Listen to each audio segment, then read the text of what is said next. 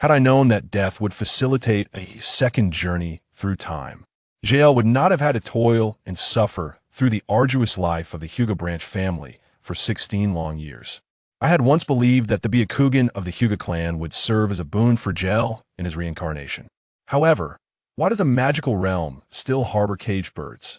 It has become a magical contract that governs Jeler's very existence. Fortunately, with Voldemort recently vanquished, the forces of darkness have significantly diminished. Jeler now has the opportunity to resolve his predicaments. With the formidable perceptive abilities granted by the Byakugan, Jeler adeptly acquires a remarkable aptitude for potion making, becoming an apprentice to a master alchemist. Yet, why must his esteemed potion professor be so obstinate, insisting on traversing the perilous path of a double agent to the bitter end? Very well, Jeler gritted his teeth and followed suit. Come now, Voldemort, try to evade. Let us see if you can escape the scrutiny of the Byakugan. Do not compel me to seal all your chakra pathways. Chapter 1. A Second Reincarnation. When Hyuga Eagle awoke from his slumber, he remained oblivious to the fact that his surroundings had undergone a transformation. He still believed himself to be on the battlefield between Konoha and Awagakure. It was not until he instinctively heightened his guard, preparing to draw a kunai to thwart any potential attack, that he realized he could not harness chakra and lacked any kunai in his possession. Hyuga Eagle abruptly opened his eyes, sitting upright, and surveyed his surroundings with vigilance. His Byakugan, distinctive to the Hyuga clan, swept the area with an icy menace. A wooden house adorned with 19th century European decor exuded a serene and somewhat gentle ambience, while the birdsong and faint voices outside hinted that he was not on a battlefield. Hyuga Eagle felt momentarily bewildered. Lowering his gaze, he discovered that his once 16-year-old body had shrunk to that of approximately 10 years, devoid of any traces of physical training. He gloomily pinched the lean flesh on his arms and abdomen, feeling despondent. The abs he had painstakingly developed over several years, his pride and joy, were now gone, all 8 of them, vanished with this unexpected journey. Hyuga Eagle exhaled heavily, assessing his body and finding no major injuries. Only then did he rise from the bed to cautiously explore the room, preparing to receive the news of his second reincarnation. It was hardly surprising. After all, having already traversed time once in silence, Hyuga Eagle thought with a hint of melancholy. Reflecting on the grueling 16 years of relentless diligence, he nearly choked on a bitter sigh. The period of the Second Shinobi War was no favorable time. There were countless ninjas, an abundance of jutsu, ruthless tactics, and swift deaths. Had he known that dying in battle would grant him a second chance at life, he would have refrained from relentless training and chosen to end his life prematurely. The world of Naruto is fraught with peril. In that place, human life is scarcely valued. Even as a member of the Hyuga clan, there is no guarantee that he will not be slain by ninjas from rival villages during missions. Oh, but wait, he could also fall victim to the ninjas of his own village. Fortunately, as a Hyuga, he has the potential to awaken the Byakugan, coupled with commendable ninja aptitude. After years of diligent training, he has become a competent ninja. By the time of his death, Hyuga Eagle had already attained the strength of a jonin. Were it not for the constraints imposed by the branch family, which restrict certain jutsu to the main family, he would have long since been promoted to jonin.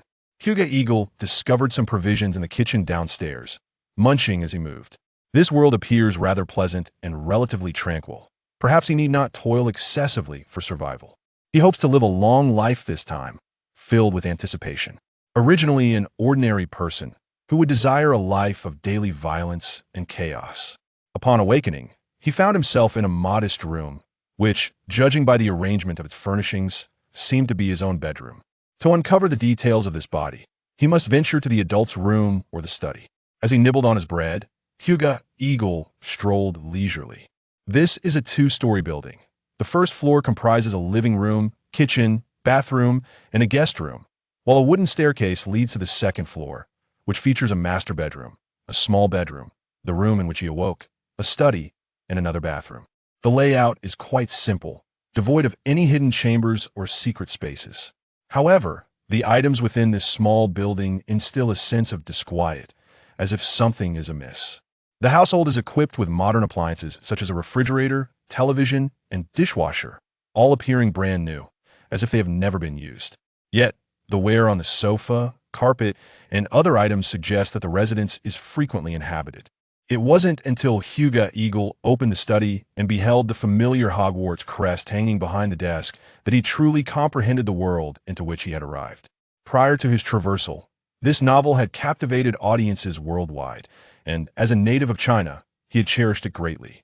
As he realized this, a wave of pain coursed through Hyuga Eagle's mind, an onslaught of dazzling memories flooding in, regardless of whether his mind could contain them. They rushed in unabated. Enduring the agony, he clutched his head, perspiring profusely. After a considerable time, the transfer of memories concluded. With his eyes closed, he mentally perused through them, ultimately absorbing the original owner's memories. It is now July 1982. Just a few months prior, the Dark Lord had failed in his assassination attempt on Harry Potter, vanishing, crossed out, perishing. Hyuga Eagle apologizes for employing the term assassination, for on a moonless night filled with darkness, traversing a shadowy alley alone, the Dark Lord's demeanor is undeniably sinister. The Order of the Phoenix, along with the Ministry of Magic, commenced a trial against the Death Eaters and Pure Blood families. After several months, those who were destined for Azkaban were imprisoned, those required to pay their dues did so, and the soul curses were enacted. The situation gradually settled into calm. Subsequently, the original owner, known as Jeler Print, along with his father, the pure-blood wizard Lawrence Print, and his mother, the Muggle-born witch Annie Dawson, returned from their refuge in the Muggle world. Although Lawrence is a pure-blood, he does not hail from a prominent family. Rather, he has been fortunate over generations, with his family having intermarried with pure-blood wizards. Within his lineage, there are both exceptional and subpar wizards, and even a squib has emerged. All in all, over generations, they have made little name for themselves in the magical community.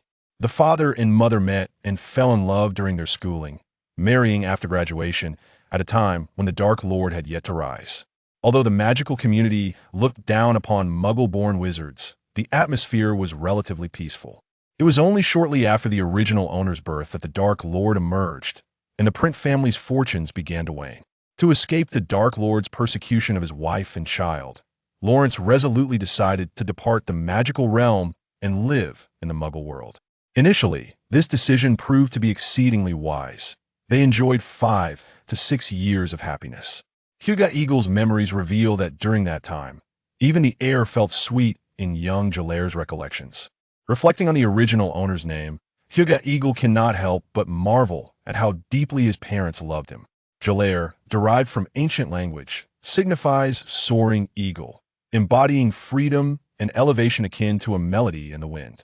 They hoped he would remain unbound, distanced from conflict, living life on his own terms, flourishing freely. They were willing to oppose the Dark Lord and the Death Eaters, wielding their wands with unwavering resolve. They fought against the Dark Lord and the Death Eaters just before his disappearance, sustaining grave injuries. When a Death Eater aimed a curse at Jeler, the Dark Lord vanished, and the Death Eaters, sensing something amiss, halted their assault, rolling up their sleeves in alarm. They had no time to continue their pursuit of the Jeler family. Within moments, they hastily retreated.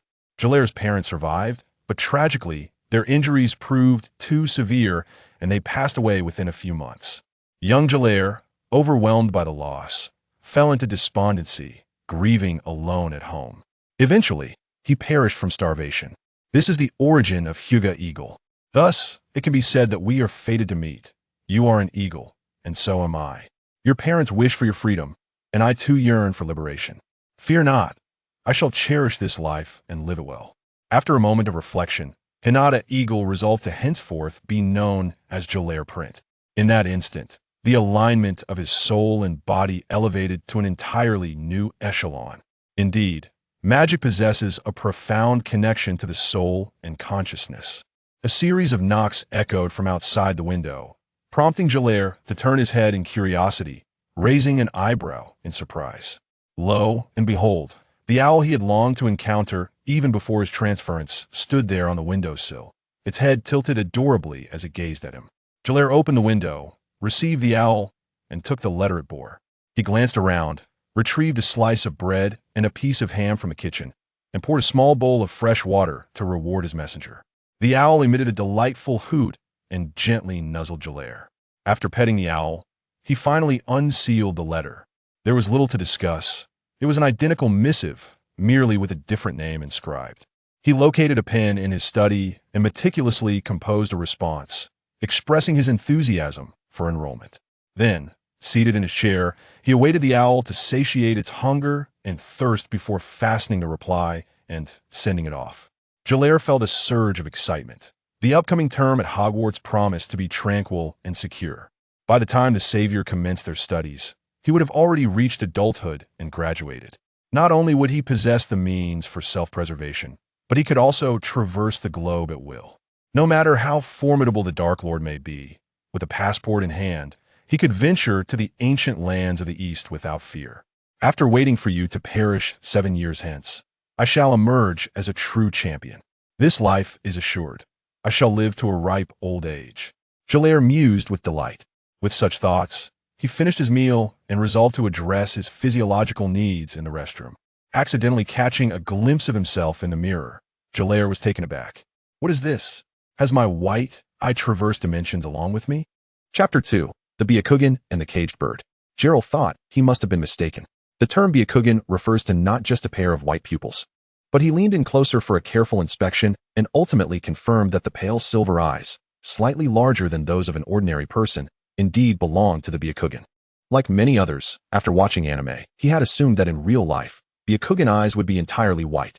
However, upon becoming a member of the Hyuga clan, he discovered that the Byakugan eyes possessed a normal physiological structure, complete with a pupil color that was merely silver or gray, so faint that it became difficult to discern from a distance. This distinction was particularly evident between clan members with their eyes open and those with them closed. The latter had deeper, more conventionally gray pupils, which would gradually lighten upon activation of the Byakugan. Yet, this didn't make sense. This was a world of magic. Devoid of chakra, and the Print family had always resided in Europe, having no ties to the East Sun Kingdom. How could he possibly possess the Byakugan? Instinctively, Gerald formed a hand seal and attempted to extract some chakra. Goodness gracious! What was happening? Chakra could be extracted in a magical world. Gerald felt the flow of energy within his cells, his hair standing on end in shock. There was no mistaking it. He truly sensed countless cells within him slowly drawing forth energy, refining his body and nourishing his eyes just as he had in his previous life. However, he was still puzzled. If he could utilize chakra, could he still possess magical power? In other words, if the energy within him was chakra, then where was the magic? Was it true, as had been discussed in forum threads of yore, that magical power originated from the soul, and as long as the soul remained intact, one could wield magic? That made even less sense. He was not the original Gerald. His soul had transformed, and by all logic, magic should not exist within him. Yet he had just received his acceptance letter from Hogwarts. Could it be that the owl set off before the original owner had perished, only to starve to death midway, leading to my resurrection in this body, and thus the school had not notified the owl, making the acceptance letter effectively invalid? Or did magical power reside within the body, making it akin to chakra? After pondering for quite some time without reaching a conclusion, Gerald resolved to abandon the train of thought. Whatever the case, if he could attend, he would. If not, then so be it. In any case, with chakra at his disposal, his safety was assured. At worst, he could leverage his skills to become a police officer or mercenary in the future.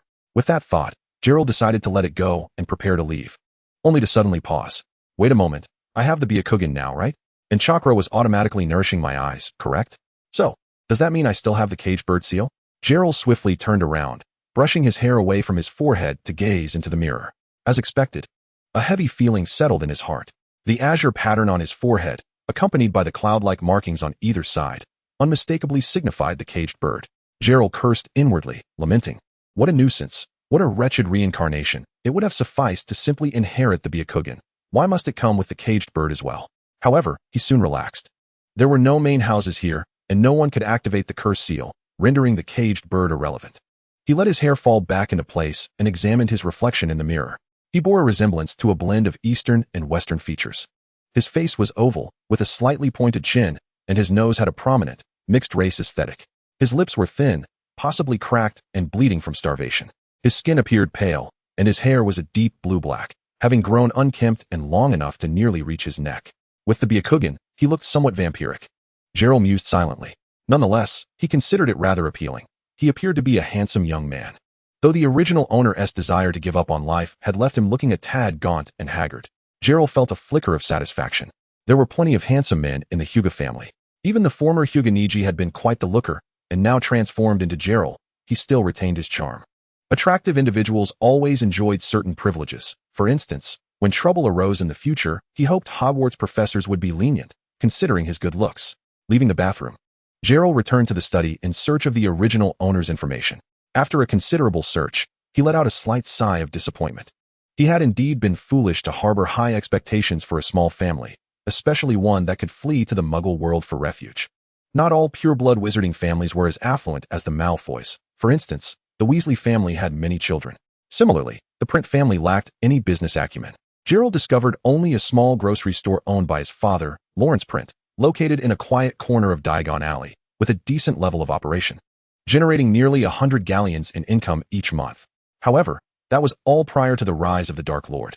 Subsequently, Lawrence had handed the shop over to a pure-blood old wizard who graduated from Ravenclaw for management as a means of seeking refuge.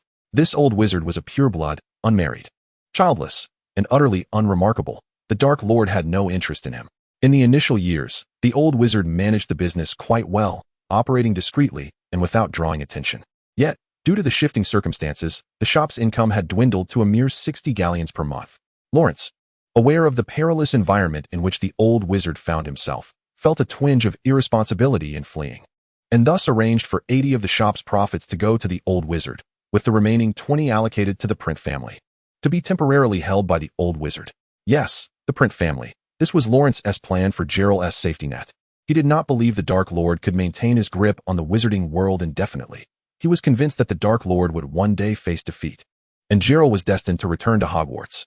When Jeler would eventually visit Diagon Alley to purchase school supplies, he would receive a sum of money that the old wizard had safeguarded for years, intended as Jeler's living expenses. Moreover, in Lawrence's vision, both he and Annie might not survive until Jeler's schooling commenced. Annie was a witch of Muggle descent, and the Death Eaters would undoubtedly not tolerate her presence.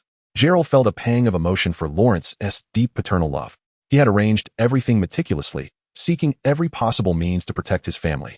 Alas, he had perished in the darkness before dawn. Jeler set down the bills and the letter that Lawrence had left him, akin to a final testament. Feeling a heavy weight in his heart, he surveyed the study, which contained little in the way of possessions.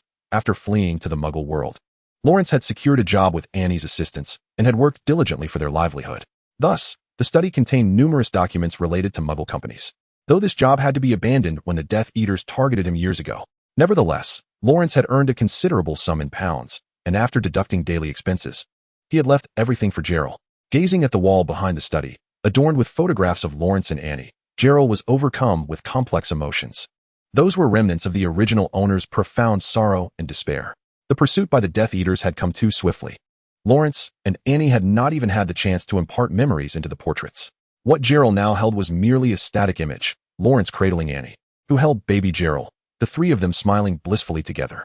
Jeler took down the portrait, intending to ask the professor for assistance in duplicating and resizing it tomorrow, to take with him to Hogwarts. As a son, one must embody the essence of a son. He could not occupy the original owner's body, take his money, and neglect to honor his parents. Suddenly, a piece of parchment slipped from behind the portrait. Jeler picked it up and, upon glancing at it, felt his pupils constrict sharply. Research and solutions regarding the caged bird curse seal. Chapter 3. Resolving the caged bird. What is the situation? Is the magical realm aware of the caged bird? Or has he fallen victim to an illusion? Jeler abruptly became vigilant, narrowing his eyes to scrutinize his surroundings. Finding nothing, he formed hand seals to dispel the illusion. Dispelling an illusion does not necessarily require ninjutsu. A chaotic eruption of chakra within one's body can suffice. Members of the Hyuga clan typically employ this method, given their expertise in internal pathways and chakra flow. A slight turmoil of chakra surged within Jeler, yet the surroundings remained unchanged. After a moment of contemplation, he decided against further disruption and continued reading.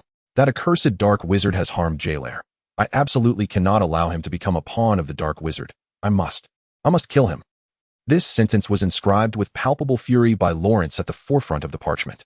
As Jeler continued to read, the unfolding events became clear. Originally, their family led a peaceful life in the Muggle world, distanced from the influences of the magical realm, secure in their existence. However, when Jeler was 6, a dark wizard, pursued by Death Eaters, inadvertently fled into the Muggle world and encountered young Jeler attending kindergarten. instantly recognizing the boy as a wizard of considerable magical potential. The Dark Wizard, believing Jeler's parents to be muggles, harbored malicious intentions and abducted him, intending to utilize him as a resource for his dark sorcery. When Lawrence returned from work without finding Jeler and noticed the confusion charm on the teacher, he sensed something was amiss. Promptly employing a tracking spell, he located Jeler. But it was too late. The Dark Wizard had already marked Jeler with the seal of the caged bird upon his forehead. During the confrontation between Lawrence and the Dark Wizard, the latter smugly informed Lawrence that this was a binding curse. Any person or creature marked with the caged bird would be under his control of life and death, and he could obliterate Jeler's mind at will. Enraged, Lawrence had no choice but to reach an agreement with the Dark Wizard. The Dark Wizard would refrain from activating the seal, while Lawrence would procure materials for his magical research. From that moment, Lawrence sought to gather information about the caged bird through his interactions with the Dark Wizard, hoping to study and eventually dispel the curse. However, the Dark Wizard later reneged on their agreement, intending to use Jeler as a potion ingredient, prompting Lawrence to retaliate in a fit of rage and kill him. Yet, the caged bird seal persisted, remaining intact. From the Dark Wizard's magical notes, it was revealed that if someone learned the incantation for the caged bird, they would automatically inherit the Dark Wizard's engraved seal, meaning Jeler's life remained under the control of another.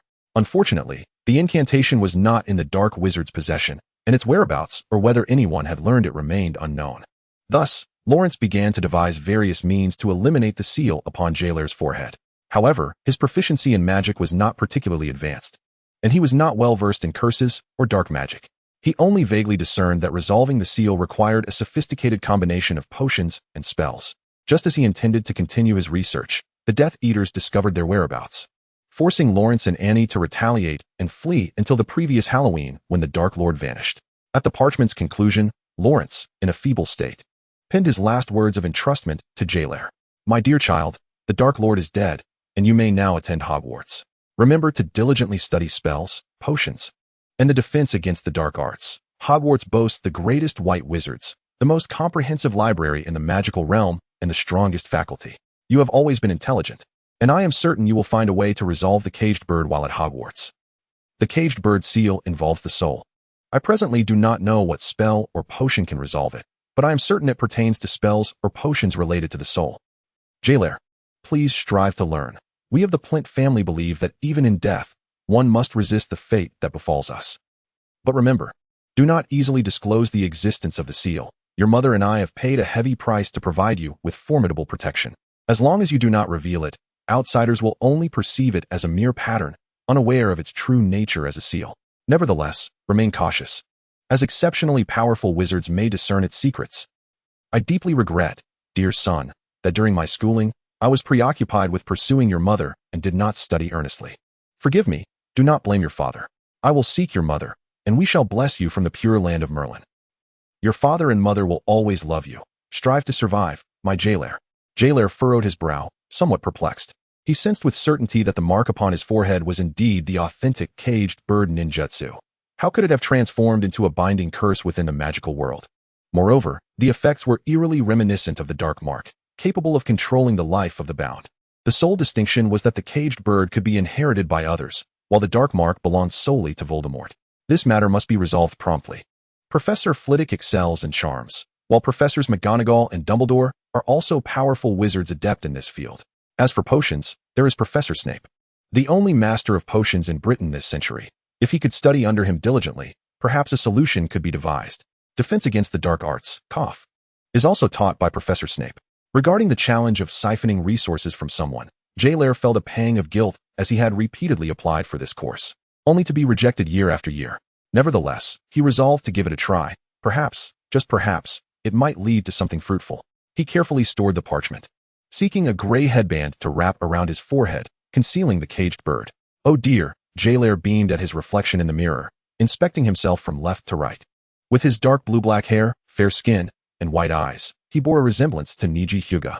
It must be said that after years of battlefield experience in the Naruto world, Jeler had developed a certain admiration for strength.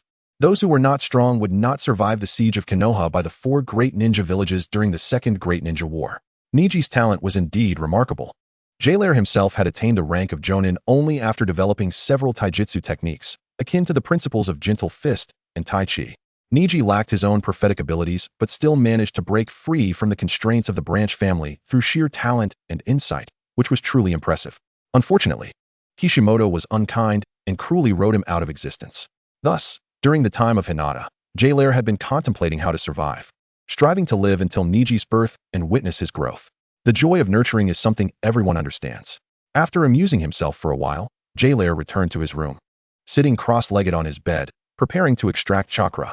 Regardless of the circumstances, gaining an additional measure of power is always beneficial. Personal strength is the ultimate truth. As night turned to day, the morning chorus of birdsong filled the air, and Jeler opened his eyes. He exhaled a breath of stale air, smiling faintly as he surveyed the room, his gaze sharpening. Byakugan, activate. Veins around Jeler's eyes bulged, and his pupils deepened, seemingly perceiving the flow of chakra. The room was aglow with the radiance of magical energy, varying in intensity according to its concentration. After a few moments, the veins around Jeler's eyes began to settle, yet he could still discern the luminous energy within the room. Splendid. Jeler silently cheered. He had long disliked the conspicuous appearance of bulging veins when activating his Byakugan. It was too revealing, making it evident to all that he had opened his Byakugan, lacking any semblance of stealth. Jeler lowered his gaze upon himself and, as anticipated, beheld chakra flowing within him like a gentle stream, coursing throughout his entire being. Just as he reveled in this realization, an unsettling thought struck him. Wait, I can perceive the magical light emanating from the house. Yet why can I not see my own magical essence? Only the chakra? Bewildered, Jeler pondered the implications. Could it be that chakra is indeed a form of magical energy? Lost in contemplation, he was suddenly interrupted by the sound of the doorbell, followed by a solemn, deep voice. Mr. Print, I am a professor from Hogwarts. Please open the door. Oh my, Jeler exclaimed, springing up with surprise. Is that you, Professor McGonagall? Chapter 4. Diagon Alley. He opened the door to find none other than Professor Minerva McGonagall standing outside, a professor he had always admired. A proud member of Gryffindor, she embodied courage and integrity, possessing both authority and compassion, stern yet adaptable. Jeler held her in the highest regard. This admiration extended to her animagus form, a delightful tabby cat. Greetings, Mr. Print. I am Professor Minerva McGonagall, the Transfiguration Professor at Hogwarts. Today, I shall accompany you to Diagon Alley to procure your school supplies. McGonagall's expression was serious, but when she glanced down at Jeler, her tone softened slightly. I am also a professor to your parents. They were exceptionally bright, and indeed, very brave. A note of sorrow tinged her words. Jeler understood the unspoken truth behind her sentiment. Lawrence and Annie had valiantly battled against the Death Eaters, but tragically, their injuries proved too grave, and they did not survive. While the magical community rejoiced in the aftermath of Voldemort's demise, Jeler's family remained enveloped in grief, unable to share in the celebration. Hello, Professor McGonagall. I am Jeler Print, and I am thrilled to accompany you to Diagon Alley. Attending Hogwarts is a dream come true. My father told me it is the most wonderful place. Jeler responded with vibrant enthusiasm. Indeed, he was exhilarated. The magical world beckoned him, and now, with the threat diminished, he could experience a complete Hogwarts journey. Professor McGonagall's demeanor softened further upon hearing his words, her gaze filled with compassion as she observed the young boy. Suddenly, she frowned. Mr. Print, your eyes. Jeler instinctively touched his eyes and explained, Professor McGonagall, my father said that this is a result of two spells colliding during an encounter with the Death Eaters. He is uncertain why it manifested this way, but thankfully, it does not affect my health, vision, or magical abilities. He advised me to regard it as merely an unusual eye color. Jeler offered McGonagall a smile, tinged with both resignation and reassurance. He wished to avoid delving too deeply into the matter, as he himself was uncertain of the details. A fabricated tale would suffice. After all, in the magical world, anything could happen, and nothing was truly extraordinary. My goodness, what a perceptive young wizard. Why must he endure such trials? McGonagall sighed inwardly. The suffering within the magical realm extended far beyond the Print family. Yet, with the Dark Lord's demise, there was hope that these children could grow up in health and safety. Come now, Mr. Print, we are ready to head to Diagon Alley. McGonagall regained her composure, extending her hand for Jeler to take. One moment, Professor McGonagall, Jeler exclaimed, dashing upstairs to retrieve £1,000 from his study before returning in a flurry. Please forgive me, I do not have any galleons. My father said I could exchange pounds at Gringotts. This is what he earned while working in the Muggle world. Jeler explained, looking up at her with wide eyes. McGonagall paid little mind, accepting the bundle of pounds for safekeeping before taking Jeler's hand as they began to apparate. Oh, no, I am not ready, Jeler cried, unexpectedly thrust into the swirling tunnel of apparition. Surprisingly, it was not as disorienting as he had anticipated. A few spins, and it was over. Dazed, Jeler found himself standing at the entrance of the leaky cauldron, shaking his head in confusion. Yet, upon noticing that McGonagall's hand remained securely clasped around his, a sense of clarity washed over him. She was there to protect him. Truly, she was the stern yet soft-hearted Professor McGonagall, and he adored her for it. This is the leaky cauldron. Once you know the address, you may visit on your own. Although I would not recommend that first years come alone, especially those who have had no previous exposure to the magical world. It is easy to be deceived in unfamiliar circumstances. McGonagall cautioned, her tone laced with concern as she earnestly advised Jeler. He understood her warning. Voldemort had fallen less than a year ago. While the magical community was beginning to stabilize, it was not yet entirely safe. In a few years, when the situation had fully settled, he would be able to walk through Diagon Alley as a young wizard without fear. Jeler nodded solemnly in agreement, earning a satisfied nod from McGonagall. Together, they entered the leaky cauldron, and Jeler's eyes sparkled with wonder. The transformation from the two-dimensional to the three-dimensional was indeed magical. The dimly lit atmosphere, the eerie old Tom, the smoky air, and the raucous laughter of the carefree wizards filled the space. Yet, all at once, the revelry quieted, and a buzz of excitement enveloped them. Professor McGonagall, it is a pleasure to see you. Wishing you good health. Professor McGonagall, greetings. I am a student from Ravenclaw. Professor McGonagall, is it true that the Dark Lord is truly dead? I can scarcely believe it. The patrons of the leaky cauldron recognized McGonagall, eagerly surrounding her with enthusiastic greetings and inquiries. With poise, she acknowledged each wizard who approached her. Who is this young wizard, Professor McGonagall? Oh, how could I forget? It must be time for the new students to enroll. Upon hearing this, all eyes turned toward Jeler, who felt a chill run down his spine and instinctively stepped behind McGonagall's robes. With a commanding presence, McGonagall surveyed the room, compelling the onlookers to avert their gazes. This is the first batch of new students. They are stronger than we were. I wish I could return to Hogwarts myself, a Ravenclaw student lamented, gazing at Jeler with both envy and admiration. Mr. Sott, graduation is not the end. I believe you will achieve great things. Do not despair. The present is not the past, and Muggle-born wizards can thrive as well, McGonagall encouraged, clearly recognizing him. It was evident that Mr. Sott was a Muggle-born wizard who likely struggled to learn much during Voldemort's rise, leaving him to wander aimlessly after graduation, reduced to spending his days in the leaky cauldron. After some contemplation, McGonagall added with a smile, I am pleased to see your fondness for Hogwarts, but I advise against returning. Remember the eagle knocker at the Ravenclaw common room? I recall you being unable to answer its riddle and spending an entire night reciting potions and herbology, an encyclopedia. It mentioned that the next time it sees you, it will pose an even more challenging question. Laughter erupted throughout the leaky cauldron, with old Tom spilling butterbeer in his mirth. Mr. Sott's face turned crimson as he buried his head in his plate, unwilling to emerge.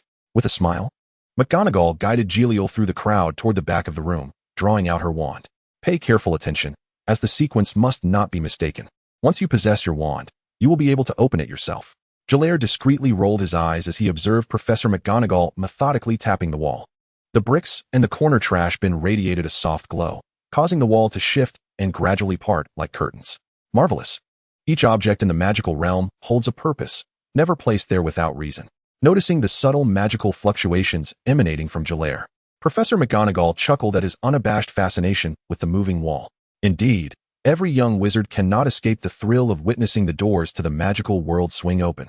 Once the bricks had completed their movement, they formed an arched entrance, revealing a bustling thoroughfare teeming with people.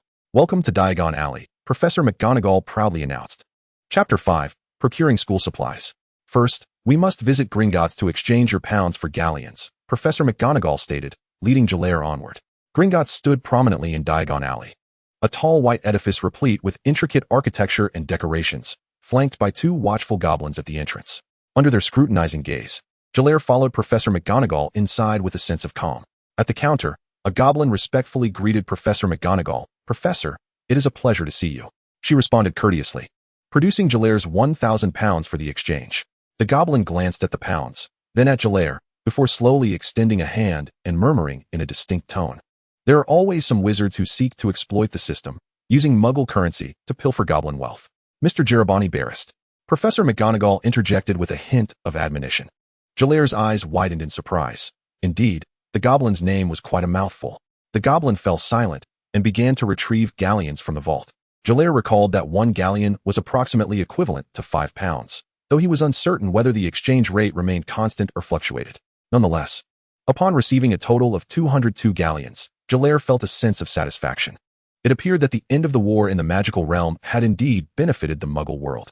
With galleons in hand, the shopping spree for the new student commenced. Professor McGonagall first guided Jeler to purchase a cauldron, glass vials, a telescope, and a brass scale, before proceeding to flourish and blots to acquire a set of first-year textbooks. Next came clothing, and Jeler arrived at Madame Malkin's robes for all occasions, a renowned destination in the magical world. Madame Malkin, I would like a set of first-year robes. Please, Professor McGonagall greeted her amicably. The plump Madame Malkin approached with a warm demeanor, enthusiastically taking Jeler's hand. Come now, dear, stand on this little stool. Do not fear the measuring tape. It adores every young wizard. Jeler watched in amazement as the tape measure flitted around him, diligently taking his measurements. The first-year robes were simple, crafted from sturdy yet affordable fabric, requiring only basic tailoring, and with a touch of magic, Madame Malkin swiftly prepared Jeler's garments. As Jeler hopped down from the stool, he sincerely thanked Madame Malkin, causing her to beam with delight. Turning to Professor McGonagall, he inquired, Professor McGonagall, will I be able to learn the magic that Madame Malkin uses at school? You see, my parents have passed away, and I will have to manage on my own. Before Professor McGonagall could respond, Madame Malkin, with a touch of emotion in her voice, sniffled and embraced Jeler. Good child, that is domestic magic. Although it is not taught in class, there is a volume titled A Compendium of Domestic Magic in the Hogwarts Library that you may borrow for self-study. Professor McGonagall nodded in agreement, stating, Mr. Plinter, should you encounter any difficulties, feel free to consult with the professors. We are more than willing to assist you. Jeler felt a surge of joy. Domestic magic was still magic, and acquiring it was akin to a treasure. Furthermore, considering Bellatrix Lestrange's fate, it was evident that when wielded adeptly, domestic magic could be quite formidable. With the clothing purchased, it was time for the most crucial aspect for any young wizard, the wand. Jeler entered Ollivander's wand shop with a sense of pilgrimage. The expansive interior far exceeded the shop's exterior, filled with countless wand boxes, and the ceiling, reminiscent of Hogwarts' Great Hall, was enchanted, twinkling with mysterious lights. Good morning, Mr. Plinter. Ollivander emerged from behind a stack of wand boxes, his soft, raspy voice resonating. Despite being somewhat prepared for his appearance, Jeler was still taken aback, eliciting a chuckle from Ollivander.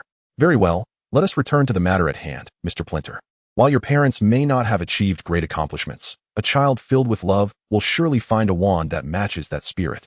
Under Professor McGonagall's disapproving gaze, Ollivander clicked his tongue and began selecting wands for Jeler. One wand after another was placed in Jeler's hand, only to be swiftly withdrawn. Is it this one? Hawthorn and unicorn hair? No, too shy. How about this? English oak and troll hair. Oh no, too temperamental. What about this one? Vine and dragon heartstring? No. The wand senses your faith is not steadfast. Jeler felt like a pitiful display, required only to hold the wands, wave them, and promptly return them. Some wands sprayed water. Others belched fire. Some were ill-tempered and emitted clouds of smoke, while others were so introverted that they felt like mere sticks in his hands, devoid of any reaction. What was that about the vine and dragon heartstring? Does a wand really have faith? Jeler marveled in astonishment. As he continued trying, the tinkling of a bell announced the entrance of a figure cloaked in black. Wait here, and be quiet, a smooth, cold bass voice commanded, causing Jeler to involuntarily turn his head. A young man in his early 20s, tall but somewhat gaunt, with a pale face and slightly disheveled black hair, appeared as though he had just risen from a coffin. The voice belonged to Severus Snape, the newly appointed potions master. Good morning, Minerva, Snape spoke. Evidently holding a deep respect for Professor McGonagall, his tone softened with reverence. Good morning, Severus. My student will soon acquire his wand. Please wait a moment, Professor McGonagall replied, nodding, while casting a brief gesture of goodwill toward the small boy accompanying Snape. However, Jeler noticed that the small boy seemed even more anxious. Suddenly, Jeler felt a new wand settle in his hand. The moment the wand's handle touched his fingers, an unparalleled sense of comfort and liberation flooded his being. In that instant, the caged bird mark on his forehead quivered unexpectedly. A resounding eagle's cry echoed through Ollivander's, and a gentle breeze swept through the shop, ruffling the wand boxes and tousling Ollivander's hair. The wind whirled around Jeler, brushing against him before gradually dissipating. A tendril of this fresh breeze drifted toward Severus Snape, softly brushing against the furrowed lines of his brow. Severus Snape could not help but widen his eyes as he witnessed the inaugural encounter between the young wizard and his wand. The magic, imbued with a pure essence, silently struck his heart like a thunderous yet inaudible sound. For a fleeting moment, Severus was ensnared by an illusion. As if the dark mark upon his skin had never existed and the burdens of a heavy fate had never been his to bear. A gentle breeze of freedom momentarily eased his spirit, but reality swiftly returned, and Severus felt the oppressive weight of the murky air surrounding him, causing him to instinctively furrow his brow. Professor McGonagall, perceiving the young wizard's magical energy colliding with Severus's visage, hastily sought to soothe his apparent discomfort.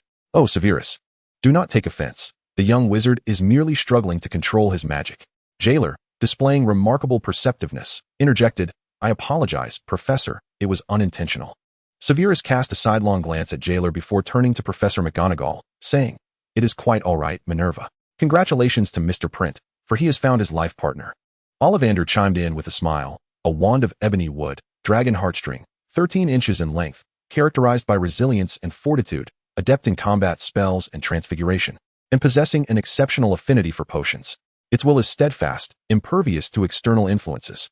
However, do exercise caution, while the dragon heartstring grants formidable power. It also implies receptivity to all forms of magic, including potent dark arts. Use it judiciously, Mr. Print. Jeler listened intently to Ollivander's counsel as he accepted his wand. The wand was of considerable length, with cross-hatching on the grip to prevent slippage, its shaft a sleek, unyielding black.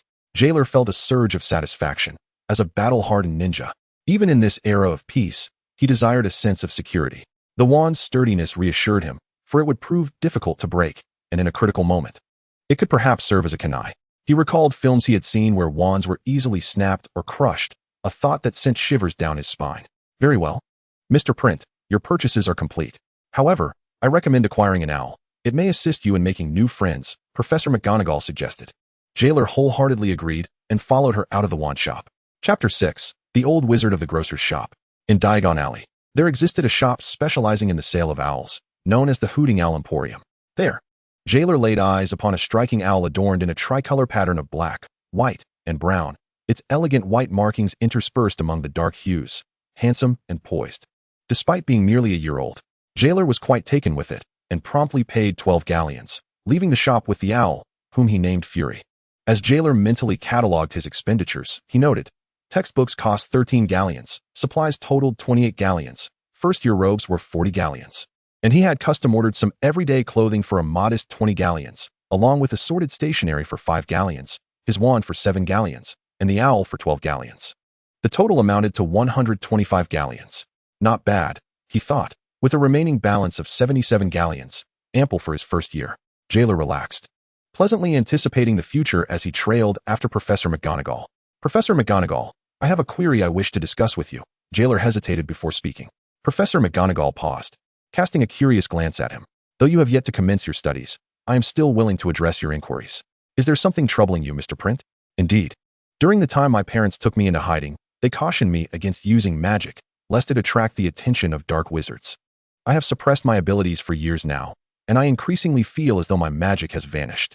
Professor McGonagall, will I still be able to attend Hogwarts?" Jeler's expression was fraught with anxiety and uncertainty, his lips pressed together in apprehension. Upon hearing that it was a matter of magic, Professor McGonagall's demeanor shifted to one of caution. "In Ollivander's wand shop, you found your wand, which indicates that your magical abilities remain intact. Nevertheless, I shall conduct a further examination." She led Jeler to a secluded spot, drew her wand, and cast several diagnostic spells upon him. The spells emitted a brilliant white light, and Professor McGonagall's expression softened. "Now, Mr. Print, envision your wand emitting light and recite the incantation, Lumos." Jeler obediently retrieved his wand, closed his eyes, and attuned himself to the chakra flowing within him, having drawn upon it throughout the night. Presently, a considerable amount of chakra coursed through his being, though Jeler was uncertain how this correlated to the magnitude of his magic. The chakra was swiftly mobilized, traveling through his meridians toward the wand. Unsure of the proper gestures or incantation, he instinctively waved his wand slightly, and the chakra surged forth. "Lumos," Jeler whispered. The illuminating charm was not particularly arduous. Even first-year students could easily perform it. The challenge lay in maintaining a stable light. "An excellent spell, indeed. You possess a natural aptitude for magic, Mr. Print. There is no cause for concern. Your magical circulation is unimpeded, and your magical fluctuations are stable, even surpassing those of the average first-year student." Professor McGonagall's voice bore a note of satisfaction as Jeler opened his eyes to behold the persistent glow at the tip of his wand, a smile unconsciously gracing his lips. Magic is intricately linked to our souls. Some wizards may suffer brain injuries that temporarily impair their magical abilities, while others may suddenly manifest their powers in adulthood. Additionally, certain young wizards may find their magic stifled due to excessive self-repression, trapping their abilities within and rendering them dormant. It is possible that your previous suppression led to your diminished magical awareness. Yet rest assured, you face no such issues now, Professor McGonagall patiently elucidated. Jeler exhaled in relief. It seemed that chakra in this world was akin to magic, alleviating his concerns about reconciling the two systems of power. Moreover, the total amount of chakra generally stabilizes before a ninja reaches 30 years of age, suggesting a parallel with the stabilization of a wizard's magical abilities during the same period. This indicated a certain commonality between the two. This realization held promise for Jeler, as he could potentially enhance his magical prowess by employing chakra extraction techniques, training his magic in a manner reminiscent of a ninja, enabling him to master spells more swiftly and effectively. As Professor McGonagall prepared to escort Jeler home, he seized the opportunity to make a request. Professor McGonagall, my father mentioned that he has a friend who operates a shop in Diagon Alley. May I visit him? Jeler spoke half-truthfully, instinctively concealing certain information due to his past as a ninja, wary that too much candor might attract unwelcome attention. Professor McGonagall dismissed his reservations, instead expressing her delight. Of course, I am pleased, Mr. Print, that you wish to connect with your elder. Young wizards invariably benefit from the guidance of those who have come before them. Shortly thereafter, Jeler arrived at a secluded corner of Diagon Alley, following the address left by his father. The shop was named Hide and Seek Grocers. This establishment belonged to Lawrence, and Jeler pondered the reason behind such a curious name. However, upon entering, he found the shop brimming with a myriad of wares, wizards weaving through the shelves as if they were engaged in a game of hide and seek, thus validating the name in his mind. Good day to you, Professor McGonagall, and this young wizard. What may I assist you with today? An elderly wizard with graying hair approached, bending slightly with a warm inquiry. Professor McGonagall remained silent, glancing at Jeler, who then spoke up. Greetings, are you Mr. Corshell? I am Jeler Print, and Lawrence Print is my father. He requested that I visit you before starting school, and he asked me to extend his regards. Upon hearing this, Corhill scrutinized Jalil's features and was taken aback by the light hue of his irises. Nevertheless, he ultimately nodded in agreement. Indeed, you bear a striking resemblance to Lawrence. We were quite good friends. My dear child, should you find yourself in need, do not hesitate to send me an owl. I would be more than delighted to assist you. Jalil beamed and replied, That's splendid. May I address you as Grandpa Corhill? With a warm smile, Corhill nodded, prompting Jalil to continue. Grandpa Corhill, I have come today to procure school supplies, so I shall refrain from further discussion. I promise to visit you often when the opportunity arises. Corhill chuckled amiably and turned to retrieve a small pouch from beneath the counter. I have eagerly awaited this day for quite some time. This is your enrollment gift, a collection of delightful curiosities. Take it back and enjoy. Jalil surmised that this must be a share of the shop's profits over the years. As the day waned, he bid farewell to Corhill and was escorted home by Professor McGonagall. Here is your ticket for King's Cross Station, platform 9 3/4. Do not miss your time. I shall see you at school. With that, McGonagall vanished, leaving behind a ticket. Jalil organized his newly acquired belongings, seated himself cross-legged upon his bed, with his wand resting upon his knees, and commenced his chakra training. Before the start of term, he aimed not only to cultivate an ample supply of chakra, but also to master its control, thereby enhancing his command over magical energy and the study of spells. Additionally, he sought to foster a closer bond with his wand, nurturing their synergy and intimacy. He also needed to make time to peruse the first-year textbooks. A return visit to Grandpa Corhill's shop was in order to inquire if he had any wisdom to impart regarding the magical realm. With a gentle exhale, Jalil's consciousness gradually slipped into tranquility. Chapter 7, King's Cross Station. Time flew swiftly. On September 1st, Jalil bade farewell to Grandpa Corhill, hefting a suitcase and cradling a birdcage as he set off. After taking a few steps outside, he turned back to see Grandpa Corhill standing there with a wistful expression, which elicited a heavy sigh from Jalil. Grandpa Corhill had miraculously evaded the persecution of Voldemort. However, in his advancing years, with no family or kin nearby, he found himself alone, tending to the grocery shop in solitude. He even believed that the Print family had perished, holding onto the monthly dividends merely as a token of nostalgia. Grandpa Corhill later confided that the day he spotted Jalil entering with Professor McGonagall, he felt a surge of excitement, yet refrained from expressing it for fear of startling himself. During the past 2 months, Jaleel had spent nearly all his time in the grocery shop, returning home only to sleep and train. He brought his textbooks to the shop, engaging in both study and inquiries into the nuances of the magical world with Grandpa Corahil, who took great pleasure in their exchanges. The delightful rapport between the elderly and the youth flourished, enabling Jaleel to learn and perform spells under Corahil's guidance. Jaleel was thoroughly satisfied with his progress over the past 2 months. He had successfully extracted chakra to an excellent level suitable for a lower ninja, and his control over magical energy was commendable, allowing him to adeptly wield the spells required for first-year students.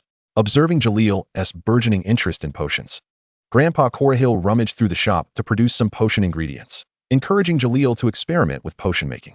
Jaleel's astonishment was evident, and with a hint of pride, Grandpa Corahil declared, "This is a grocery shop, after all. What is there that I do not possess? The basic potion recipes are quite common, and with an old Ravenclaw like me to guide you, you will be more than sufficient." To Jaleel's delight, he discovered that his keen eyesight allowed him to assess the quality of potion ingredients and the resultant concoction based on the luminosity of magical energy. Typically, during the potion brewing process, the glowing orb remained stable. However, should any complications arise, the orb would flicker erratically, with the intensity of the flickering indicating the severity of the brewing issue, ultimately affecting the potion's quality. The final product's brightness would correlate directly with its excellence. At Jaleel's current level, Grandpa Corahil permitted him to brew only the first-year scabious potion. Jaleel handled the ingredients with precision, and the brewing process proceeded smoothly. Yet, the resulting potion, although radiating a faint glow, left him somewhat dissatisfied. He had believed himself to possess a natural talent for potions, yet the potion's quality barely met the acceptable standard. However, Grandpa Corahil was pleased, noting that achieving a satisfactory result on his first attempt at potion making was indicative of Jaleel's remarkable potential. Despite the praise, Jaleel remained humble. The processing and brewing of basic potions were akin to chopping vegetables and simmering broth, and he had diligently studied chemistry in his previous life. Snapping back to reality, Jaleel noticed Grandpa Corahil dabbing at his eyes, revealing a hint of sorrow. Yet time waits for no one. Taking a deep breath, Jaleel turned to depart. Jaleel had initially intended to request Professor McGonagall to replicate the portraits of Lawrence and Annie, but she had left in a hurry that day, causing him to forget to ask. Fortunately, Grandpa Corahil possessed commendable magical skills and had crafted a copy for Jaleel to take to school, retaining one for himself. "Oh, this old man, with only Lawrence as a friend, I wish for their company to accompany me." Jaleel made his way to King's Cross Station with relative ease, carrying his suitcase just like an ordinary muggle, until he reached the exterior of platform 9 3/4. Under the cover of the platform's concealment spell, he successfully passed through the barrier, stepping into the enchanting realm of magic. The magical world, it truly was, well, an antiquated and nostalgic train. Having come from the 21st century, Jaleel found it hard to describe the train as beautiful, yet the pulsating waves of magical energy surrounding it filled him with exhilaration. The intensity of this magical aura hinted that Hogwarts would be even more potent, and over 7 years of schooling, he anticipated a significant enhancement of his prowess. Arriving reasonably early, Jaleel found an unoccupied compartment and settled in, pulling out a copy of the Fundamentals of Potion Making, a book that Grandpa Corahil had procured for him. Engrossed in its contents, which elaborated on the principles of potion brewing and ingredient handling, Jaleel felt as though he had returned to his former chemistry classroom in Hyuga. He firmly believed that the cornerstone of learning lay in establishing a solid foundation and understanding the underlying principles. Just as science possesses its own logical framework, he was convinced that magic must similarly adhere to its own logic. The inability of science to elucidate magic could not render magic an ethereal concept, for magic could explain itself. He was steadfast in his conviction that mastering the fundamental principles of magic would facilitate a deeper comprehension of advanced knowledge and enable him to systematically troubleshoot when faced with challenges. As he immersed himself in his studies, the sounds of voices outside the compartment grew increasingly boisterous, culminating in the abrupt opening of the compartment door. "Hello, may we sit here?" inquired one of the two boys who entered, the round-faced little wizard with brown hair addressing Jaleel. "Of course, it's no trouble at all," Jaleel replied with a nod. Once they had stowed their luggage and settled in, Jaleel curiously asked, "Are you first-year students as well?" The round-faced boy exchanged glances with his companion before responding, "Indeed, we are. I'm Thomas Ellis, and this is Jim Hardwick. We are neighbors and good friends. We were absolutely thrilled when we received our owl notifications. You see, we feared that Hogwarts had suffered severe damage from the Dark Lord and would not be opening anytime soon. By the way, when I mentioned the Dark Lord, do you understand whom I am referring to?" Thomas Ellis seemed to be quite the chatterbox. As soon as Jeler inquired, he began to prattle on endlessly. Eventually, Thomas cast a glance at Jeler, whose appearance did not quite align with that of an authentic Englishman, particularly due to his rather unusual pupils, and delicately broached the subject. Jeler noticed Jim Hadwick discreetly tugging at Thomas's sleeve, which made Thomas's expression betray a hint of annoyance. Before Thomas could interject and salvage the situation, Jeler calmly spoke up. "Of course, I understand.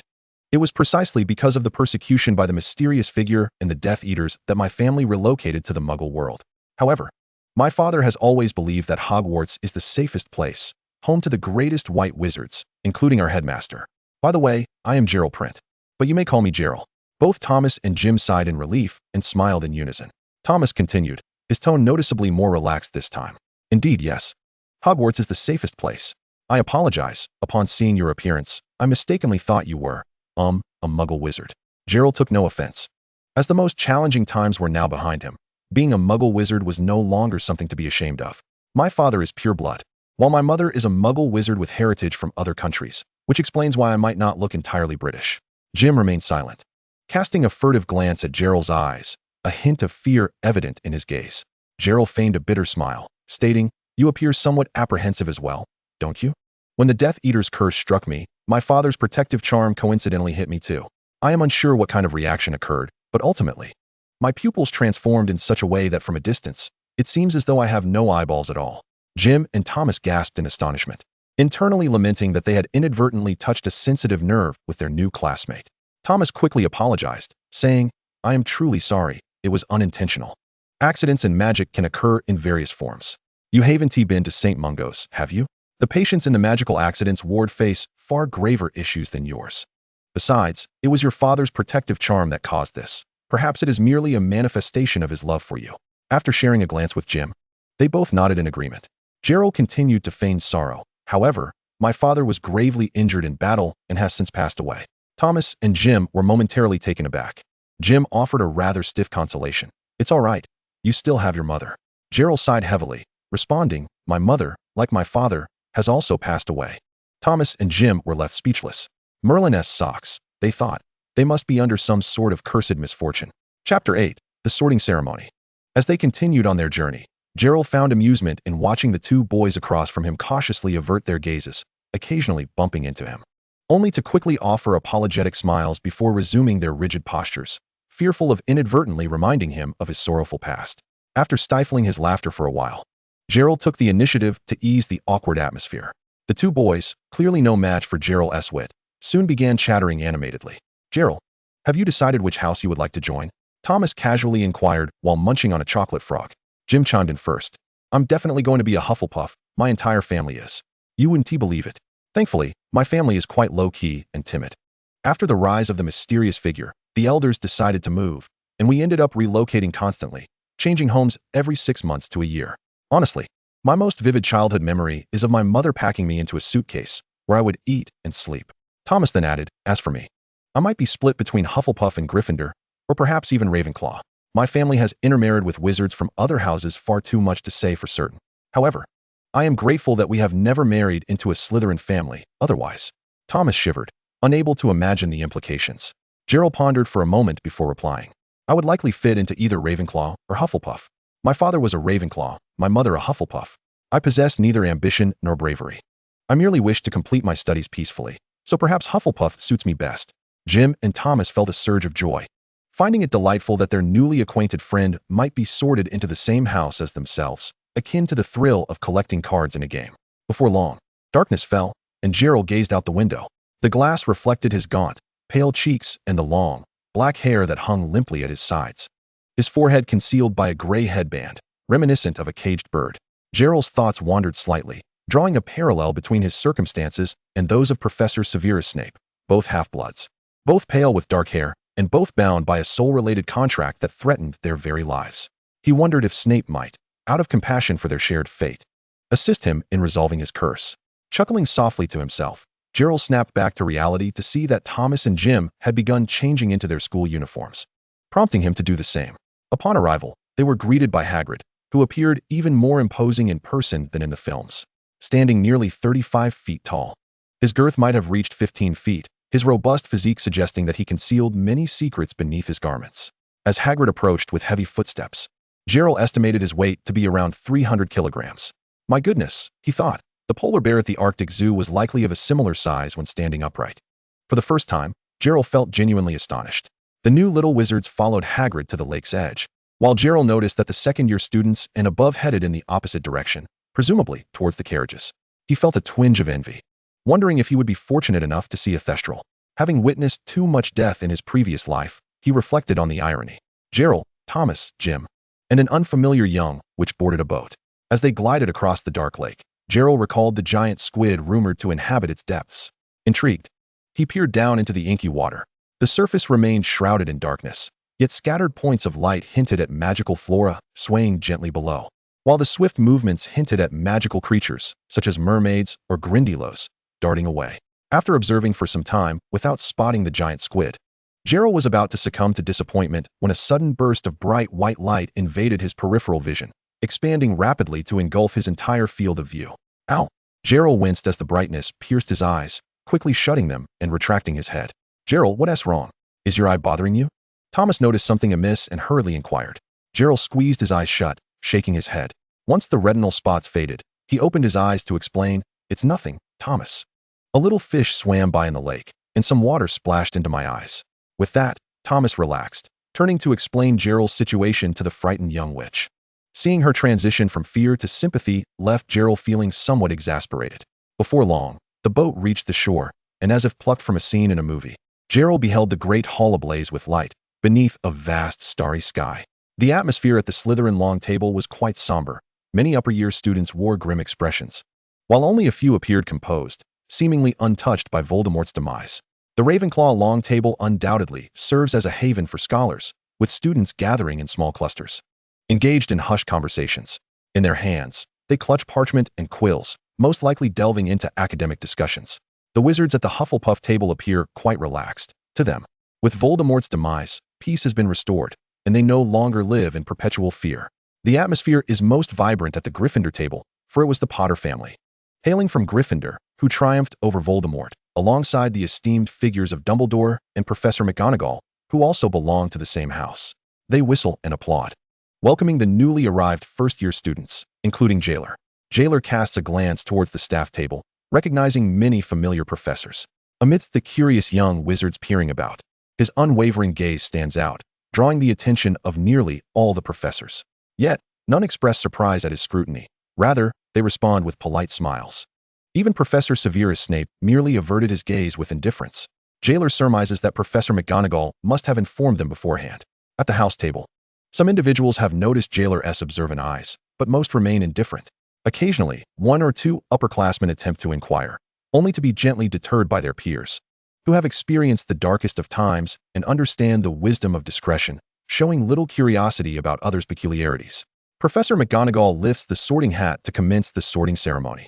Gryffindor boasts the largest contingent, followed by Ravenclaw, while Hufflepuff has a modest number, and Slytherin holds the fewest. Thomas and Jim are sorted into Hufflepuff, much to their delight as they can remain together. When it is Jeler's turn, he ascends to the high stool and dons the sorting hat. "Oh, you possess little ambition and eschew manipulation. You are a kind-hearted soul. However, it seems you do not particularly value reckless bravery. Let me see. You yearn to study magic, especially potions, correct? Very well then, Ravenclaw." Jeler beams as applause erupts from the Ravenclaw table, just as he prepares to remove the hat. It whispers softly, "I must remind you, mastering potions requires resilience against criticism." Unable to stifle a chuckle, Jeler muses that Professor Snape, having been at Hogwarts for less than a year, has already made such an impression that even the sorting hat understands his character. What a predicament for the young wizards.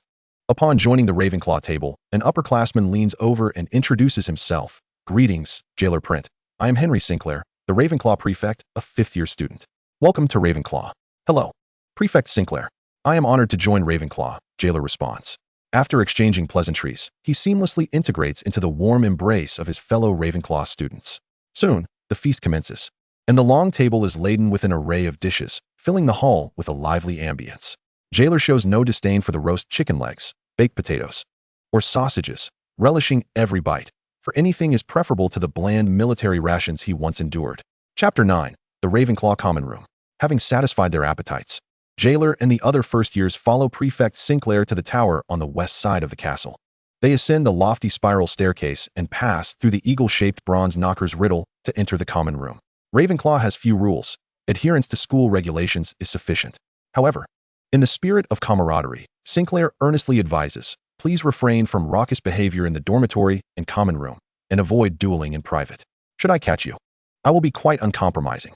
After a pause, he adds with a gentler demeanor, all right, first-year students, your names are displayed on the dormitory door signs, and your belongings have been placed in your rooms. Your class schedules await you at your bedside. Tidy up for tomorrow's classes, and do not be late. Jeler follows the flow of students to the dormitory and quickly locates his room. Upon entering, he finds his roommate, Jack Taylor, already unpacking. After a brief exchange of greetings, Jeler approaches his own bed. The thick, soft mattress, fluffy duvet, and heavy blackout curtains please him immensely. In the Hyuga clan, sleep was a luxury fraught with peril. He was always on guard against potential attacks, even within his village, where spies could strike at any moment. As a branch family member, parentless and with decent abilities, he remained vulnerable to bullying from the main family and other connected branch families. Ironically, within the confines of the Hyuga compound, he had to establish 3 different sleeping locations, each surrounded by explosive tags, waking every 2 hours to survey his surroundings with his Byakugan. He had not slept so soundly since embarking on missions as during those times. He could afford a modicum of trust in his comrades. After enduring such a lifestyle for 7 or 8 years, it is no wonder that Jeler felt an overwhelming sense of joy and excitement at the prospect of experiencing a happy Hogwarts education. Jeler flops onto his bed, bouncing with delight, releasing a satisfied sigh. Chirp! Fawari, nestled in a cage atop his bedside, chirps impatiently for his young master. Jeler promptly opens the cage, allowing Fawari to flit about the room, stretching its wings before he fetches pet food and fresh water, placing them on the windowsill. Once Fawari has eaten and drunk its fill, it urges Jeler to open the window. With a gentle leap, it takes flight towards the Ollery. Jeler feels no concern. Hogwarts provides a dedicated Ollery for student pets, where house elves understand the needs of the owls and will care for them well. Jeler picks up the class schedule from his bedside, noting that first-year courses are not overly demanding, with most days featuring only 3 classes, for on Thursdays, covering subjects such as potions, charms, transfiguration, defense against the dark arts, history of magic, flying, and astronomy. Jeler cannot fathom why astronomy is on the curriculum for first years. He recalls Harry's 3rd year, during which they discovered Sirius Black's transformation into a large dog during a tower lesson, but otherwise, astronomy seemed to hold little significance. Yet, he remembers the enrollment letter's request for a telescope, presumably for astronomy. Life abroad is indeed more relaxed, a joyful education, Jeler muses.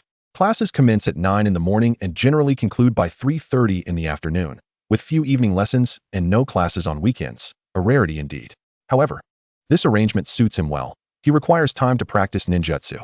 No matter what, he will not forsake the substantial advantage of chakra. Both physical and ninjutsu skills must be diligently honed. During the first week, he aims to familiarize himself with his surroundings and find a suitable location within the castle to practice. Resolute, Jeler heads to the bathroom to freshen up, organizes his belongings, and previews the potions textbook for the following morning's class before drawing the curtains and retiring early. Jack Taylor had initially intended to chat with Jeler to strengthen their bond as roommates, but seeing Jeler engrossed in studying, he suddenly felt a wave of urgency.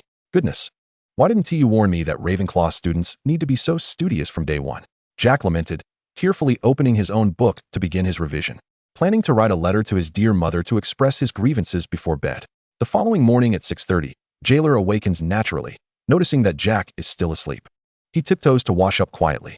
At this hour, breakfast in the Great Hall has yet to commence, so he decides to wander the edge of the Forbidden Forest, hoping to discover a secluded spot to practice ninjutsu. However, Jeler did not harbor great expectations. He knew that outdoor practice would inevitably attract the gaze of others, leading to unwelcome scrutiny. Thus, his preferred location was the all-answering room on the 8th floor. Jeler gradually exited the castle gates, traversed the lawn, and approached the Forbidden Forest. Before long, he spotted a wooden cabin. As he neared the cabin, the sound of deep barking reached him, followed by Hagrid's voice from behind the dwelling. Dottie, quiet down. What is going on? Is someone here? Oh, hello there, little wizard. I'm Rubius Hagrid, keeper of keys and grounds. Hagrid emerged, his attire caked in earth, and upon seeing Jeler, he greeted him warmly. Jeler replied, "Hello, Hagrid. I'm Jeler Print, but you can call me Jeler.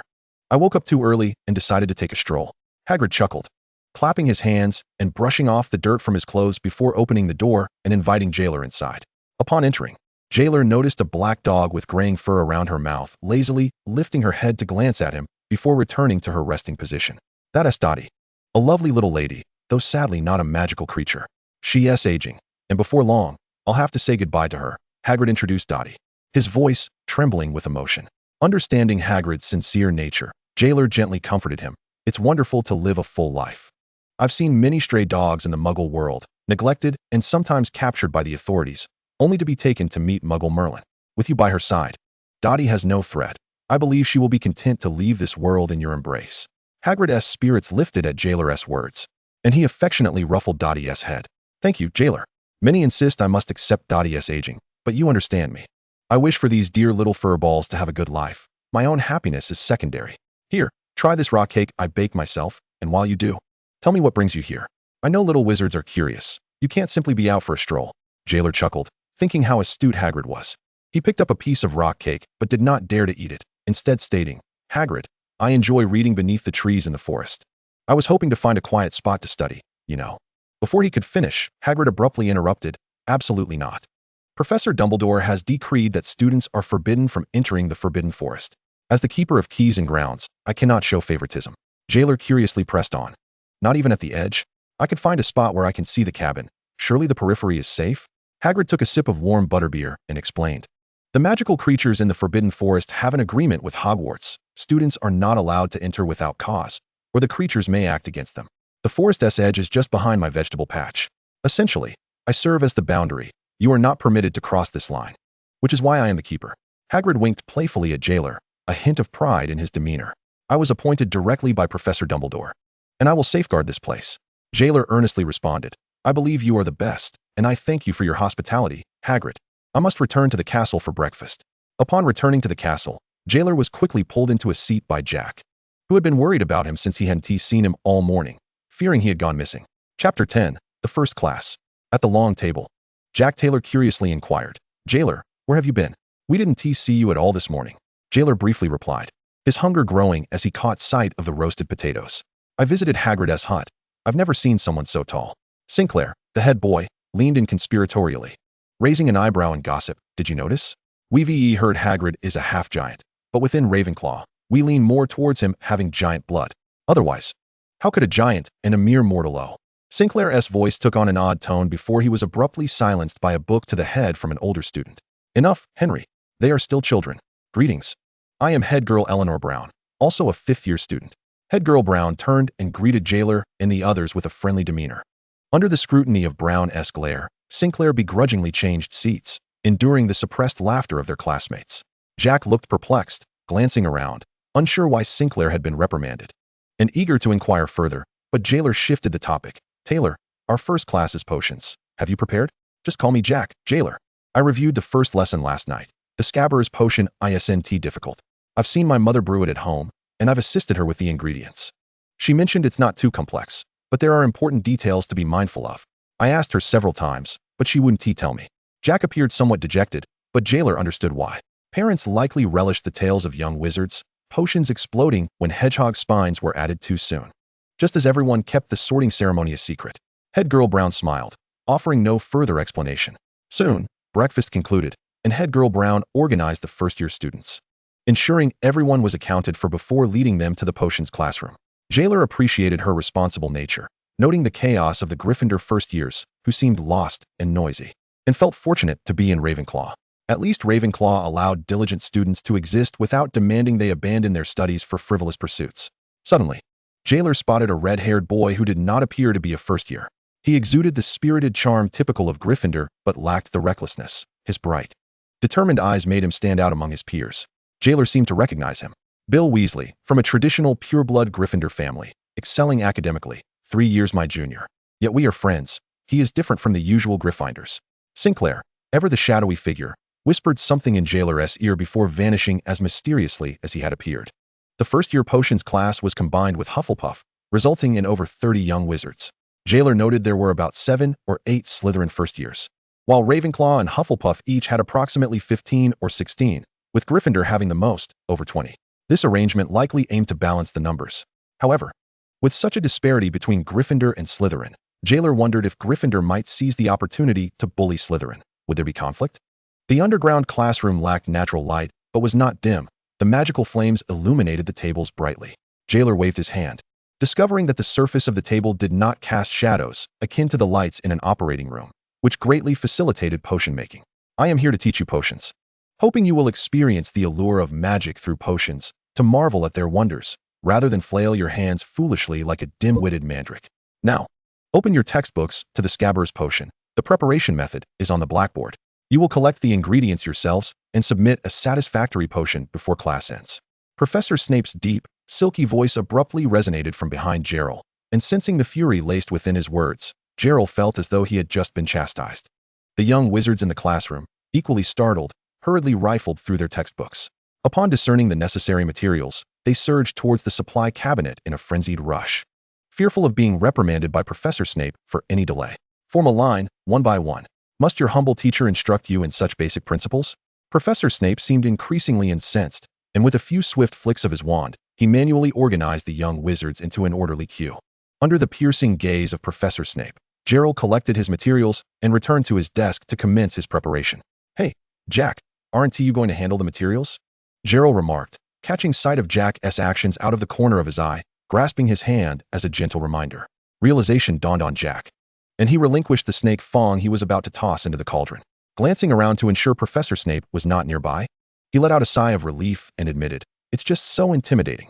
My mind went completely blank, and I forgot the entire brewing process. Thank you for the reminder, Jeler." Once Jeler saw Jack regaining his composure, he released his grip and prepared to brew his potion. Grinding the snake fangs into powder, simple enough. Preheating the cauldron, no problem. Even a cast iron skillet requires preheating. For portions of snake fang powder, easily set aside for later. High heat for 10 seconds. Then medium heat until it smokes, extinguishing the flame to allow it to cool. That was crucial. He made a note of it. Potion making shares similarities with cooking. Although Jeler's culinary skills were rather average, he understood the significance of heat intensity in determining the flavor of a dish. For instance, if the heat was too low while stir-frying shredded meat, the fishy odor would fail to dissipate, ultimately ruining the entire dish. Jeler continued reading. Next, he needed 4 slugs and 2 quills from a porcupine. How to prepare them, however, was not specified. Jeler hesitated, pondering whether one simply tossed the ingredients into the pot whole. Surely, they must be chopped or sliced. Not to mention, they ought to be cleaned.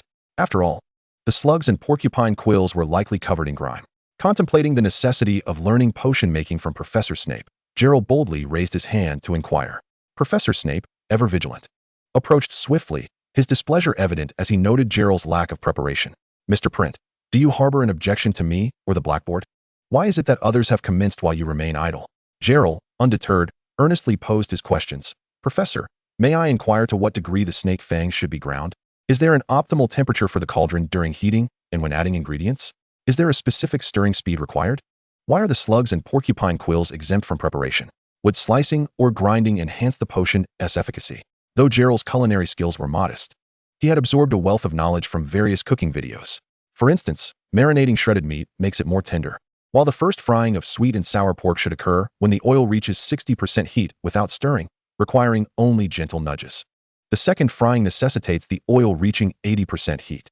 Briefly frying Sichuan peppercorns enhances their aroma. They should be removed as soon as they change color. Adding a touch of white vinegar while stewing meat aids in tenderizing.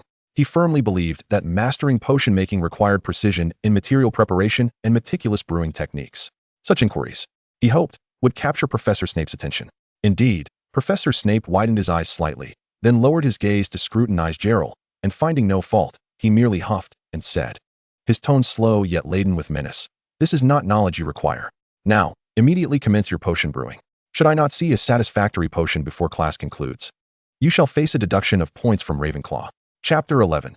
Taking the first step of exploration terrified, Jack exclaimed to Jeler once Professor Snape directed his attention elsewhere. "Are you out of your mind? How dare you speak to the professor like that? Isn't it better to follow the textbook to the letter? Points. You can't afford to have points deducted from our house on the very first class." Seeing Jack on the verge of tears, Jeler blinked reassuringly. "Do not worry. I have made the Scabbers potion before. It's not difficult. I won't let Ravenclaw lose points." Under Grandpa Cola's guidance before the term began, Jeler had successfully brewed the Scabbers potion, although at that time, he had been so captivated by the wonders of magic that he had not paid much attention to the intricacies of material preparation.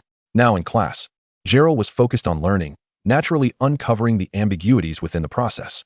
However, with Professor Snape having explicitly refused to answer, Jeler resolved to complete the potion first and seek clarification later. The brewing time for the Scabbers potion was relatively short, primarily spent on heating and cooling. So before the class was even halfway through, Jeler had completed the potion and bottled it.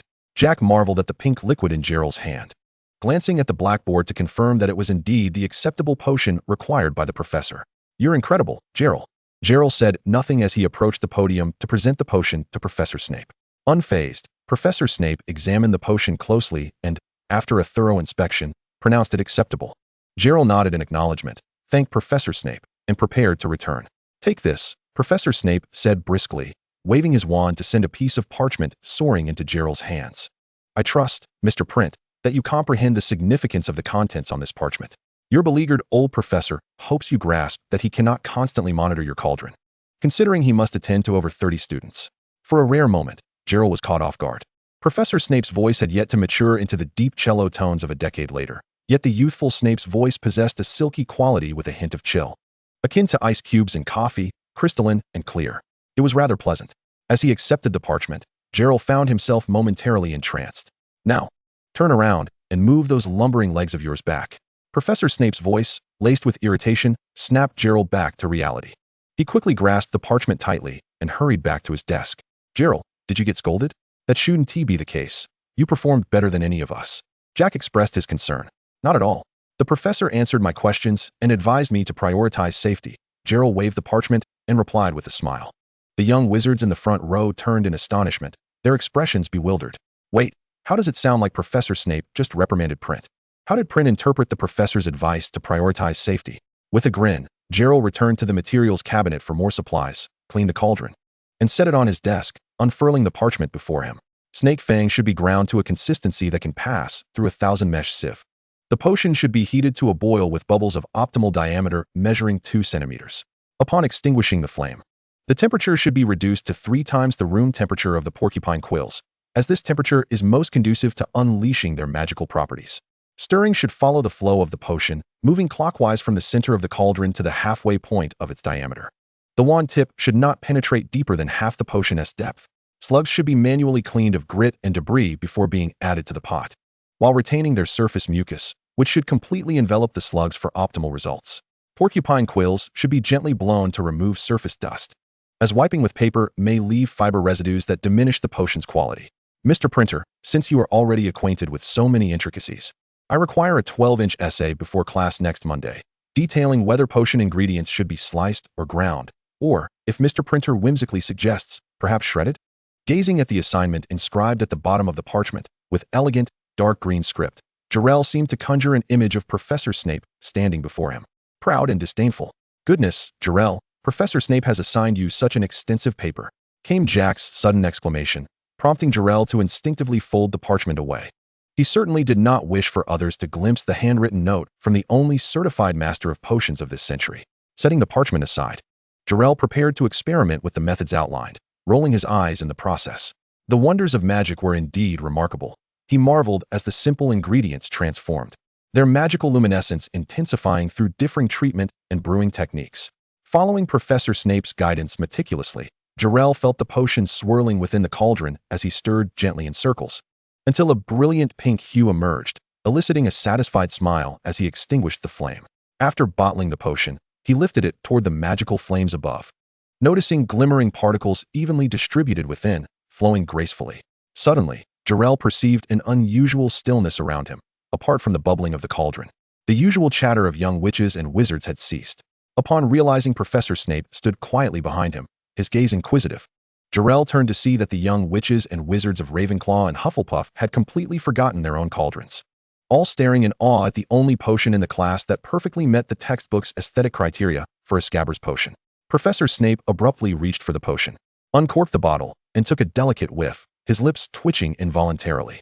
"I must say, this Scabbers potion is flawless. Ravenclaw receives 10 points, came his deep voice, igniting a surge of joy within Jeler. His instincts had indeed been correct. The processing of potion ingredients warranted thorough exploration, as some knowledge was derived from the experiences and secrets of potion masters that textbooks did not cover. He resolved to strive in this direction, aspiring to earn the title of Professor Snape's apprentice.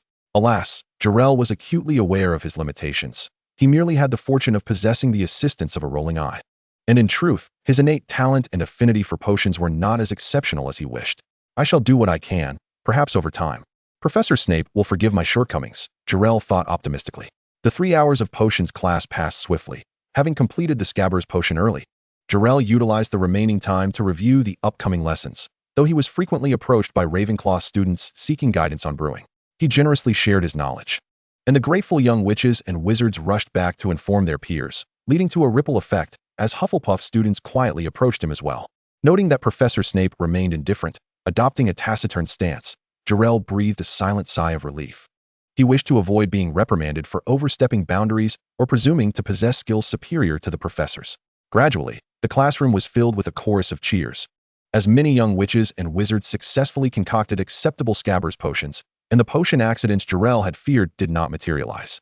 This class was a resounding success. The young witches and wizards safely completed their Scabbers potions. Professor Snape imparted his knowledge, and the hospital wing received numerous satisfactory potions, a true trifecta of triumph. As the bell rang, Professor Snape wordlessly waved his wand to tidy the classroom before departing. While the young witches and wizards chattered excitedly, Jeler, Jim and I are still having some difficulty. What should we do?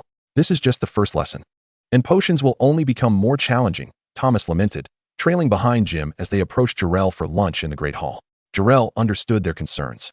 Hailing from a pureblood family, being outpaced by Ravenclaw was one matter, but languishing at the bottom of Hufflepuff was quite another. He had observed that they had barely managed to complete their potion brewing before the lesson concluded, making them the slowest in class. Jeler found it perplexing. The Scabbers potion was not particularly difficult, requiring few ingredients. Why did they struggle so? However, a brilliant idea soon struck him. Simulated brewing?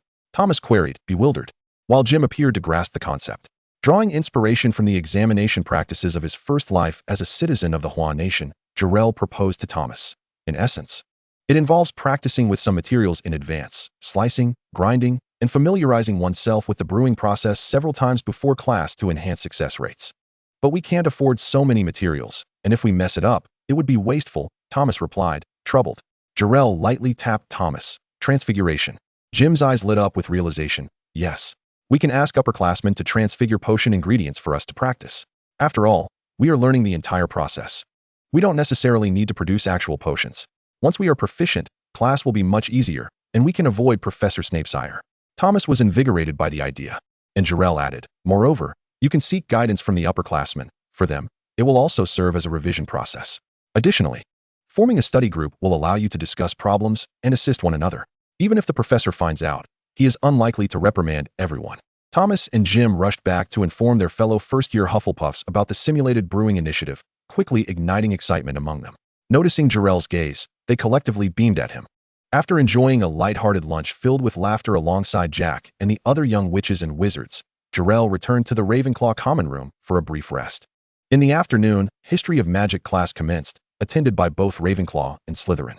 The atmosphere was relatively pleasant. The newly enrolled Slytherins, aware that Voldemort was deceased, had little to boast about and remained silent throughout the lesson.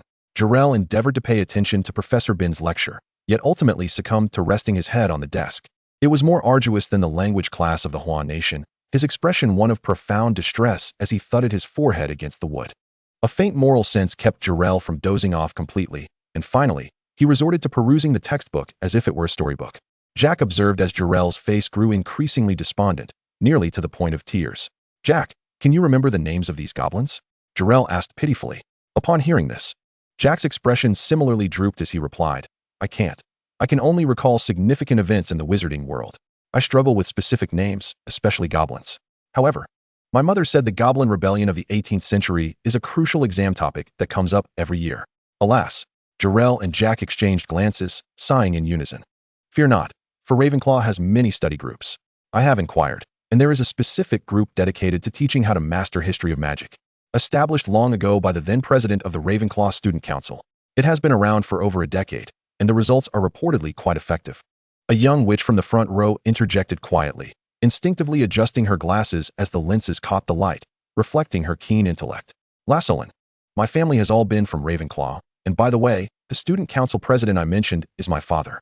Jeler blinked in surprise and posed an unrelated question. Are your glasses real? Lassolin paused for a moment, and a faint blush crept onto his cheeks as he shyly replied, "What? Oh, these aren't real. They are merely decorative. My mother said that wearing glasses makes one appear more intelligent, which can help prevent bullying." Lausorin removed his glasses for them to see, and Jeler, gazing into the clear, innocent roundness of Lazarin's eyes, wholeheartedly agreed with his mother's sentiment.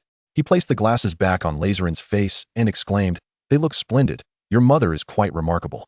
Lausorin beamed with joy, feeling that his friendship with his classmates had deepened. After class, the young wizards rushed back to the common room like a flock of birds. Jeler initially intended to drop his textbooks and venture to the 8th floor in search of the room of requirement, but was intercepted by headboy Sinclair in the common room. "Jeler, I heard from the Hufflepuff headboy that you proposed a method for simulating potion brewing. What inspired you?" Jeler was taken aback by the close communication between the head boys of different houses, pondering whether the two houses shared a particularly strong bond. Nevertheless, he shared his idea with headboy Sinclair. "Well, I grew up in the Muggle world, where schools often provide children with fake food or model items to learn and familiarize themselves. The advantage is that the models are easy to create, children learn quickly, and there's no worry about waste, as they can be recycled. During potion class today, I thought about this. If we could practice beforehand, even if just using other objects as substitutes, it would be better than going in unprepared. After all, a mistake in potion brewing could lead to significant disasters." As Jeler elaborated, headboy Sinclair's smile grew wider. Finally, he clapped Jeler on the shoulder and proposed, "Laura Horwath, the head girl of Hufflepuff. And I believe this method is excellent and warrants the formation of a study group. Since this idea originated from you, would you be interested in leading it?" Jeler was momentarily taken aback, instinctively meeting Sinclair's gaze, only to find it filled with a thirst for knowledge and delight. He silently chastised himself. This was school, Ravenclaw, not the Hyuga clan's territory, where one might find hidden agendas aimed at undermining their own kin. Sinclair genuinely believed he could lead the group, rather than testing him with flattery. Relieved, Jeler shook his head in refusal, explaining, "Headboy Sinclair, I am merely a first-year student. Although I proposed the idea, I am uncertain about its implementation, and I doubt I could persuade the upperclassmen to assist me." Observing Sinclair deep in thought, Jeler continued, "However, I will certainly participate in this group, and if I have any further ideas, I will share them with you." Headboy Sinclair, recognizing the validity of Jeler's points, ceased to press the matter. Given the current stabilizing situation, the primary focus for the young wizards was their studies. Moreover, as Jeler was still unfamiliar with the academy and lacked resources and connections, appointing him as leader could prove detrimental. After a moment of excitement that had led him astray, Sinclair's Ravenclaw wisdom returned, and he nodded solemnly, stating, "I understand. Rest assured, I will organize the study group and announce it in the common room. Please keep an eye out for the notifications." Seeing Jeler dutifully nod, Sinclair allowed him to leave. Once Sinclair's figure disappeared, Jeler let out a resigned sigh. Is the UK also committed to joyful education? How could such a simple idea have eluded everyone? In the afternoon, the corridors of Hogwarts Castle bustled with activity, and Jeler's ascent to the 8th floor was unremarkable, drawing little attention. Soon, he discovered the tapestry depicting the giant beating the foolish Barnabas. After passing by it 3 times, he entered the room of requirement. Upon stepping inside, he was greeted by the familiar wooden training ground and the target emblazoned with the Hyuga clan emblem. Jeler was taken aback. He hadn't realized how deeply he harbored disdain for the Hyuga family, as even his target practice was aimed at their crest. Nonetheless, he expressed gratitude for the wonders of magic that could recreate such a training environment. Although he was uncertain of the reasons behind it, he accepted it with composure. After all, as the saying goes, one should be thankful for nature's bounty. Glancing at the time, he noticed it was just past 4 o'clock, and promptly seated himself in a cross-legged position to begin his chakra extraction and ninjutsu training. Unbeknownst to him, in the tower's headmaster's office, a conversation concerning him was unfolding. Chapter 13, Vigilance in the Room of Requirement. In the headmaster's office, Professor Snape sat across from Headmaster Dumbledore, his expression taut with caution and vigilance, while Dumbledore appeared relaxed, gently attempting to reassure Snape. "Calm down, Severus. We all know that Voldemort has vanished. He wouldn't employ a child as his spy. But you cannot let your guard down so easily. The Prentice family is an unremarkable pure-blood lineage, with no ancestors ever having demonstrated such insight into potions. No witch or wizard has ever considered methods and precision to be so finely detailed. Albus, I can assure you that anyone capable of contemplating these issues and delving deeper into them will ultimately become an exceptional potion master. They possess a remarkable innate talent for potions, which does not belong to the Prentice family." Snape's voice carried a note of caution. Dumbledore nodded in agreement. "Of course, I acknowledge that. After all, sitting before me is the only potion master of this century, the sole heir of the illustrious Prince family. Snape's previously proud demeanor darkened with anger as he muttered, "Albus, you know that you know," just as Dumbledore was about to respond. A nearby portrait featuring a sleeping elderly lady suddenly spoke up. "Albus, that child, the one without eyeballs, has entered the marvelous house on the 8th floor." Snape abruptly rose, his voice sharp with inquiry. How could a young wizard, raised in the Muggle world, know about the Room of Requirement? "Even I only discovered it by chance after becoming a professor." Dumbledore, though somewhat doubtful, responded gently, "The Room of Requirement is known to a select few within Ravenclaw." Perhaps his father informed him. "He is merely a first year. This does not imply he will engage in wrongdoing. We must not hastily judge a child." Seeing Snape still on high alert, Dumbledore felt a pang of sympathy for the young man and sighed in resignation. "Very well, Severus. Since he possesses a unique understanding of potions, could you kindly offer him guidance? As a Ravenclaw, he is unlikely to refuse the teachings of a professor." Meanwhile, Jeler remained oblivious to the fact that Dumbledore had given him a nudge along his educational journey. Initially, he had fretted about what would happen if Professor Snape showed no interest in him, but now it seemed there was no need for concern. At this moment, Jeler remained focused in the Room of Requirement, diligently refining his skills. The Hyuga clan was not incapable of employing elemental ninjutsu. Rather, their Byakugans' supportive role was not as significant as that of the Gentle Fist. To concentrate on developing their Byakugan abilities, the Hyuga clan preferred to practice the Gentle Fist and other physical techniques in conjunction with the Byakugan, thereby acquiring a unique and powerful legacy.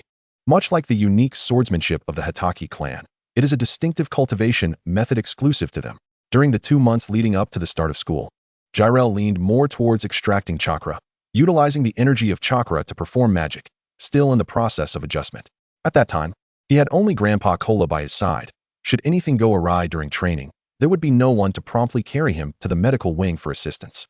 Even in recovery, he would have the privilege of savoring potions brewed personally by the master of elixirs, renowned for their infernal taste. He began with the foundational ninjutsu, the substitution technique, transformation technique, and clone technique. Chakra, no. Let us refer to it as magical power. Jeler decided to henceforth call the power within him magical power, as there was little distinction between the two. This magical power flowed within him according to Jeler's will, and before long, he transformed into Jack. Without a puff of smoke, Jeler felt quite satisfied. In Kishimoto's manga, for visual effect, every use of ninjutsu is accompanied by white smoke or explosive sound effects. Yet living in the world of Naruto made Jeler realize that such embellishments were non-existent. Otherwise, ninjas would have been easily discerned in combat. Moreover, Jeler discovered that he did not even need to form hand seals. As long as he desired it, the magical power would activate automatically, with the only difference being the proficiency in ninjutsu. Grateful to Merlin, the first Hokage, and the bounties of nature, Jeler offered a sincere prayer once more. With a mere thought, Jeler, resembling Jack, instantly transformed into a piece of wood. 10 meters away, 3 Jerels materialized simultaneously, each glancing around. 2 of them smiled faintly before dissipating, leaving Jerel's original form thoroughly content. The smooth and steady flow of magical power during the use of the clone technique signified that his ninjutsu training was on the right track, greatly reassuring Jeler. He had always been uncertain about mastering magic. If he failed, he would have to rely solely on ninjutsu for self-protection. However, Jeler pondered, ninjutsu could not remain concealed from others. If someone were to witness it, would they not assume he was employing a silent, wandless spell? Even if he claimed that his ninjutsu were self-created magical incantations, the notion of a novice wizard being capable of both inventing spells and casting them wandlessly was quite preposterous. Would he be mistaken for a second Voldemort? Jeler wondered with a hint of hesitation. Perhaps it would be better to incorporate a hand seal. Jeler aligned his left hand's index and middle fingers, extending them straight while curling the other 3 fingers against his chest. A defensive seal served as the initial pose for casting ninjutsu. This felt apt, for he was indeed preparing to unleash ninjutsu against an adversary, thus establishing an opposition. Surely, this would not lead others to believe he was performing a wandless spell, Jeler thought, albeit with some uncertainty. Regardless, he resolved to disregard such concerns. At worst, he would simply avoid revealing his ninjutsu for the next few years. Once he advanced to a higher grade, mastering a silent, wandless spell would not be an impossibility. Jeler's mind wandered further. Chakra has elemental distinctions, yet he had not heard of any such classifications for magical power. Thus, he wondered if he might now be capable of utilizing all 5 elemental ninjutsu. With determination in his gaze, Jeler declared, "Earth release. Earth flow wall." He crouched down, pressing both hands against the ground, causing a wall approximately 1 meter high to surge upward. Taking a few steps back, he proceeded with Fire Release, Fireball Jutsu. A small fireball the size of a fist emerged and charged forward, colliding with the wall and dissipating. Water Release, Water Bullet Jutsu. A small water sphere materialized, shooting forward and striking the wall, leaving fine cracks in its wake. Wind Release, Gale Palm. Jeler thrust his palm forward, sending a gust of wind that increased the wall's cracks. Lightning Release, Lightning Strike. Several arcs of electricity flickered from his palm, racing ahead and crashing into the wall with a brilliant flash, accompanied by a crackling sound. Once silence returned, the wall lay in ruins, shattered into several pieces. Jeler was quite pleased with the effectiveness of his ninjutsu. At just 11 years of age, his magical power was limited, and a small experiment sufficed without the need for full exertion. His magical power allowed him to use the 5 elemental ninjutsu. Yet Jeler noted that the lightning and fire techniques felt particularly intuitive, suggesting that magical power possessed its own attributes. After the experiment, Jeler crafted a few shuriken and kunai using the wish room, beginning to train in taijutsu and projectile throwing. He desired mastery of magic, ninjutsu, and the Hyuga's physical techniques. Time passed swiftly, and soon Jeler's 11-year-old body felt hunger pangs. After leaving the wish room to dine in the hall, he joined the new students of Ravenclaw and made their way to the library, preparing to complete their assignments. Aside from the assignments, he also had a paper assigned by Professor Snape, due the following Monday. However, without consulting books at the library, writing the paper would prove challenging. Perhaps Professor Snape was anticipating a hastily written paper from him, only to slowly unveil a wicked smile and bestow upon him an Avada Kedavra. Jeler shivered at the thought. One must never underestimate a teacher's control over students' assignments. Chapter 14. The Library and the Slytherin Provocation. The library indeed housed a wealth of books. Yet their disarray posed a challenge. Students either searched for books themselves or requested assistance from Madame Pants, which could be rather bothersome. Was it not possible for wizards to use magic to find books, perhaps with a simple Accio spell to summon what they sought, thus rendering the arrangement of the collection inconsequential? This disorganization left Jeler, accustomed to modern libraries, feeling somewhat out of sorts, at the very least. Categorization by subject would be beneficial. In Hogwarts, books are classified by 22 disciplines and alphanumeric combinations. In other countries, they are sorted by numerical codes, or at the very least, categorized by basic human needs and occupations. Jeler wandered through the library in frustration, resolutely deciding that he would offer suggestions to the school. A student who has never proposed feedback is not a good student. As he navigated between the shelves, he finally spotted a stack of books on potion making. Just as he was about to take a shortcut, he heard muffled sobs emanating from the innermost recesses of the shelves. Assuming someone was sorrowfully hiding away to cry, Jeler considered ignoring it and leaving, only to hear a slightly older male voice threatening softly from behind him. "Timid Hufflepuff, do not assume that with the Dark Lord's disappearance, you can defy Slytherin. Do as I instruct, or I will make you regret it." What was happening? Jeler halted in his tracks. During class earlier, these Slytherins had not displayed such audacity. They had been as dull as wood. But now, emboldened after class, Jeler turned on his heel, first stepping out from behind the shelf to glance outside, then returning with heavy footsteps, his expression impassive as he approached the two individuals.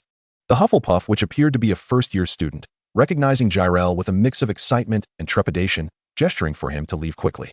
The Slytherin male, slightly older, possibly in his second or third year, turned in a panic but steadied himself upon seeing Jeler, scrutinizing him from head to toe. "Oh, the unfortunate result of a magical accident. You must be the first-year Ravenclaw.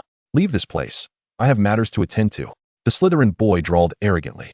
Jeler remained silent, his gaze firmly fixed on the Slytherin, while he extended a hand towards the young witch, saying, "Maria, I just saw the Hufflepuff prefect assisting first-year students with their assignments. Have you found the book you were looking for? You should hurry back." The witch, bewildered yet hopeful, sniffled and reached out to grasp Jeler's hand, only to be blocked by the Slytherin boy, who scowled and barked. "Do you not understand my words? She and I have business to attend to.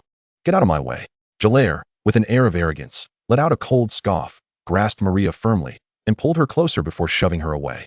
Raising his chin to address the male wizard, "I have matters to discuss with her as well. Do you not comprehend my words?" Jeler was untroubled by the possibility of retaliation from this individual. Firstly, Slytherin was in decline, should he choose to act.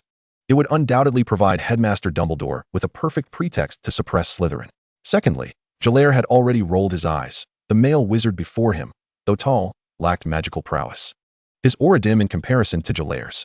Thirdly, Slytherin was astute, discerning the situation without the impulsiveness characteristic of Gryffindor, even if he wished to act. Senior students would surely restrain him. Most importantly, Jeler could not abide the bullying of the weak, as it evoked memories of the oppressive days under the Hyuga clan and the relentless harassment from various angles, a perfect embodiment of unfounded accusations. Such scenes ignited his ire at a mere glance. Moreover, if this person truly sought trouble, he would not choose such a secluded corner. Jeler wagered he would not dare to act. Indeed, upon seeing Jeler's unwavering stance, the male wizard hesitated, forcing a smile as he prepared to relent. Yet his words were far from gracious. "Listen here, you arrogant brat, I'll let you off this time. In the future, remember to steer clear when you see me." "Steer clear? Who needs to steer clear?" came an indignant voice as Bill Weasley emerged from the adjacent bookshelf, towering a head and a half above Jeler, firmly blocking his path, his tightly pressed lips betraying his displeasure. Selwyn, Jeler recalled, seemed to have appeared in the 7th book, belonging to a pureblood family that followed Voldemort. Bill Weasley's magical aura shone far brighter than that of Selwyn, indicating his superior strength. Selwyn must have been aware of this, as the abrupt change in his countenance revealed. "It's nothing, just joking around. First-year students need seniors to guide them, right?" Selwyn explained with a dry laugh. Bill Weasley raised an eyebrow, refusing to back down. "I believe that's not your responsibility. Now, kindly step aside. My friend needs to find his book." Selwyn dared not confront the Gryffindor-bred Weasley, whose family was a prominent member of the Order of the Phoenix and a steadfast supporter of Headmaster Dumbledore. Who could say whether he might inform Dumbledore of this incident? Seizing the opportunity to crush Slytherin's pride, Bill Weasley was one of the rare intelligent members of the Weasley family. Should Selwyn be ensnared in the Weasley-esque schemes, the Selwyn family would undoubtedly suffer significant embarrassment among pureblood families. Realizing this, Selwyn quickly adjusted his demeanor, stepping back and apologizing to Jeler before departing with reluctance. Truly, Slytherins were shrewd and adept at assessing the situation. "Is everything all right? Jones came to find me and said you needed help. I'm Bill Weasley, the eldest of the Weasley family. You can just call me Bill." Bill smiled warmly yet with propriety, extending his right hand to Jeler. Jeler naturally took his hand in gratitude, saying, "Thank you for your willingness to assist. Senior Sinclair mentioned you are a great friend. I truly appreciate your help." As Jeler gently urged the young witch to leave, he swiftly whispered in her ear the name Gryffindor, for he had already noted that Bill was the sole Gryffindor present in the library. Thus, if the young witch sought someone, she would undoubtedly find Bill. Seizing the opportunity, Jeler inquired about books on potion ingredients, and Bill adeptly led him to a tall bookshelf, retrieving several volumes. "These I have perused. They are foundational texts suitable for first-year students and should meet your needs," Bill stated. "Thank you immensely. I can never seem to locate the books I want." "The arrangement here is rather chaotic," Jeler remarked, seizing the chance to jest. Bill chuckled awkwardly, scratching the back of his head with a hearty laugh. "Once you master the summoning charm, or become more familiar with the library, it will be much easier. Just remember to return the books to their rightful places. Otherwise, other students won't be able to find them." When the two returned to the study table side by side, they noticed the young Hufflepuff witch anxiously glancing toward the bookshelf. Only when they appeared unscathed did she breathe a sigh of relief. As the young witch approached, Jeler learned her name was Jones Bevan. She expressed profound gratitude to both Jeler and Bill before reluctantly taking her leave. The first-year assignments were not particularly challenging. The potions class involved analyzing the properties of scabious potion ingredients, while the history of magic assignment allowed for the selection of any significant event in history, describing its influence or importance in the realm of magic. By 8 o'clock, Jeler had completed his paper and, amidst the envious gazes of his fellow young wizards, gathered his belongings and departed. Chapter 15, The Mockery of Slytherin. The following morning, Jeler rose at 6:30, first running a lap on the lawn outside the castle before stretching in the sunlight to limber up. Around 7:30, he had breakfast, then returned to his dormitory, where he perused the books borrowed from the library yesterday in the common room. Ravenclaw truly lived up to its reputation for a rich academic atmosphere. Even though classes had not yet begun, many students were engaged in reading and practicing spells. Numerous upperclassmen, upon seeing Jeler studying early, greeted him with warmth. As time approached, Jack emerged from the dormitory, bounding over to Jeler with enthusiasm, and together they made their way to the defense against the dark arts classroom. They still shared the class with Slytherin, and it seemed that Selwyn had divulged yesterday's events, leading the Slytherin students to regard Jeler with a mix of wariness and disdain as they passed him. Jeler remained unfazed, as long as he felt no embarrassment. The awkwardness belonged to them. Indeed, witnessing Jeler's indifference, one apparent leader among the Slytherin students seethed with frustration, the sound of pages turning loudly echoing through the room. The professor for this course was Winston Pavizina, around 40 years of age, rumored to have once served as an Auror, wounded during his battles against Death Eaters, later invited by Headmaster Dumbledore to teach. Jeler recalled that Voldemort had sought to apply for a teaching position around 1960, only to be rebuffed by Dumbledore, which led to the curse that persisted for over 20 years. By now, everyone should be familiar with the story of the curse. It was indeed a formidable task. From 1960 to 1998, Headmaster Dumbledore had to find 38 excellent wizards from the magical community to serve as teachers. And he even ended up hiring someone like Lockhart, an extraordinary feat. Professor Pavizina, with vast experience, delivered an engaging lecture, not merely reciting textbook content, but intertwining various magical creatures' characteristics into his narratives, filled with dramatic twists and perilous encounters, all resolved through his extensive knowledge of dark magic defense. The young witches and wizards beneath the desks were captivated, their astonishment evident. Even the Slytherin students found themselves unable to resist the allure of his storytelling. So, does everyone know about those magical creatures? Do share some tales with us. I bet you have plenty of fascinating stories to tell. Professor Pavizina suggested after taking a sip of water, pausing briefly before proposing this engaging approach to broaden the young witches' and wizards' horizons while fostering camaraderie among classmates. He was acutely aware of the situation, having utilized this very tactic during his training sessions for newly appointed Aurors years ago. By encouraging seasoned Aurors to recount their illustrious, tumultuous, and perilous tales, he not only established a sense of authority among the newcomers, but also facilitated a candid exchange of personal experiences. This promoted a deeper understanding among the novices, allowing for the judicious allocation of mentors based on individual strengths, thereby mitigating the mortality rate among newcomers. Professor Pavicina, with a glimmer of amusement in his eyes, orchestrated the proceedings, eagerly awaiting the young wizards to leap into the narrative. For the fledgling sorcerers, an extensive knowledge akin to that of an Auror was unnecessary. However, the act of exchanging secrets and sharing experiences would significantly enhance their camaraderie. In the current climate of relative stability, even students from Slytherin ought not to face discrimination, as they had not aligned themselves with the Dark Lord. As anticipated, the moment these sentiments were expressed, the classroom atmosphere erupted into lively chatter. The majority of the elder representatives from both houses were well versed in the magical realm, having lived their lives steeped in its wonders. The young wizards began to chime in with anecdotes of their own encounters, some shared tales of catching goblins, recounting their childhood escapades of wits and cunning, even fashioning little abodes for the goblins to rest in after being cast away. Others spoke of their family members' fondness for herbalism, detailing how they had meddled with the various plants in their gardens. "My favorite is the mandrake," one exclaimed. "Much like my little sister, for whenever it is uprooted, it cries out in a piercing wail that makes me faint. I used to think the mandrake was my sister, clinging to it day in and day out, until my mother had no choice but to send me to my grandfather's house until all the mandrakes were transformed into potions before bringing me back. And then?" The nearby listeners, captivated, implored eagerly.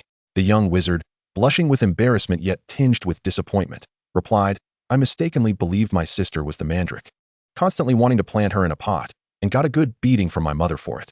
Even now, she runs away from me at the sight." Laughter erupted amongst the young wizards, and Professor Pavicina could not suppress his mirth, using his textbook to obscure his face. He noted that several Slytherin students also stifled their laughter, their shoulders shaking with suppressed amusement. An excited little witch with chestnut hair interjected, "I once saw a shrike while traveling with my parents." Jeler, unfamiliar with this creature, leaned in closer to listen. "My father said it never sings throughout its life, only to unleash all the sounds it has ever heard just before it dies, transforming into ashes, leaving only its feathers behind. We happened to witness its demise, and Merlin, can you imagine its voice? It rang out like wind chimes for 3 days and nights before it finally ceased. Then poof, it was gone. My father sold the feathers for money and bought me an alchemical toy of a shrike to use as an alarm clock." Another round of awe and envy resonated in the room, and the little witch beamed at the compliments. "Humph, a choice befitting a pauper," a nascent Slytherin's haughty voice interrupted, dousing the lively atmosphere among the Ravenclaw first years. "The feathers of a shrike are prime materials for crafting Veritaserum and memory potions. If your father had connections with a potions master, he could have received far greater riches rather than a mere laughable, cheap alchemical toy." A tender yet arrogant voice rang out from the Slytherin crowd, instantly extinguishing the exuberance of the Ravenclaw newcomers. However, Professor Pavicina, unfazed by the insolence of the Slytherin, was prepared to deliver a lesson in humility. He set aside his textbook and regarded the Slytherin newcomer with a measured gaze, subtly retracting the leniency he had previously extended. With an air of disdain, the Slytherin student mocked, "What? Am I wrong? Oh, I forget. How would you know any potions master? With no wealth or power, you must rely on some peculiar trinkets to attract the attention of Muggleborns, right?" Jeler noticed the student cast a glance in his direction when mentioning the Muggle world, and he furrowed his brow, remaining silent. Seeing Jeler's reticence, the Slytherin student gritted his teeth and continued, "Some individuals have never even stepped foot in the magical world. Yet they bring their Muggle nonsense into Hogwarts, oblivious to the intentions behind it. I dare say by the time they graduate, they'll lead the Muggles in an assault against the magical realm." Utenslav, Pavicina's temper flared. He strode down from the podium with purposeful strides, his imposing figure casting a shadow over Utenslav's pale visage, revealing his discomfort. Jeler turned his expressionless face, fully aware that this was directed at him. The reference to Muggle nonsense likely pertained to the art of potion brewing. It seemed his excellence in potions class had indeed incited jealousy. Yet, Jeler deduced that even pure-blood wizards from Slytherin did not provide an in-depth education to those who had not yet enrolled, or else he would not be the sole student capable of brewing a perfect Scabbers potion. Was it the case that a pure-blood family could not compete with his half-blood status, inciting their ire? Humph, when would Slytherin's sense of honor be applied appropriately? Just a potion had them so on edge. If he were to become Professor Snape's apprentice one day, it would surely drive them to the brink of madness. Pavicina, both furious and amused, had fought against pure-blood wizards for over 2 decades and knew precisely how to strike at their vulnerabilities. With a flourish, he remarked, "I never anticipated that Slytherin would harbor such disbelief in the safety of the magical realm or in Hogwarts itself. Mind you, your illustrious and noble ancestors were among the founders of Hogwarts, and their principles and teachings endure to this day. Slytherin has produced numerous powerful wizards who have made significant contributions to the school, including several headmasters." Professor Pavicina delivered his words with a rhythmic cadence, feigning regret as he shook his head. "Alas, the Slytherin of today is not the Slytherin of yore. They now tremble at the thought of Muggles. How tragic." As his artificially dramatic sigh echoed in the air, Utenslav's face turned pale, his arrogance and mockery evaporating. He glanced around at his fellow Slytherin newcomers, only to find that instead of offering support, they glared at him with disdain. Even the apparent leader among the first years heaved with indignation, as if ready to confront him right then and there. Even if the professor's words were a deliberate provocation, Utenslav dared not refute them lightly, for they were a direct rebuttal to his earlier comments. Once heard, the words would spread like wildfire. Who would care about his true intentions? They would only choose to believe what they wished to hear. Utenslav fell silent. The first-year leader turned to Professor Pavicina, mustering a smile as he bowed slightly. "Professor, Slytherin does not fear Muggles, nor shall we forget the honor of Slytherin. Utenslav is simply confused and has misspoken. I apologize on his behalf."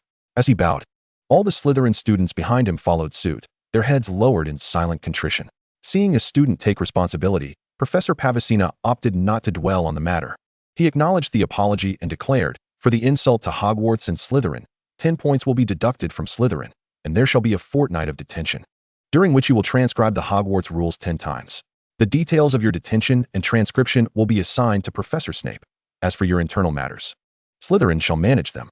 Utenslav promptly collapsed to the floor, while the first-year leader nearly ground his teeth in frustration. At this juncture, the matter at hand became an internal affair of Slytherin, and on what grounds could they impose punishment upon us? The most dreadful aspect was that this incident could potentially reach the ears of the Slytherin head. Despite their disdain for Snape as a half-blood, they could not deny his formidable prowess and excellence, nor could they refute his position as their leader. Otherwise, the entirety of Slytherin would not tolerate their presence. He cast a resentful glare at Utenslav, a useless entity, scolding him for failing to execute even simple tasks, vowing to deal with him upon their return. Raising his head, he caught sight of Jeler flashing a smug smile, which incited such fury within him that he nearly choked on his own anger.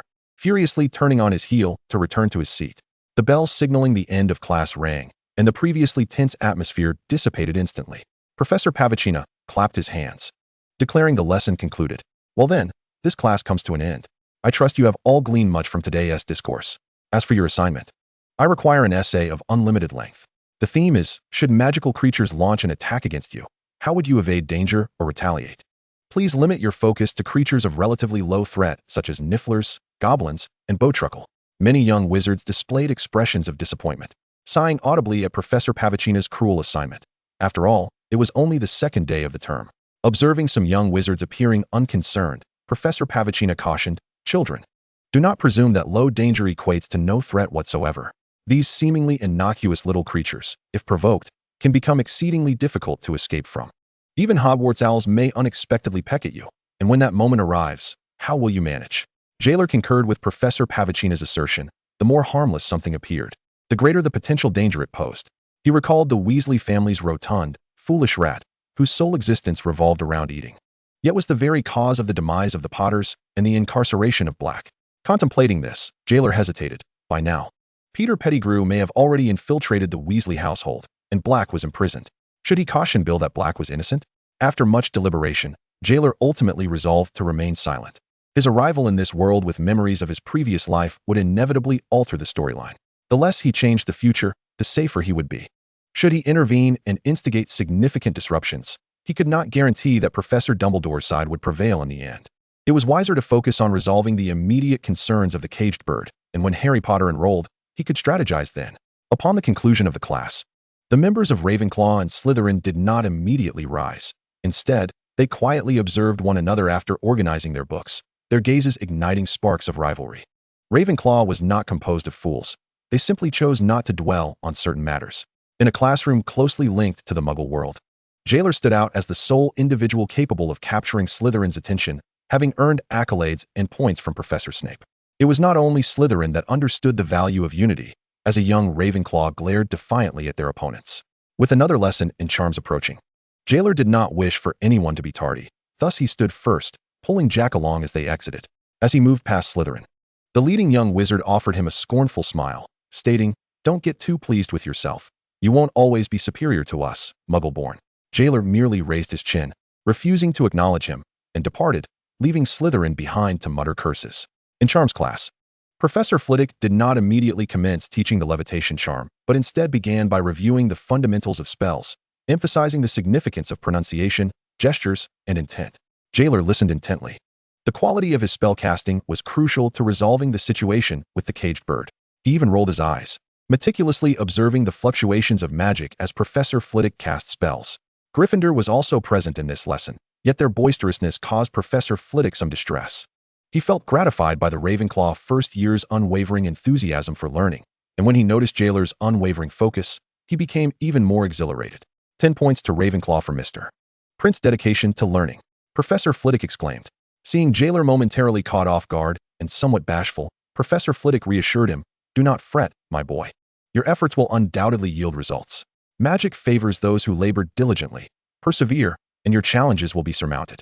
As Jeler observed Professor Flitwick winking at him and delivering seemingly pointed remarks, he realized the professor might have misconstrued his unusual eyes as a source of insecurity. Wishing to alleviate the trauma from past incidents involving spells, he chose not to argue but instead returned a grateful gaze to Professor Flitwick, refocusing on the lesson. While practicing the hand shape for the levitation charm, he felt the flow of chakra within him and pondered the relationship between spells and hand formations. The existence of nonverbal and wandless spells indicated that hand shapes and incantations were not strictly necessary. What circumstances allowed one to forego sound and a wand? Was it achievable solely through practice, or did one need to attain a certain level of mastery over their magical power? Jeler believed it was the latter. Hand shapes could guide the internal flow of magic in a specific sequence and pace, while wands served to direct the casting of spells, keeping the flow pathways open. When combined, casting spells became a manageable endeavor. Suddenly, Jeler's mind began to delve deeper. Chapter 17. An Assault from Gryffindor? Was the wand akin to the hand seals and chakra manipulation, as both served as mediums for their respective arts? Initially, a ninja might perform 1 seal per second, but with practice and mastery over their chakra, they could achieve 3 to 4 seals in the same time frame. The Uchiha clan, renowned for their prowess in both ocular and physical techniques, could execute 6 seals in a second. Those with a deeper understanding of ninjutsu could simplify the sealing process. Moreover, the most skilled practitioners could unleash ninjutsu instantaneously without seals, such as Hashirama Senju and individuals of the ultra-elite caliber like Naruto and Sasuke. Analogously, in the realm of magic, one could progress from methodically casting spells to rapid verbalization, then to nonverbal casting, and ultimately, to wandless and silent spells. Furthermore, dexterity and combat awareness were indispensable during magical duels. Jeler experienced an epiphany. Chakra and magic were interconnected, not merely due to the unique advantages of being a transmigrant, but because they were fundamentally the same essence.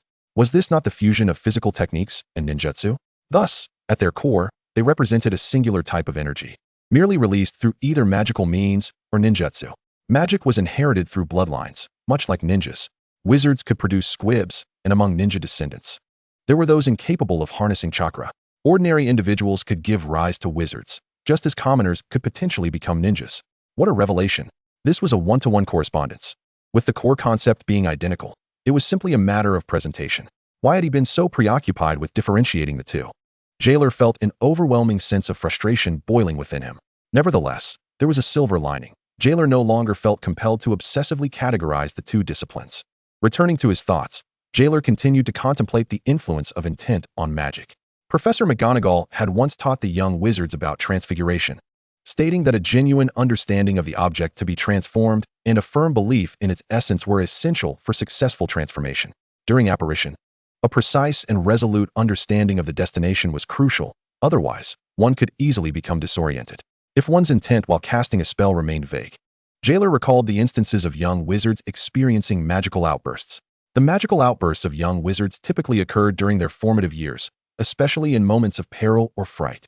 In their confusion, they lacked the knowledge and control to navigate such crises, resulting in the uncontrolled release of their magical energy, which can lead to various destructive effects, wreaking havoc on their surroundings, causing harm to others, or even disappearing into thin air. This phenomenon arises from the insufficient understanding and mastery of their powers at such a tender age. A heavy burden weighed upon Jeler as he contemplated the caged bird curse, which pertains to the soul. If he wished to dispel it, would he not need to attain a certain level of comprehension regarding the soul itself?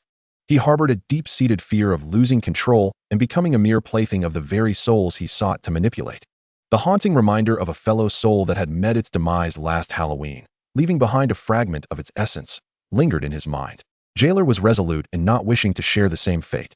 Moreover, within the hallowed halls of Hogwarts, tomes concerning the soul were sequestered in the restricted section, inaccessible without a professor's signature. Even should he somehow obtain one, the absence of supervision would render any research endeavor exceedingly difficult. Time was not a luxury he could afford.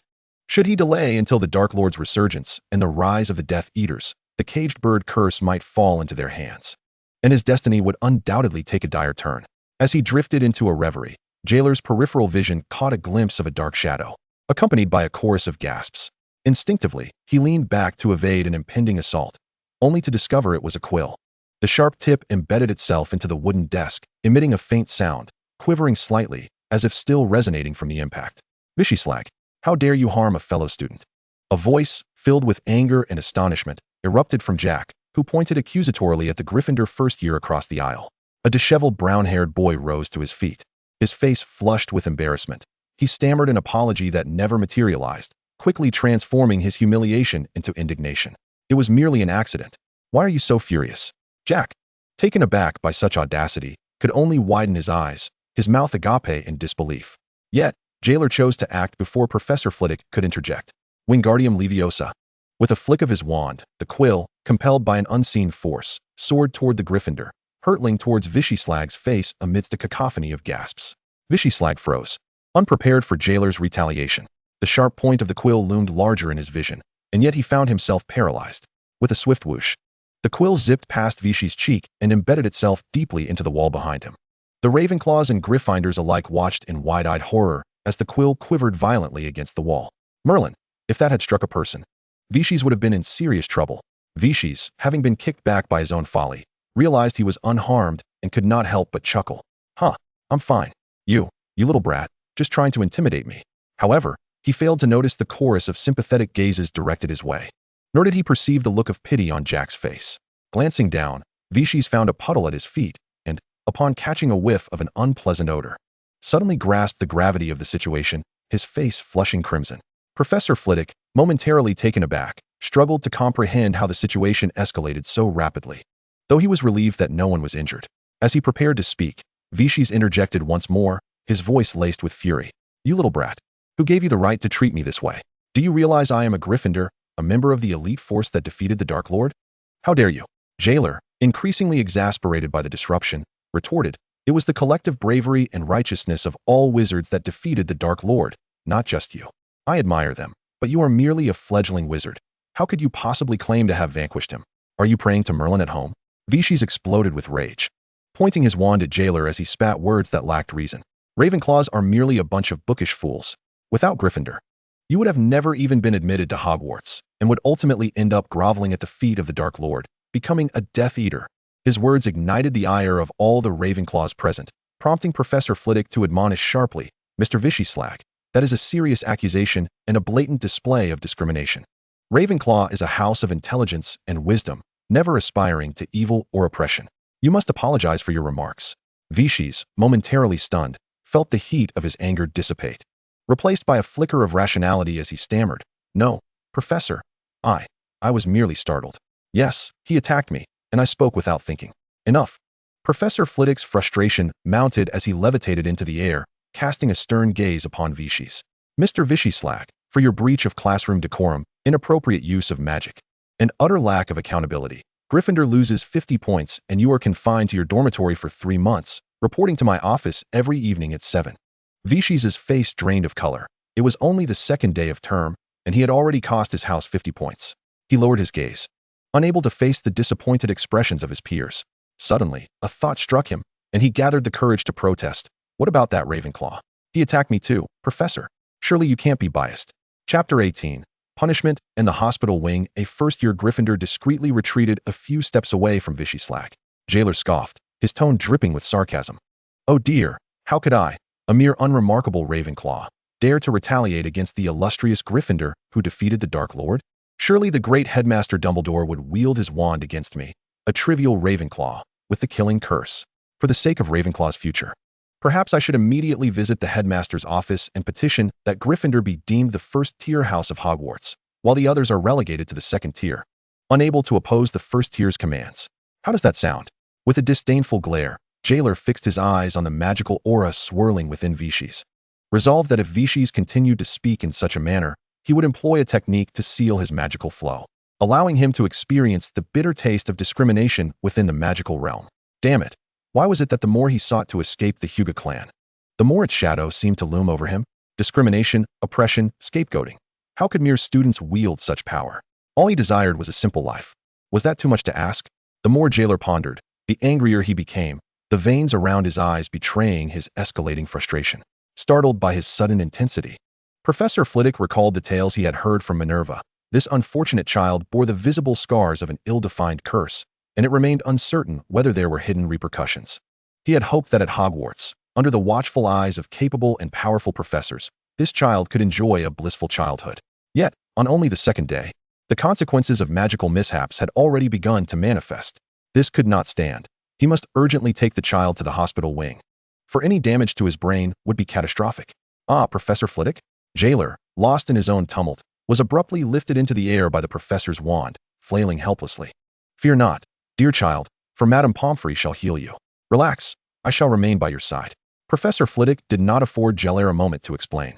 Casting spells with great fervor, and in the blink of an eye, he vanished. By the time Jack and the other young wizards comprehended the implications of Flitwick's words, chaos erupted. With tears welling in his eyes, Jack indignantly pointed at Vichyslack, exclaiming, "You wait. If anything happens to Jeler, I will not let this go." Vichyslack, in despair, pleaded, "Do you truly believe I had a hand in this? Please, trust me."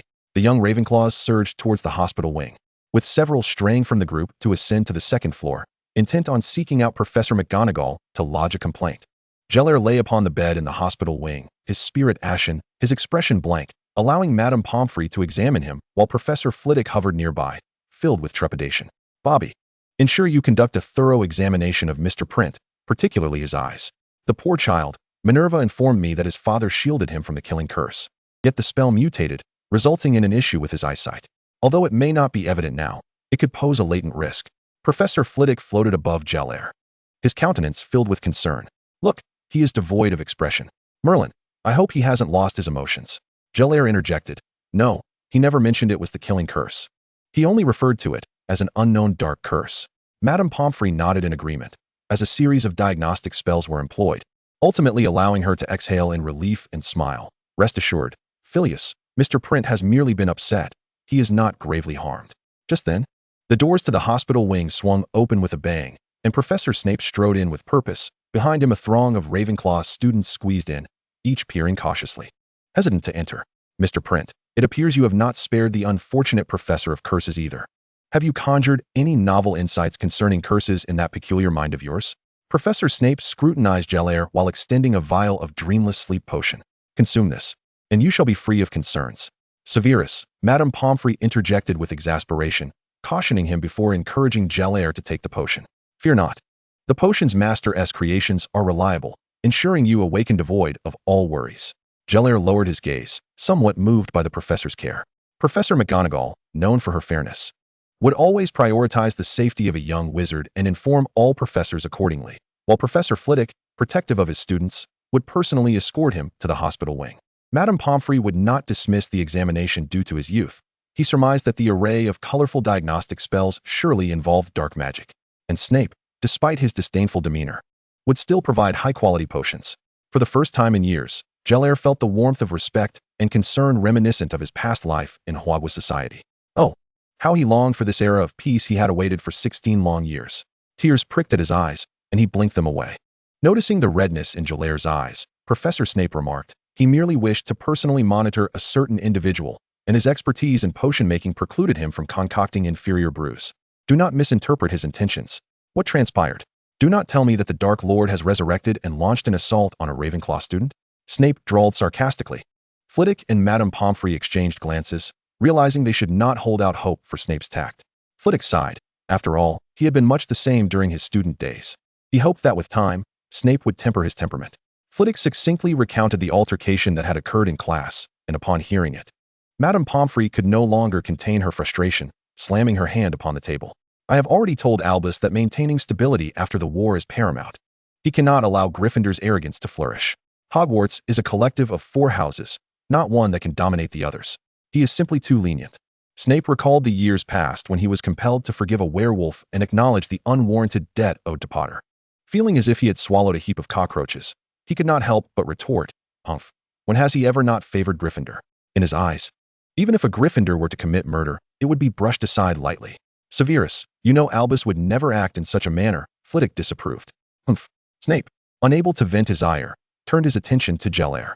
Mr. Print, while Mr. Slag's actions were misguided, your failure to seek help from a professor and your retaliatory actions led to Mr. Slag uttering inappropriate remarks. Thus, Ravenclaw loses 10 points. And you will serve a month of detention. Ahem, Severus, I have already placed Mr. Slag under detention. I believe it would be best if the two of them do not meet for the time being, Flitwick interjected hastily. Although he acknowledged that Jeler's retaliation was somewhat excessive, he reasoned that he was indeed the victim and a Ravenclaw. As the head of the house, was it not acceptable to show a little favoritism?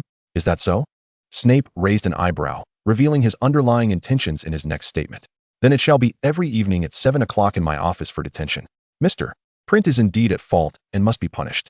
Snape had made up his mind to keep a close watch over Jeler. Flitwick fell silent. Recalling that Dumbledore had once hinted that Jeler might possess some aptitude for potions, which had caught Severus's attention, Flitwick suddenly understood Snape's motives. Oh, very well. I have no objections, Severus. Teach him well, or rather, punish him appropriately. One must refine a jade before it can shine. Flitwick patted Snape's shoulder cheerfully. Bemused by his stubborn nature even at over 20 years of age, Snape furrowed his brow, perplexed.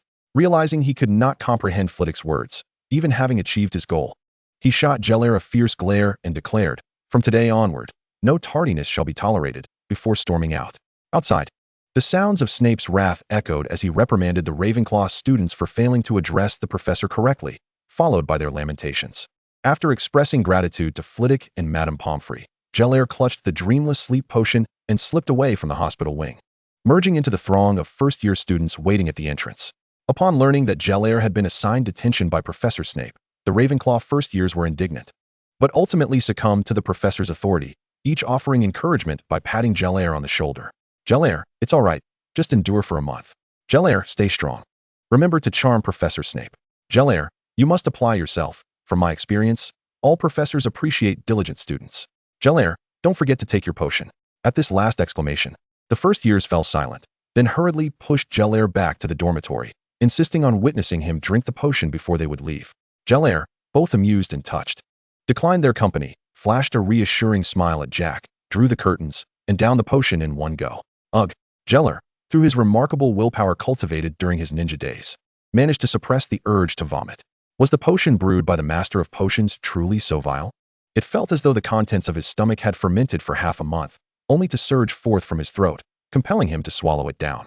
It was unbearably distasteful, utterly intolerable. Duong. Jeler collapsed onto his bed, succumbing to a deep slumber. Meanwhile, Jack, holding his breath, finally discerned the sound of Jeler's snoring, allowing himself to relax and drift off to sleep. Professor Snape was indeed formidable. The efficacy of the dreamless potion was remarkable. Jack mused in his dreams. During their afternoon transfiguration class, they were once again joined by Gryffindor. However, due to the Morning S incident, the Gryffindors had become markedly subdued. Jeler aroused himself at the appointed time, feeling invigorated and refreshed. He was uncertain whether to rejoice in the excellent effects of the dreamless potion or to lament the lingering foul taste in his throat, which ultimately left him expressionless as he passed by the Gryffindor students, deliberately ignoring their guilty and remorseful expressions, merely offering a slight nod. Jeler bore no animosity towards them. Young wizards often lack strong opinions and could easily be swept away by public sentiment or collective behavior. The events that transpired during the curse lesson were not their fault. He had been so enraged that he had lost his composure, accepting the deduction of points and detention without resistance. Conversely, the Gryffindors, witnessing Jeler's continued good-natured greeting, felt a profound sense of guilt. They had initially believed that Vicky's actions were wrong, yet none had dared to confront him. During lunch in the common room, they had been reprimanded by Professor McGonagall for their inaction during the conflict, receiving a scolding for failing to intervene in a timely manner, which escalated the situation, resulting in a deduction of 5 points for each of them and an additional month of detention for Vicky. Unaware of their inner turmoil, Jeler settled down, opening his textbook and looking up in anticipation of the lesson. His gaze fell upon the adorable tabby cat, poised regally at the lectern. His eyes brightened, unable to suppress a smile. Cats were undeniably charming, regardless of whether they belonged to his professor or were merely ordinary felines. When he was still Hyuga Eagle, he had long envied the Uchiha clan's ninja cats. How was it that, despite their irritable and eccentric natures, they could have fluffy little kittens perched upon their shoulders? Purring contentedly, Professor McGonagall had already heard of Jeler's reputation for being wise and studious. Seeing the eager anticipation on his face, she mistakenly believed he could hardly wait to commence the lesson, feeling a sense of satisfaction as she sprang up and transformed. Very well. Open your textbooks and let us delve into the fundamental principles of transfiguration. Jeler's smile faltered as he contemplated acquiring a kitten to soothe his spirits. As Professor McGonagall elaborated on the subject with clarity, the classroom atmosphere gradually returned to tranquility, allowing Jeler to finally breathe a sigh of relief.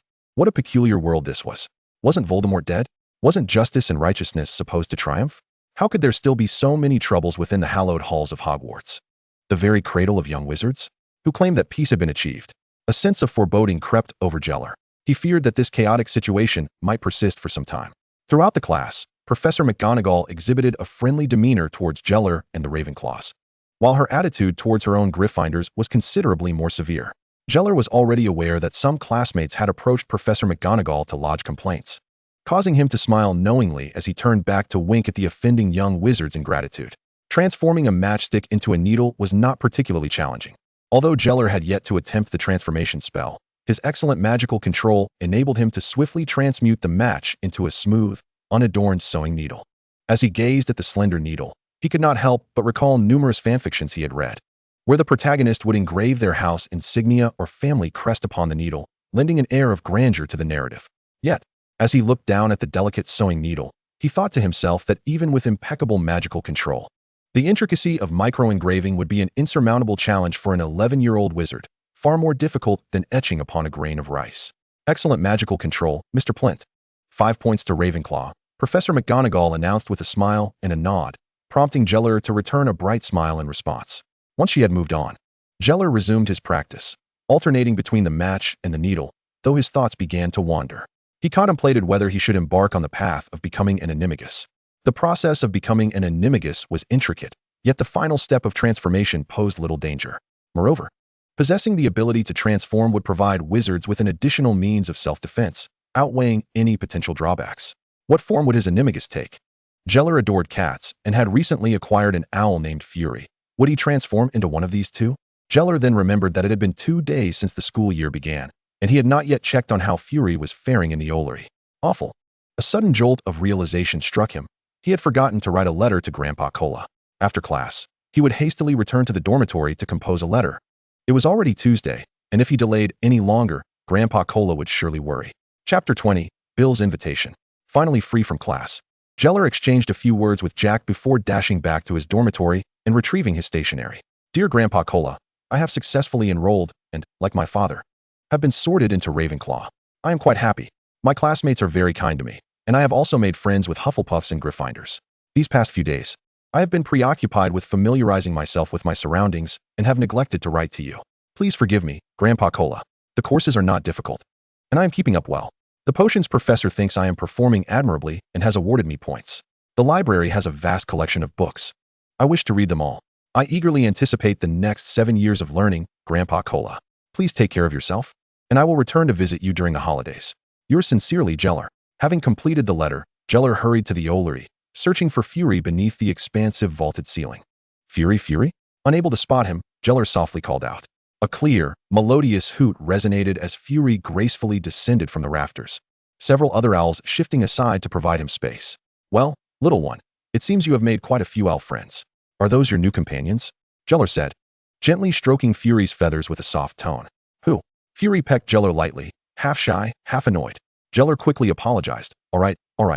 I will refrain from calling you little one. From now on, shall I call you young master instead? Fury tilted his head, contemplating Jeler's words, and soon appeared delighted, chirping incessantly. Come, young master. This is a letter for Grandpa Cola. I appreciate your effort in delivering it. Be sure to wait for his reply before returning. Jeler instructed. Fury hooted proudly in acknowledgement, then savored the dried meat Jeler had brought, feeling satiated before nuzzling against him.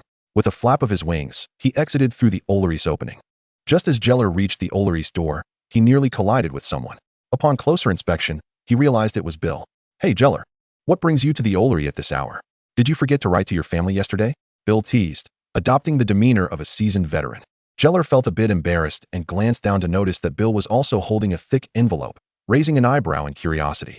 Clearing his throat, Bill, his cheeks flushed, explained, I have 5 younger brothers and 1 sister at home. Except for the 2 youngest who are still finding their words, the other 4 brothers are quite a handful. I left home for just a day, and they were already scouring the house for me.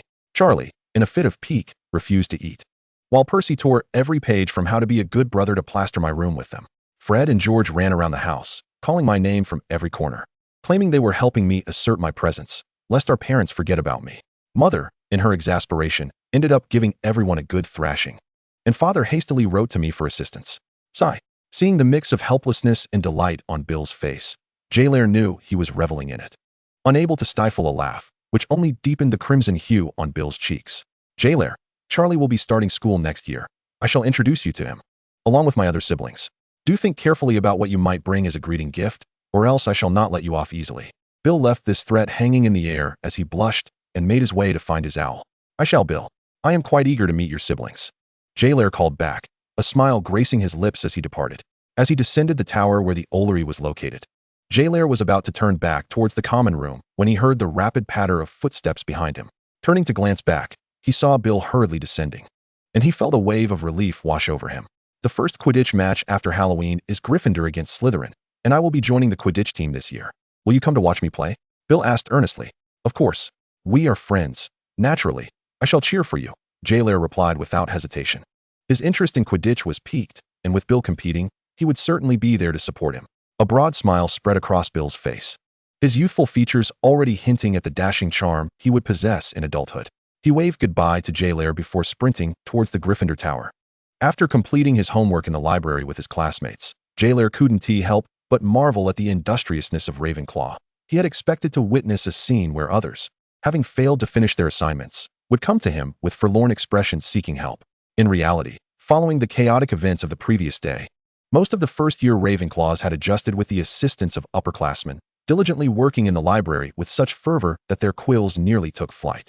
After exchanging a few words with Prefect Sinclair, Jeler began to pack his belongings to leave.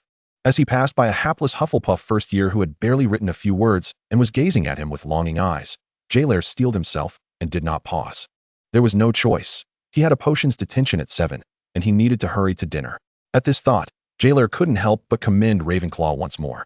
In the first month of the first year, Prefects Sinclair and Brown took turns overseeing the first-year cohort, personally ensuring they were awakened in the morning, escorted to and from classes, and accompanied for meals, counting heads before any action was taken to ensure no young wizard was left behind. Including the post-class trips to the library to do homework, Jeler understood that in order to leave, he needed to report his whereabouts. He felt no discomfort in this practice. Reporting was as standard as could be in the Muggle world, as long as one did not engage in mischief. Such transparency was beneficial for all. After dinner, on his way to the dungeons, Jeler had just reached the first underground level when he spotted 4 Slytherin wizards, appearing to be in their third or fourth years. As the Slytherin dormitory was located underground, encountering them here was not unusual, and Jeler paid them little mind. However, as he continued on, Jeler sensed something amiss. The four upperclassmen were gradually surrounding him. Trying to veer away, he was contemptuously blocked by one of them, who said, "Mr. Plinter, I know a place that is quite quiet. I have some words to share with you." Jeler was unfazed. This was merely a precursor to the bullying he had often witnessed from the branch of the Hyuga family. He was not one to shy away from confrontation. Despite the traces of trepidation that flickered across his face as he was reluctantly led down a corridor by the Slytherin upperclassmen. Noticing that the corridor was devoid of portraits save for the flickering candle flames, Jeler couldn't help but admire the cunning of Slytherin, which bolstered his confidence for what was to come.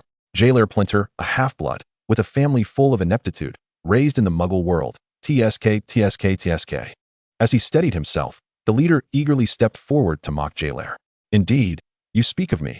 Likewise, I am the one who has garnered points from Professor Snape, Professor Pavarizna, Professor Flitwick, and Professor McGonagall, and caused Slytherin to lose points and face detention right from the start," Jeler calmly retorted, knowing well how to strike back at the individuals before him. Sure enough, upon hearing this, the expressions of the four Slytherins twisted with rage, their anger surging. "Enough. You're merely lucky. If that one were still here, Hogwarts would never allow a lowly muggle like you to speak so boldly." The leader ground out through gritted teeth, striving to suppress Jeler.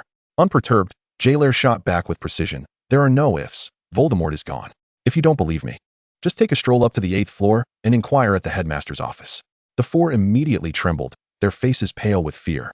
Uncertain whether it was due to Jeler's brazen use of the name or the thought of being discovered by Professor Dumbledore. One among them stammered, "You dare? You dare to speak his name? Are you not afraid?" Jeler found it amusing and replied, "Afraid? Am I to fear him returning from Merlin knows where to strike me?" Or rather, he lifted an eyebrow, his voice dropping to a low, cautious tone. "Are you intending to firmly follow him and develop Death Eaters right under Professor Dumbledore's nose?" As the words left his mouth, the Slytherins appeared somewhat intimidated, taking a few steps back, their wands loosening in their grips. It seemed they were merely frightened of their pure blood status diminishing, cowardly and inept children. Such individuals, even if Voldemort were alive, would not be deemed worthy of the dark mark. Perhaps spurred by Jeler's blatantly disdainful gaze, the leader suddenly barked, "Enough. Let us not forget what we were originally here to do. Matters concerning great figures are not ours to meddle with. Let us focus on our own tasks." Jeler nearly laughed. The words were delivered with such gravitas, yet coming from the mouths of mere boys, they were rather comical. As the four regained their composure and prepared to utter spells, Jeler feigned fear, hastily reaching for the wand tucked away in his robes. Just as he lifted his cloak, before he could grasp it, a dozen fireballs suddenly materialized in the air, shooting towards them with alarming speed. The searing heat of the fireballs was unmistakable, and the four wizards shrieked in a panic, forgetting about Jeler as they scrambled to evade the flames, frantically swatting at the embers that ignited their robes. "What in the world? Who set this fire? Get out of my way. Clear water, like a spring, clear water, like a spring. Ah, Clinton, your water just drenched me. Quit your babbling, and just say whether the fire is out. Wait, where's that brat Plinter?" The Slytherin wizards flailed about in a chaotic attempt to extinguish the fireballs, their faces and garments smeared with soot and water, the leader faring the worst, half his hair singed and looking like a drowned rat. Once they regained their senses, they discovered Jeler had long since vanished, prompting one of them to kick the wall in frustration, only to be met with the pain of his stubbed toe, which he subsequently cradled while wailing. Meanwhile, Jeler, who had slipped away with a composed demeanor, arrived at Professor Snape's office, greeted the serpentine statue at the door politely, and then knocked softly. With a creak, the door swung open automatically, and Jeler stepped inside. Professor Snape was engrossed in grading assignments, casting a brief glance at him before succinctly instructing, "The table by the wall, a bucket of slugs, all to be dealt with before the confinement ends." Pausing for a moment, he raised his gaze and issued a subtle warning. "You know the standards I expect, should I discover any negligence on your part." Although Professor Snape did not finish his sentence, Jeler understood his implication all too well. Nodding in acknowledgement, he approached the table. Standing at the table's edge, Jeler did not immediately begin his task. Instead, he surveyed the workspace, picking up a piece of parchment that appeared to be carelessly left next to the wooden bucket. Jeler discerned that the task at hand involved 2 steps, extracting the slug-s slime and slicing them into thin pieces for drying and preservation. Upon reviewing the instructions, Jeler couldn't help but mentally scoff at the situation. The methods for handling slugs were numerous, yet Professor Snape remained silent, leaving the tattered parchment with the instructions haphazardly aside. as if fearing that a young wizard might mistake it for refuse. Such irresponsibility, he mused, without concern for a student in confinement wasting the precious materials. Upon reflection, Jeler began to realize this might be a trap specifically laid for him. Snape wished to gauge his potential in potion making and determine whether he was worthy of cultivation. This thought ignited a spark of excitement within Jeler, prompting him to eagerly inspect the potion preparation tools. Noticing Jeler's shift in mood, Professor Snape, who had been observing from a distance, involuntarily furrowed his brow. In his tenure as a professor for over 6 months, he had yet to witness a young wizard so elated while engaged in the labor of materials during confinement. Was the pit he had dug too shallow? This thought briefly flickered through Snape's mind. Then, his gaze fell upon the disheveled and error-riddled potion assays of his students, eliciting a disdainful snort from his nostrils. As he lamented his position at Hogwarts, nonsense, Snape scrawled a large tome on the paper, refocusing his attention on grading, dismissing Jeler from his thoughts. Should Jeler excel, he would benefit. Should he falter, an extension of confinement would merely be a trifling consequence. After all, he would not suffer for it. Hearing Snape's cold snort, Jeler glanced back and observed the professor engrossed in grading assignments. Deciding to concentrate on his task, he resolved that if he succeeded, he would reap the rewards. If he failed, it would only result in a few extra days of confinement, hardly a loss. Jeler found no aversion to this repetitive preparation work, as it reminded him of his previous experiences in the kitchen, preparing ingredients. The simple, monotonous tasks, while somewhat exhausting, possessed an inexplicable ability to soothe his spirit. Especially when he was deeply focused on chopping vegetables, and upon lifting his gaze, he was greeted by a basket brimming with neatly cut produce. A gratifying sense of accomplishment would wash over him. If he were still in Hyuga, fast-forwarding 40 years, Jeler would undoubtedly have registered an online account to live-stream his potion making. After all, he had seen countless viewers clamoring to watch others chop vegetables to feed pigs, even willing to pay for a taste. He chuckled at the thought. While musing, Jeler continued his work. First, he retrieved a large basin, filled it with water and salt, donned his dragon hide gloves, and added several handfuls of slugs to eliminate impurities, similar to how clams expel sand. He then tidied the workspace, arranging the large basin. A bowl of clean water, an absorbent cloth, a cutting board, a silver knife, an empty bowl, and an empty vial from left to right. The empty bowl and vial were dried after being cleaned and baked, intended for holding the sliced slugs and slime.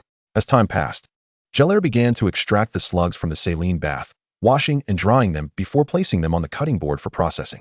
Extracting the slime from the slugs was a straightforward task. One merely needed to cast the squeeze charm, causing the slug's body to gradually deflate from the back to the front, after which the slime would ooze forth from its mouth. Once the slime was fully extracted, he would slice the slugs and place them in containers. Thus, a charming little slug would successfully complete its purpose.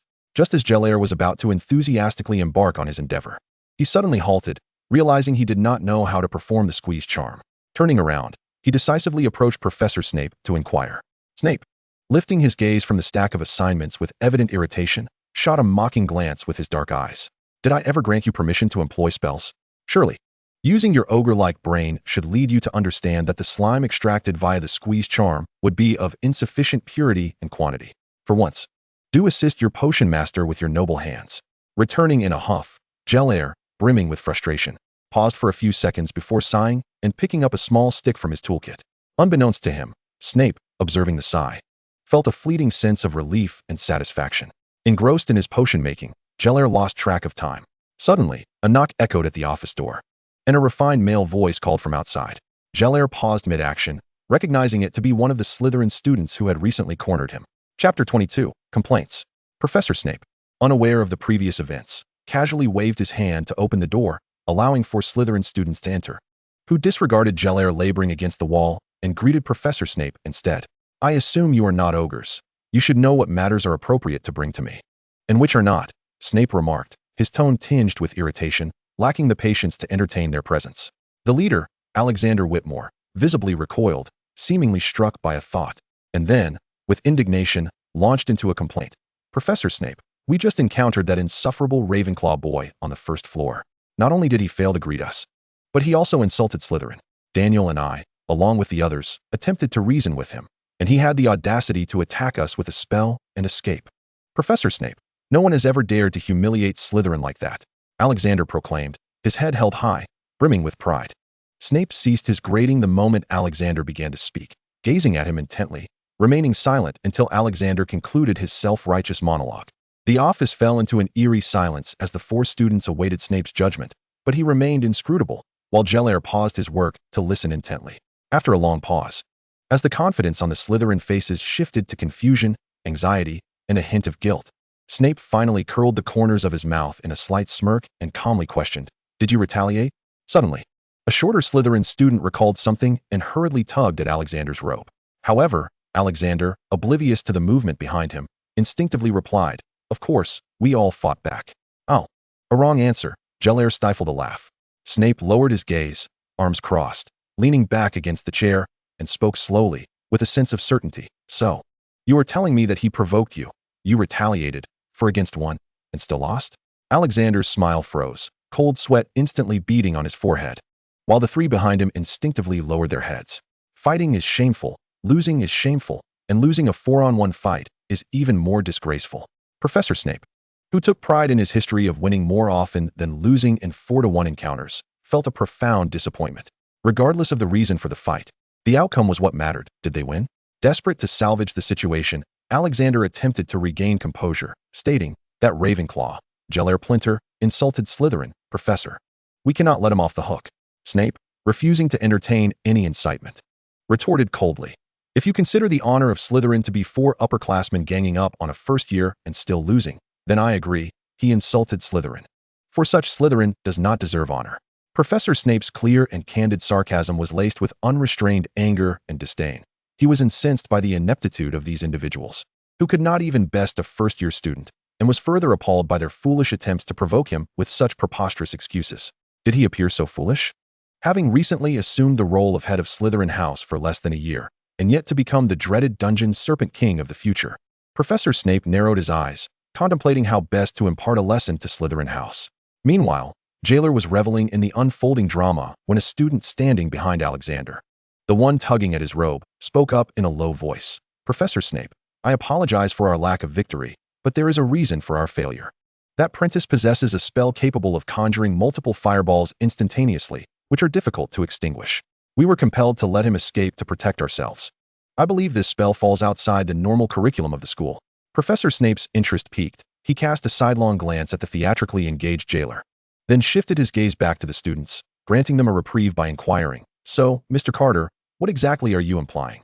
Daniel Carter, believing he had struck a chord with Professor Snape, excitedly added, "It must be dark magic. I could sense the explosive energy within those magical fireballs. They were certainly not spells of mere flames." Jeler rolled his eyes in exasperation, thinking how absurd it was that they would stoop to such lengths to implicate him. The essence of dark magic was unmistakable. A simple inspection by the professor would reveal the truth. Fire release techniques were notoriously ineffective at causing fatal harm, primarily serving to harass opponents or ignite objects. Only those who neglected physical prowess would fail to evade them. If it were Jeler, he could devise 100 methods to avoid injury. Let me remind you, the essence of dark magic lingers in a location for a certain duration. Do you wish for me to conduct an on-site examination? Professor Snape scoffed at this assertion, bluntly highlighting its flaws. Daniel hastily lowered his head, sealing his lips in silence. Professor Snape did not wish to continuously embarrass Slytherin, as it would tarnish the reputation of the house before Jeler. Thus, he kindly offered a suggestion, the reversal charm. However, he did not anticipate that Alexander and the others would bow their heads even lower. With Alexander muttering despondently, he did not touch his wand. Nor did he utter a spell. The reversal charm cannot detect anything. Panic coursed through Jeler's body as he distinctly felt the weight of Professor Snape's deadly gaze upon him. Internally lamenting, he realized that in his effort to avoid leaving any incriminating evidence, he had resorted to using a technique that might lead others to believe he could cast spells without a wand or incantation. With Voldemort recently deceased, how could such a young wizard be so audacious without fear of suspicion? He had assumed the others would not be childish enough to report him, given that they were at fault first. Professor Snape's ire intensified. He certainly did not believe that a newly admitted young wizard could wield wandless spells against others. Rather, he presumed it was merely a family heirloom designed for protection, and a device capable of launching only a few fireballs held little value. The Prentice family, with its modest wealth compared to the Weasleys, could only afford such alchemical trinkets. However, what truly enraged him was the fact that his students could not recognize an alchemical artifact and brazenly lied about it being dark magic, right in front of the individual concerned. He would wager that Jeler was likely mocking him internally, frustrated at failing to instill a sense of dread in the confined students and instead providing them with a source of amusement. Professor Snape's magical pressure surged violently, causing the Slytherin students to instinctively take a few steps back, with even Jeler shrinking slightly. Mr. Prentice, please enlighten your unfortunate potions professor on how you valiantly triumphed against 4 opponents. Professor Snape suddenly interjected, startling Alexander and the others. Jeler, fully aware that Professor Snape would not let him off the hook, calmly turned to face him, saying, "Very well, Professor." It was only then that Alexander and the others realized that the student in confinement was Jeler. The thought that their own head of house had mocked them for so long left them feeling both furious and embarrassed, their eyes alight with indignation, wishing fervently for Jeler to be transformed into a slug and boiled down for potions. Under the glaring light of the office's ceiling fixture, Jeler's already pallid eyes appeared even more unsettling, drawing involuntary memories of childhood horror tales from Alexander and the others, prompting Jeler to speak with a composed demeanor. Chapter 23, The First Loss of Points and Reprimand. Jeler recounted the events in a straightforward manner, refraining from embellishment, but concluded with, "I truly do not know what transpired. I was merely preparing to draw my wand when several small fireballs appeared in the air. I assumed an upperclassman had covertly assisted me, so I took the opportunity to flee while they were distracted." Professor Snape was somewhat taken aback. The fireballs were indeed unrelated to Jeler, and he remained unconvinced. "Tell me, Mr. Prentice, is what you say true? What discrepancies exist?" Professor Snape turned sharply to Alexander, his tone demanding. Caught off guard, Alexander momentarily forgot about framing Jeler and answered truthfully, "Yes, it is true. We drew our wands first." In a panic, Prentice attempted to retrieve his wand, and the fireballs erupted the moment he lifted his robes. "We were occupied with extinguishing the flames, and that is when Prentice made his escape." Anticipating Professor Snape's next inquiry, Alexander dejectedly added, "I did not sense anyone else. I am unaware of who cast the spell that produced the fireballs." Daniel and the others nodded in agreement, claiming they had seen no one else. Professor Snape clenched his fists in frustration. Damn it, he had known these little trolls would prattle on about honor and glory. Yet in reality, they were nothing more than mandrakes, unable to best their opponents, resorting to slander and defamation, and ultimately unaware of whether anyone else was present during the incident. Had this been a few years prior, individuals like them would not have perished on the battlefield, but rather in the false sense of security of their homes. No, they were even inferior to mandrakes. Immature mandrakes could induce fainting with their cries, while mature ones could be lethal. The little trolls before him were so inept that they could not even reach the hem of Jeler's robe, let alone inflict any harm. Unable to contain his disdain, Professor Snape allowed a few derisive chuckles to escape his lips. "Slytherin students attacking classmates will each lose 10 points. And you shall transcribe the Slytherin Code of Conduct 10 times. As for Mr. Prentice," Professor Snape scrutinized Jeler as though searching for a weakness, his voice icy. "Failing to greet the professor upon entering is a sign of disrespect. You shall lose 5 points for that." Jeler replied, "Thank you very much." With that, Professor Snape, unwilling to endure further humiliation, dismissed Alexander and the others from his office. Their attempt to report had failed. They had witnessed the spectacle, and points had been deducted. Jeler turned back to continue dealing with the slugs. The ensuing time was tranquil, with Professor Snape and Jeler absorbed in their respective tasks, neither disturbing the other. And both found an unusual sense of calm. As Jeler worked, he suddenly experienced a peculiar sensation, as if they were a family, one in the kitchen preparing a meal, the other in the living room engrossed in a book, quietly accompanying and relying on one another. What a strange thought. Shaking his head, Jeler cleared his mind. Soon, he finished processing the slugs, wiped the sticky residue from the bottle's rim, sealed the lid, and covered the bowl containing the slices with a dust cover. After tidying the workspace, he informed Professor Snape. Professor Snape approached, inspected the final product, and a flicker of satisfaction passed through his eyes as he nodded slightly. "Very well. You may return. Remember, tomorrow at 7 o'clock as well." Jeler promptly replied, "Understood. Professor Snape, I have classes on Wednesday and Thursday evenings, so I cannot attend detention." Professor Snape furrowed his brow slightly, and, with an air of impatience, replied, "Fine, understood. You need not attend detention on evenings when you have classes. Now be off." Jeler sighed in relief and hurried away, not forgetting to extend his greetings to the professor to avoid further deductions of points. Upon returning to the Ravenclaw common room, Jeler glanced at the time. It was 8:30. Fortunately, he could still engage in some reading or chat with his classmates to discuss the coursework. Meanwhile, Professor Snape took a while longer to finish grading assignments. According to his usual practice, he would relish the pleasure of brewing potions in the potions classroom at this hour. However, he smirked coldly and decided to deliver a stern reprimand to the trolls of Slytherin House. He seized a passing Slytherin student and instructed him to return and inform everyone to gather in the common room. As the hour approached, Professor Snape strode purposefully out of his office towards the common room. Bang! The door to the Slytherin common room was forcefully thrust open by a wave of magical pressure, causing all the students who had been quietly waiting inside to involuntarily shudder, including those in their 7th year.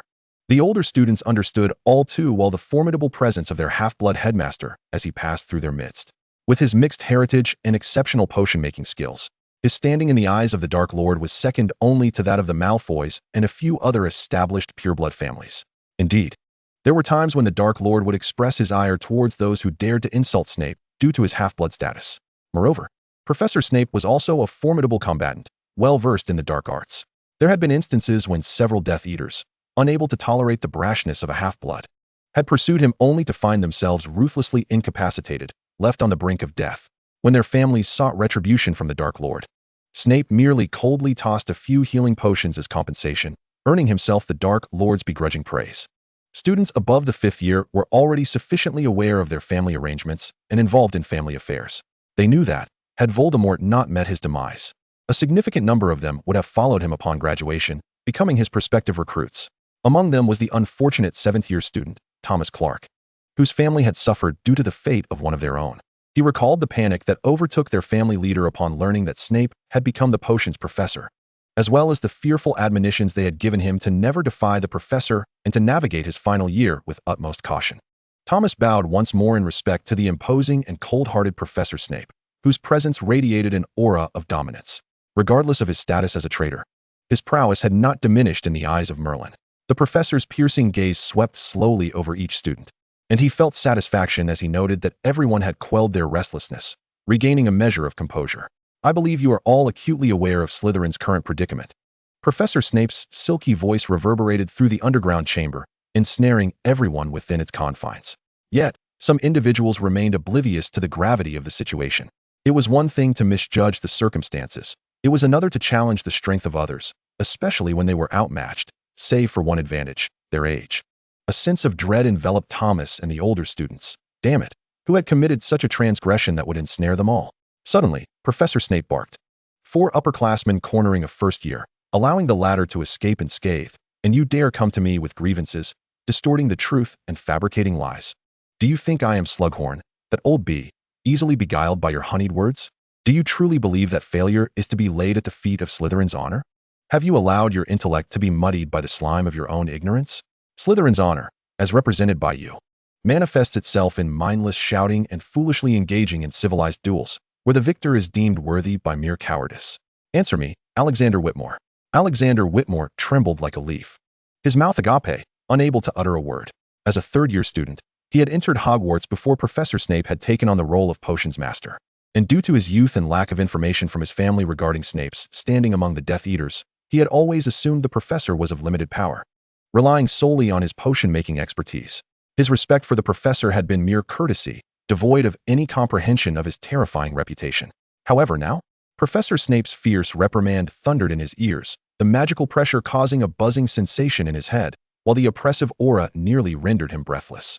Such a terrifying experience was one he had never encountered even with his own elders. The only comparable moment was when his father had failed in his duties and was punished by Bellatrix Lestrange. That day, when she had just apparat to their home, Alexander had felt a similar dread. He dared not contemplate what he might face, for this was a figure who could rival the infamous madwoman, Bella.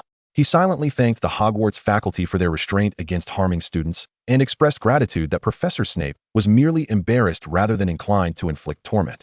He reiterated the punishment for Alexander, regardless of the glares directed at him from the other students. Professor Snape concluded his address. Whether some of you wish to acknowledge it or not, the Dark Lord is dead. Dumbledore now holds the upper hand.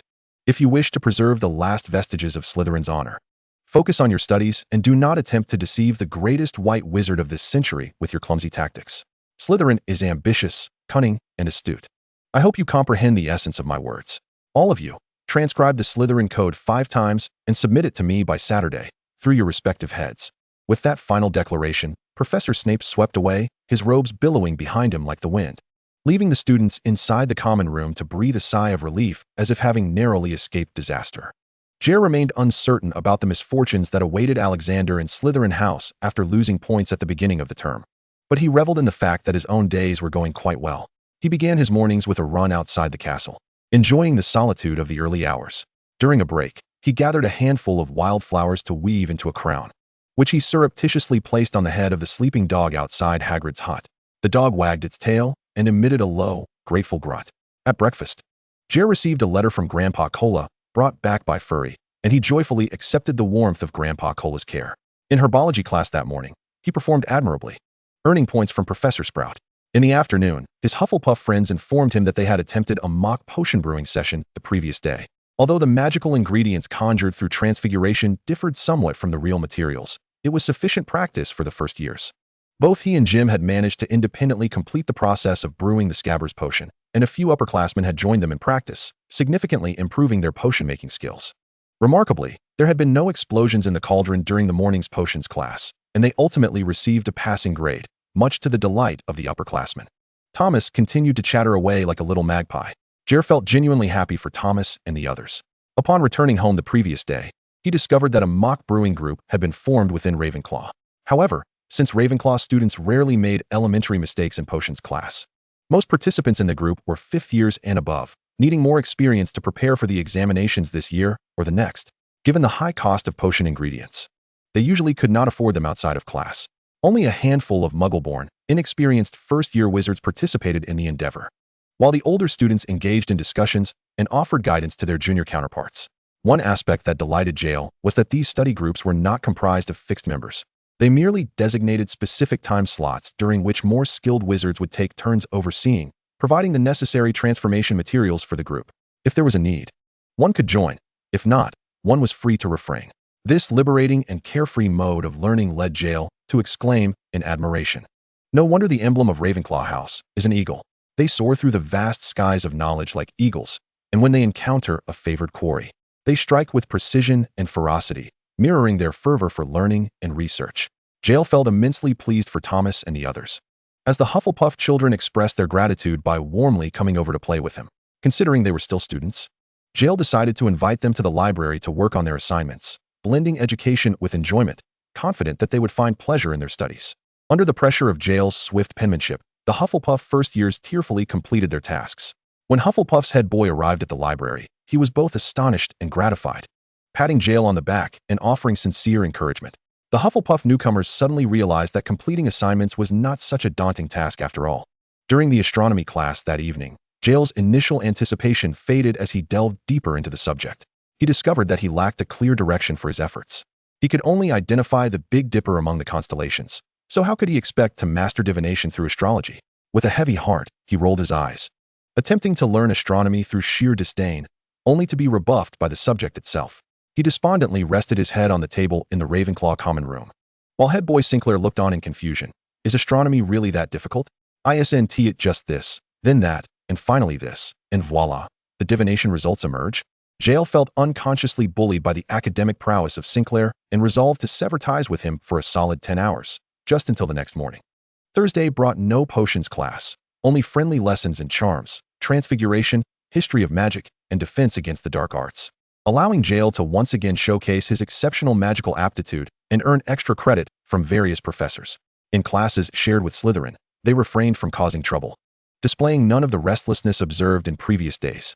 Jeler speculated that they had perhaps faced reprimands from Professor Snape.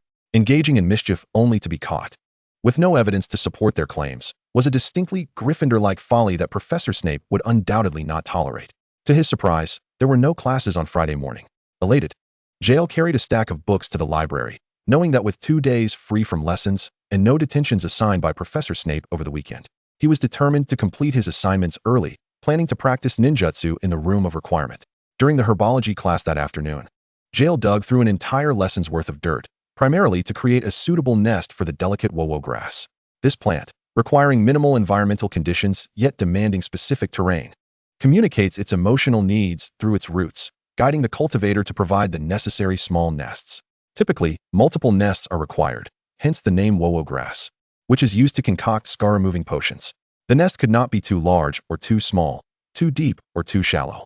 Some particularly temperamental wowo grass even preferred a 2-bedroom, 2-bathroom setup, metaphorically speaking, of course, meaning 2 large nests, 1 medium-sized, and 2 small ones. Crafting these nests was no easy feat, as the grass had precise requirements regarding depth, width, and dimensions. Jeler cast a sympathetic glance at Jack, who had just completed the foundation for his 2-bedroom, 2-bathroom configuration. Fortunately, his Wowo grass was less demanding, requiring only a 1-bedroom, 1-bathroom nest. However, when the plant's roots brushed against his hand, he sensed an overwhelming desire from his Wowo grass for an extraordinarily large nest. What could one even call that? A swimming pool, perhaps? Thus, when Jack finally finished digging his 2-bedroom, 2-bathroom nest, he turned to find Jeler laboring over a massive pit, and at that moment, the tides had turned, leaving Jack to feel sympathy for Jeler. Chapter 25, Flying Class and the Halloween Feast. Finally, the afternoon flying class arrived, and Jeler, like all the first years, excitedly made his way to the field. At this point, the professor was Madame Hooch, who assigned brooms to the newcomers and instructed everyone to command them. Jeler called out up, and his broom immediately leapt into his hands, even giving a little twist as if to please him. It felt as though the broom were a sentient creature. He mounted the broom, gently pushed off the ground, and it soared into the air, gliding smoothly in accordance with Jeler's will. Jeler harbored no aversion to flying. In fact, he relished the sensation of soaring through the skies. In the past, although he had often been hurried while on missions, he still felt a sense of relaxation. For no one expected a ninja to engage in combat while in transit. Those moments were rare instances of safety for him. However, Jeler remembered the experiences of Harry Potter during flying lessons. Excelling might lead him to join the Quidditch team, a prospect he remained uncertain about. Thus, he controlled himself, enjoying the flight while maintaining a modest performance. That evening, detention awaited him once more, but this time, Jeler encountered no ambushes along the way. Instead, every Slytherin student he passed seemed to ignore him entirely. Observing this, he concluded that they must have received their share of scolding. It was akin to children being unable to strike or scold, forced by their parents to apologize, yet stubbornly refusing to relent. Upon arriving at the office, Jeler did not forget to greet Professor Snape, who appeared to have forgotten the previous detention, gesturing for him to set to work with the materials. The instructions neatly inscribed on a nearby parchment. This time, the task involved processing black beetle eyes, which were quite filthy prior to handling, covered in dust, dirt, and bits of beetle bodies. Jeler surmised that these had likely been sourced directly from a magical materials supplier, making them not only inexpensive but also utilizing the abundant, cost-effective labor available at Hogwarts, killing 2 birds with 1 stone. Processing the eyes was not particularly difficult, soaking them in clean water, then drying them with a soft cloth, using tweezers to remove impurities, and finally peeling off a complete, glossy black eye would suffice. The challenge lay in the fact that these eyes were small and fragile. Applying too much pressure could easily cause them to shatter. To facilitate his work, Jeler pulled up a stool, rested his arms on the table, and arranged the baskets conveniently within reach, beginning his task. Professor Snape initially paid little attention to Jeler's activities, engrossed as he was in grading assignments. However, during a break, he glanced up to find Jeler in a relaxed position, deeply frowning in disapproval. Rising, he strode over to Jeler, ready to reprimand him, only to be momentarily stunned into silence by Jeler's efficient, assembly line approach to processing the beetle eyes. Immersed in this industrial rhythm, Jeler gradually found his pace, completing one after another, eventually even humming a tune. His voice was intermittent, yet it conveyed a sense of ease. Professor Snape, uncertain whether to scold or command, observed in silence. This detention felt remarkably swift for Jeler. Having finished processing the last eye, he reached into the basket and found it empty, realizing that he had completed the entire task. Despite feeling a lingering sense of unfinished business, he turned to inform the professor that the assignment was done. Without uttering a word, Snape waved him away, and only after the door had closed behind Jeler did he gaze thoughtfully toward the workbench. Could it be that he truly possessed a gift? Jeler cheerfully returned to the Ravenclaw common room, the clock still shy of 9, and the other students had not yet succumbed to slumber. With no classes the following day, what harm could there be in staying up a little later? Jack innocently blinked. Rarely had Jeler allowed himself such a relaxed evening, devoid of homework or study, instead engaging in lively conversations with his fellow housemates. Listening to upperclassmen discuss various magical studies and campus gossip, and occasionally interacting with other newcomers, exchanging information and indulging in simple, mindless games. They seemed far more childlike than Jeler, their thoughts more innocent, which allowed them to forge friendships with newcomers from other houses with ease, unlike Jeler, who seldom reached out to others and had only 2 or 3 friends.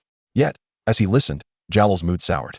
Some matters perhaps eluded the grasp of the freshers, who, in their naivete, merely observed without comprehending the underlying implications. However, Jeler understood the gravity of the situation. The current reality was not the fairy tale where the demise of the greatest villain allows the prince and princess to embark on a life of bliss. The preceding years of Voldemort's reign and the terror wrought by the Death Eaters had cast a long shadow, particularly during the dark years of 1980 and 1981, when Voldemort's soul was fragmented and his sanity diminished, leading to a more brutal and ruthless methodology among his followers.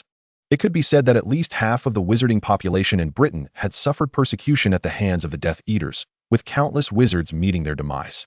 Voldemort's death, widely believed to have occurred, was abrupt, leaving both factions in disarray, ill-prepared to navigate the transitional period. Many wizards of Slytherin descent remained reluctant to accept the downfall of their formidable leader, clinging to their beliefs and instilling these notions in their children, bringing this mindset to Hogwarts. Conversely, the Just faction, led by the Order of the Phoenix, harbored deep-seated animosity towards those who upheld the ideology of blood purity. Initially, they too struggled to believe in Voldemort's demise, but with Dumbledore's assurance, they chose to place their trust in it, greeting the arrival of peace with fervor. However, the wizarding population was limited in comparison to Muggles, resulting in frequent intermarriages. Within a single family, one brother-in-law might follow the Death Eaters while another sister-in-law might have fallen victim to them. During times of enmity, they had valid reasons to harbor hatred. But with Voldemort's passing, both sides seemed to lose their rationale for animosity, without a master to follow or a murderer to condemn. Encounters between the two factions became marked by silence and awkwardness. Such scenarios unfolded within the very walls of Hogwarts. The mutual hatred, shattered beliefs, arrogance, and newfound humility created an atmosphere rife with discomfort. Jeler ultimately concluded that these young wizards were engulfed in profound confusion, uncertain of what was right or wrong, merely following the paths laid out by their predecessors. But this was fundamentally erroneous. This was Hogwarts, the cradle of all British wizards, not a breeding ground for malevolence. Dumbledore and the professors ought to provide guidance.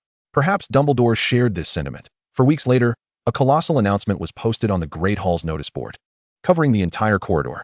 It proclaimed that at the end of October, during the Halloween feast, Dumbledore would host a grand celebration, sincerely inviting students from all houses to perform.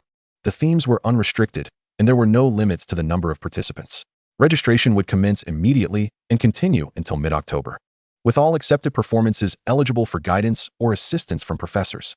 Following the banquet, the entire school would vote for 5 audience-favorite performances, with the winning acts receiving rewards ranging from 10 to 100 galleons, and the members of the first-place performance would earn a collective contribution award from the school, recognizing their efforts to enrich campus life. Upon the announcement's release, the student body erupted with excitement, momentarily forgetting grievances and rivalries. Chapter 26. The hazards and preparations behind the performances. Young wizards are inevitably drawn to revelry and play. And with such a splendid opportunity to showcase their talents while providing a legitimate excuse to evade homework, they were all ablaze with enthusiasm. Dumbledore smiled as he observed the little wizards hastily congregating in clusters to discuss their performances, the long-standing weight on his heart lifting considerably. Minerva, you were right. The children should not be embroiled in the disputes of adults. The mistakes we have made should not be inherited by them, sighed Albus Dumbledore. McGonagall nearly rolled her eyes at him, huffing, I told you before, we had no choice then, but the atmosphere in the school needs reform now. You always said that children's quarrels were inconsequential. Well, now that trouble has arisen, only now do you realize the need for change. Albus, where has your decisive nature gone when confronting the Death Eaters? Dumbledore, feeling a twinge of guilt, nervously stroked his beard and mumbled, they are not Death Eaters. All right. I understand your point. It was my fault. McGonagall was not being unreasonable. Rather, as the head of Gryffindor House, she recognized that a forceful overhaul of the school's atmosphere, particularly targeting students, especially those from Slytherin, could easily provoke rebellious sentiments, exacerbating the deterioration of the school environment. However, with Dumbledore inactive, she could only watch helplessly and tighten the reins on school regulations. Until recently, McGonagall had witnessed a grave incident unfold. A pair of once close friends, hailing from Gryffindor and Slytherin respectively, endured the torment of their parents' differing allegiances, resulting in a tumultuous relationship fraught with separations and reconciliations. They had hoped that this year, with their parents' adversarial ties diminished, their friendship could mend, but the atmosphere within Gryffindor had shifted dramatically in just 1 year. From the euphoria following Voldemort's death to the mixed feelings of relief and sorrow while cleaning up the aftermath, the survivors basked in the glory of their victory and pride. By the time the new school year commenced, the incoming students, fueled by their triumph, began to criticize the losers and inept, particularly looking down upon Ravenclaw and Hufflepuff for their perceived lack of contribution and denigrating Slytherin as evil, deserving of the worst. Consequently, the Gryffindor girl among the friends was branded a traitor, deemed a fallen one with Slytherin's dark inclinations, leading to her ostracization and bullying. Each night, she was cornered in the common room, subjected to physical abuse, with the ringleader even declaring that she was a pariah in the wizarding world, deserving imprisonment in Azkaban to face the Dementors. Terrified, the girl, unable to bear the relentless torment, leapt from the common room window in despair. Fortunately, McGonagall happened to be at her office window at the time, catching sight of the falling figure and swiftly conjuring a spell to save her, only then realizing the severity of the issue within the house. This was not merely a matter of personal vendettas or house rivalries. It threatened to unleash a catastrophe across the entire wizarding community. Enraged, McGonagall deducted points and imposed detention on all involved, leading the head student to the principal's office, where she unleashed her fury upon Dumbledore, her sharp voice echoing throughout the office, causing portraits of former headmasters to cover their ears and flee the frames. Dumbledore, witnessing the girl, her expression as vacant as a prisoner of Azkaban, could find no words, standing obediently as McGonagall berated him. Subsequently, the girl was taken to St. Mungo's for psychological care, and after a faculty meeting, the announcement regarding the upcoming banquet was made. Minerva, I shall not repeat the same mistakes again. Headmaster Dumbledore solemnly remarked that once, in a moment of poor judgment, he had inadvertently misled a young boy. When the boy, now grown, still harbored fondness for Hogwarts, Dumbledore cruelly turned him away, ultimately leading the charge against him. Dumbledore was not without regret. He would not simply attribute the blame to the boy himself. As a teacher, he had also failed. Had he properly guided the boy's interests, acknowledged his needs, and communicated with him candidly, perhaps the situation would not have deteriorated so drastically. The boy might have ascended to become the most powerful minister of magic, potentially leading the British wizarding community to greatness, even if he remained ambitious and power-hungry. After experiencing the darkness of recent years, Dumbledore believed that as long as the boy did not foster division or bloodshed, he would be acceptable in whatever endeavors he pursued. In truth, for the impoverished lives of wizards, an activity in which students could partake might indeed hold considerable allure. Jeler had witnessed Slytherins form small groups in the library, engaging in earnest discussions, wholly indifferent to the presence of passing Gryffindors. He even observed a Gryffindor which inadvertently drop a hairpin while passing by, which a nearby Slytherin boy instinctively caught and returned to her. The witch, momentarily dazed, accepted it absent-mindedly and left, while the boy remained focused on researching fabrics for performance attire, never once glancing back at her. The Hufflepuffs had prepared a program that perfectly aligned with their house's characteristics. Jeler knew that someone had suggested they dress as various herbs, mimicking their growth in the herbology garden to showcase the life cycle of plants. Others planned to portray mandrakes, using their cries to attack foes, reliving their adventures before ultimately being turned into potions. Ravenclaw had similar ideas, wishing to act as founders giving lessons, only to be met with a harsh refusal from passing Hufflepuffs. Why should we have lessons on such a splendid day? Are you participating in activities not to escape from classes? The Hufflepuff wizard's retort left Ravenclaw speechless. And you, Jeler, do you have a performance in mind? As the head boy, Sinclair was determined to implement school policies and activities, diligently asking around the common room to ensure every student would participate, even if only by offering an idea. Jeler hesitated. He had never possessed much talent for performance. He could neither sing nor dance well, and his acting skills were subpar. In previous ninja missions, he often nearly failed due to his inability to deceive others. However, Jeler understood the purpose of the event and desired a return to normalcy in the school environment. Besides, he was still a child. It would be inappropriate to remain too reclusive. Head boy Sinclair, I do have an idea. Why don't I share it with you? Jeler tilted his head at a 45-degree angle to look up, adjusting his glasses with a feigned air of seriousness. Chapter 27, The Joint Performance. Sinclair's interest was piqued, and he leaned closer, eager to listen. Head boy Sinclair, I believe you understand the significance of this event well. Jeler first posed a tentative question, waiting until Sinclair nodded earnestly before continuing. The headmaster and professors wish to avoid any divisions or oppression within the school. They seek unity among the houses. Thus, while it is permissible for our respective houses to prepare individual performances, would it not be even more commendable for all 4 houses to collaborate on a single presentation, ensuring no one is left out? Sinclair abruptly raised his head, his eyes sparkling with excitement. Jeler, I see what you mean. Yes, that's it.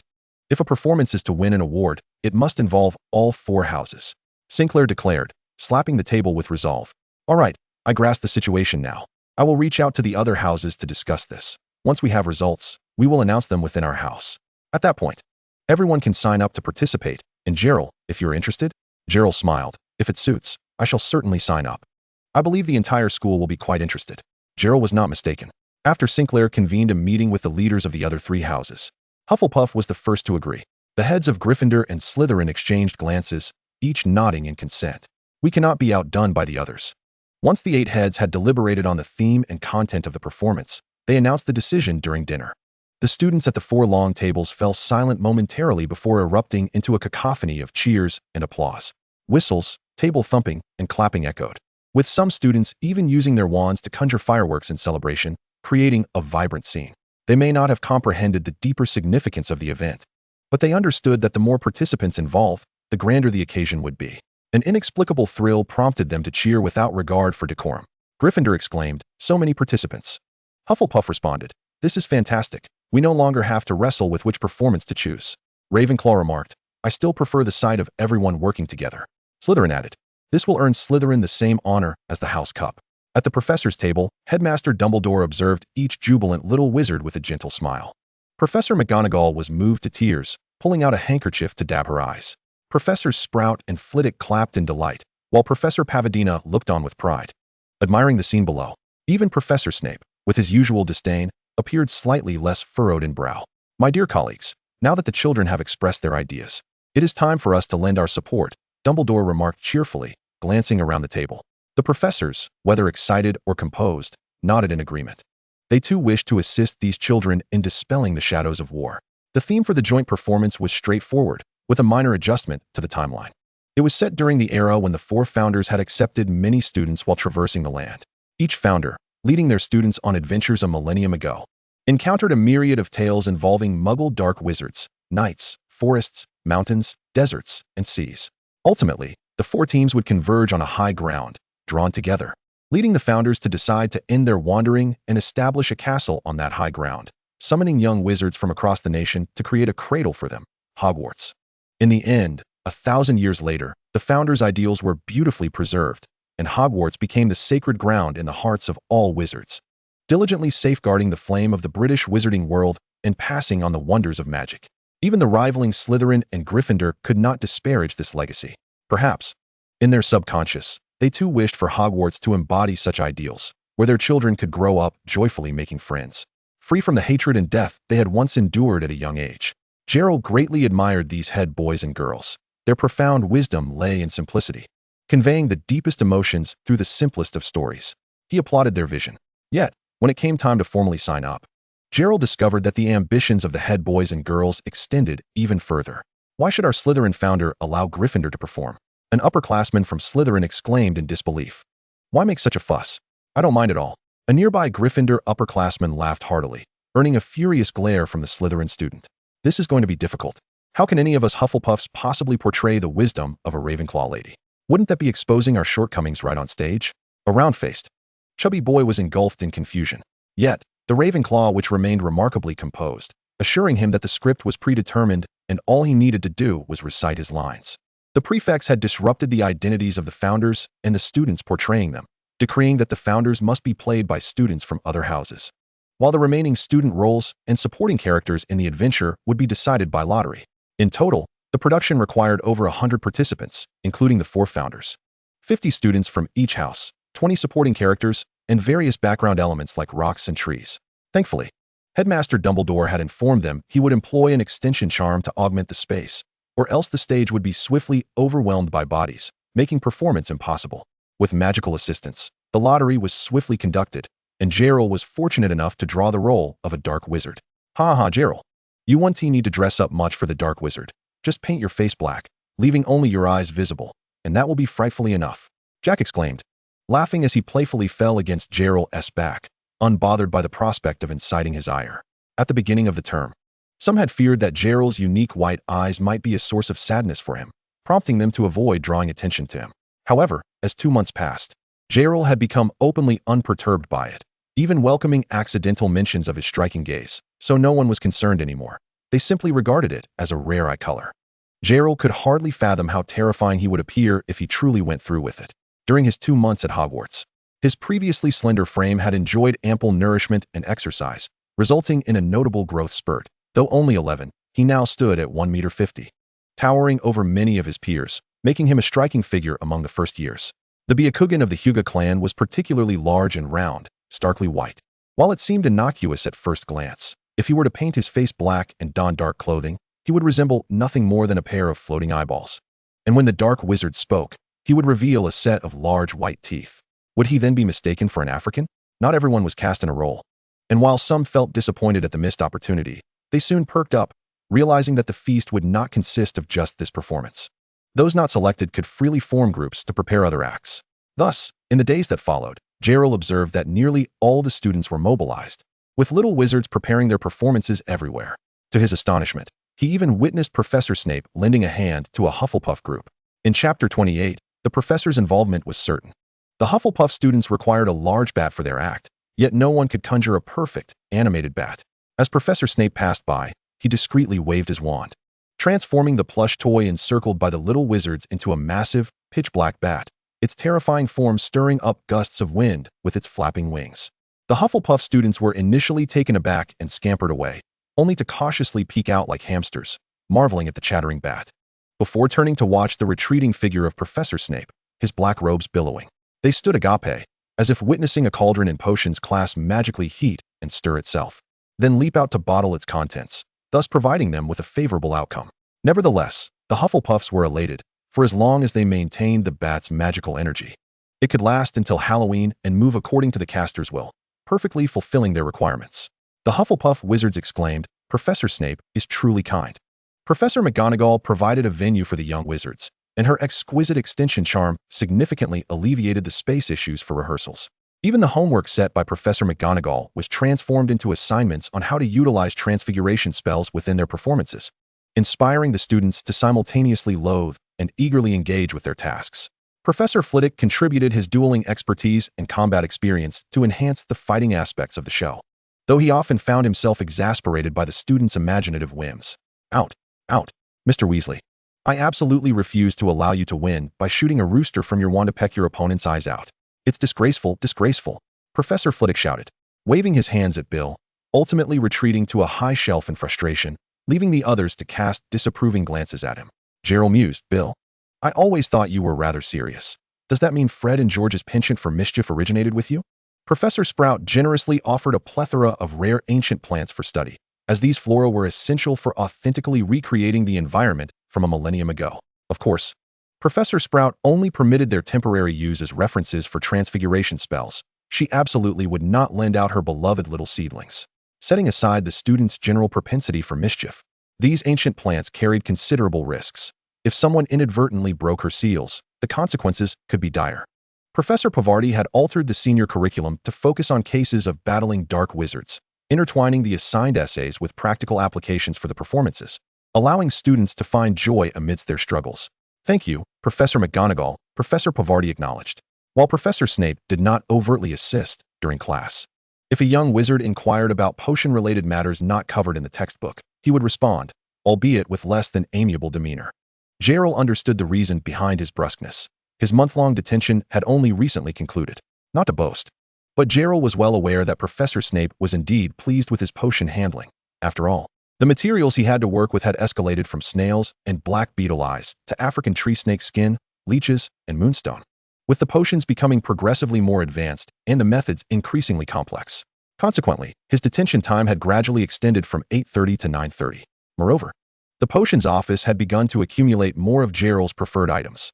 However, neither Jeler nor Professor Snape voiced any objections. As if an unspoken agreement existed, one side refrained from questioning the increasing complexity of potion handling, while the other did not dispose of the items left behind. In truth, these were not particularly extraordinary items. Jeler had discovered many books on Professor Snape's shelves and, with the professor's permission, borrowed one for reading. Sometimes, after finishing his material handling, Jeler would return at 9:30 to inquire about any areas he found perplexing. He had even arranged for a custom-made chef's knife. Yes, a chef's knife. Jeler had always found the silver knife too small for cutting and crushing, so after consulting with Professor Snape regarding customization details, he had oled the tool shop in Diagon Alley to commission a chef's knife. Jeler stifled thoughts of Professor Snape's wide-eyed astonishment and near breathlessness upon witnessing him slice with the chef's knife, focusing solely on the satisfying weight of it in his hand. When he demonstrated to Professor Snape how swiftly ginger could be reduced to a fine mince under the knife, ginger being both a seasoning and a potion ingredient, along with the juicy, sleep-inducing beans, and the way the aconite slices flew through the air. Snape, exasperated, ceased to comment further. Yet, every time Jeler reached for the chef's knife, he would cast a silencing charm upon himself. Last month, with Jeler's assistance, Professor Snape had saved an immense amount of time processing potion materials. It was worth noting that even when students handled the materials during detention, he had to spend considerable time sorting out unusable parts, compensating for any deficiencies himself. Otherwise, Madame Pomfrey would find her supplies for healing potions lacking. Now, the confinement is over, and Professor Snape must return to the arduous days of the past. Who could find joy in such a fate? Thanks to the Halloween feast, student night wanderings have diminished, with most dutifully confined to rehearsals, tirelessly practicing and brainstorming ideas. The name of the collaborative performance from the four houses has been finalized as Stay True to the Original Intention, a title inadvertently muttered by Jeler, promptly adopted by Headboy Sinclair, and swiftly embraced by all participants. The professors hold Stay True to the Original Intention in high regard, designating a spacious classroom specifically for rehearsals. Headmaster Dumbledore has even cast powerful enchantments to allow the rehearsal room to provide transformed items as props at the request of the wizards. This suggests that the Room of Requirement may have been created through the combined magic of the four founders or by an intricate magical array. Simultaneously, to ensure that students do not neglect their assignments due to rehearsals, professors have enacted spells in each rehearsal room to monitor the students' recent academic performances. Should any student's score fall below their average, entry to the rehearsal room is denied. Consequently, the leaders of various performances become quite fierce in urging their team members to the library to complete their homework, ensuring that every participant can smoothly attend rehearsals and fulfill their performance obligations. However, some students are busier than their peers involved in the performances, such as members of the Quidditch teams from each house, who are already immersed in the Quidditch season. For instance, Bill Weasley not only drew the lot to portray a witch in Ravenclaw's team. Indeed, the draw makes no distinction between genders, allowing for many cross-gender roles, but he must also integrate as a new member of the Gryffindor Quidditch team. Jeler, having kept his promise to observe Bill's training, unexpectedly finds himself embroiled in the situation. Chapter 29, the Quidditch season commences. Jeler, broomstick in hand, wears a look of utter bewilderment. The confusion is evident in his wide, expressive eyes. He cannot fathom how he, a first-year Ravenclaw, merely intending to watch his second-year friend's practice match, has now become a participant in the training session. More accurately, a practice partner. The story begins yesterday. Bill had specifically sought him out, inviting him to witness his first training match. Jeler happily accepted and made his way to the pitch after classes. Clearly, Bill is well liked among the Gryffindor house, as all the teammates warmly welcomed him. Jeler suspects that the team captain has long coveted Bill, evidenced by the way he clings to Bill's hand. Flying on broomsticks is indeed exhilarating. The 7 players each fulfill their roles, soaring through the sky like miniature bombers. No wonder renowned players become stars. This is the wizarding equivalent of basketball and football. Bill, as a chaser, exhibits remarkable synergy with his teammates, deftly maneuvering as the quaffle is sent spiraling, while Jeler can distinctly hear the resounding thuds echoing from above. The Gryffindor Quidditch team appears quite formidable. Their teamwork is commendable, the chasers relentless, the seekers skillful in their timing, and the beaters fierce and precise, never allowing the golden snitch to slip from sight. However, the quality of their broomsticks is rather mediocre, perhaps due to the perilous circumstances of recent years. The focus has not been on Quidditch, and the school's maintenance of the broomsticks has been lackluster. Furrowing his brow, Jeler gazes upward, noting that the magical auras of most broomsticks lack brilliance, with one broomstick's glow barely half of the others. It belongs to another beater, and Jeler, sensing impending danger, is about to call out to Bill when the beater suddenly falters midair, nearly tumbling off the broom. "Bill, watch your teammate," Jeler shouts. Bill, catching a hint of Jeler's warning, turns back and is met with the sight of the trembling broomstick and the beater, drenched in cold sweat. Without hesitation, Bill alters his course, racing towards the beater while simultaneously drawing his wand to cast an emergency signal spell. The other teammates, sensing the commotion, glance over, their faces paling as they swiftly follow Bill. Unfortunately, the broom's damage exceeds their expectations. From a distance, it disintegrates, leaving the beater weightless and plummeting towards the ground. "Levioso!" Voices call out in unison, but the spells miss their mark in the beater's desperate gaze. In the nick of time, Jeler speeds beneath the falling beater, casting the levitation charm while discreetly channeling a wind charm to lift the beater from below. The events unfold in an instant, although Bill and Jeler react swiftly. When the levitation charm finally reaches the beater, he has already descended from 100 meters to less than 20. Despite the magic's intervention, the beater crashes onto the pitch with a heavy thud. "Dodgy," Are you all right? Bill lands first, rushing over with a mixture of fear and anguish in his voice. Captain Million Taurus and the other teammates descend shortly thereafter, discarding their broomsticks and hastening to the scene. Million grips Jeler's hands tightly, his face flushed with emotion, trembling all over, yet he expresses heartfelt gratitude. Jeler, I knew Bill's choice of friends would be sound. I cannot thank you enough for this, regardless of Daji's fate. I shall never forget your bravery. Jeler recognizes the fear etched in Million's face, but he brushes aside any idle chatter, pulling Million towards the crater on the pitch. As they approach, they hear Bill exclaiming with excitement, Daji's fine. He only broke an arm and a leg. He is alive. It is evident that Daji must have protested, as Bill's tone carries a hint of guilt and remorse. Soon, the teammates gather and assist Bill in lifting Daji out. Just as Bill described, Daji is covered in dirt, yet there is no blood, save for a bruise on his forehead and the most severe injuries being the grotesquely twisted left arm and right leg. Jeler, thank you so much. You are destined to be a powerful wizard. I could feel a strong wind supporting me at the last moment. Thank you, truly. Thank you. You saved my life. Daji, looking no older than 14 or 15, is visibly shaken and injured, his eyes heavy, yet he strives to express his gratitude towards Jeler. Jeler calmly accepts the thanks, feeling entirely deserving of the gratitude for saving a life. Nodding to acknowledge his acceptance, he responds, we must hurry to the hospital wing. Madame Pomfrey will undoubtedly mend him in an instant. Seeing the trust and assurance on Jeler's youthful face regarding Madame Pomfrey's abilities, Million feels a mix of relief and amusement, chuckling at the wisdom beyond Jeler's years. Fear not.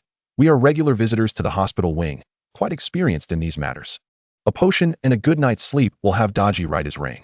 A tall female teammate casts the levitation charm, guiding Daji into the castle. With the knowledge that Daji is safe, the remaining players relax and gradually return to the pitch, preparing to take to the skies once more. Curious, Jeler inquires. Are you all training again? Aren't there only 7 of you? Bill explains, normally, there are indeed only 7 players, but given the high injury rate in Quidditch, we usually have substitutes prepared, 1 chaser and 2 or 3 others. They occasionally join us for practice, but they are not fixed members. It's more of a hobby for them. Jer understood, and then he saw Million pull out a small board. With a tap of her wand, a line of words appeared and then vanished. After a moment, several lines of text emerged, and Million's expression darkened. Donna was ill, Grinlow had been confined by the professor, and Xenoson was rehearsing a program. None of them could make it. Bill, upon hearing this, felt a twinge of disappointment, but when he spotted Jer, his eyes suddenly sparkled with excitement.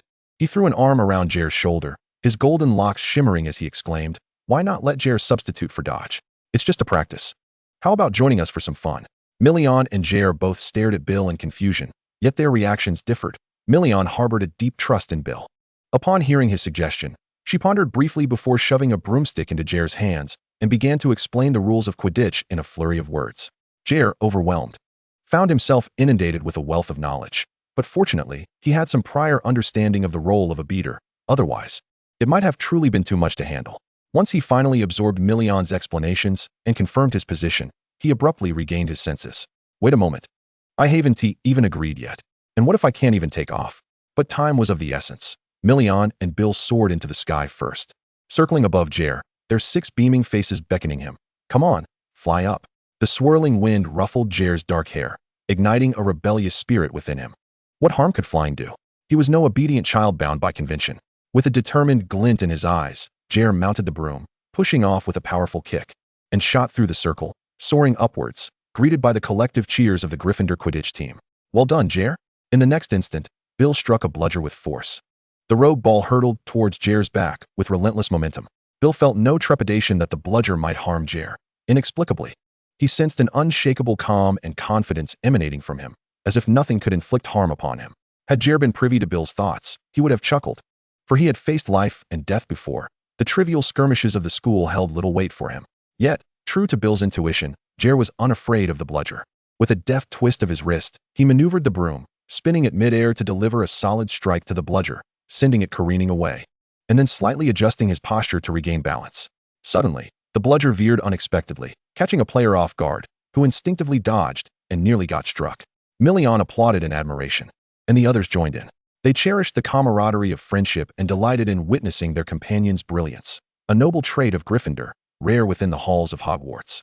Jer beamed joyously, as if in that moment of flight, he had forgotten the burdens that weighed upon him, the caged bird upon his forehead, and everything else. He was left only with the sensation of lightness and freedom, though he had never openly expressed the weight upon his heart. He realized that doing so would serve no purpose, as there was no one to share it with, and voicing it would be meaningless. In the seemingly tranquil life of the campus, Jeler had never ceased his studies. His room in the Room of Requirement was filled with tomes on spells and potions, alongside numerous texts that were relatively elementary and not classified as restricted. From those texts, Jeler had absorbed a wealth of knowledge regarding the souls of wizards. In merely 2 months, he had self-studied the curriculum of 3rd and 4th years, managing to cast spells with ease. During his practice of ninjutsu, the 8th floor corridor remained eerily quiet, but should anyone be fortunate enough to enter the Room of Requirement, they would be overwhelmed by a cacophony of sounds and dazzling sights. Fiery flames erupted in a blazing inferno, steam rising, only to be extinguished by torrents of water cascading from above. Then, flashes of lightning burst forth, as thunderous waves surged from the corners, rapidly spreading with a deafening crackle, blinding the eyes of onlookers. The water, propelled by the might of the lightning, surged forth, colliding with a solid earthen wall, which crumbled with a thunderous roar, sinking into the depths. Lastly, the wind swept through, exerting its full strength to carry away all impurities. A fresh breeze soon followed, restoring the Room of Requirement to its pristine state. Countless puppets then appeared, charging at Jeler from the corners. He deftly maneuvered, alternating between shadow clones, his movements agile as he flickered around the room, occasionally striking the puppets with shurikens and other ninja tools. Before long, he struck at their weak points, rendering the puppets motionless. In these 2 months, Jeler had sensed a remarkable enhancement in his abilities. Even the Byakugan, traditionally limited by bloodline purity in the world of Naruto, seemed to flourish within the realm of magic. He had never relaxed his studies, even as a first-year student. Ravenclaw had already become aware of him. He was rarely seen outside the classroom or library, and on weekends, he was nowhere to be found. The upperclassmen, led by head boy Sinclair, expressed concern for Jeler's well-being, yet each time they encountered him, he appeared rosy-cheeked and in good spirits, and over time, their worries faded. Ravenclaw was always discreet, never prying into the personal affairs of others. Jeler soon formed a temporary partnership with Bill, soaring through the air with ease, striking the bludger repeatedly, creating significant trouble for the other players. "Well done, Jeler," Bill exclaimed as he flew past, his bright smile flashing momentarily. The stray bludger struck a teammate behind him, inciting a torrent of curses directed at Bill from the irate player. Jeler wore a broad smile as he executed an S-shaped maneuver on his broom, skillfully evading others while pursuing the bludger, and then he swung again, this time targeting Bill. Gryffindor had also prepared several programs and had heavy homework from upperclassmen, so Milion and the others did not train for long, concluding their practice in under an hour, broomsticks scattered about. "Outstanding, Jeler. Your flying talent is truly remarkable, especially since this is your first encounter with Quidditch. You seemed unafraid of the bludger, and your evasion and counterattacks were superb, with impressive precision. I must say, you should join the Gryffindor Quidditch team. I'll watch over you." Upon landing, Bill slung an arm around Jeler's shoulders, his face flushed with excitement. "Get your hands off. Let go of Jeler." A booming voice echoed from afar. The group on the lawn turned to see an upper-year Ravenclaw wizard rushing over, his gaze fixed intently on Bill's arm draped over Jeler's shoulders.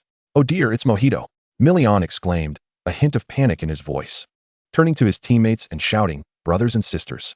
Bill and the others, in perfect sync with Milion, immediately formed a barrier around Jeler. Bewildered, Jeler leaned forward to catch a glimpse of his older classmate, only to have Bill press down on his head firmly. "Ouch, Bill, what is going on?" Jeler asked, hesitant to struggle too much, complying with the pressure to crouch down. "Listen, Jeler," Bill whispered, crouching beside him, a mischievous glint in his eyes. "Your synergy with us makes your flight seem excellent, but in reality, you haven't flown particularly well, you know? When the Ravenclaw upperclassman asks you, just say that." As Jeler observed Bill's frantic blinking and the cunning glimmer in his eyes, along with the furious gestures of Mojito, who was being blocked by Milion's tall frame, he began to piece together the situation. In response to Bill's playful gaze, Jeler gently nodded. "Esteemed captain of the Ravenclaw Quidditch team, it is not that I shy away from the truth, but rather I find myself ensnared by the Gryffindor Quidditch team, unable to act freely, while Jeler covers his mouth, stifling laughter. Milion, confident in his teammates' abilities, readily obstructs Mojito's advance. "You move left, I shall also move left. You veer right." "Oh, how fortuitous, I too must veer right." His tall frame remarkably agile, consistently thwarting Captain Mojito's endeavors. Mojito, nearly driven to exasperation by Milion, who lacks any sense of shame, finds himself flustered. Among this year's first-year wizards, only Jeler has experienced a curse incident, his pale eyes evoking a sense of sympathy. The upperclassmen had long agreed to take special care of him. Credit must also be given to Jeler for his diligence in class, his courteous demeanor, and his willingness to assist others, which eased the concerns of Mojito and his peers.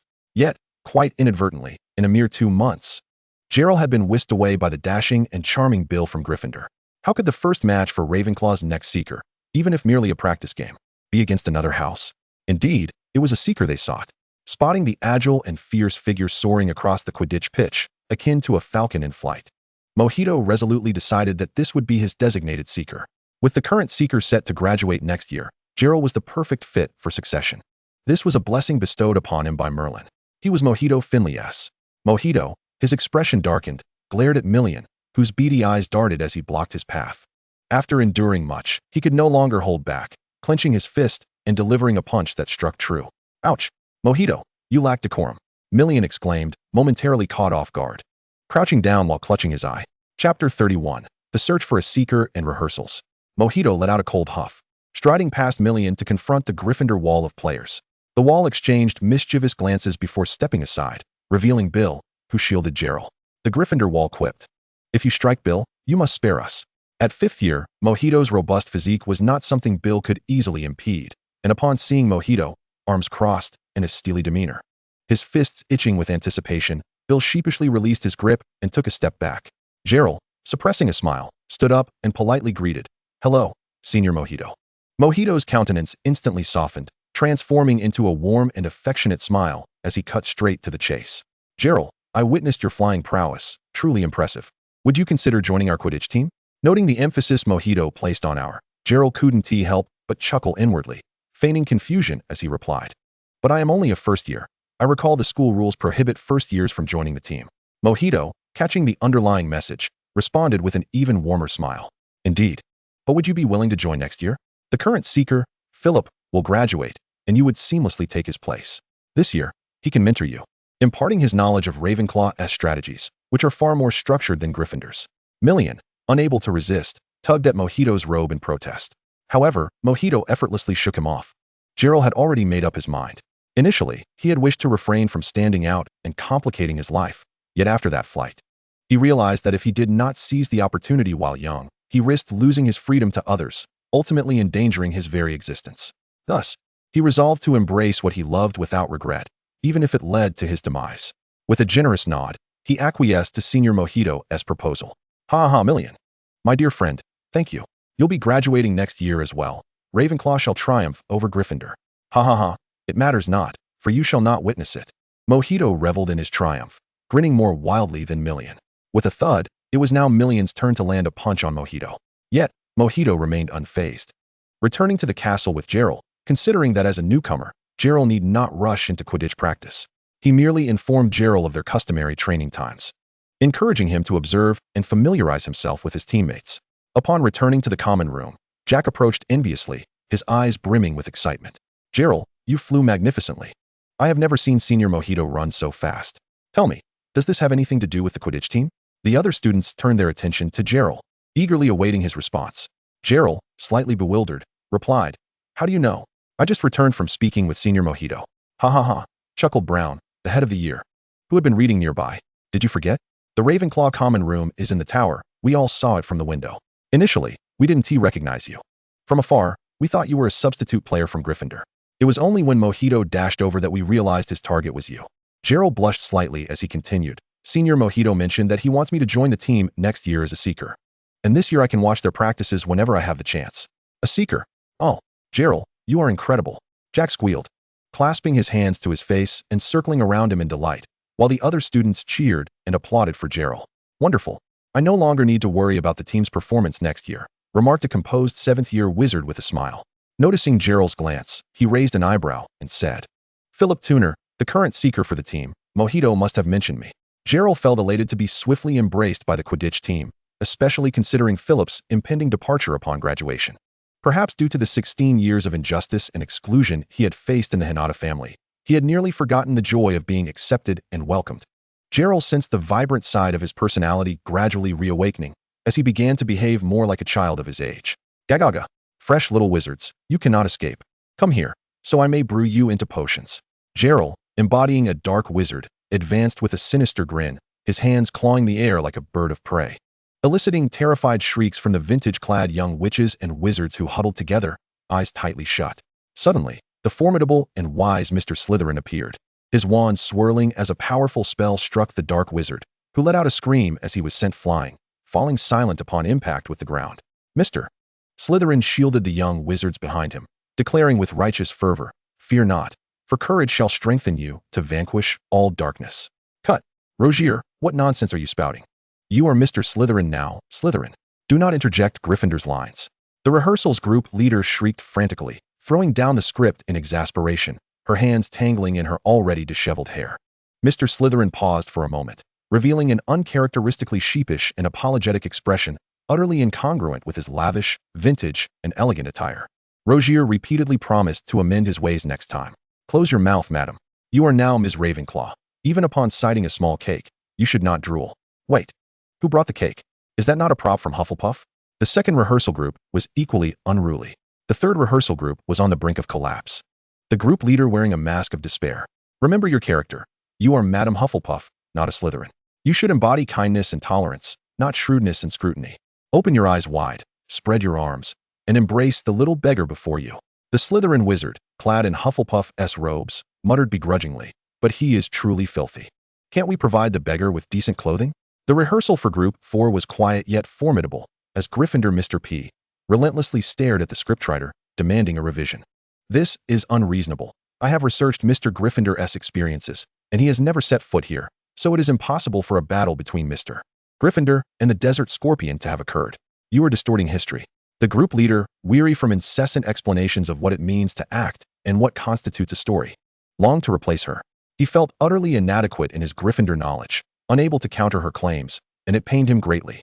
Jeler lay sprawled on the ground not far away, sighing once more. He knew that acting across different houses would inevitably lead to such conflicts. "Upperclassmen, we are in our 7th year. Could we not exhibit a touch more maturity? Goodness, time, please hasten." He could hardly bear it any longer, and Jeler donned his mask of anguish. Chapter 32, The Halloween Feast. The four houses were resolute in their decisions, swallowing their grievances under the oppressive oversight of the 8 heads of houses, and rehearsals continued as planned. The days of mutual torment were soon to pass, and at last, Jeler and his peers were to present their performance for final review. The day before the Halloween feast, the rehearsal group granted them a reprieve, encouraging everyone to relax and prepare for a flawless performance the following day. A collective sigh of relief was released. Not only they, but the entire Hogwarts castle, including the professors, seemed to breathe easier, their faces adorned with subtle smiles as they traversed the halls. To unwind, Jeler ventured to the Quidditch pitch to watch the house teams practice. With Captain Mojito's consent, Philip took Jeler for a delightful flight in the sky, and upon landing, Jeler's cheeks were crimson from the cold, though his eyes sparkled with exuberance. On the following day, the entire school was enveloped in a secret excitement. After a full day of classes, everyone raced back to their common rooms, rummaging through their belongings to adorn themselves. Armed with their costumes, Jeler and his companions, under the guidance of their head of house, strode proudly into the Great Hall. Wow! The first-year students erupted into a chorus of awe. It was Jeler's first time witnessing such a dazzling and magical spectacle. The ceiling of the Great Hall had been enchanted, transforming from the customary sky into a starry night adorned with flickering skulls, where magical creatures representing the 4 houses occasionally glided overhead. Numerous bat-sized creatures flitted about the hall. If a student managed to catch one, it would poof into a cloud of white smoke, revealing a small pumpkin-shaped cup brimming with sweets. Others would receive an adorable pumpkin bracelet. Amusingly, as each young wizard entered the Great Hall, a bright red apple floated above their heads, which they could choose to eat, savoring the sweet fruit, or place a piece of candy upon it, casting a spell that declared, "Trick or treat." The apple would then crack open, revealing a surprise, a gift prepared by the headmaster and professors. An upperclassman whispered, "Perhaps the tastier the candy, the more precious the gift?" Jeler placed the sweets conjured from the bat onto the apple, recited the incantation, and to his delight, a kitten emerged. It was a living, fluffy little creature that curled up in his hands, and Jeler held it close to his face. However, a nearby upperclassman informed him that it was merely a magical effect, not a genuine living being, and it would vanish once the feast concluded. A scream erupted from the Gryffindor side, and upon looking, Jeler discovered a young wizard who had cast a spell on his apple, only to receive a test paper as a gift. That one is undoubtedly real. It won't transform into anything else when the feast ends, the upperclassman chuckled. Soon, after the meal, It was time for the performances, and the atmosphere in the hall turned solemn. The lineup featured various acts prepared by each house, totaling around a dozen. Some sang, others performed magical paintings, while one recounted a whimsical story with a friend at Hogwarts, garnering applause. Mischief makers interacted with the audience, distributing disposable wands for an impromptu duel. The bewildered young wizards took to the stage, instinctively waving their wands, only for them to transform into roosters that pecked at the students, eliciting uproarious laughter from the crowd. One performer impersonated Professor McGonagall, delivering a stern lecture that frightened the young wizards, who collectively shouted, "Class dismissed." The impersonator, realizing the uproar he had incited, chuckled and slipped away. Next, a performer disguised as Professor Snape attempted to initiate a potions class, but was rendered speechless by the audience's ire. Standing frozen before their accusatory gazes, Snape, with a malevolent grin, advanced assertively, intimidatingly chasing the performer off stage. As the young wizards exhaled in relief, the atmosphere shifted to one of seriousness, as the performer conjured a blackboard and desks, preparing to teach as gasps filled the room. Ultimately, the real Professor McGonagall intervened, halting Snape, who shot a fierce glare at his impersonator before disdainfully returning to the professor's table. The innocent performer lamented, "Merlin, I shall never impersonate a professor again." The performances were filled with excitement, humor, warmth, and fervor. After over 2 hours, the final act, a collaborative performance titled "Never Forget Your Original Intent," was set to unfold. In the Great Hall, expanded by Headmaster Dumbledore, a spacious stage was divided into 4 segments, each illuminating in succession. By the vast lake, a proud and aloof wizard addressed the children before him, declaring, "Follow me, and I shall teach you to wield your power. Together we shall achieve greatness." In a secluded field, a tall, slender witch spoke to her students, saying, "Follow me, and I shall guide you in learning and harnessing magic. Knowledge will lead us to accomplish all." Within a flourishing forest, a plump, benevolent witch tenderly proclaimed, "Follow me, and I shall teach you to discern all that exists. These plants will not judge you." In a rugged canyon, a strong and handsome wizard, wielding a sword, vowed to his students, "Follow me, and I shall teach you courage and fearlessness, bringing justice to this world." As the stage lights dimmed to darkness, a gentle yet resolute female voice narrated. Narrator, though they are worlds apart and strangers to one another, they simultaneously made the same decision, embarking on an unknown journey with their students. Narrator, they faced different circumstances, yet ultimately, they all became renowned. The Slytherin segment lit up. Slytherin led his students into the forest, where fierce magical creatures lurked, simultaneously protecting them while battling the creatures and explaining their traits and weaknesses. They ventured into the desert, seeking lost relics in desolate places. His teaching was perpetually direct and brutal, compelling his students to confront death and fear, emerging anew and stronger from one predicament after another. The formidable reputation of Slytherin propelled this group into prominence, attracting the nefarious attention of dark wizards who sought to wrest the young sorcerers from the protective embrace of Slytherin by any means necessary. A flash of crimson erupted, and the malevolent dark wizards screamed in their demise, becoming yet another testament to Slytherin's prowess. Remember, only through strength can you achieve your desires, Slytherin imparted to his pupils. Narration: the students of Slytherin, robust and astute, followed their mentor, carving out a legacy of renown. Slytherin House silently swelled with pride. The lights dimmed in Slytherin, while those in Ravenclaw illuminated.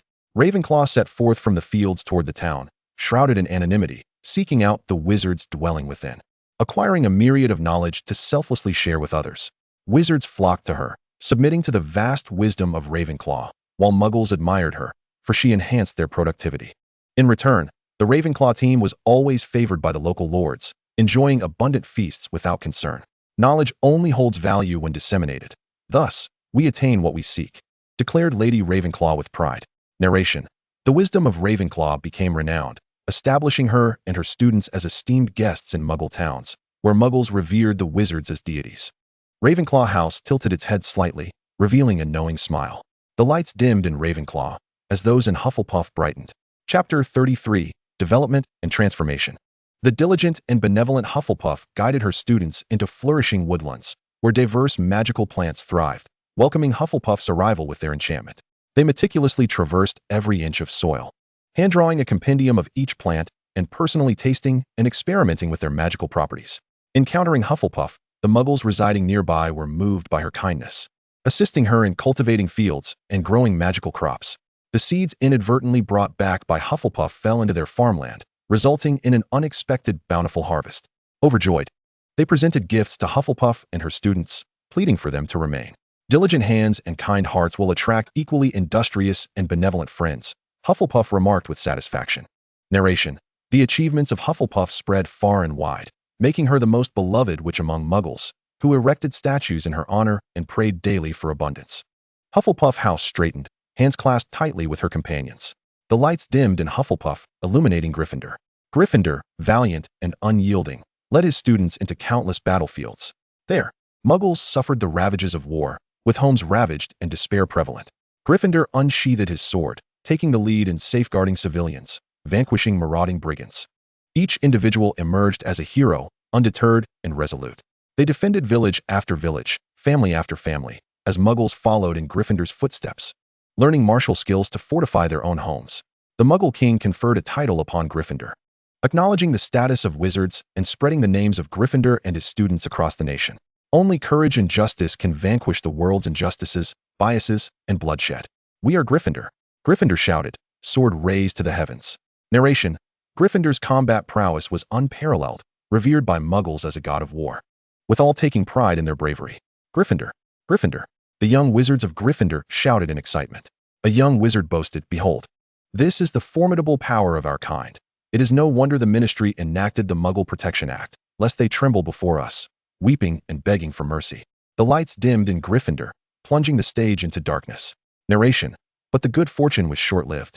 Their journey took a turn for the worse as the four founders began a harrowing retreat. The lights shone in Slytherin. Narration: one by one, Slytherin's students fell ill and perished, yet he could discern no cause. Magic could not resolve everything. The handsome yet grief-stricken wizard cradled a child, weeping, my student. My dear Waller, why must you depart from me? Waller's eyes remained wide open, frail hands clenching Slytherin's robes in refusal to let go. Behind them lay the small, lifeless forms of students succumbing to suffering. Slytherin's eyes blazed with fury as he gritted his teeth. Do not let me discover who is responsible. I shall make you pay. Narration: in just a year, Slytherin's once numerous students dwindled to 6. Slytherin, lurking in the shadows, unleashed his most lethal spells, ultimately uncovering the truth. One whom he believed to be dead was, in fact, alive, colluding with Muggle authorities to betray Slytherin by divulging his whereabouts and covertly administering poison. Narration: Slytherin faced treachery from his most trusted student, a devastating blow. The tall wizard's posture seemed to slump. After slaying the traitor and the knights of the Muggle Church, he fiercely safeguarded the remaining students as they fled northward, facing relentless storms and adversities. With each of the 365 days resembling a purgatory, a Slytherin wizard in the crowd exclaimed angrily, Traitor! Traitor! You have betrayed Slytherin's trust.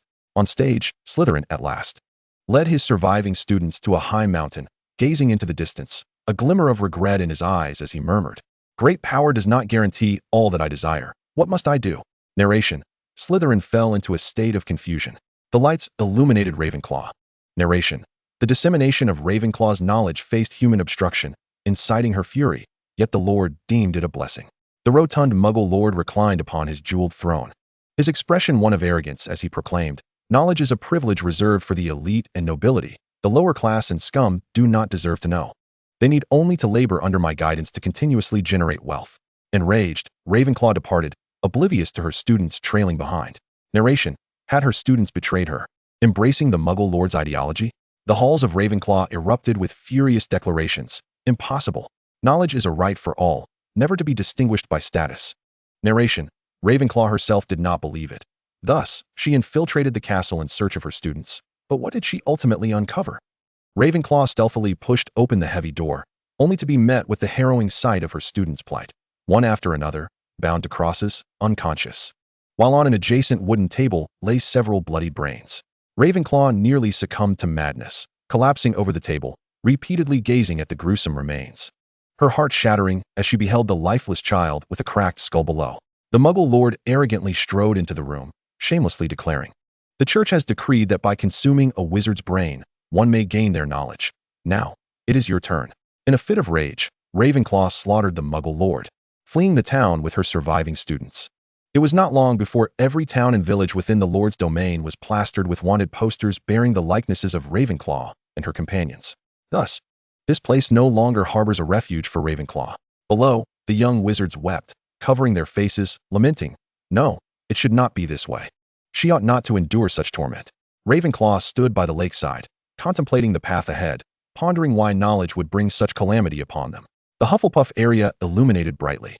Narration: the diligent hands of Hufflepuff, skilled in cultivation, once provided bountiful harvests for her and the neighboring villages, yet the crops have been confiscated by the Count. Hufflepuff, in a fit of rage, stormed into the castle to confront the Count. The food belongs to everyone. By what right do you seize it? What will they eat? How will they survive? The Count coldly retorted, everything within these lands is my private property. As for their sustenance, a mere handful of dry beans will suffice for their survival. Hufflepuff vehemently disagreed with his perspective, yet the Count, unyielding, commanded her, grow enough food to fill 100 granaries for me. Hufflepuff firmly refused and turned to leave, when in the next moment, her students were brought forth. Bound by the Count's henchmen, the Count cruelly declared, obey my orders, or I shall take their lives in your stead. With that, the Knights of the Church struck down several students, severing their heads. Hufflepuff, heartbroken, found herself imprisoned within the castle, consumed by despair. Below, the Hufflepuff Academy echoed with cries. The kindness and compassion of Hufflepuff should never be wielded as a weapon of coercion. Narration: Hufflepuff's capitulation failed to awaken the Count's conscience. Instead, it became a pretext for his oppression, and time after time, Hufflepuff could no longer endure. Hufflepuff broke free from the castle, rescuing her trapped students.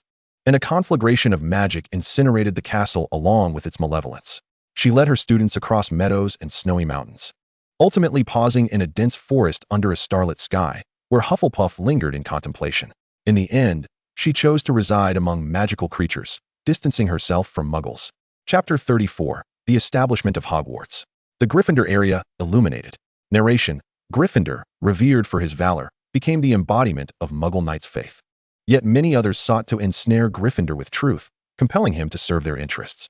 While Gryffindor reveled in victories and accolades, he remained oblivious to the schemes orchestrated by the nobles who had once supported him.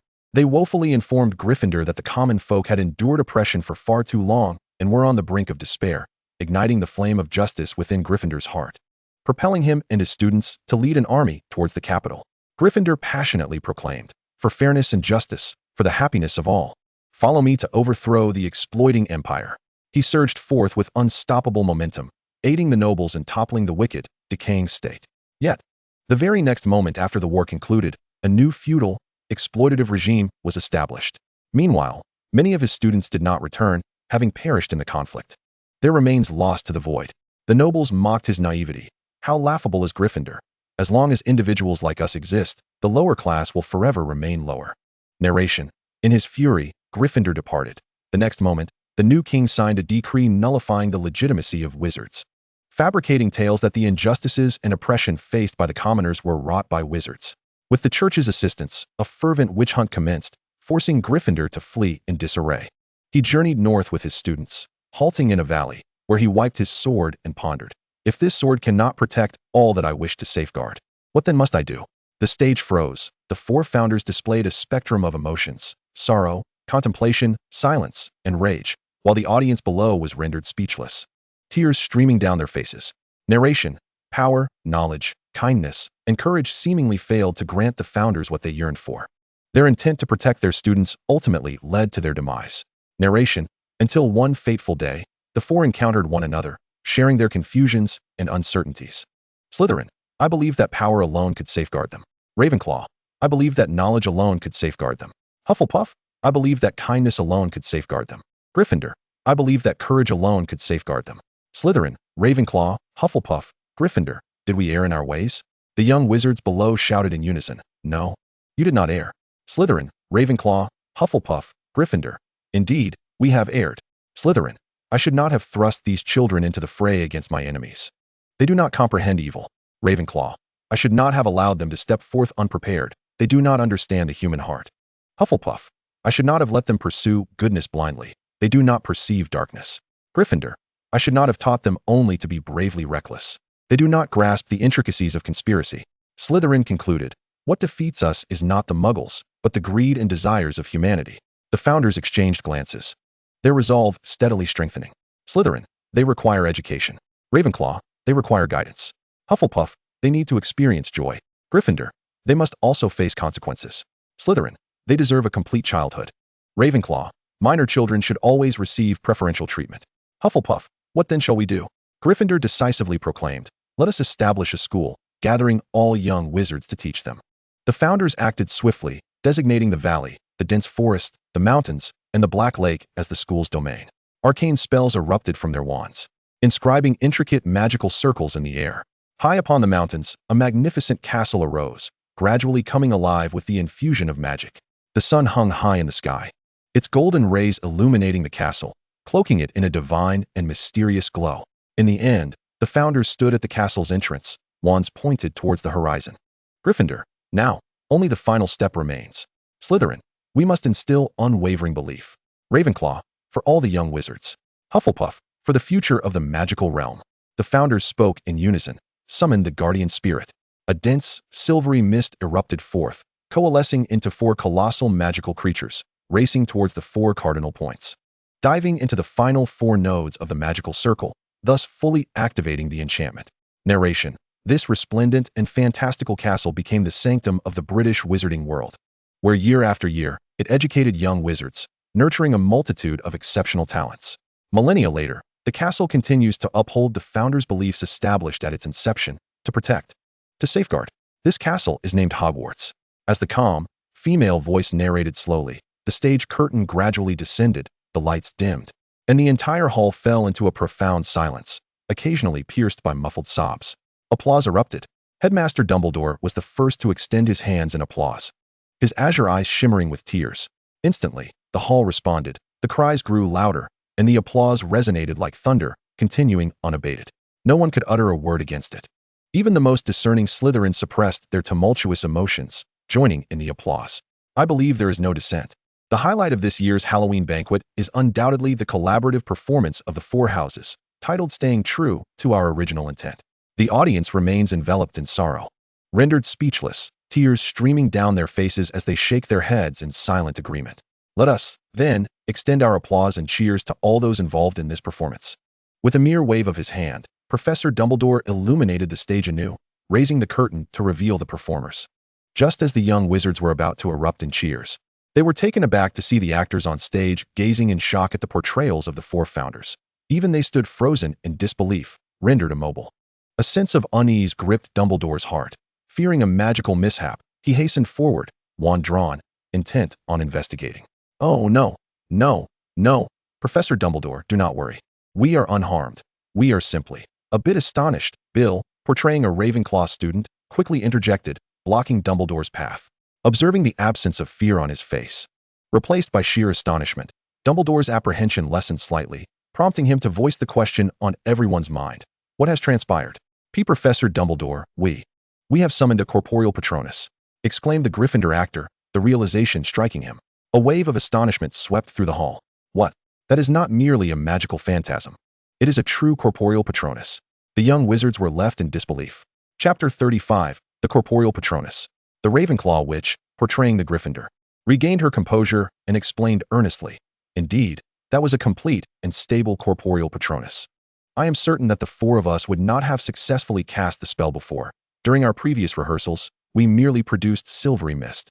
We had thought that the mist was sufficient to convey our intentions, hence, Dumbledore was equally astonished.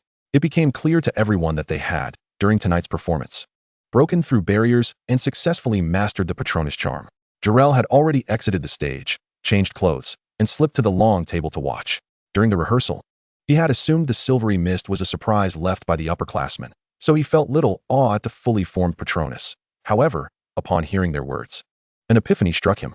Protection. They possess a profound belief in guardianship, Jeler instinctively remarked. The revelation that 4 wizards had mastered the Patronus charm astonished all present, and the hall fell silent, allowing Jeler's words to resonate clearly in every ear. Dumbledore's gaze flickered, and after a moment's contemplation, he grasped the meaning behind Jeler's insight. A smile gracing his lips. Professor McGonagall and the other professors quickly grasped the reason as well. She noted the change in Dumbledore's expression and inquired with a smile. Children, what led you to choose the Patronus charm as your final spell? The Slytherin male portraying Hufflepuff replied, we considered numerous protective spells, even consulting ancient magic, but ultimately decided that for our performance, we could not employ overly complex magic. Otherwise, the audience would be unable to experience the founder's emotions. Thus, we settled on the Patronus charm. McGonagall nodded in agreement, stating, indeed, it is a most fitting spell.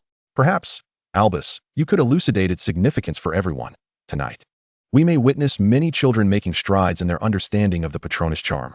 Dumbledore, smiling warmly, nodded and explained, the Patronus charm is an advanced spell, typically requiring mastery of fifth-year knowledge to learn, and success is not guaranteed.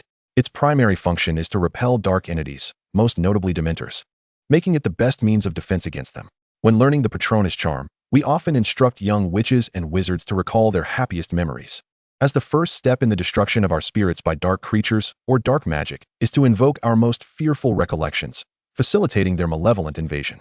Thus, recalling our happiest experiences serves as the simplest and most direct means of warding off darkness, marking the initial step in practicing the Patronus charm.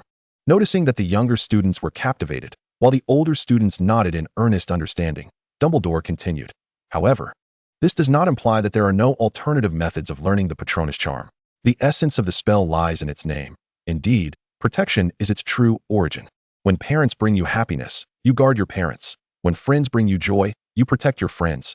When children provide fulfillment, you safeguard your children. Therefore, the most fundamental emotion is protection. Happiness is merely a secondary choice for many wizards when they struggle to identify what they ought to protect.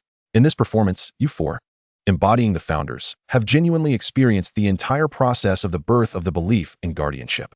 I believe, unlike in rehearsals, during your recent performance, you invested your emotions to the fullest, genuinely wishing to protect the younger wizards. Thus, at the moment you uttered the spell, magic responded to you, willing to lend you the strength of protection. Congratulations. With that, Dumbledore gently applauded them. The four seventh-year students on stage, astonished and moved, exchanged glances with one another and their wands, still unable to fathom the reality. They were not the most exceptional students in their respective houses. They had merely been fortunate enough to draw their roles. The Patronus charm had been something they learned specifically for the performance, practiced for a month, and recalled countless joyful memories, yet they had only managed to produce mist. To their utter surprise, in the end, magic had favored them. They exchanged glances, their wands raised, casting aside the grievances fostered by their respective houses, and together cried out, Expecto Patronum. For wands simultaneously unleashed a magnificent creature, which danced and leaped throughout the hall, infusing the atmosphere with the positive energy brought by the Patronus charm, causing all to forget their earlier sorrow and be filled with joy. Observing this, Dumbledore called out, Concentrate. Children, with a flick of your wrist, follow my lead, and together we shall chant, Expecto Patronum.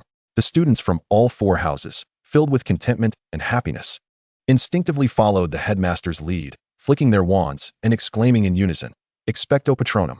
A burst of silvery light erupted, instantly enveloping the entire hall. I did it. I succeeded. A male wizard exclaimed in delight. Ah, I too have succeeded. Behold my Patronus. A female witch chimed in, equally triumphant. Even among the Slytherins, a male wizard stared in astonishment at the Scottish foaled horse that emerged from his wand. Growing up, he had been conditioned to believe that dark wizards could not cast the Patronus charm, as they lacked love and joyful memories. The horse gazed at him innocently, and he felt a twinge of guilt, unable to meet its gaze, having never considered himself a good person. Yet, in that instinctive moment of drawing his wand, he recalled his parents, who, despite their harsh words toward muggles and failure to do good deeds, had always cared for him and held great expectations for him. It turned out he too could summon a Patronus, and he instinctively tightened his grip on his wand. Soon, dozens of fully formed patronuses leaped, ran, and soared above the heads of the audience, frolicking until they returned to their respective owners, quietly dissipating. All of these were undoubtedly upperclassmen, causing the younger students to lose their smiles, pouting in resentment as they gazed enviously at their older counterparts. The younger students lamented, Though I am merely 11 or 12 years old, I too desire a Patronus. It must be said, concluding the entire program with the Patronus charm was indeed splendid. Currently, the entire school congregated in the auditorium, and the unique soothing ability of the Patronus charm greatly alleviated the restlessness and confusion that had plagued the students during this time. Some students appeared normal on the surface, yet beneath, they were suppressing a multitude of negative emotions, uncertain of their future and merely maintaining a facade of cheerfulness, while deep within, they yearned for the moment they could meet Merlin. However, they have now altered their perspective. Momentary challenges are inconsequential, as the pursuit of knowledge and the enjoyment of life take precedence. In a few years, no one will care how one once was. Everyone will find their own happiness.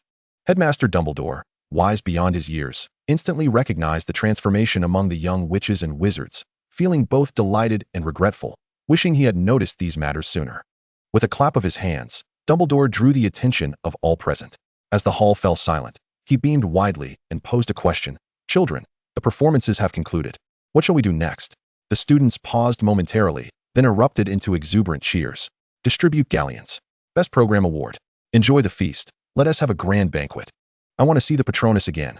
They responded in a cacophony, bouncing with excitement, tossing their hats into the air, and spinning in circles while hand in hand with their peers, embracing anyone they encountered.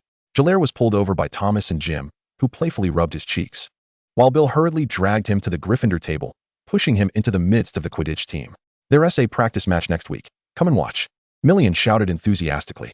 Before Jeler could respond, a pair of strong arms encircled his waist and swiftly whisked him away. Mojito glared fiercely at Bill while tenderly reassuring Jeler. Want to see the practice match?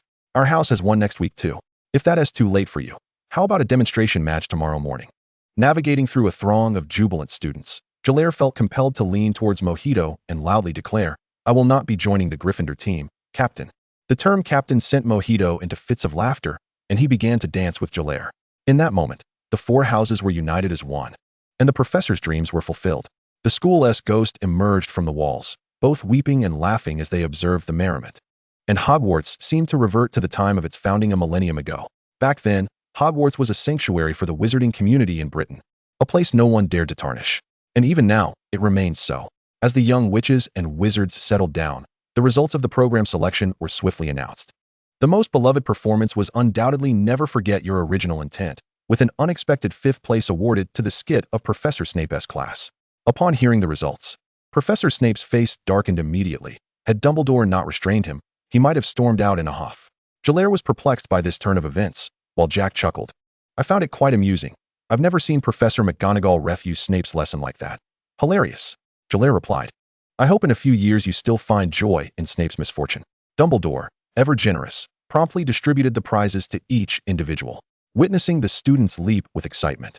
The others erupted into applause once more. With a flick of his wand, a gleaming trophy floated from the professor's table, and all held their breath in anticipation. Dumbledore unhurried, inscribed names beneath the trophy, and when the audience's anticipation reached its peak, he cleared his throat and announced, Now, let us welcome all the performers of Never Forget Your Original Intent to accept the Hogwarts Contribution Award of 1982. The young witches and wizards cheered wildly once more. The following morning, when Jeler awoke, it was already past 10. He could hardly recall what had transpired after receiving the trophy, only that he had been swept up in the crowd, exuberant and animated, surrounded by delectable feasts and magical wonders. Turning his head, he noticed Jack still asleep, even deeper in slumber than he. After a brief moment of lying still to gather himself, he rose to wash up. Upon exiting, he found Jack awake and preparing to head to the restroom. With bleary eyes, Jack reminded Jeler, Jeler, your Halloween gifts are under the bed. It was then that Jeler noticed a small stack of gift boxes at the foot of his bed, completely unanticipated. He had not even considered the possibility of receiving gifts, and thus had not prepared any for others. Oh dear.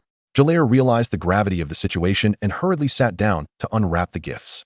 Jack had given him 10 feather quills, believing Jeler to be quite studious and that such items would be in high demand. Head boy Sinclair gifted him a treasured notebook of his own study notes. Thomas and Jim combined their efforts to present a wizard chess set, complete with interchangeable pieces, expressing their hope that Jeler could unwind with it during breaks. Dodger gifted him a Hogwarts night tour guide and a gift card for Honeydukes, in gratitude for his life-saving assistance. Million presented a toy golden snitch, celebrating Jeler's entry into the Quidditch team. Bill bestowed upon him a large box of Mrs. Weasley's specially made sweets, overflowing with confections that nearly burst from their packaging upon opening. Mojito gifted him a comprehensive Quidditch manual and a set of miniature Quidditch toys. With curious anticipation, Jeler infused them with magic, causing the tiny broomsticks and balls to spring to life and zip about the small box in a delightful manner. To his astonishment, the most surprising gift came from Professor Snape. Oh no, this is disastrous, Jeler thought, feeling utterly unprepared, as he had not anticipated receiving a gift from Snape and thus had nothing to offer in return. What was he to do? Jeler anxiously scratched his head.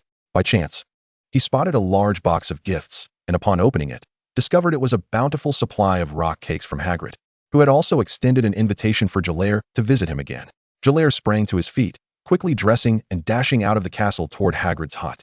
Upon arrival, he was so eager that he neglected to greet the sunbathing Fluffy at the door, calling out for Hagrid instead. Hagrid hurriedly emerged from behind the house, nearly dropping the large bucket he held. and asked, "What's the matter, Jeler? Is something wrong? I invited you to come and play, but you don't need to rush. Just come over when you have the time." At that moment, Jeler felt like a traitor, not only to the innocent giant before him, but also to many friends back in the castle. Turning his head away, feeling both guilty and anxious, he said, "I'm terribly sorry, Hagrid. I had no idea I would receive gifts for Halloween, so I didn't prepare anything for you. But rest assured, I will personally select a gift for you. You might just have to wait a bit, as I only have one owl."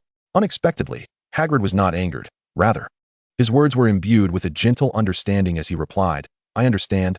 The past few years have been challenging, and you've been living in the Muggle world, making it inconvenient to receive gifts. This is not your fault, Jeler. Furthermore, I have heard of your tribulations yesterday. A year ago, you must have been engulfed in fear and trepidation. Worry not, for the days shall grow brighter. We all cherish you dearly. It was only as he was enveloped in Hagrid's warm embrace, infused with the earthy scent of soil and grass, that Jeler comprehended the gravity of his words. Yesterday, a year ago, marked the demise of Voldemort, as well as the beginning of the tragedy that befell Jeler's parents. At that time, Jeler was steeped in the anguish of his parents' grievous injuries, leaving him no inclination to bestow gifts upon others. Realizing this truth, Jeler fell into silence. He was at a loss for words.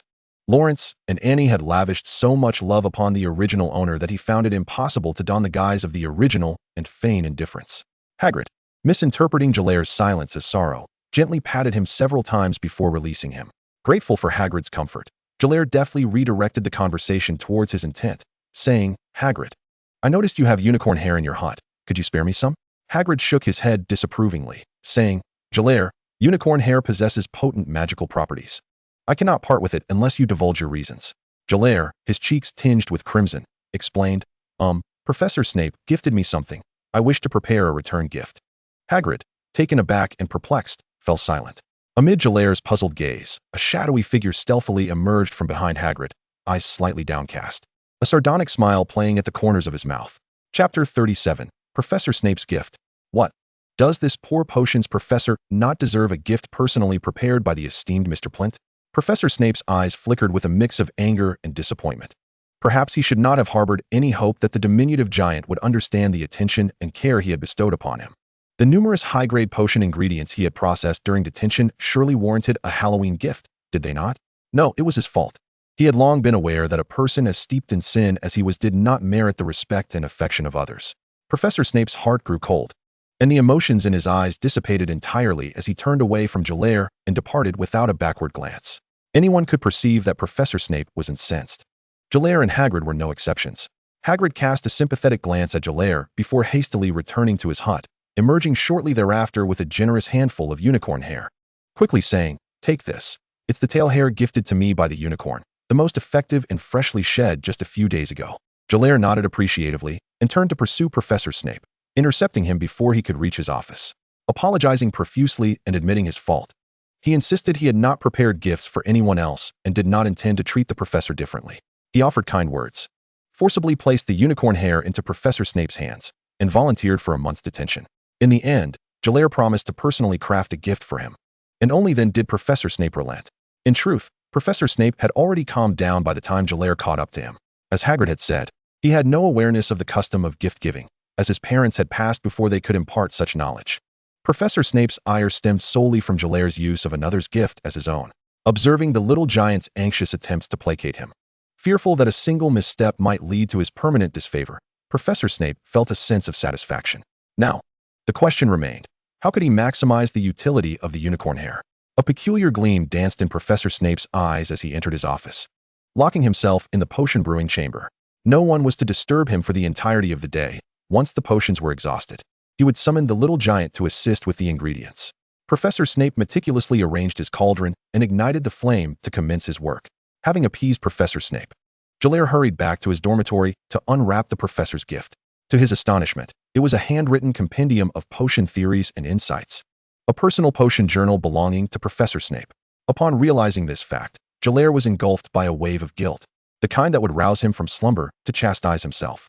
Keeping the matter of preparing a gift for Professor Snape close to his heart, Jeler scurried to the Ollery to find Furry, requesting him to procure an appropriate gift from Diagon Alley for his classmates, attaching a list and names for reference. Completing these tasks, Jeler sought out each friend who had sent him a gift, explaining the situation in hopes of their forgiveness. Fortunately, they all acquiesced. With a sigh of relief, Jeler returned to the room of requirement to practice his stealth techniques. Throughout October, in preparation for the Halloween feast, he significantly reduced his practice time, realizing he must reclaim it swiftly. After Halloween, the atmosphere within the school improved considerably. Students from different houses greeted one another amicably. Even when Slytherin and Gryffindor crossed paths, the past conflicts dissipated into mere nods as they passed each other. On one occasion, a Slytherin wizard was approached by several witches in the corridor, requesting to see his Patronus. The wizard, slightly bashful yet proud, obliged. With a flick of his wand, a charming and robust Scottish Highland pony materialized in the corridor, eliciting gasps of admiration from the witches, who regarded him with newfound envy. Jeler relished this transformation, as the stable environment allowed him to immerse himself further in his studies. Though he was uncertain when he might fully grasp the intricacies of the caged bird, he understood the importance of a solid foundation and was willing to sacrifice leisure time for his studies. Days later, Jeler sensed a palpable tension in the air, particularly between Slytherin and Gryffindor. He was perplexed until Bill approached the Ravenclaw table, inviting him to witness the Quidditch match between the two houses. This time, even Captain Mojito did not object. Rather, he strongly endorsed the idea. The atmosphere on the actual pitch was unmistakably different. Jeler, you must experience it for yourself. The following day, Captain Mojito escorted Jeler to the Ravenclaw stands, instructing him on how to track the bludgers and the golden snitch. The experience was indeed exhilarating. The cheers from the crowd echoed around him, while players soared above, deftly maneuvering amidst the whizzing bludgers, creating a thrilling spectacle. Ultimately, Gryffindor emerged victorious, with the Seeker capturing the golden snitch, leading to a score of 240 to 200 against Slytherin. Jeler was elated and exhilarated, but later, during detention, he inadvertently damaged a devil's snare vine, drawing an earful of scolding from Professor Snape. If the esteemed Mr. Plint is dissatisfied, then your unfortunate potions professor will be unable to procure a potion ingredient resembling a golden snitch for you to examine closely. As these words tumbled forth, Jeler realized Professor Snape's mood had soured, and he humbly gathered the damaged materials, continuing to work diligently. Classes, homework, detentions for potion making, practicing stealth techniques in the room of requirement, and distributing the items purchased by Grandpa Cora comprised his days, passing by in a tranquil manner. One day, upon returning from Hagrid's hut, Jeler finally conceived an idea for Professor Snape's gift. He had purchased a set of chemical experiment apparatus from the Muggle world, and during one detention, he presented it to Professor Snape, requesting his suggestions for modifications based on his usage habits, promising to customize a professional potion master's toolkit. Upon hearing Jeler's proposal, Professor Snape fixed his gaze upon him, his eyes glinting with an inscrutable expression, leaving Jeler uncertain of his thoughts. Jeler awaited the response with palpable trepidation, uncertain whether Professor Snape would be amenable to the artifacts of the Muggle world. Nonetheless, he sincerely believed that potions and Muggle chemistry could mutually inform and benefit one another. Moreover, he was earnest in his intentions, as he planned to cover the costs of the necessary customizations himself. After a prolonged silence, Professor Snape let out a soft chuckle, his smooth voice tinged with a mix of satisfaction and disdain. Disdain? Jeler could not fathom the reason for such feelings. Had he not just smiled? Observing Jeler's bewildered expression, Professor Snape relaxed his posture and, in a gesture of unexpected benevolence, elaborated. The custom potion tools must meet the standards befitting a master of potions. Selling your family assets would scarcely suffice. I shall cover the expenses, provided you refine the designs. Jeler suddenly grasped the gravity of his earlier misconceptions, realizing that in any realm, higher levels of customization invariably demanded greater standards and, consequently, more financial resources. In the laboratories of Hyuga, even a modest set of weights could cost nearly 100,000 yuan, let alone the other tools and larger equipment, which could easily amount to millions. At that moment, he felt a twinge of relief that he had not naively submitted Muggle designs for customization. Such a fundamental blunder, if presented to Professor Snape, would likely result in him being unceremoniously expelled from the office, never to return. Chapter 38, Early Education. The influence of never forget your original intention not only provided Jeler with an enriching learning environment, but also inadvertently helped him eliminate certain potential pitfalls. Who are you? Jeler asked, perplexed, as he gazed at the individual blocking his path in the corridor, unsure of why this stranger was apologizing to him when they had no prior connection. Witchy Slack's face flushed crimson, and Nono remained silent, taken aback by the realization that Jeler had forgotten him. It was one thing to acknowledge a past mistake, but it was another to repeat it. However, recalling his own recent struggles and the encouragement of friends, Witchy Slack mustered the courage to speak. Prent, I am Witchy Slack. During the charms class, my spell nearly harmed you, and I foolishly spoke out of turn, insulting you. I am sincerely sorry. Jeler instantly recalled the incident, his demeanor cooling instinctively. Yet, seeing the genuine regret and guilt etched upon Witchy Slack's face left him uncertain. An 11-year-old child should not harbor complex thoughts. Their emotions were typically quite straightforward. Noticing Jeler's silence, Witchy Slack abruptly bowed, speaking rapidly. Prent, since Halloween, I have truly come to recognize my errors. There is no hierarchy among the 4 houses. I was foolish to trust flattery without reflection. I apologize, fellow student Prent. Taken aback by the trembling boy before him, Jeler ultimately chose to accept the apology. He pulled Witchy Slack upright and said, "Very well, I understand. Focus on your studies henceforth. If one day you become an Auror, I shall congratulate you." Most boys from Gryffindor aspired to be Aurors, and by saying this, Jeler signified his forgiveness. Witchy Slack's eyes brimmed with tears, and he vigorously grasped Jeler's hand. After finally parting ways with Witchy Slack, Jeler returned to the Ravenclaw common room, where he noticed a small gathering of 3 or 4 individuals in a corner. Approaching them, he discovered they were part of a mock potion brewing study group, practicing under the watchful eye of Prefect Brown. Upon seeing Jeler, Prefect Brown beamed, waving him over. "Jeler, come quickly. These little ones have been struggling with their slicing technique. Can you see what the issue is?" During this time, it had become common knowledge within Ravenclaw that Jeler was ostensibly confined by Professor Snape, yet in reality, he was assisting the professor with potion materials, possibly receiving additional guidance in the process. "You know," Prefect Brown continued, "when I helped in the hospital wing, Madame Pomfrey mentioned how rapidly Professor Snape has been replenishing potions lately, by 1/3 of the usual time." Jeler smiled, feeling a sense of joy. If Professor Snape could allocate more time to potion research, his own chances of survival would increase significantly. Upon glancing down, Jeler immediately identified the problem and pointed it out. "Brew, Liana, your knives are improperly sized. The handles do not match. The force applied during slicing is incorrect, making it difficult to achieve uniformity. Moreover, the blades are likely dull, resulting in insufficiently smooth cutting surfaces, which will hinder the full activation of magic within the cauldron. Thus, the quality will never reach its peak. Are these not your knives?" Jeler raised an eyebrow in inquiry. "Indeed," Brew exclaimed. "Liana and I borrowed these knives from her father." Liana, with a forlorn expression, added, "No wonder. I recall my father mentioning he no longer wanted this knife. I thought he was merely making an excuse to avoid my embarrassment in taking it. I had no idea it was genuinely ineffective. Fortunately, young wizards do not possess just one knife," Prefect Brown remarked. They quickly dashed back to their dormitory to fetch a new one, returning with eager anticipation in their eyes. Gazing at Jeler, Jeler did not decline their request and proceeded to guide them. The entirety of the Ravenclaw common room was soon filled with the sound of Jeler's cold, unyielding voice. "Slicing must be uniform. If you cannot discern it visually, use a ruler for comparison. If that fails, press your fingertip down. When you slice into your fingertip, you'll know the thickness is excessive. Remember, the spine of the knife, not the side, should be your focus. If you struggle to differentiate, etch markings on the knife and take a glance before each cut. The speed of squeezing the slime eels should not be rushed. Take your time to attune to your breathing. Each slime eel should be squeezed within 2 to 3 breaths. If you forget that porcupine quills must be added after extinguishing the flame, write 'extinguish flame' in large letters on a piece of paper and wrap the quills accordingly before brewing. When grinding snake fangs, ensure you grind in one direction, avoiding back and forth motions. If you are uncertain how finely to grind them, apply pressure with your fingertip. When your fingertip yields a white powder rather than coarse fragments, you have achieved the desired consistency. Do not grasp the withered vine grass from above, as it will crumble easily. Always use tweezers or a piece of paper to lift it from below, keeping it distant from the liquid." Jeler observed that the education of young wizards exhibited certain distortions, whether in potion making or other charm classes.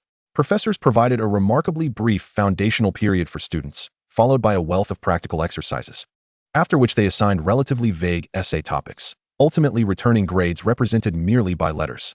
In stark contrast to the structured educational stages of Muggle kind, kindergarten, primary school, secondary school, and university, this method of learning appeared rather crude. Moreover, as Jeler understood, children in the wizarding world received no preschool education and had never attended classes or completed assignments before entering school, where they were immediately tasked with writing lengthy essays. It was no surprise that their efforts were often abysmal. Only Jeler and a few students from Muggle backgrounds, who had attended primary school, managed to produce relatively competent work. These children evidently lacked the ability to absorb and summarize experiences from practical applications. They rigidly adhered to textbook procedures, never contemplating whether alternative methods might circumvent potential issues. This was not merely an issue for first-year students. Consider the students surrounding Jeler, at least in their third year, each clutching notebooks and pens, diligently recording every word he uttered.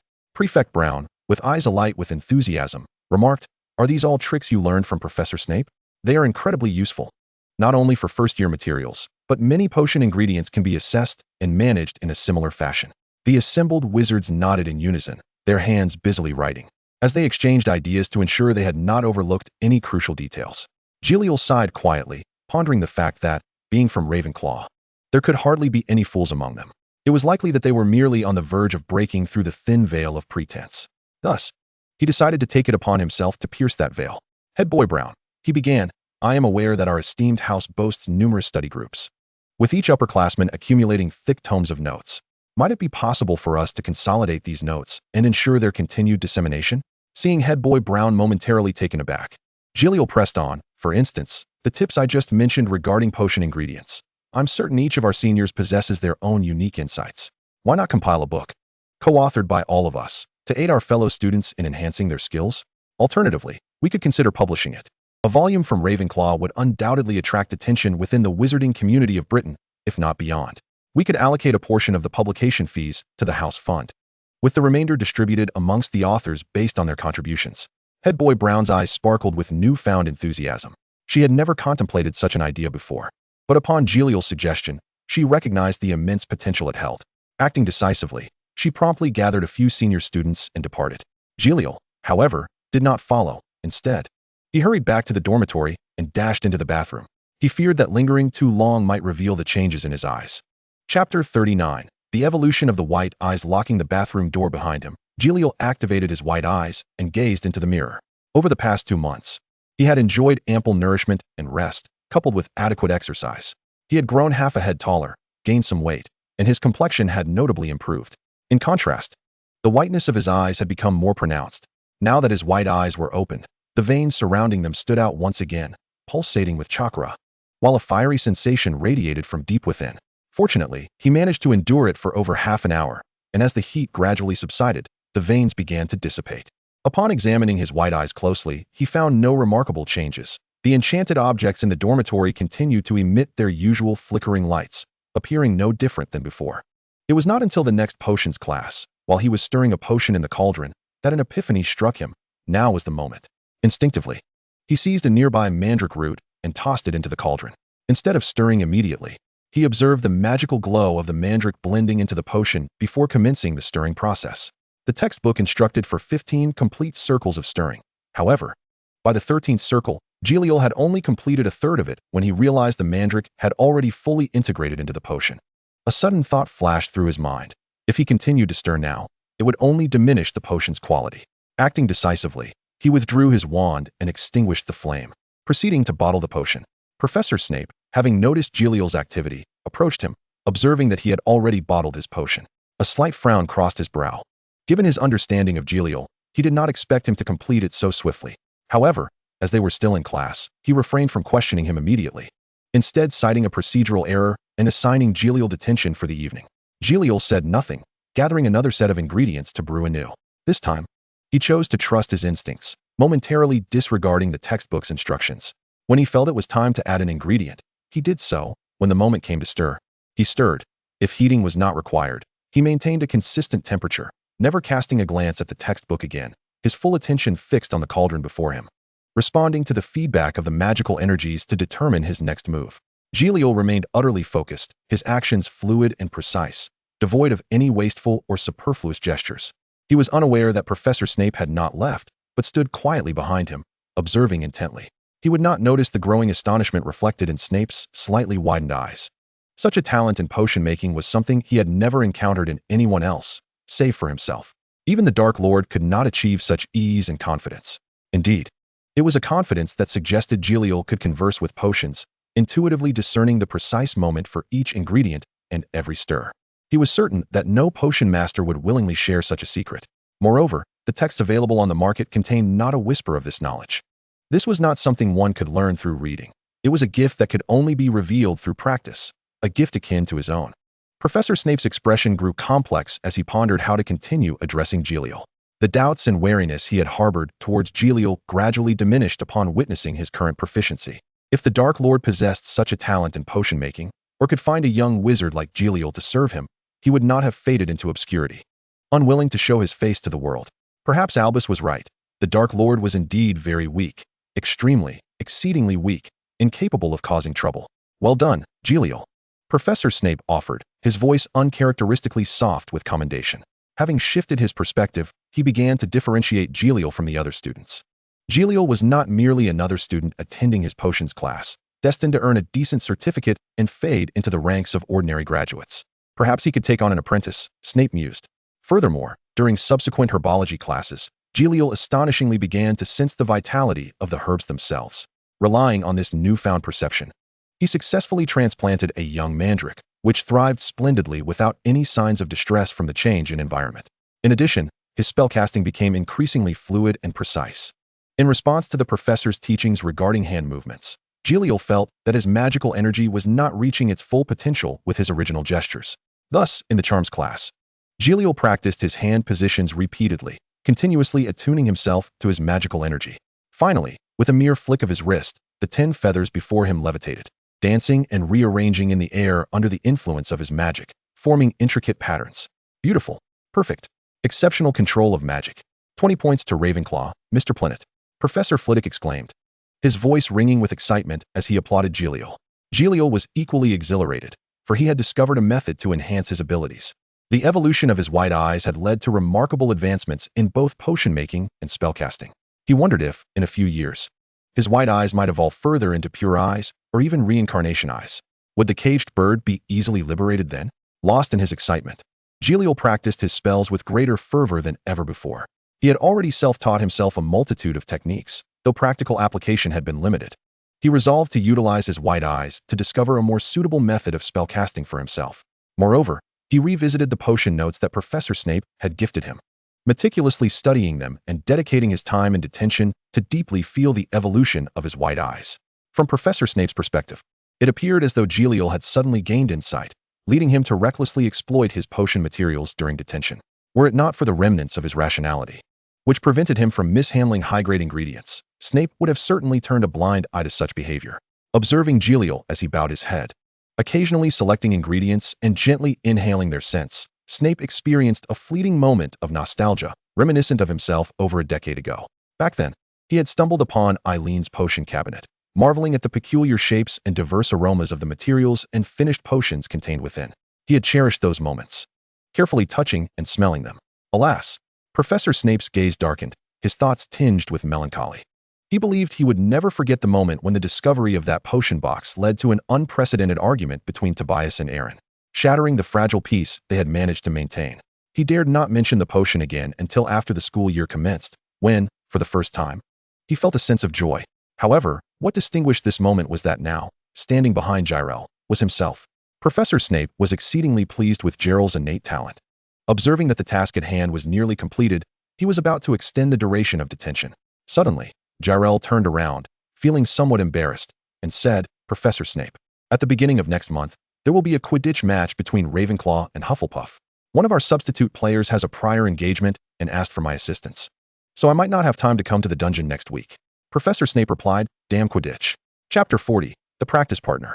Jeler also yearned to immerse himself in the potion office for study, yet the substitute for the Ravenclaw team was genuinely unavailable.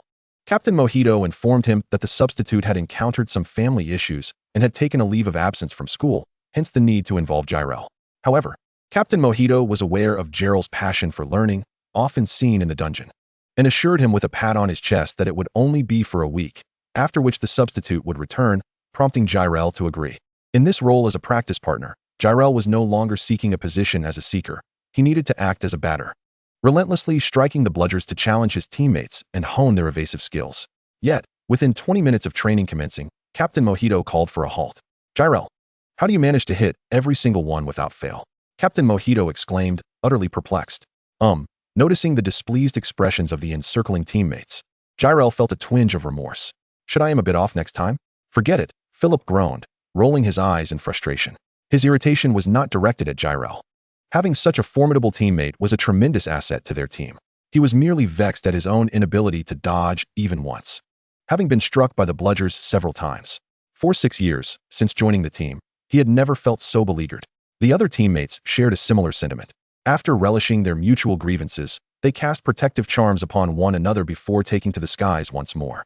Jeler quietly muttered an apology, then raised his bat, delivering a resounding blow to the underside of a bludger, aiming at Philip, who had just soared past, before executing a roll to evade a bludger that the female player, Lena, had sent his way, whether intentionally or not remained unclear. Jeler possessed astonishing reflexes and adaptability. Each time he effortlessly evaded a bludger and struck another teammate. Captain Mojito couldn't help but feel grateful that Jeler was a student of Ravenclaw. Such a promising talent. If he had been enrolled in another house, Ravenclaw would undoubtedly have lost its chance at victory. Fortunately, as a fifth-year student, he still had 2 years remaining. And Mojito was confident that Ravenclaw would clinch the Quidditch Cup. With a fervent passion for his dreams, Captain Mojito soared through the air, his piercing gaze scanning each teammate as he bellowed tactical instructions. Then, with a resounding thud, he was inadvertently struck by Jeler, clutching his abdomen in lament. This routine persisted for a week. Whenever Jeler completed his assignments, he would return to the common room seeking company. If he found none, he would head to the pitch, certain to encounter Captain Mojito and the others. The pitch was not solely occupied by the Ravenclaw team. The Hufflepuff team occasionally trained alongside them. And finding a mutually convenient time for all players from both houses was a rare occurrence, often resulting in scheduling conflicts. Fortunately, relations between the two houses were amicable, allowing for shared practice space.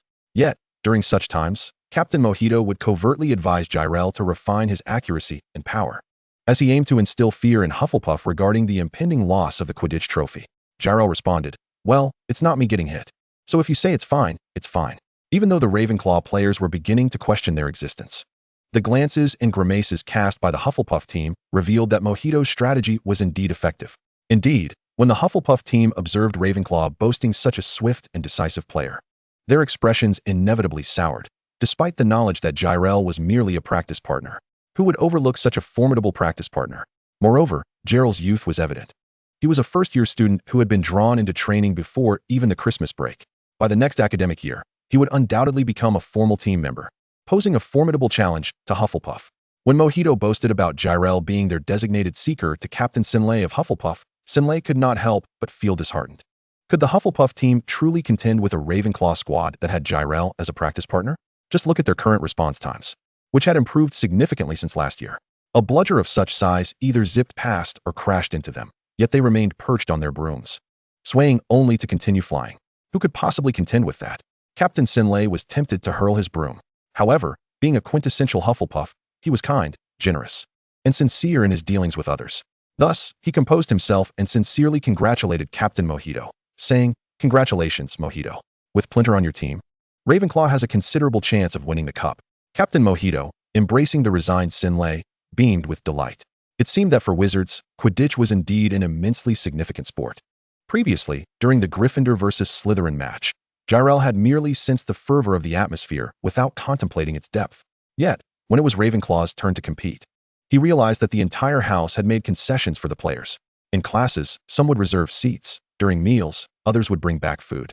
And students would voluntarily offer references for assignments, not through plagiarism, as Ravenclaw strictly prohibited such actions, but rather classmates would place books necessary for essay writing at the players' sides. And once completed, someone would collect and return their belongings to the dormitory.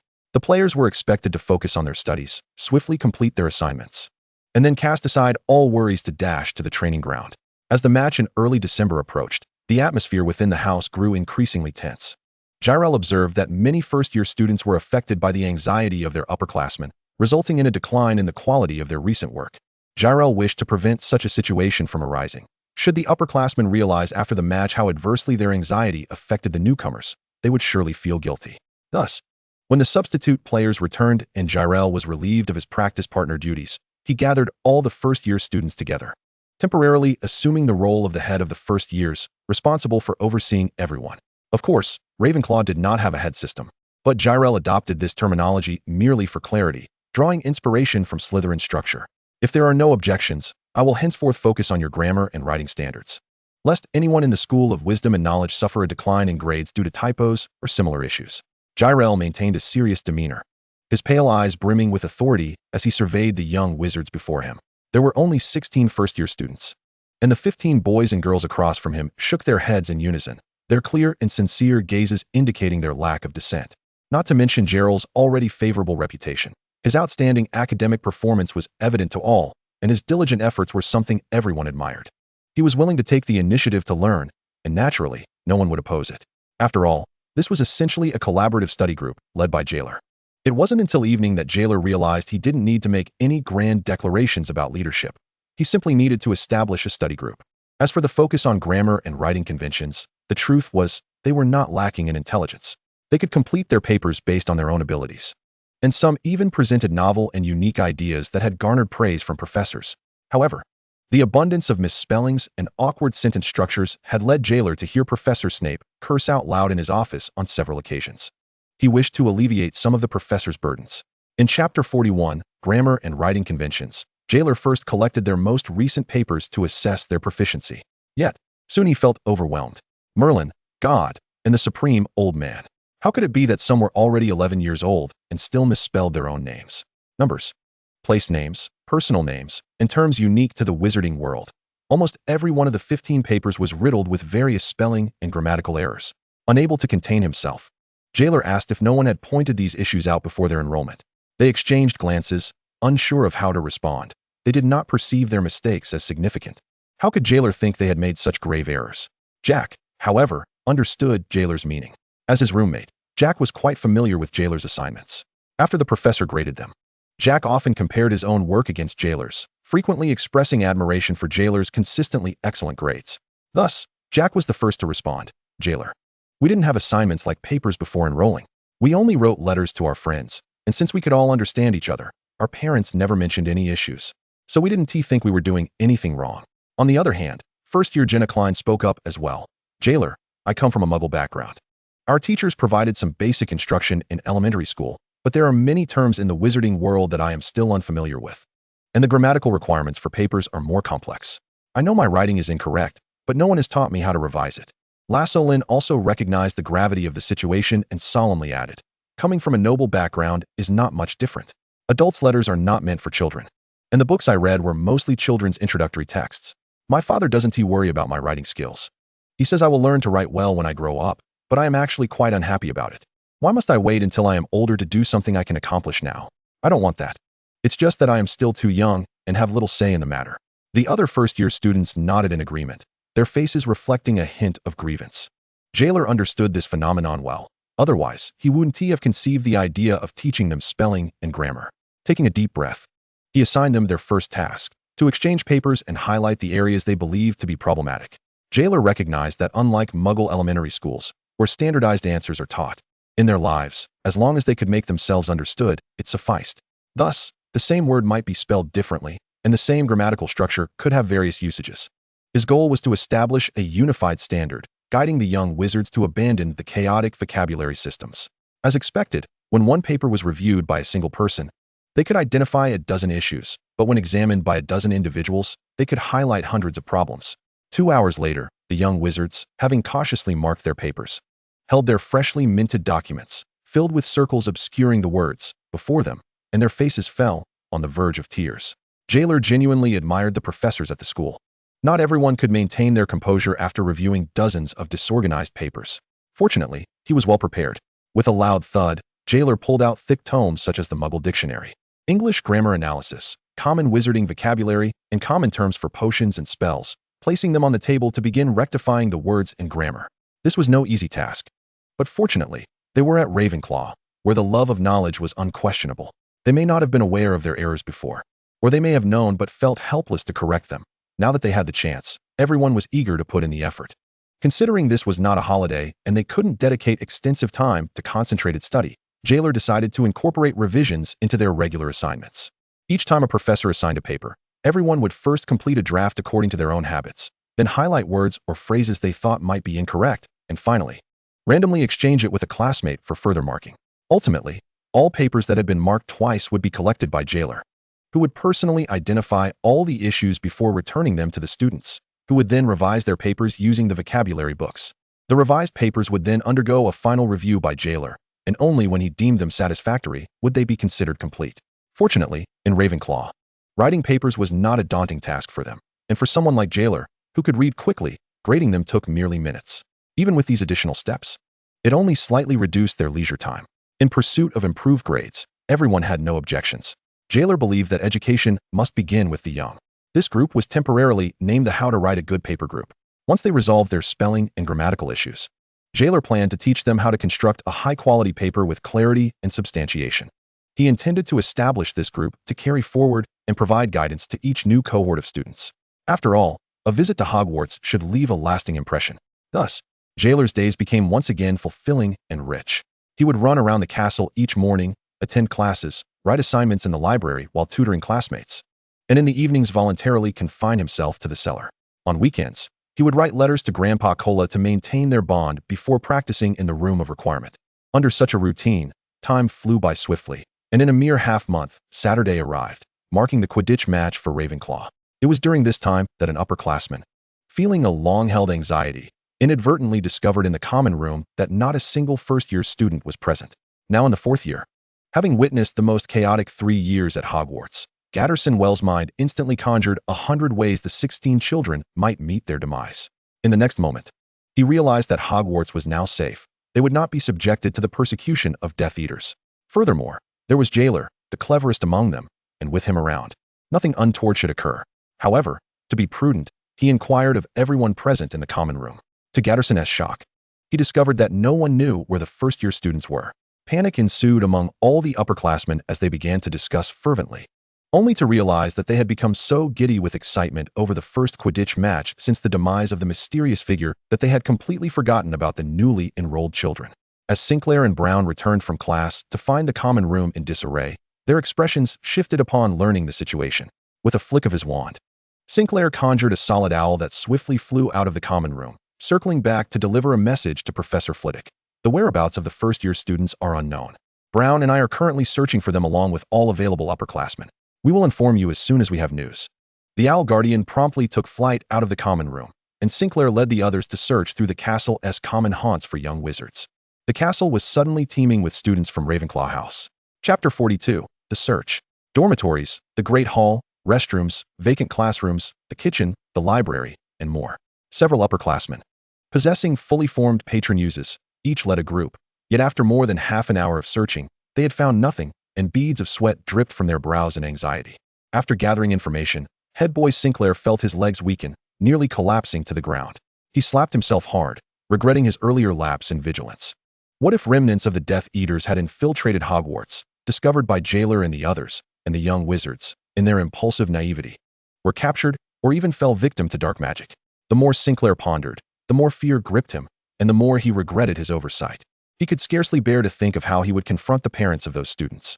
At that moment, Alexander Whitmore, passing by after class, looked quizzically at Sinclair, who was crouched on the ground, holding his head in despair. With a mixture of curiosity and impatience, he inquired, "Sinclair, what are you doing? Don't tell me you're regretting not finishing your homework while squatting here. You'd be better off using that time to catch up. This isn't like you." Despairing, Sinclair raised his head and asked, devoid of hope, "I can't find our first-year students. Have you seen them?" He had not expected any information from Alexander. But to his astonishment, Alexander did not respond with ignorance. Instead, he replied with a peculiar look, "I just saw them a moment ago." Sinclair was momentarily taken aback, overwhelmed with joy, and leaped up to seize Alexander's shoulders, eagerly inquiring about their whereabouts. Alexander, his expression a mix of astonishment and confusion, recounted, "We just finished History of Magic class, and I saw printers with a dozen children in the lounge next to the classroom. Honestly, it was the first time I saw Professor Bin speaking to students in a normal tone, and he paused the lecture 3 times to chat with them in the lounge." As he spoke, Sinclair hardly registered the rest of Alexander's words. Upon hearing that Jeler and the others were by the History of Magic classroom, he was nearly ready to thank Merlin. He promptly cast his Patronus to inform Professor Flitwick and all the accompanying students, disregarding Alexander's envious gaze at his Patronus, and rushed off. Arriving at the door of the History of Magic classroom, the students had already dispersed. The remaining Ravenclaw teams hurriedly converged from around the castle. Upon seeing Sinclair, head boy Brown proactively stated, "I've contacted Professor Flitwick. He just returned to the castle and is on his way." No sooner had he finished speaking than Professor Flitwick, wand in hand, rushed in, his small stature betraying a significant urgency. After hearing Sinclair's report from Alexander, Professor Flitwick breathed a sigh of relief, saying, "I know where that is. Since Jeler and the others are in the lounge, There shouldn't be any problems. Let us go in. Wait, Phileas, I'm coming in with you. A cold, irate voice interjected from behind. It was Professor Snape. Although Professor Flitwick was puzzled as to why Snape was present, he could sense the latter's concern for the young wizards and nodded in agreement. After failing to locate Jeler that afternoon and witnessing the chaos of Ravenclaw students wandering the castle, Snape had approached to inquire and, upon learning the details, felt a mix of shock and anger. Just as he was about to cast a tracking spell, he discovered the students had been found and hurried over, intending to reprimand Jeler soundly. Thus, a group led by Professors Flitwick and Snape, followed by head boys Sinclair and Brown, led the remaining Ravenclaw students into the lounge adjacent to the classroom. Jeler, having completed vocabulary spelling and basic grammar instruction, was addressing a small blackboard, explaining essay format and paragraphing to all first-year Ravenclaws except himself. Just as he was about to proceed with the next explanation, he was startled by the sudden influx of people. What's going on? Is Voldemort back? Jeler stammered, his mind racing before he shouted in alarm. The entire assembly instinctively shuddered, and Snape's expression went blank as he instinctively covered his left hand. Once they regained their composure, Sinclair and the others felt a mix of anger and amusement, unsure whether to rejoice in having located the students or to be irritated by Jeler's invocation of the Dark Lord's name. Jeler, what on earth are you doing? Professor Flitwick was the first to calm down, his tone gentle and soothing. He had to be gentle. He feared alarming the children. Jeler answered earnestly. We formed a study group to improve the quality of our essays, and as the leader, I'm guiding everyone in their studies. He puffed out his chest slightly with pride, adding, Professor Flitwick, have you noticed the change? The essays from Ravenclaw's first years look significantly better than before. Professor Flitwick paused, his thoughts aligning with Jeler's words as he recalled recent submissions and was astonished to realize the truth in them. He had seldom encountered poor spelling and grammatical errors in first-year assignments lately. However, other houses still faced significant issues, thus diminishing his overall impression. Professor Snape, too, was momentarily taken aback, so it was Jeler orchestrating things behind the scenes, not the first years maturing.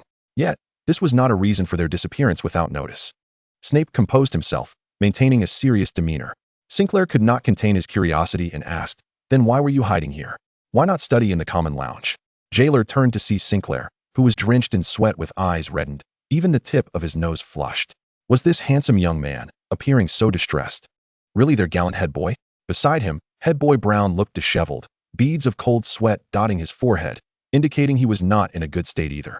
Confused as to why the term hiding was used, Jeler hesitated, glancing at a few members of the Quidditch team who had just squeezed in from the back. Sensing that Professor Flitwick was actually in a bad mood, he steeled himself and quickly explained, Quidditch matches are important, but for first-year students, studying is even more crucial. So, I gathered everyone together in a quiet place. His explanation was vague yet straightforward, and those present were not foolish. They instantly grasped the implication of Jeler's words. The upperclassmen had neglected the first-year students due to Quidditch, creating a ruckus that disrupted their studies. Being younger, the first years felt unable to protest against the older students out of respect, ultimately forcing them to abandon the common lounge for a quieter setting.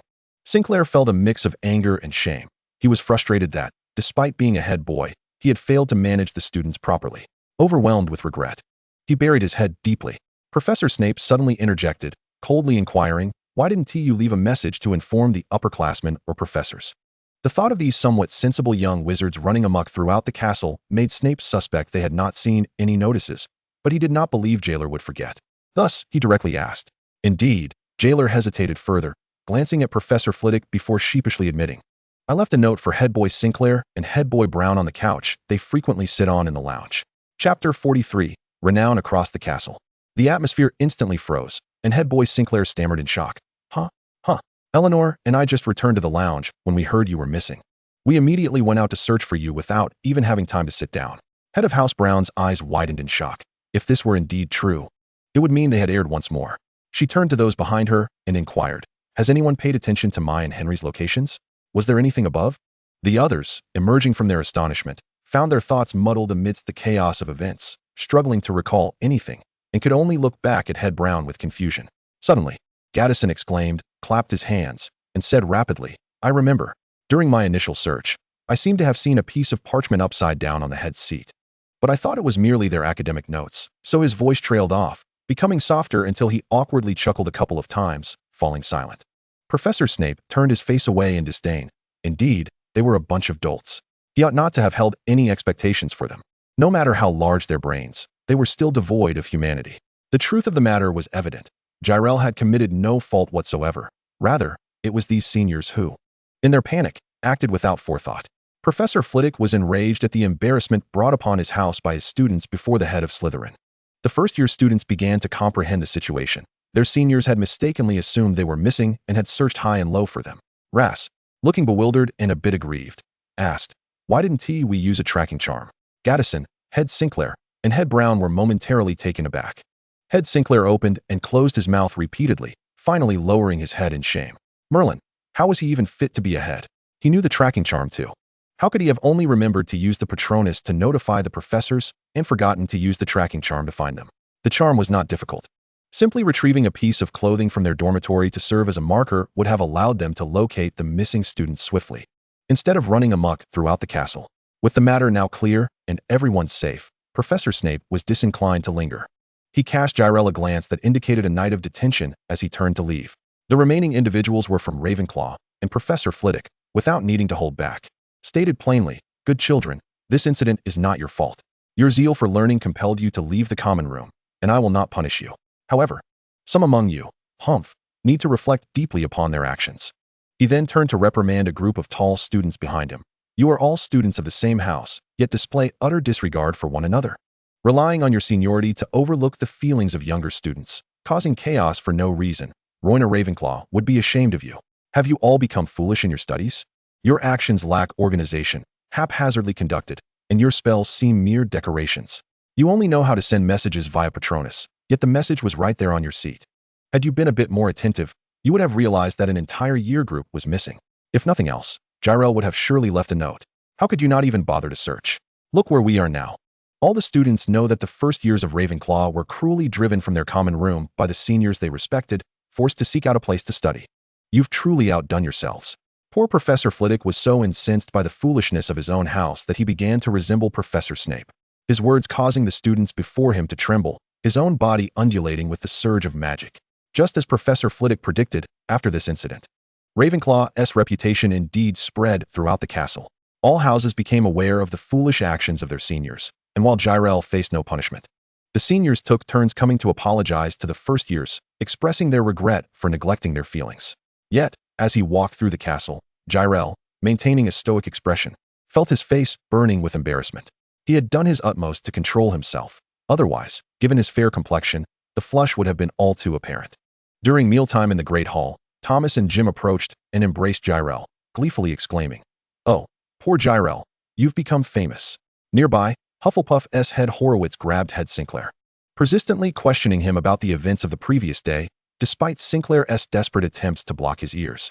Bill casually passed by, winking at Jeler, his expression conveying a silent message of "well done."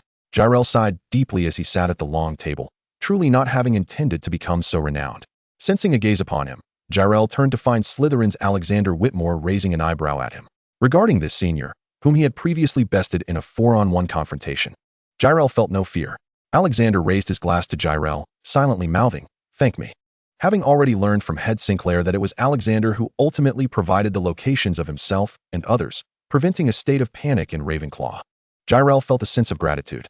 However, he disdained Alexander's brazen demeanor in demanding thanks, and with a slight smile, he silently retorted, "You're truly courageous." Alexander's smile vanished, and as he glared at Jeler's back, he ground his teeth in frustration, feeling as though he had been insulted. Subsequently, Head Sinclair insisted that Jeler and the others hold their study sessions in the common room, but Jeler resolutely refused. Aside from going to the library to write essays, Jeler and his companions preferred to study in the History of Magic Teacher's Lounge. Little did anyone know that Professor Binns was, in fact, an exceptional advisor for academic papers. As a seasoned history teacher, his rigorous scholarship, clear structure, and cautious choice of words had become his habitual writing style. Had Jeler not taken the initiative to consult Professor Binns, he might not have discovered the professor's formidable grasp of knowledge in academic writing.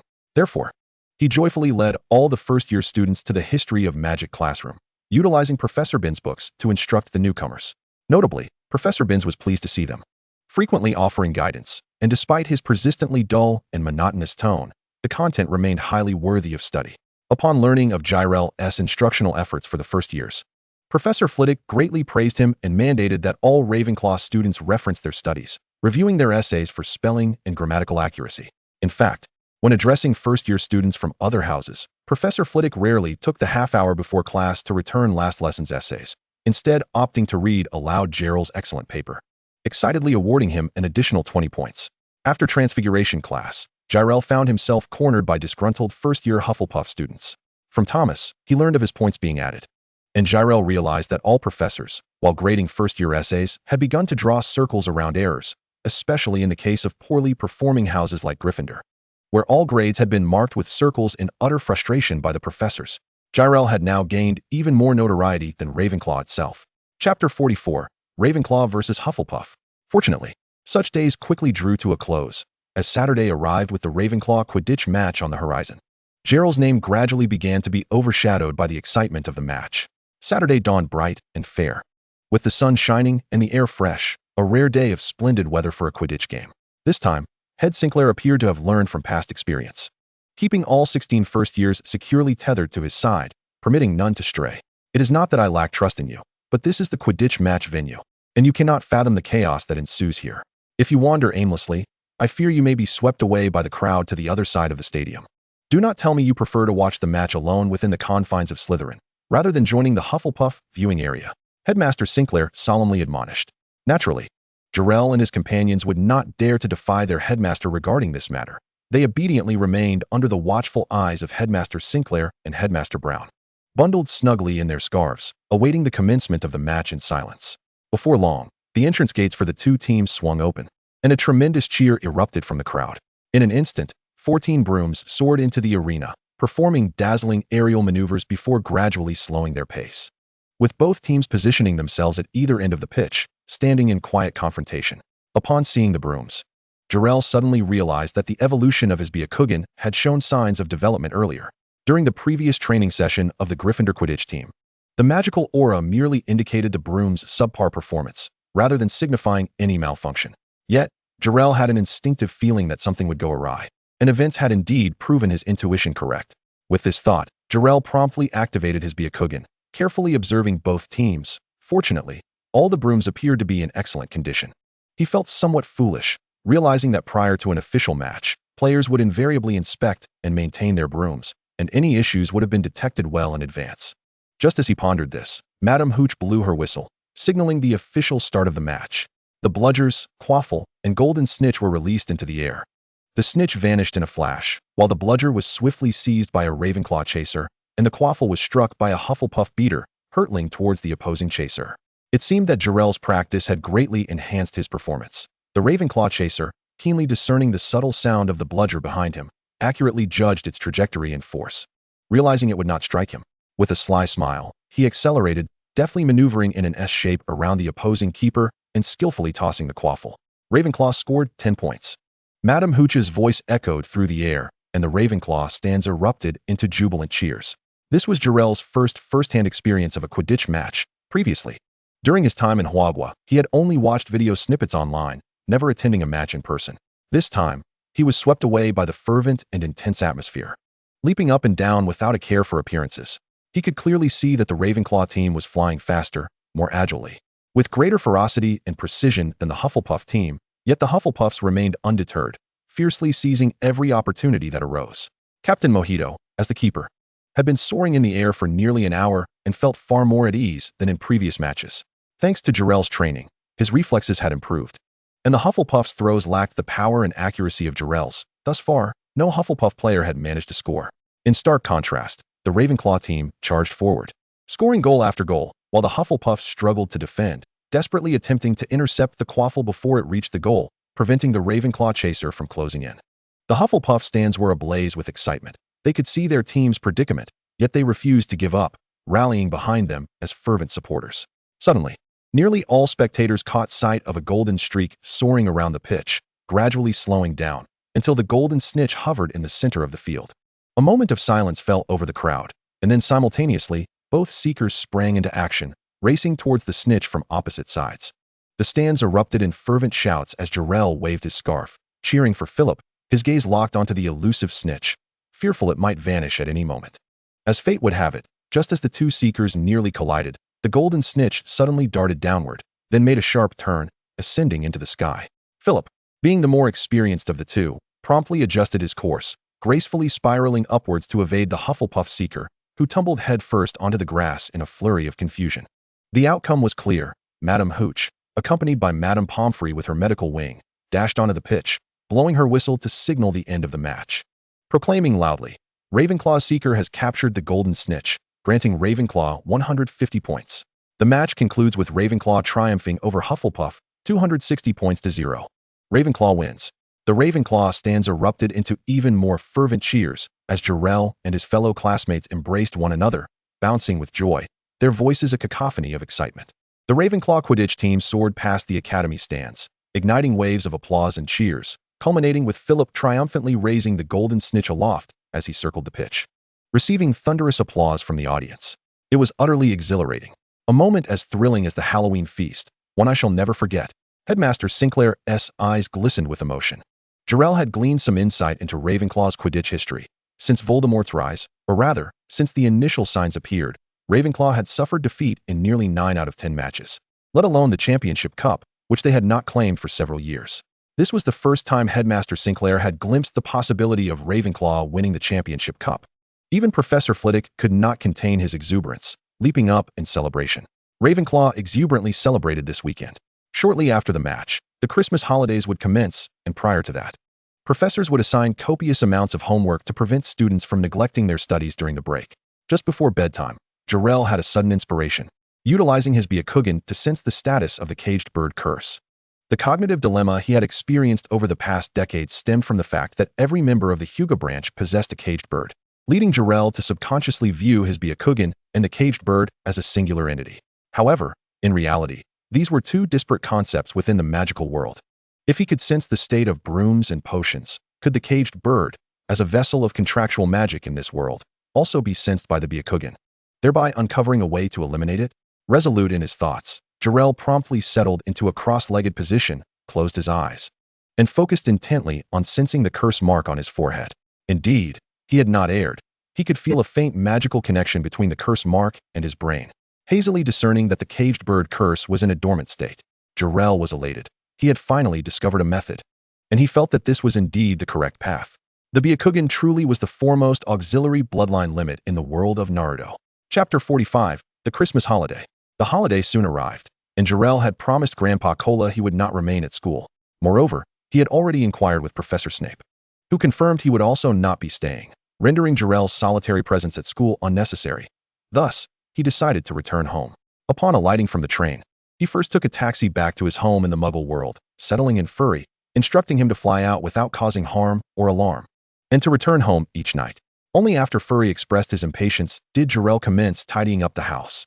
After 3 months, the place was in disarray, with an unpleasant odor and layers of dust. Fortunately, the room was not too large, and Jeler managed to clean and tidy up just in time before bedtime. The photograph of the Lawrence family had long been placed on the bedside table by Jeler. Regardless of the circumstances, having them gaze upon their child, thriving in health, must offer them some measure of solace. The following morning, Jeler meticulously packed his belongings. Ensuring he had his assignments and textbooks ready, and accompanied by Fury, he boarded the bus to the Leaky Cauldron. It must be said that the public transport system in England is remarkably efficient, as there was a direct bus from his home to the Leaky Cauldron, truly convenient. In the hidden alley of Diagon Alley, Grandpa Cola, aware of Gerald's return, opened his shop early, donned a fresh outfit, and settled into his rocking chair at the entrance. Awaiting his arrival, Fury was the first to arrive, and upon seeing the now considerably larger owl compared to 3 months prior, Grandpa Cola's face broke into a joyous smile. He quickly reached into his pocket to retrieve some homemade jerky to offer, watching Fury devour it eagerly. Moments later, Gerald's playful voice chimed in, "Grandpa Cola, don't just feed Fury, I want some biscuits too." All right, you shall have some as well." Grandpa Cola replied with a cheerful demeanor as he presented a plate of freshly baked biscuits to Jeler. With a beaming smile, Jeler accepted the treat and took a seat at a table and chair evidently prepared for him, setting out his assignments as he munched on the biscuits, sharing stories of his school life with Grandpa Cola. Both Grandpa Cola and his father, Lawrence, hailed from Ravenclaw, leading Jeler to speculate that perhaps Grandpa Cola had known his grandfather, possibly having crossed paths as students of different years, fostering some camaraderie. Otherwise, Lawrence would not have entrusted the shop and its earnings to him without fear of being swindled, leaving his child in dire straits. However, Jeler chose not to inquire further. No matter the past, they were now each other's sole companions. Grandpa Cola, in his advanced age, possessed only slightly above-average magical prowess compared to the seventh-year students. And what more could he contribute? The two, young and old, spent the day under the warm morning sun, engaging in study, conversation, and feeding the owl until dusk approached. When it was finally time for Jeler to depart, Grandpa Cola, with a forlorn expression, clutched Fury and said, "Jeler, please leave Fury here. It saddens an old man to be alone at night." Jeler stared incredulously at the sight of Fury burying his head in Grandpa Cola's embrace. Unable to fathom how his owl had been so easily swayed by a morsel of jerky. What could he do? After all, in Diagon Alley, Fury enjoyed a far greater sense of freedom and safety than in the Muggle world, where the threat of being shot by a hunter was non-existent. Thus, Jeler had no choice but to return home alone, opting to forego sleep that night and attempting to substitute meditation for rest, hoping to enhance his proficiency with his newfound ability and hasten his next evolution. As Christmas approached, Jeler did not forget to bestow gifts upon his friends, each meticulously chosen from Diagon Alley to ensure their delight. He also presented gifts to all his professors, including Professor Snape, for whom he had discovered a rare potion ingredient in the shop. While not particularly high grade, its scarcity made it suitable for concocting a few niche potions, and its moderate cost made it an apt gift. The responses from the other professors were fairly standard, but Professor Snape's reply was a scholarly paper, requesting an analysis of the conditions and key points necessary for the perfect amalgamation of potion ingredients to yield high-quality potions. Jeler's heart raced. He realized that he could not conceal his enhanced abilities from Professor Snape, though he had no intention of doing so. Yet, the notion of being assigned a paper during the holidays felt somewhat oppressive. A heavy thought struck him. What if he were to become Professor Snape's student, his chosen apprentice, and later sought his assistance in dispelling the caged bird curse? Would Snape perceive this as a calculated approach from the outset? Jeler understood that for someone with such profound pride as Professor Snape, any semblance of manipulation or deceit would be viewed as betrayal. Would this lead to their irreparable rift? Moreover, even if Professor Snape were willing to assist him with his research on the caged bird curse and the related potions, who could guarantee the duration of such studies? Would it take years or even decades? Time was of the essence. In 9 years, Harry Potter would enroll at Hogwarts, and Voldemort would surely return. At that juncture, what if Professor Snape had someone of greater importance to him? With a heavy exhale, Jeler forced himself to cast aside these troubling thoughts and focus on the present. Overthinking was futile. He must enhance his own capabilities. Should the time come when he and Professor Snape parted ways, he would have to rely solely on his skills and the magical knowledge he had acquired. Jeler struggled to articulate his feelings in writing, attempting to persuade Professor Snape by saying, "I don't know why, but I rely on intuition." As he gazed at the extensive, convoluted text he had unwittingly produced, rich in references, yet ultimately reverting to that singular sentiment, he felt a headache coming on. Ultimately, he drew inspiration from the elemental properties of wood, metal, water, fire, and earth, alongside the mystical attributes found in Western fantasy literature, endeavoring to align the potion ingredients with their respective properties. As he wrote, clarity began to dawn on him. Just as individual magical abilities vary, each wand is unique, and so too are the spells one excels at. Thus, potion ingredients, possessing their own magical essence, must also exhibit differences in magical potency. Why must some potion ingredients complement one another while others serve a versatile purpose? Why do certain materials only manifest under specific conditions, while others can be cultivated in abundance? Ultimately, it all boiled down to the variance in their magical properties. Only through an understanding of their magical attributes, judiciously pairing and optimizing their magical factors, could one hope to brew potions of superior quality. Jeler's excitement grew with each word he penned. He was invigorated, having begun writing the moment he received the topic, and it took him over 3 days to complete. After spending an additional half-day proofreading for typos and grammatical errors, he finally sent it off. What did it matter if he made mistakes? He was merely a first-year student. Let the errors be. With a spirited heart, he bid farewell to Fury.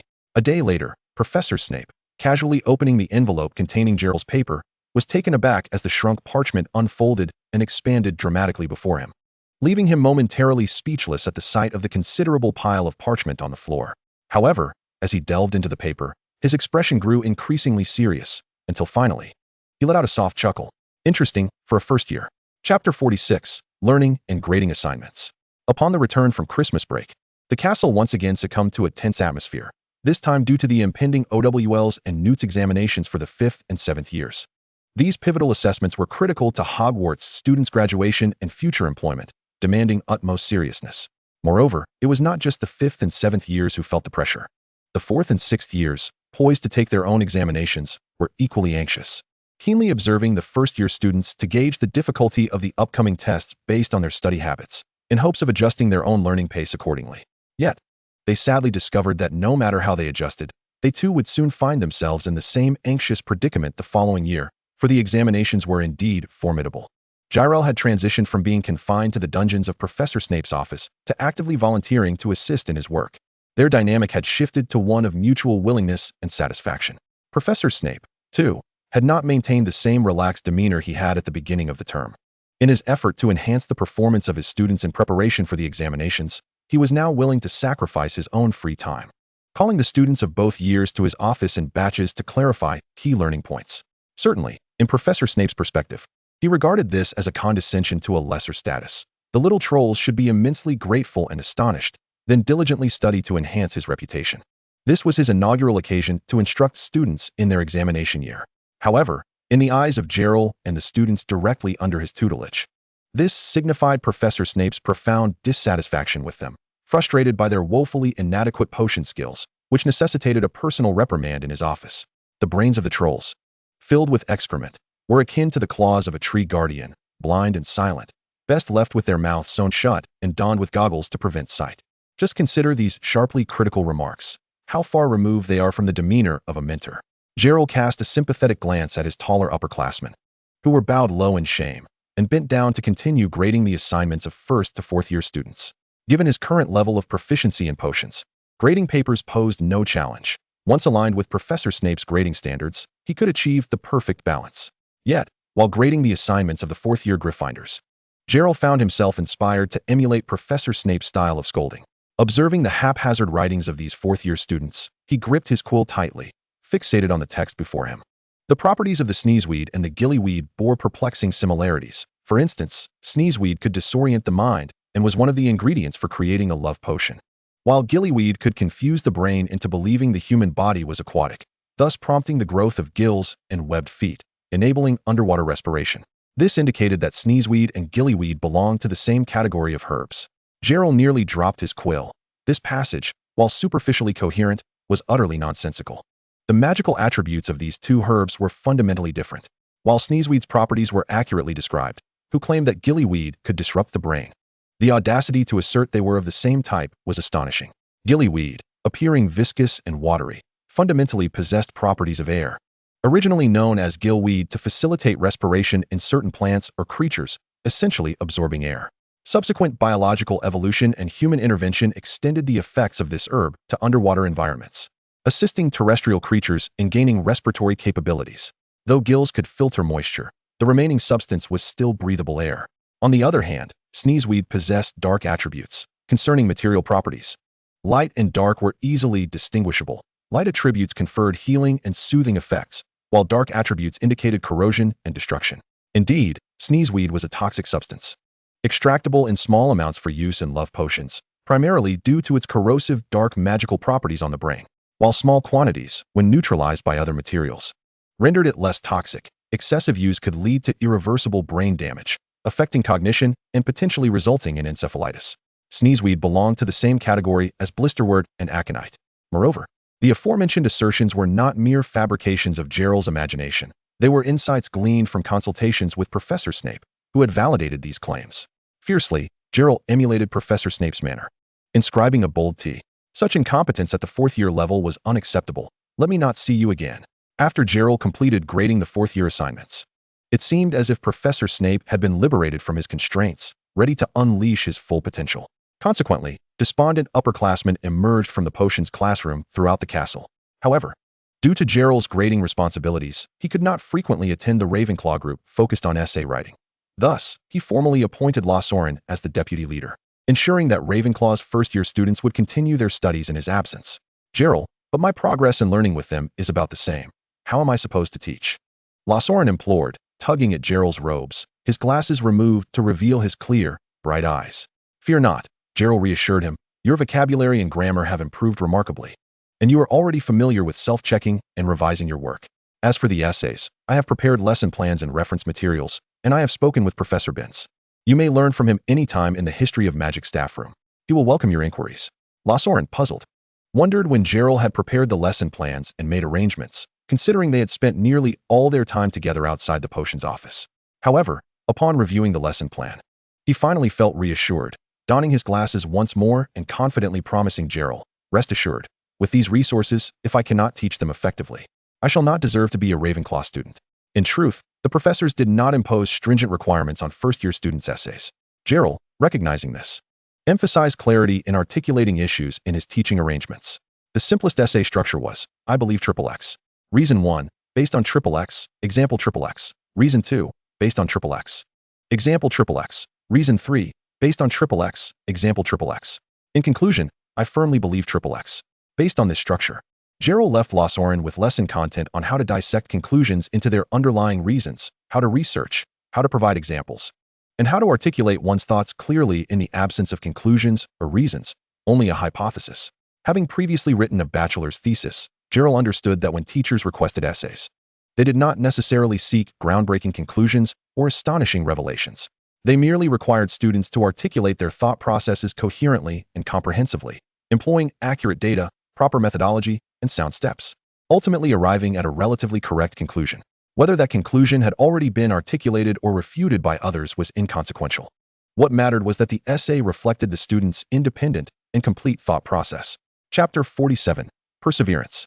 Lausoren, true to his Ravenclaw heritage, quickly grasped Jeler's theoretical framework and resonated with it, as if a light bulb had illuminated in his mind. Exactly. I often think this way, yet I can never articulate it well. After finishing, it always seems wrong, and I have no idea how to revise it, Lausoren exclaimed, excitedly smoothing the lesson plan and diligently studying each word. I knew you would understand, which is why I appointed you as deputy leader. I trust you. Should you encounter any difficulties, feel free to visit me in my dormitory. I will always be there to rest, Jeler advised. He had great confidence in Lazarin's capabilities, allowing him to focus primarily on the classroom and Professor Snape, seldom intervening in his guidance. Lausoren diligently learned the material before seeking feedback from Jeler, and once Jeler affirmed Lazarin's progress, he confidently began teaching the rest of the students. Moreover, Lausoren proved to be an excellent subordinate. While Jeler did not perceive him as inferior, Lausoren excelled in executing the deputy leader's duties, effectively communicating member situations and accurately fulfilling the bridging responsibilities. Each evening, upon returning to his dormitory, Jeler would either find Lausoren waiting to discuss the day's learning progress and challenges, or, should he return late, discover notes meticulously pinned on parchment by Lausoren, left with Jack to be placed on Jeler's bedside, awaiting their mealtime discussions. The young wizards of Ravenclaw bestowed upon Jeler a remarkable surprise. Within just a month of study, he had seldom encountered the juvenile errors that had once plagued their essays. When the 16 papers were laid out together, each one was meticulously crafted, the script neat and orderly, and the content was coherent and well-reasoned, rendering a seamless reading experience. Unsurprisingly, the academic performance of the first-year students of Ravenclaw had experienced a qualitative leap over the course of this month. Ravenclaw had accrued nearly 50 extra points due to homework, a feat that seemed almost inconceivable to those who paid attention. Among the intrigued was Thomas, who could no longer contain his curiosity. Having fostered a good rapport with Jeler and possessing a vivacious spirit, he had friends scattered throughout both Ravenclaw and Hufflepuff. He could not help but sense the intensifying emotions radiating from his Ravenclaw companions. He could not articulate it, but it felt as though he stood before them, inexplicably feeling like a fool. Thomas felt aggrieved, for he was undeniably more intelligent than Jim. Unable to contain himself, he turned to Jenna Klein, who was dining behind him, and directly posed his question. Jenna, forthright in her nature, answered without hesitation, as no one had indicated that this matter required discretion. Upon learning the truth, Thomas was astounded and hurried to Jeler, expressing the eagerness of Hufflepuff's first-year students to join the study group. Jeler, many students in our house are not inherently dim-witted. They simply have yet to discover the right methods. They do not wish to remain foolish. Jeler, could you assist me? Thomas asked, a hint of trepidation in his voice. His fists clenched tightly behind his back. Jeler regarded Thomas, then glanced at the cluster of Hufflepuff students nearby, huddled together like chicks. He readily acquiesced. Previously, he had hesitated to involve himself in the internal affairs of Hufflepuff, but now that they expressed a desire to join, he would not deter them. Let's consult with head boy Horace. Otherwise, your new students might disappear, and she would go mad. I must also inform head boy Sinclair. With 32 students combined from both houses, Jeler needed to find a suitable time and place, as the teacher's lounge could not accommodate them. Thomas received the desired answer, beaming as he hastily returned, prompting a jubilant cheer from the Hufflepuff wizards, who then rushed back to the common room. After a meeting between the two head boys, they requested an empty classroom from Professor McGonagall, arranging a timetable similar to the class schedules for both houses. Given the differing class times and the fact that Hufflepuff was starting from ground zero compared to Ravenclaw, to avoid hindering Ravenclaw's academic progress, head girl Laura selected 5 exemplary upperclassmen from Hufflepuff to assume the role Jeler had previously occupied, taking turns overseeing and awarding 5 points daily. The empty classroom would be divided into 2 sections, one side for the Ravenclaws continuing their studies, and the other for the Hufflepuffs embarking on their educational journey from scratch. Additionally, with permission from the respective parties and provided it did not impede each other's learning progress, first-year Hufflepuffs could invite first-year Ravenclaws for guidance. After discussions between Jeler and Laura, it was decided that Laura would oversee the instructional content. Though it was exhausting, Laura reveled in the experience. Now I understand why my father was always so thrilled when recounting his time as student council president. I, too, relish these matters. Jeler, I love working and learning. And the sensation of working while studying is exhilarating. Laura's eyes sparkled with enthusiasm, her glasses nearly slipping down her nose. Jeler thought to himself, is this what the heart of a workaholic feels like? I do not wish to comprehend it. In just half a month of collaborative learning, Hufflepuff's first-year assignments significantly improved. And Thomas finally received an E, good, which moved him to tears. Previously, he had rarely achieved an A, passing, and mostly scored P, poor. Now, he had even received an E, a remarkable accomplishment. As Thomas's close friend and dorm mate, Jim was well aware of Thomas's capabilities. Jeler, thank you, Jim expressed sincerely. It is your hard work that has yielded these results. Jeler smiled and offered encouragement. This success is well-deserved. The transformations within Ravenclaw and Hufflepuff were undeniably conspicuous. Besides these 2 houses, Slytherin's first-year students were evidently excelling in their early education. The professors, although unaccustomed to their ornate noble social etiquette in writing, had no objections to the content of their essays. Consequently, it was Gryffindor that stood out for its lackadaisical approach to studies and penchant for revelry. After witnessing the delightful assignments from the other 3 houses, the professors could no longer tolerate the messy and subpar submissions from Gryffindor, resulting in a nearly universal decline in grades across all years. Yes, all years, because the improvements in assignments from Ravenclaw and Hufflepuff had already permeated all grades, particularly affecting the 5th and 7th years. Correcting spelling and grammar could enhance grades, and improving the structure of essays could also elevate scores. Could not both approaches synergistically improve OWL's and Newt's exam results? Were there no essay questions in the written exams? The prospect of significantly boosting their future employment opportunities was an immense temptation that few could resist. Thus, Jeler gained renown throughout the castle, as he single-handedly elevated the academic performance of all students in Ravenclaw and Hufflepuff, inadvertently putting Gryffindor in a precarious position. When Jeler heard from Bill about Gryffindor's internal sentiments, he was puzzled. Chapter 48. Gryffindor wants to join. What does that mean? What do you mean I put them in a bind? They simply did not perform well. Why should I be blamed for excelling? Jeler's expression darkened, revealing his displeasure towards Bill. See, I told you Jeler would be upset, Bill thought, feeling a mix of resignation and exasperation. Sneaking out without informing the head of Gryffindor, he sighed and explained, I said the same thing, but some people are, well, rather erratic and believe your success undermines them. I'm only in my 2nd year. My words carry little weight, and I cannot dissuade them. Undermine whom? Who is their adversary? Jeler was further mystified, wondering why Gryffindor's logic diverged so drastically from that of others. Bill's expression was tinged with a sense of hopelessness as he continued. Although the atmosphere at school has improved considerably, we remain in competition with Slytherin. Some individuals consider it perfectly normal for younger students to struggle with their assignments. Previously, only Slytherin excelled in their work, but since your establishment of the study group, it appears the only house failing to produce quality assignments is Gryffindor. They believe this inadvertently bolsters Slytherin's position, which is detrimental to Gryffindor. Observing Jeler's incredulous expression, Bill fell silent, unable to articulate further. Truthfully, he himself found this rationale absurd, yet he was surrounded by those within Gryffindor who shared this belief, leaving him feeling rather isolated. Bill could not help but sigh, contemplating why, as a 2nd-year student, he had to confront such a situation. Was this the hallmark of Gryffindor? Understanding that Bill likely did not harbor such sentiments, Jeler chose not to unleash his frustration on him. Rubbing the bridge of his nose, he inquired, Why have you come to find me? Don't tell me you're here to give me a thrashing in their stead. Bill chuckled, waving his hand dismissively. Please don't think that way. You are my friend, and I would never act upon such blatant bias against you. He composed himself, glancing around cautiously before leaning in to whisper, Let me give you a heads up. Our head of house may seek you out soon. requesting that you accept first-year Gryffindor students. I fear you might misunderstand the situation and make an ill-fated decision. Rest assured, I embody the virtues of Gryffindor. I am not like them." With that, Bill's bright eyes twinkled as he turned to depart, his Hogwarts robes billowing around him, exuding an air of maturity befitting a second-year student. His warmth, fairness, and sense of justice radiated the quintessential Gryffindor spirit. It was no wonder that he was so well-liked in adulthood. Even his eccentric, nonconformist fashion choices could not eclipse the Weasley family's affection for him, culminating in his eventual capture of Fleur Delacour's heart. As anticipated, the following day, Gryffindor head, Quinn Toll, cornered Jeler outside the Great Hall. "Print, your study group has proven quite useful. This afternoon, I will send first-year Gryffindor students to study with you. Ensure you teach them diligently, understood?"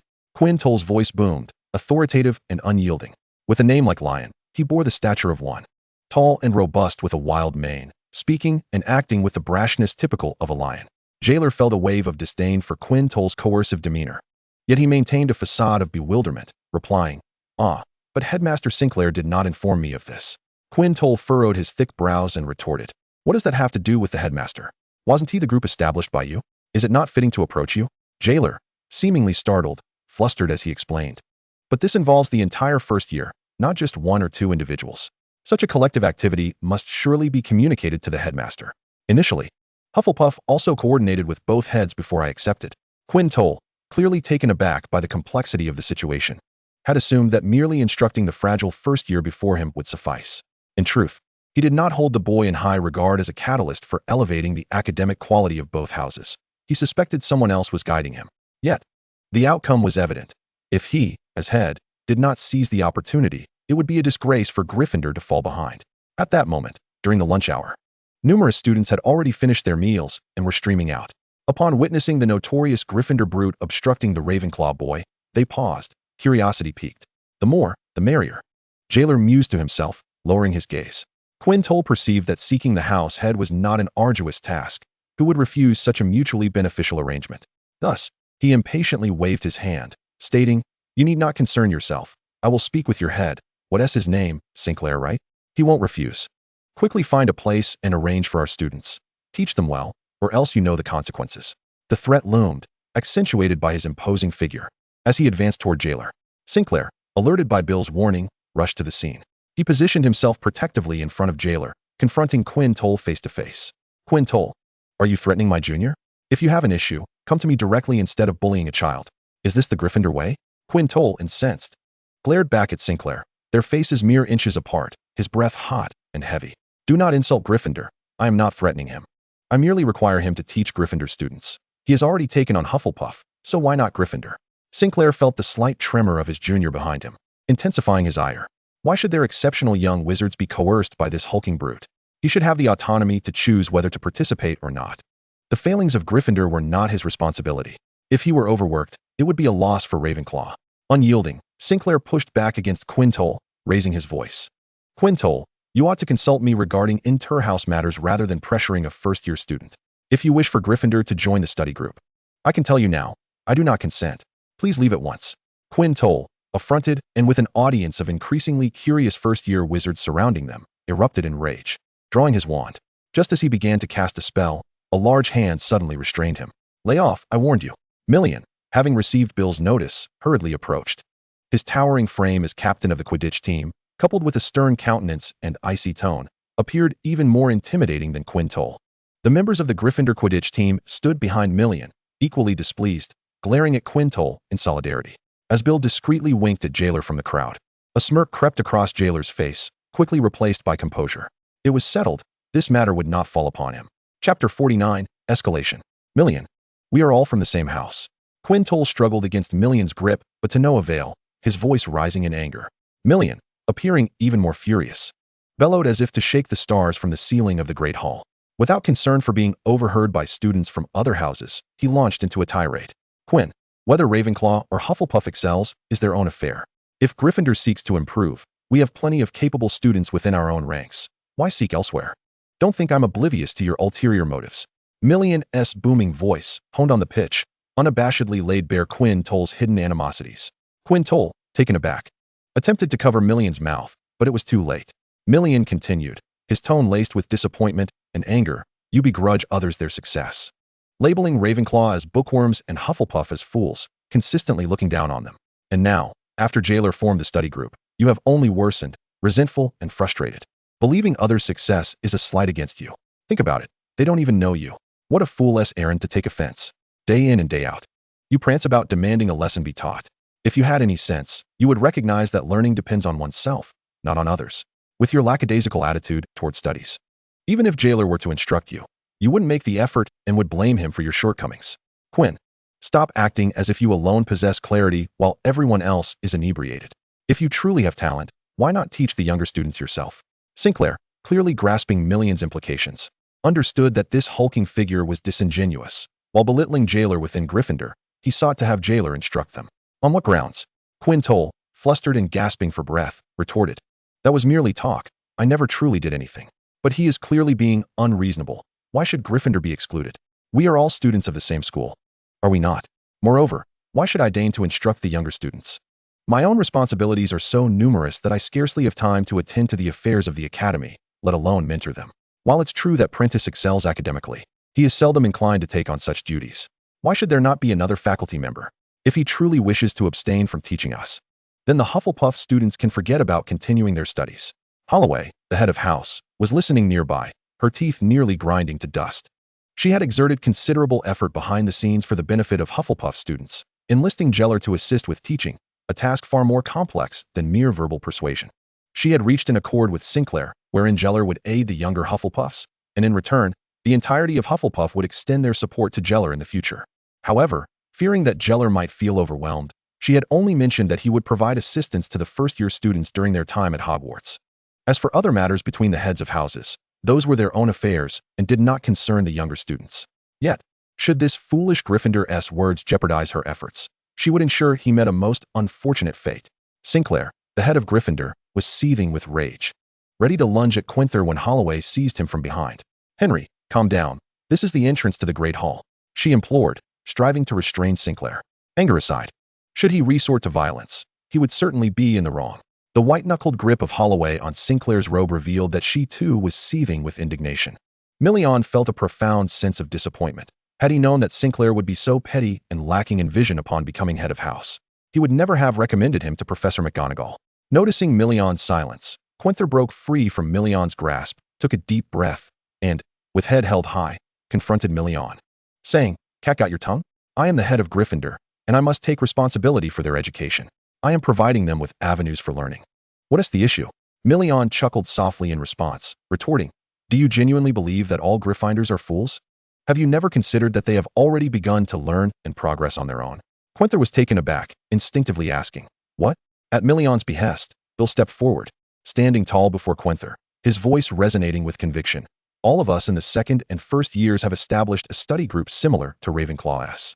With the assistance of our upperclassmen, we have been self-studying for a week now. Aren't you aware of your own students' initiative?" The crowd at the entrance of the Great Hall increased, and word of the unfolding drama spread rapidly. Upon hearing Bill's words, a wave of astonishment swept through those present. To think that a head of house could be so lax in managing their charges, resorting to threats against students from other houses and brandishing wands at the slightest provocation, a true embodiment of Gryffindor's stereotype. Ultimately, it was the younger students of his own house who had turned the tables on him. The surrounding Slytherin students erupted into raucous laughter. One upperclassman, adorned with a head boy badge, mockingly addressed Quinther. "Quinther, you truly are a responsible head of house. I am quite pleased to be your colleague, huh?" Quinther whipped around, directing his ire at Bill. "Why didn't you inform me? Do you no longer regard me as your head? What are you trying to do? Sow discord within Gryffindor." "Mr. Quinther," a stern, elderly voice suddenly reverberated from the outskirts of the crowd, crashing down upon everyone like thunder. It was evident to all that Professor McGonagall was seething with suppressed fury. The crowd parted like the Red Sea, allowing her passage, flanked by Professor Flitwick of Ravenclaw and Professor Snape of Slytherin.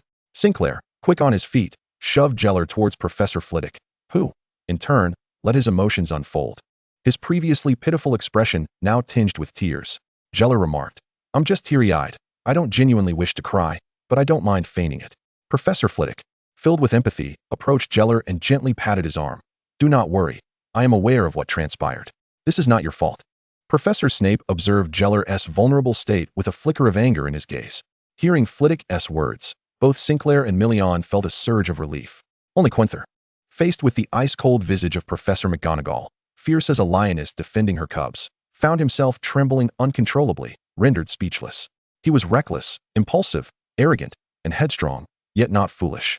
He understood the repercussions of his previous remarks being overheard by the professors. Cursed be it, he had fallen into a trap. He had never intended to engage in a quarrel in such a sensitive location as the entrance to the Great Hall. Someone had surely schemed against him. In the ensuing silence, Professor McGonagall spoke, her words striking Quinther like a bolt of lightning. Mr. Quinther, if you feel inadequate in fulfilling your role as head, I would not hesitate to appoint a more suitable candidate to allow you to focus on guiding the younger students in their studies. Though Hogwarts had no precedent for replacing heads of house, given Quinther's lackluster performance, I would not hesitate to assist you. Professor McGonagall's icy tone left Quinther's mind in a state of turmoil. Even Milion, who had anticipated some outcome, was taken aback by how effortlessly the plan was unfolding. Professor McGonagall was actually considering replacing Quinther due to this incident.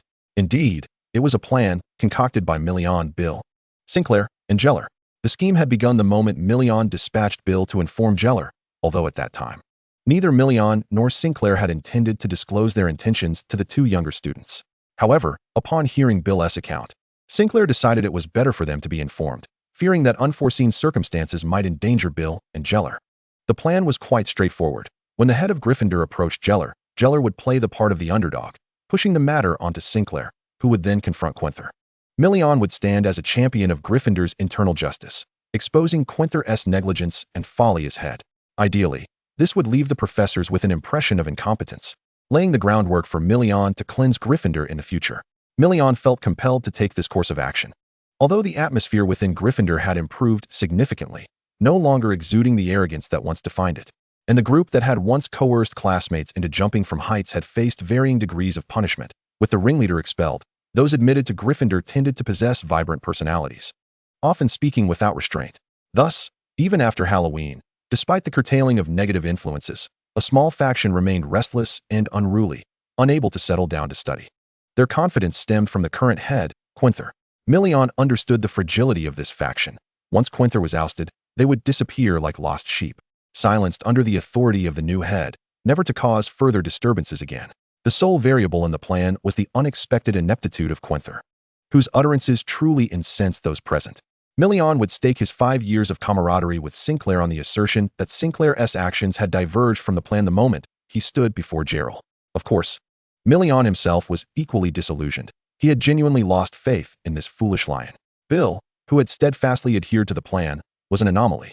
The consequences of this deviation proved fortuitous, as Professor McGonagall had resolved to replace Quinther, motivated by his foolish behavior, his arrogant disposition, and his propensity to cast aspersions without provocation. All of this was intolerable to Professor McGonagall. She had long recognized that Quinther was not a suitable head of house. Yet for the sake of internal stability within the academy, she had refrained from dismissing him. Little did she anticipate that he could provide her with further disappointment. William Gavin. Effective immediately, you are the new head of Gryffindor. I trust you shall fulfill your duties diligently and oversee the affairs of Gryffindor House, declared Professor McGonagall with unwavering authority. In tumultuous times, stringent measures must be employed. Since Quinther had proven incompetent, a decisive change was warranted. William Gavin emerged from the throng behind Milion, his countenance resolute and his gaze unclouded, akin to a knight in armor within the castle, exuding an aura of security. Yes, Professor McGonagall, I will ensure they study diligently, adhere to discipline, and become exemplary wizards, William Gavin assured her with a respectful bow. Professor McGonagall nodded in satisfaction, and with a flick of her wand, a head badge materialized upon his robes, while simultaneously, Quinther's badge vanished, causing him to collapse to the ground, lost and speechless. It is growing late. Go forth and attend to your responsibilities. I shall seek you out later to sign the formalities and documents, Professor McGonagall stated, her tone softened. As she departed, the onlookers were baffled by her lack of punitive measures, as this was uncharacteristic of her. However, it was not long before Professor Flitwick's icy voice rang out, announcing the penalties imposed on the former head of Gryffindor, Quinther. Mr. Quinther, due to your disrespect towards Ravenclaw House and your attempt to assault a fellow student, Gryffindor loses 50 points. You are sentenced to 3 months of detention and 3 months of community service, effective immediately. Furthermore, Professor Flitwick continued, in the future, should your assignments in charms fail to achieve an E grade, I shall refrain from writing a single letter on your graduation certificate or employment recommendation. Despair enveloped Quinther. his countenance as pale as a house elf bereft of its master, for each E-grade requirement implied that he would have little time for leisure until his graduation. Otherwise, the wizarding world would not employ a student lacking commendation from a charms professor.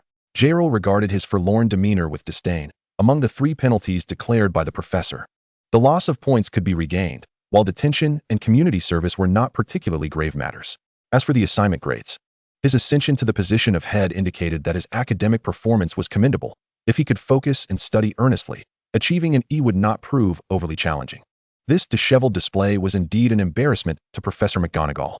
With the announcement of Professor Flitwick's penalties, the event drew to a close. Million and the newly appointed head, William, departed with the Gryffindor students, not forgetting to find 2 individuals to escort Quenther away. Headmaster Horace also consoled the outraged Hufflepuff students, guiding them from the scene while casting a reassuring glance towards Head of House Sinclair.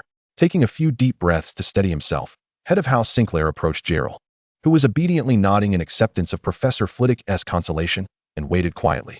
Professor Flitwick, recognizing the potential inappropriateness of engaging in a deeper conversation with Jeler due to his position, upon seeing Head of House Sinclair, exclaimed joyfully, "Ah, Henry, you've arrived. Please take Jeler back to the dormitory and comfort him. No one in Ravenclaw will hold him accountable. He mustn't blame himself. Look at this child. He is filled with guilt."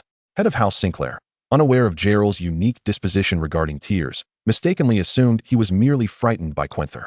After all, he was just a child, with a tender heart. Head of House Sinclair nodded and gently placed his arm around Jeler's shoulders, guiding him away while offering words of reassurance. "Do not fret, everything has been resolved." Quenther's words were nothing but nonsense, devoid of truth. As they walked away, their voices gradually faded into the distance. Professor Snape, observing the entirety of the scene with a furrowed brow, keenly sensed an undercurrent of conspiracy. Though he did not connect it to Jeler, assuming instead that it was merely a scheme concocted by Head of House Sinclair and Million, with Jeler unfortunate enough to be swept into it. He had no time to chastise the gathering Slytherin students, hastening back to the dungeons, where he surveyed the pile of unprocessed materials in the potions classroom, pondering in silence. Perhaps if he occupied himself with work, his mood might improve. Meanwhile, Jeler, instead of returning to the dormitory for rest, received an urgent message from an owl and hurriedly departed the castle. Chapter 51. Dodo's funeral. Hagrid's old dog, Dodo, could no longer endure. She was to leave her beloved master. He was heartbroken and sent a message to Jeler, the scrawled words on the dirty parchment pleading for his swift arrival, adorned with damp droplets of tears. Jeler raced to Hagrid's hut and, beside the orchard behind the house, discovered the giant figure of Hagrid cradling the still form of Dodo, her chest no longer rising and falling. Jeler, I cannot thank you enough. Did not expect you to arrive so quickly." Hagrid wept, tears streaming down his face as he spoke through a blurred vision. Jeler understood that nothing could be done. Dodo was not a magical creature, and according to the regulations of the wizarding world, it was forbidden to use potions on non-magical beings. Furthermore, Dodo was simply old, her organs failing due to age, and no potion could remedy that. Hagrid would not contravene Dodo's natural order and force a treatment upon her. He merely needed companionship in his sorrow. I still remember when she was a puppy. When we first met, all chubby, and sniff, her eyes barely open. She could smell the goat's milk in my hand and came stumbling over, Hagrid reminisced, perhaps finding solace in Jeler's presence, his words growing more fluent. "The moment I laid eyes on Dodo, I just knew she was my little furball. She was a gentle soul, never once bit anyone, my little furball." Sob. Having said but a few words, Hagrid succumbed to tears once more, large droplets falling onto Dodo's face, mingling with her own tears. Jeler felt a pang of sorrow, prompting him to inquire, "Hagrid, I know of a passage from a religious text from another country, meant to be read for the departed, to bless them for a peaceful journey to Merlin's paradise, and to be reborn swiftly. It is typically recited by the family at funerals. Would you like me to read it for Dodo?" What? Such a thing exists? Of course, I would love that. I mean, Dodo is just like family to me. I need it so much. Sob. Hagrid was astonished, overwhelmed with gratitude towards Jeler, unable to contain another bout of sobbing. "Well then, Hagrid, I believe we should give Dodo a proper funeral. She has been by your side for so long. It would be disrespectful to let her go without ceremony," Jeler asserted, meeting Hagrid's gaze earnestly. Finally revived, Hagrid laid Dodo gently on the ground, sought a sunny corner beside the vegetable garden, and began to dig a large, deep grave. He returned to the hut and emerged with several items in hand. This is Dodo's most cherished little nest, her favorite plush doll, and this large bone, which she once gnawed on to relieve her teething discomfort in her youth. Eventually, She could no longer manage it and hid it away. But I know she still holds it dear. This small quilt is fashioned from my old clothes, and Duo adores sleeping under it. Additionally, my gloves have endured her sharp teeth, which have pierced through them on several occasions. Yet, I harbor no resentment towards her. The more formidable Duo becomes, the more joy it brings me. Hagrid, rambling on, continued to place the items into the freshly dug hole. Suddenly, Jeler inquired with curiosity, Hagrid, does Duo not have a mate or offspring? Hagrid sniffled and replied in a muffled voice, Duo is quite remarkable. Even Muggle dogs cannot best her. And no canine is willing to associate with her. A few years ago, I occasionally glimpsed a magnificent black dog at Hogwarts, and I suspect he was some sort of magical creature that strayed into the Forbidden Forest. Initially, I intended for him to mate with Duo, but alas, that grand black dog was too swift for me to catch, so Duo has never found a partner. Jeler paused momentarily, realizing Hagrid's description might indeed refer to the young Sirius Black who had first learned to become an animagus. My goodness. Sirius is unaware that he nearly became involved with a genuine dog. Were it not for Hagrid's melancholic state and Jeler's own sorrow, he would have found humor in the situation. Noticing that Hagrid was nearly finished, Jeler summoned parchment and a quill with a spell and, after a brief moment of contemplation, composed a eulogy for Duo. Duo, my beloved little girl, today I am here to usher you into another journey. Do you remember our encounter 12 years ago? Your plump and cuddly form remains vivid in my mind. I fell in love with you at first sight, and after a mere sniff, you determined that I was your master. We have been the best of companions, the closest of family.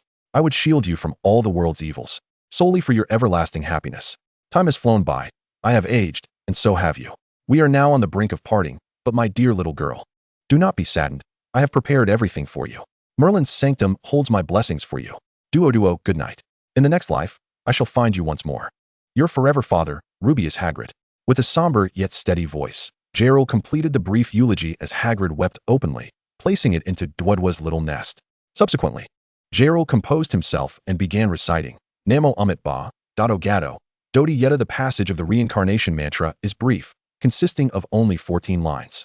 Jeler recited it 7 times, adhering to Buddhist tradition before gradually ceasing. The sound of Hagrid's weeping faded away, and he gazed blankly at Duo's lifeless form, softly asking, Jeler, what is this? Jeler responded, this is the text I just recited, the Buddhist reincarnation mantra. It is concise, and I recited it 7 times. Though the pronunciation is somewhat challenging and not easy to learn. Would you like to learn it? Hagrid's eyes sparkled with enthusiasm as he replied, that's all right. I don't mind. Please teach it to me. I wish to recite it for Duo several more times. Jeler retrieved another sheet of parchment, and with a flick of his wand, the mantra's Sanskrit and pronunciation appeared, which he handed to Hagrid. As the afternoon sun transitioned from ardent to warm, Jeler sat beside Hagrid on the ground, teaching him the mantra word by word until Hagrid could recite it flawlessly. As daylight waned and the moon ascended, Duo's resting place transformed into a modest earthen mound, and Hagrid's emotions finally settled, allowing him to confront Duo's departure. It was then that he realized how dark it had become. Oh dear, Jeler, we must hurry. I cannot allow you to remain outside at this late hour, Hagrid exclaimed, somewhat flustered, as he tugged at Jeler, brushing the dirt from his robe before leading him back.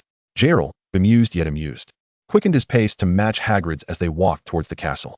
Thank you, Jeler, you are my dearest friend, and I will always wish for your heart's desires to come true, Hagrid waved, sincerely bidding farewell to Jeler. Jeler, fond of this seemingly rough exterior yet delicate-hearted giant, returned the farewell and entered the castle. However, he did not, as Hagrid anticipated, return to the Ravenclaw common room. Instead, he turned his steps towards the dungeons. Within the potions office, an elderly professor awaited his explanation of the day's events. Chapter 52, Slytherin's Reprimand.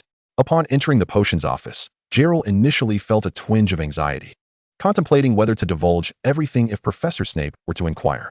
Yet, to his surprise, Professor Snape uttered not a word, merely gesturing towards the corner workbench before resuming his official duties.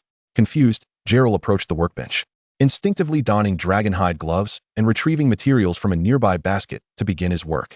The sound of the knife chopping resonated, gradually transforming from chaotic to a steady rhythm.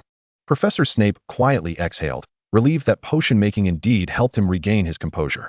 Once Jeler completed the preparation of the materials and began brewing the potion, immersing himself in the enchanting allure of potion making, he suddenly grasped Professor Snape's intent, his expression morphing into one of bewilderment.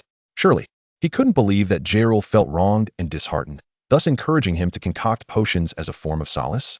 Is this the mindset of a master of potions? That brewing serves as a respite? Jeler gazed at the swirling magical energies within the cauldron, rendered speechless, yet he found himself genuinely relaxed.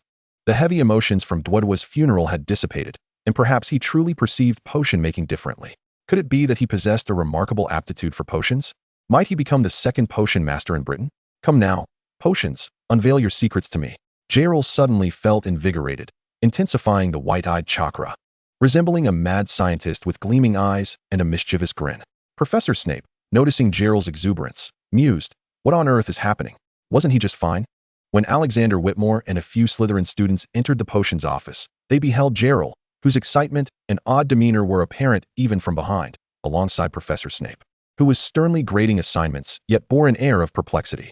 What a peculiar pair, Alexander remarked, shaking his head as he handed a stack of parchment to Professor Snape. These were reflections written by several of them following poor grades in potions class. Professor Snape briefly scanned the scroll, then closed it with a disdainful huff, his disapproval unmistakable. Alexander and his companions instinctively lowered their heads. After the incident at the Slytherin common room during the beginning of the term, all students in the house could not help but feel a deep-seated fear towards Professor Snape. Regardless of his past actions, his power was undeniable. His identity as the potions professor was not a mere facade, nor was the title of potion master casually claimed.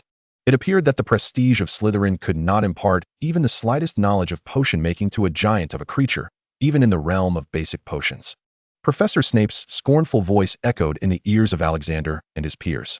The critique was quite commendable, adorned with exquisite calligraphy, crafted on delicate parchment, and accompanied by an elegant fragrance.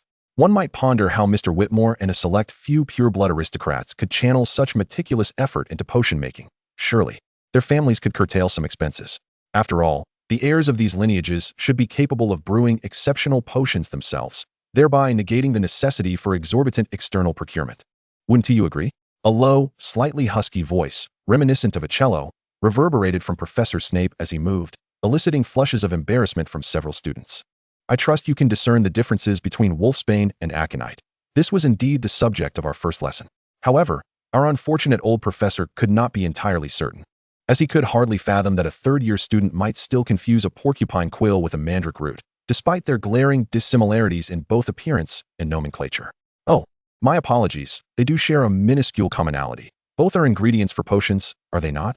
Alexander and his companions found themselves on the receiving end of a rather mild yet profoundly humiliating reprimand in the potions office. Leaving in a daze with a 20-inch long paper in hand, Jeler completed today's potion-making task with a suppressed chuckle, feeling quite content. After placing the bottled potion in a nearby cabinet, he gazed with satisfaction at the now-filled cabinet, brimming with various healing potions. These had originally been Professor Snape's responsibilities, as he was expected to supply Madame Pomfrey with the required potions weekly. After all, Hogwarts now boasted a master of potions. Suddenly recalling something, Jeler turned to inquire, Professor Snape, did the previous potion professors also brew these potions? Professor Snape looked up, his gaze devoid of warmth. A sardonic smile curling at the edges of his lips as he replied, how could that be? The former Professor Slughorn would not engage in such thankless endeavors. He merely provided good channels, of course, while extracting a trivial fee for his efforts. Then Jeler began, but before he could finish, Snape interjected with icy finality. A traitor who has turned from darkness to light bears the title of Potions Master. What else do you expect him to accomplish? Were it not for my position as a professor, needing to instruct students, I doubt the outside world would even glimpse my presence. Jeler was left speechless, acutely aware that Snape's words held a kernel of truth, yet he could not help but feel a pang of unfairness towards him. He hesitated, wrestling with his thoughts, ultimately choosing silence. Merely brewing potions for the infirmary was a rather simple task, requiring only a significant quantity of time. These basic and intermediate potions posed no challenge to Professor Snape. However, this did not imply that he was entirely content, harboring no resentment within. Very well. Be off with you. There's no need to return this week. Snape dismissed with a wave of his hand, the cabinet door closing behind him, leaving Jeler ejected from the office. The door shut before him, the serpent motifs seemingly hissing at him in disdain, as he chose to ignore them. With no other recourse, Jeler shrugged and turned to depart. Suddenly, a scowling face loomed before him, nearly inducing a cry from Jeler as a large hand covered his mouth, while several others pushed him into a familiar corridor. Rolling his eyes, Jeler refrained from resisting, grateful that he detected no malice or murderous intent. Otherwise, he would have surely kicked Alexander and his gang to the ceiling. The group stealthily navigated the corridor, peering around cautiously before retreating and releasing Jeler. Let us skip the pleasantries. What do you want? I need to return to the common room, Jeler said, eager to cut through the niceties and reach a conclusion. The group exchanged hesitant shoves before Alexander stepped forward under Jeler's impatient gaze. Print, is it true that you grade all potion assignments for years 5 and below? Alexander asked, his tone begrudgingly curious. That would be me. Is there an issue? Jeler replied. The potion lessons for 1st through 4th years mainly cover basic to intermediate knowledge, easily memorized after a single reading. What? Can't you manage that? The bluntness of his words struck Alexander and his companions like a sudden blow, leaving them momentarily speechless. Feeling as though a classmate had jabbed him in the back, Alexander wiped his face and decided to shift the topic. Ahem, Print. I've noticed that the potion scores for the younger years in Ravenclaw and Hufflepuff have recently improved. Could you enlighten me on the reason? Absolutely not. Jeler replied firmly after scrutinizing him. Alexander's expression shifted to one of confusion. Why not? Is this your secret? We are willing to pay a price. In galleons or knowledge, whatever it may be. Jeler shook his head once more, providing a well-founded rationale. That midday fiasco arose because that foolish lion believes Ravenclaw and Hufflepuff have allied with Slytherin. He dares not confront Slytherin, so he resorts to bullying me, an easy target. Sorry, I'm afraid, so no deal. Soft target? Who, Print? Alexander questioned, recalling the recently dismissed Gryffindor prefect and the newly appointed one he had seen at dinner. You've completely undermined Gryffindor. How can you claim to be afraid? Despite Alexander's attempts to persuade him, Jeler remained tight-lipped, providing no answers and leaving Alexander exasperated. He refrained from drawing his wand, as the inter-house relations had improved significantly, and he merely sought to understand how to enhance their scores, feeling no need to resort to violence. Besides, he suspected he might not even prevail in a duel. Ultimately, Alexander and his companions were forced to let Jeler go, muttering the name Quinn Toll with venomous intent, plotting for a future encounter. Days later, seizing the opportunity, they ambushed Quinn Toll, but even after landing a few blows, Alexander remained unsatisfied, inciting the Slytherin prefect to confront the newly appointed Gryffindor prefect directly. Simulated brewing? One can simulate potion making? Alexander stood before the Slytherin prefect, Cliff Wilpus. Utterly perplexed, Wilpus scoffed, impatiently explaining, they are utterly destitute, unable to afford authentic materials. So they transfigure some fake potion ingredients and practice in the common room daily to enhance their proficiency, hence their rapid improvement in potions class. Whitmore, do not engage in such foolish practices. If Slytherin is to excel, let us do so with the utmost quality. The house funds are at your disposal. Procure the finest materials from the apothecary. Tonight, I will be watching you, Wilpus emphasized with a menacing tone, the last few words articulated slowly and deliberately. It was embarrassing for a prefect to have several students in his house fail, even under his guidance. Wilpus swept away, his dark robes billowing, evoking a fleeting reminder of Professor Snape that sent a chill down Alexander's spine. Shortly thereafter, Jeler, while in Professor Snape's office, learned of the news concerning Alexander's Group's improved assignments. What? Jeler exclaimed, turning back in bewilderment, the slime of a slug still adhering to the knife in his hand. Professor Snape, arms crossed and reclining casually in his chair, stated with indifference, to my knowledge. Whitmore has recently spent a considerable amount of galleons at the apothecary for potion ingredients. Jeler swiftly deduced the reason behind the situation. It was merely information acquired from elsewhere. It mattered little. Progress is progress, and their advancement does not imply a regression for others. This is not a competition for supremacy. Observing that Jeler did not exhibit signs of frustration or distress, Professor Snape let out a displeased click of his tongue. Upon returning to the Ravenclaw common room, Jeler noticed the seniors from the 5th and 7th years anxiously poring over their studies by the fireplace, and a sudden idea struck him. Senior Sinclair, has our house ever organized mock examinations prior to the finals? Jeler inquired of Senior Sinclair, who was similarly engrossed in his books. Senior Sinclair looked up in confusion, his eyes still glimmering with the remnants of NEWT material, clearly indicating that his mind had yet to catch up with his body's reaction. Shaking his head to clear his thoughts, Senior Sinclair pondered Jeler's question and then shook his head. No, what do you mean by mock examinations? It sounds a bit like simulated brewing. Wait, mock examinations? As he spoke, a realization dawned upon him, and his expression turned serious. Yes, it is akin to arranging tests that emulate the OWLs and NEWTs, gradually increasing their frequency over the months leading up to the exams, allowing the 5th and 7th year students to acclimatize to the examination rhythm. The papers can be sourced from past years' references from the professors, or perhaps some seniors might be willing to create their own questions, or even seek guidance from knowledgeable relatives at home. This would enable everyone to adapt to the examination atmosphere, identify gaps in their knowledge, and revise accordingly, greatly benefiting the senior's results. As Jeler articulated his proposal, Senior Sinclair's eyes brightened, and he began to mutter to himself, not just for Ravenclaw. If the mock exams yield significant results, this could be instituted as a policy across all 4 houses. It would not only enhance students' performance, but also diminish instances of unrest, as they would be too occupied to cause trouble. Furthermore, this could be implemented across all grades, with non-examination years having a reduced frequency. Yet at least one mock exam should be organized before each year end. Jeler wholeheartedly concurred. Indeed, to prevent the young wizards from becoming complacent, we could even propose that the mock exam and their final exam's best performance be combined to determine their overall assessment, although we can deliberate on that later. I believe many wizards dread examinations and falter in their performance due to a lack of familiarity with such scenarios. Much like potions class, the more they practice, the less fear they will have, allowing them to perform adequately. In essence, practice leads to proficiency. Senior Sinclair interjected, let us not paint everyone with the same brush. Not all are inept, and many wish to practice more. With newfound enthusiasm, Senior Sinclair hastened to Professor Flitwick's office, presumably to discuss the matter with their head of house. That evening, in the potions office, Professor Snape confronted Jeler with a scowl. Pruitt, what harebrained idea have you concocted? Phileas claims that the 5th and 7th years may attempt mock examinations and insists that I prepare several sets of papers. Do you consider crafting examination papers to be a trivial task? Each set must encompass various knowledge points and necessary question types, consuming a considerable amount of my time. Why must I bear the brunt of your suggestions? As Professor Snape's frustration mounted, the papers and quills on his desk trembled slightly, almost levitating. Recognizing the precariousness of the situation, Jeler quickly donned a cheerful expression and offered his suggestion. Professor, you need not meticulously craft every paper. You could establish a question bank from which each set can randomly draw questions, which would be far more convenient.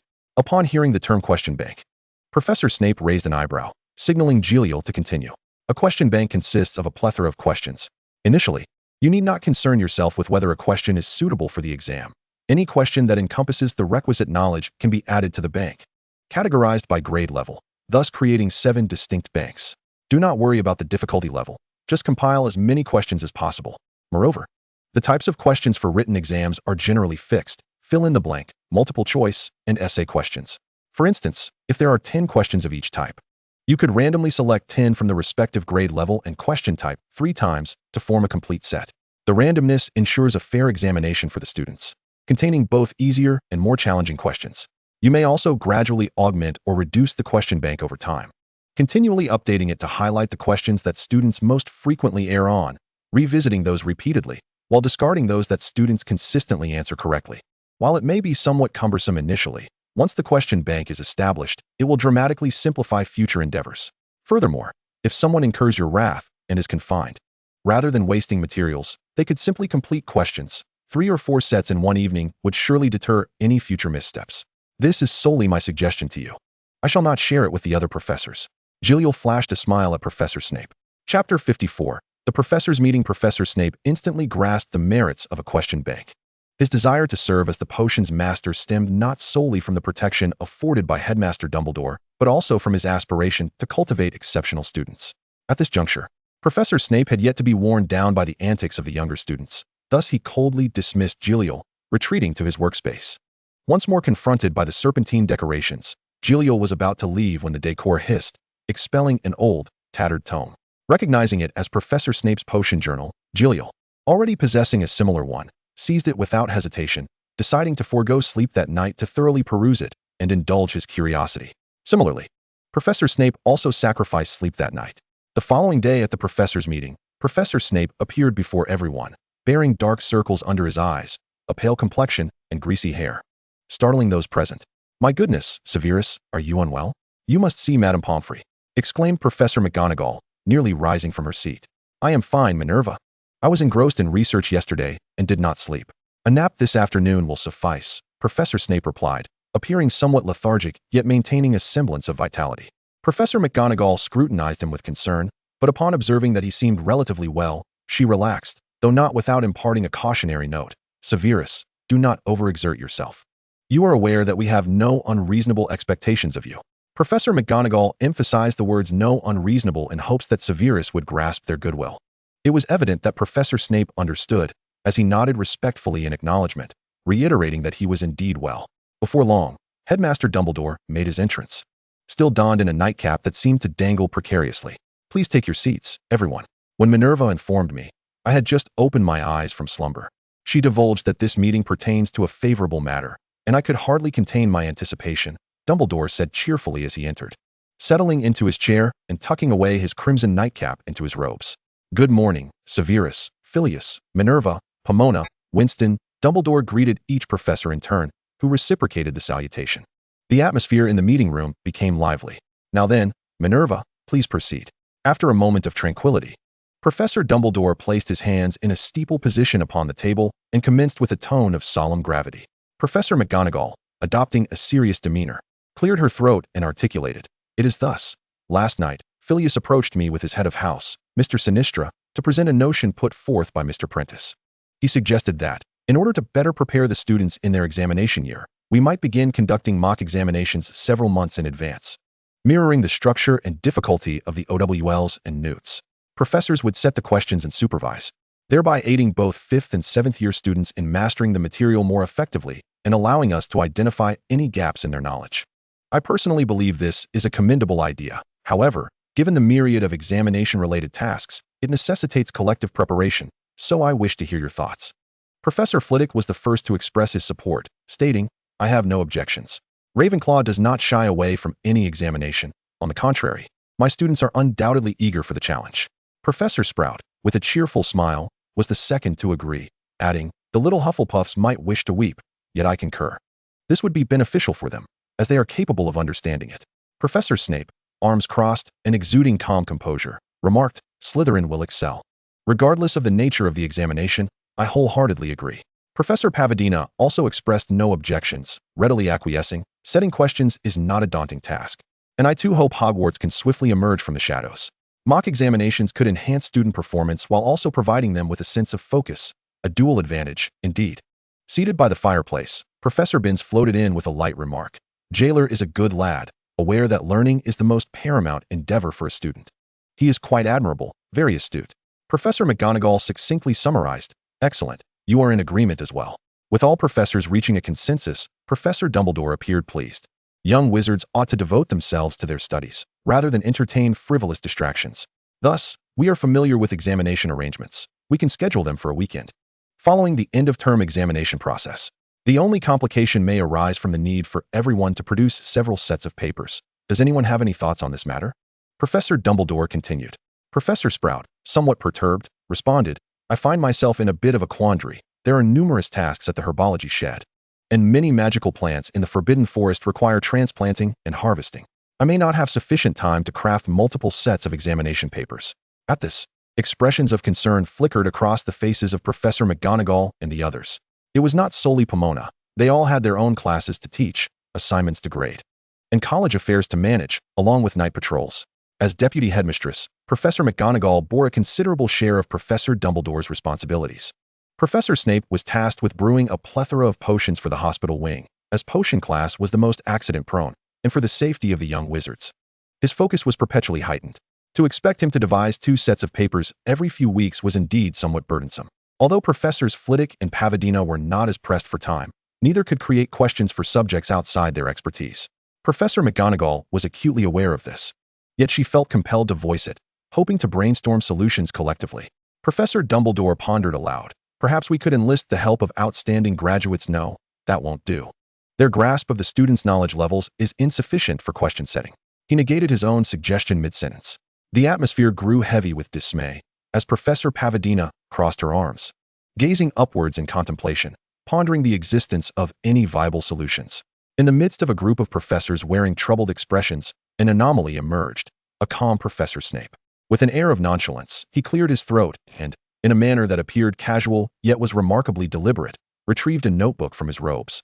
Placing it deliberately upon the table before him, the eyes of the assembly were drawn to it, and Professor McGonagall tentatively inquired, "Severus, what is this?" "I too am quite busy and have little time to formulate questions, yet that does not imply I undervalue students' performance," Professor Snape replied, offering no explanation to Professor McGonagall, but rather leisurely articulating his position. Then, with a flick of his wand, he tapped the notebook and succinctly commanded, "Generate a set of examination papers for fifth-year students." Chapter 55. The emergence of the question bank under the watchful eyes of Professor Dumbledore and Professor McGonagall. The notebook opened with a rustle, words emerging from various pages, densely filling the upper space of the tome. Once the text ceased to materialize, the notebook closed of its own accord, and with a wave of his wand, Professor Snape summoned a piece of parchment. Inked letters floated in a procession, depositing themselves onto the parchment. Soon after, a set of examination papers materialized before them. Professor Dumbledore regarded them with astonishment and delight, murmuring, "Ah, quite intriguing. Storage charm, duplication charm, extraction charm, and a hint of memory charm, akin to a portrait, not to mention. Oh, magical ink. Severus, you were occupied with this notebook last night? I sense there is more than one parchment of papers within. Perhaps you could produce a few more sets?" Professor Snape, maintaining his composure, nodded modestly, and with another tap of his wand, commanded, "One set of examination papers for each of the other year groups, excluding fifth year." The same flurry of inked words ensued, as the papers automatically organized themselves into 6 sheets of parchment, each corresponding to a different examination.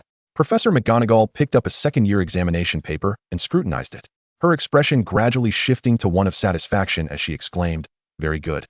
Each knowledge point is thoroughly covered, the question types are appropriate, and the difficulty is just right.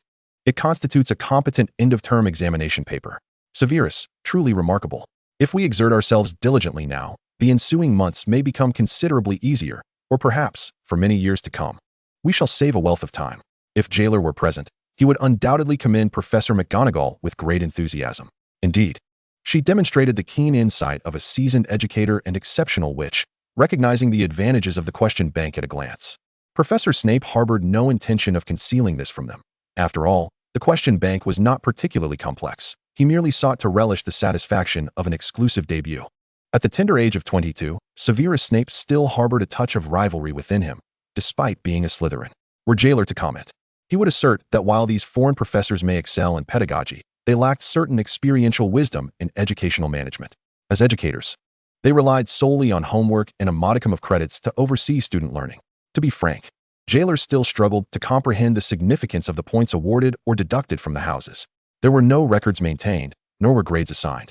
Aside from a few students with a robust moral compass, such as Hermione Granger and Percy Weasley, the majority of students were indifferent to their credit standings. Those in teaching positions, especially the headmaster, must wield their lawful authority to regulate students effectively. This fosters an environment where they focus on their studies during leisure hours, leaving little time for mischief. Returning to the topic of mock examinations, Jeler found himself even more perplexed. Each year, the knowledge imparted remained largely unchanged, and the examination focal points were predictable. Why had these professors not considered preparing the papers in advance? Over the course of a few months, he had discerned that professors typically reserved a day or two just before the examinations to seclude themselves and concentrate on crafting questions, emerging afterward looking utterly exhausted. It is perhaps only Professor Binns who stands as an exception. In his spectral state, he is unlikely to deteriorate further, unable to endure the situation any longer. The deeply influenced Jeler, steeped in the educational traditions of the East, could no longer restrain himself and introduced the concept of a question bank to Professor Snape. He was acutely aware that this idea could not remain confidential. Once Professor Snape produced even a rudimentary version, the other professors would swiftly recognize the merits of a question bank and adopt it for their own purposes. Yet, he harbored no reservations, as it was, after all, a beneficial development. The professors took turns examining the notebook presented by Professor Snape, engaging in fervent discussions. The spells were not overly intricate, and their creation was relatively straightforward. The medium could be selected at will, with the choice of a book being merely a matter of practicality. Professor Snape was the first to speak. Professor Flitwick promptly followed, stating that it could be fashioned into a knowledge retrieval tool, useful for students' research and learning, allowing them to develop and store the knowledge they desired. Professor McGonagall, with a hint of disdain, remarked, "Phileas, can you imagine the consequences of allowing students to develop their own materials? I dare say you would not relish witnessing a frog's head spewing forth eggs, which would ultimately become their assignments." "Ah, Minerva, you are correct. I would indeed prefer to avoid such a sight," Professor Flitwick conceded, momentarily stifled before reaching a compromise. Professor Snape mused that had such a tool existed years ago, the insufferable Potter might have transformed the question bank into the likeness of a slug to vex him, eliciting a grimace from his countenance. Professor Sprout lamented, "There is no remedy for this. The principle of a question bank is not complex. and once one individual masters it, others will inevitably innovate. The professors unanimously resolved that students must not be privy to such a resource, resolutely insisting upon its secrecy. Only Headmaster Dumbledore, observing their spirited debate, chuckled softly, exclaiming, "Ah, youth, such splendid youth." Professor Parvati reached for the question bank notebook, eagerly flipping through its pages. After mimicking Professor Snape's method to devise a set of questions, he exclaimed, "Severus, this is quite an ingenious idea. However, my curriculum in defense against the dark arts involves practical components. Perhaps I could transform the text into images of magical creatures, whereby students must correctly articulate the incantation and strike the appropriate target before advancing to the next question." Professor Snape raised an eyebrow, struck by inspiration. He envisioned creating a grand illustration featuring a cauldron and various potion ingredients, where only young wizards employing the correct methods to add the ingredients would complete the brewing process, thus concluding the task. This notion resembled a simulation group Jeler had previously implemented in Ravenclaw and Hufflepuff houses, albeit significantly more convenient, requiring only a flick of a wand to effectuate corresponding changes in the question bank. This would effectively assess students' theoretical knowledge to prevent the mishandling of potions. Not only he, but Professors McGonagall, Flitwick, and others began to speculate on how simple spells could be employed to facilitate the learning of young wizards. Their reverie was gently interrupted by the soft applause of Headmaster Dumbledore. "Very well, my friends, we can further explore these applications later. Now that we have all agreed upon the mock examination, let us discuss the preliminary arrangements and preparations for it." Jeler remained oblivious to the discussions of the professors. He had never anticipated that the concept of a mock examination would be so readily embraced by all. Before him lay the impending Easter holiday, a 2-week break from late March to mid-April. He had yet to decide whether to return home. He had only skimmed a minuscule portion of the Hogwarts Library's vast collection, and there remained numerous tomes concerning contracts and souls that he had scarcely perused. However, if he chose not to return, what would become of Grandpa Cola? Ultimately, Jeler entrusted Folly with a letter of apology to Grandpa Cola, explaining that he would remain at school to study during the holiday and requesting that Grandpa Cola not wait for him. Upon receiving a reply from Grandpa Cola expressing understanding, Jeler exhaled in relief and set himself a goal to read 10 books during the Easter break. Chapter 56, The Easter Holiday. The Easter holiday soon arrived, and Jeler could distinctly sense the exhilaration emanating from the surrounding students. Indeed, foreign schools seemed to have an abundance of holidays. Jeler made a visit to the potions office to inquire if Professor Snape had assigned any work for the holiday. He recalled that during the previous Christmas break, Professor Snape had tasked him with a paper. Curiously, he had yet to receive any feedback on that assignment. Observing Jeler's puzzled expression, Professor Snape found himself momentarily at a loss for words. He could hardly admit to being so taken aback by the boy's intellect that he had forgotten to respond. Reflecting on his own plans for the holiday, coupled with a hint of vexation toward Jeler, Professor Snape maintained an impassive demeanor as he stated that he would be quite busy during the break and therefore had no time to assign work to Jeler. Jeler replied, "But assigning work is merely a matter of a single sentence. There is nothing to it that would require your involvement." Regardless, once words were spoken, they could not be retracted so easily, and Professor Snape coldly ushered Jeler out, slamming the door shut behind him. This left Jeler quite irked. What did it mean? The assignments were not meant to be written by him. Why was Professor Snape taking his frustrations out on him? Fuming, Jeler returned to the common room and threw himself onto his bed, staring blankly at the portraits of Lawrence and Annie above his head. After a moment, his anger subsided. The other professors had already organized their assignments for the holiday, and there was no necessity for Professor Snape to impose an additional task upon him. Ultimately, they shared a mere ordinary teacher-student relationship. Yet, Jeler felt a twinge of sadness, not due to the confines of a cage.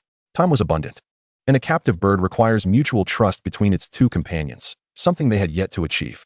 He had merely believed that after nearly a year had passed, he would have been regarded by Professor Snape not just as an exemplary student, but also as a somewhat close friend.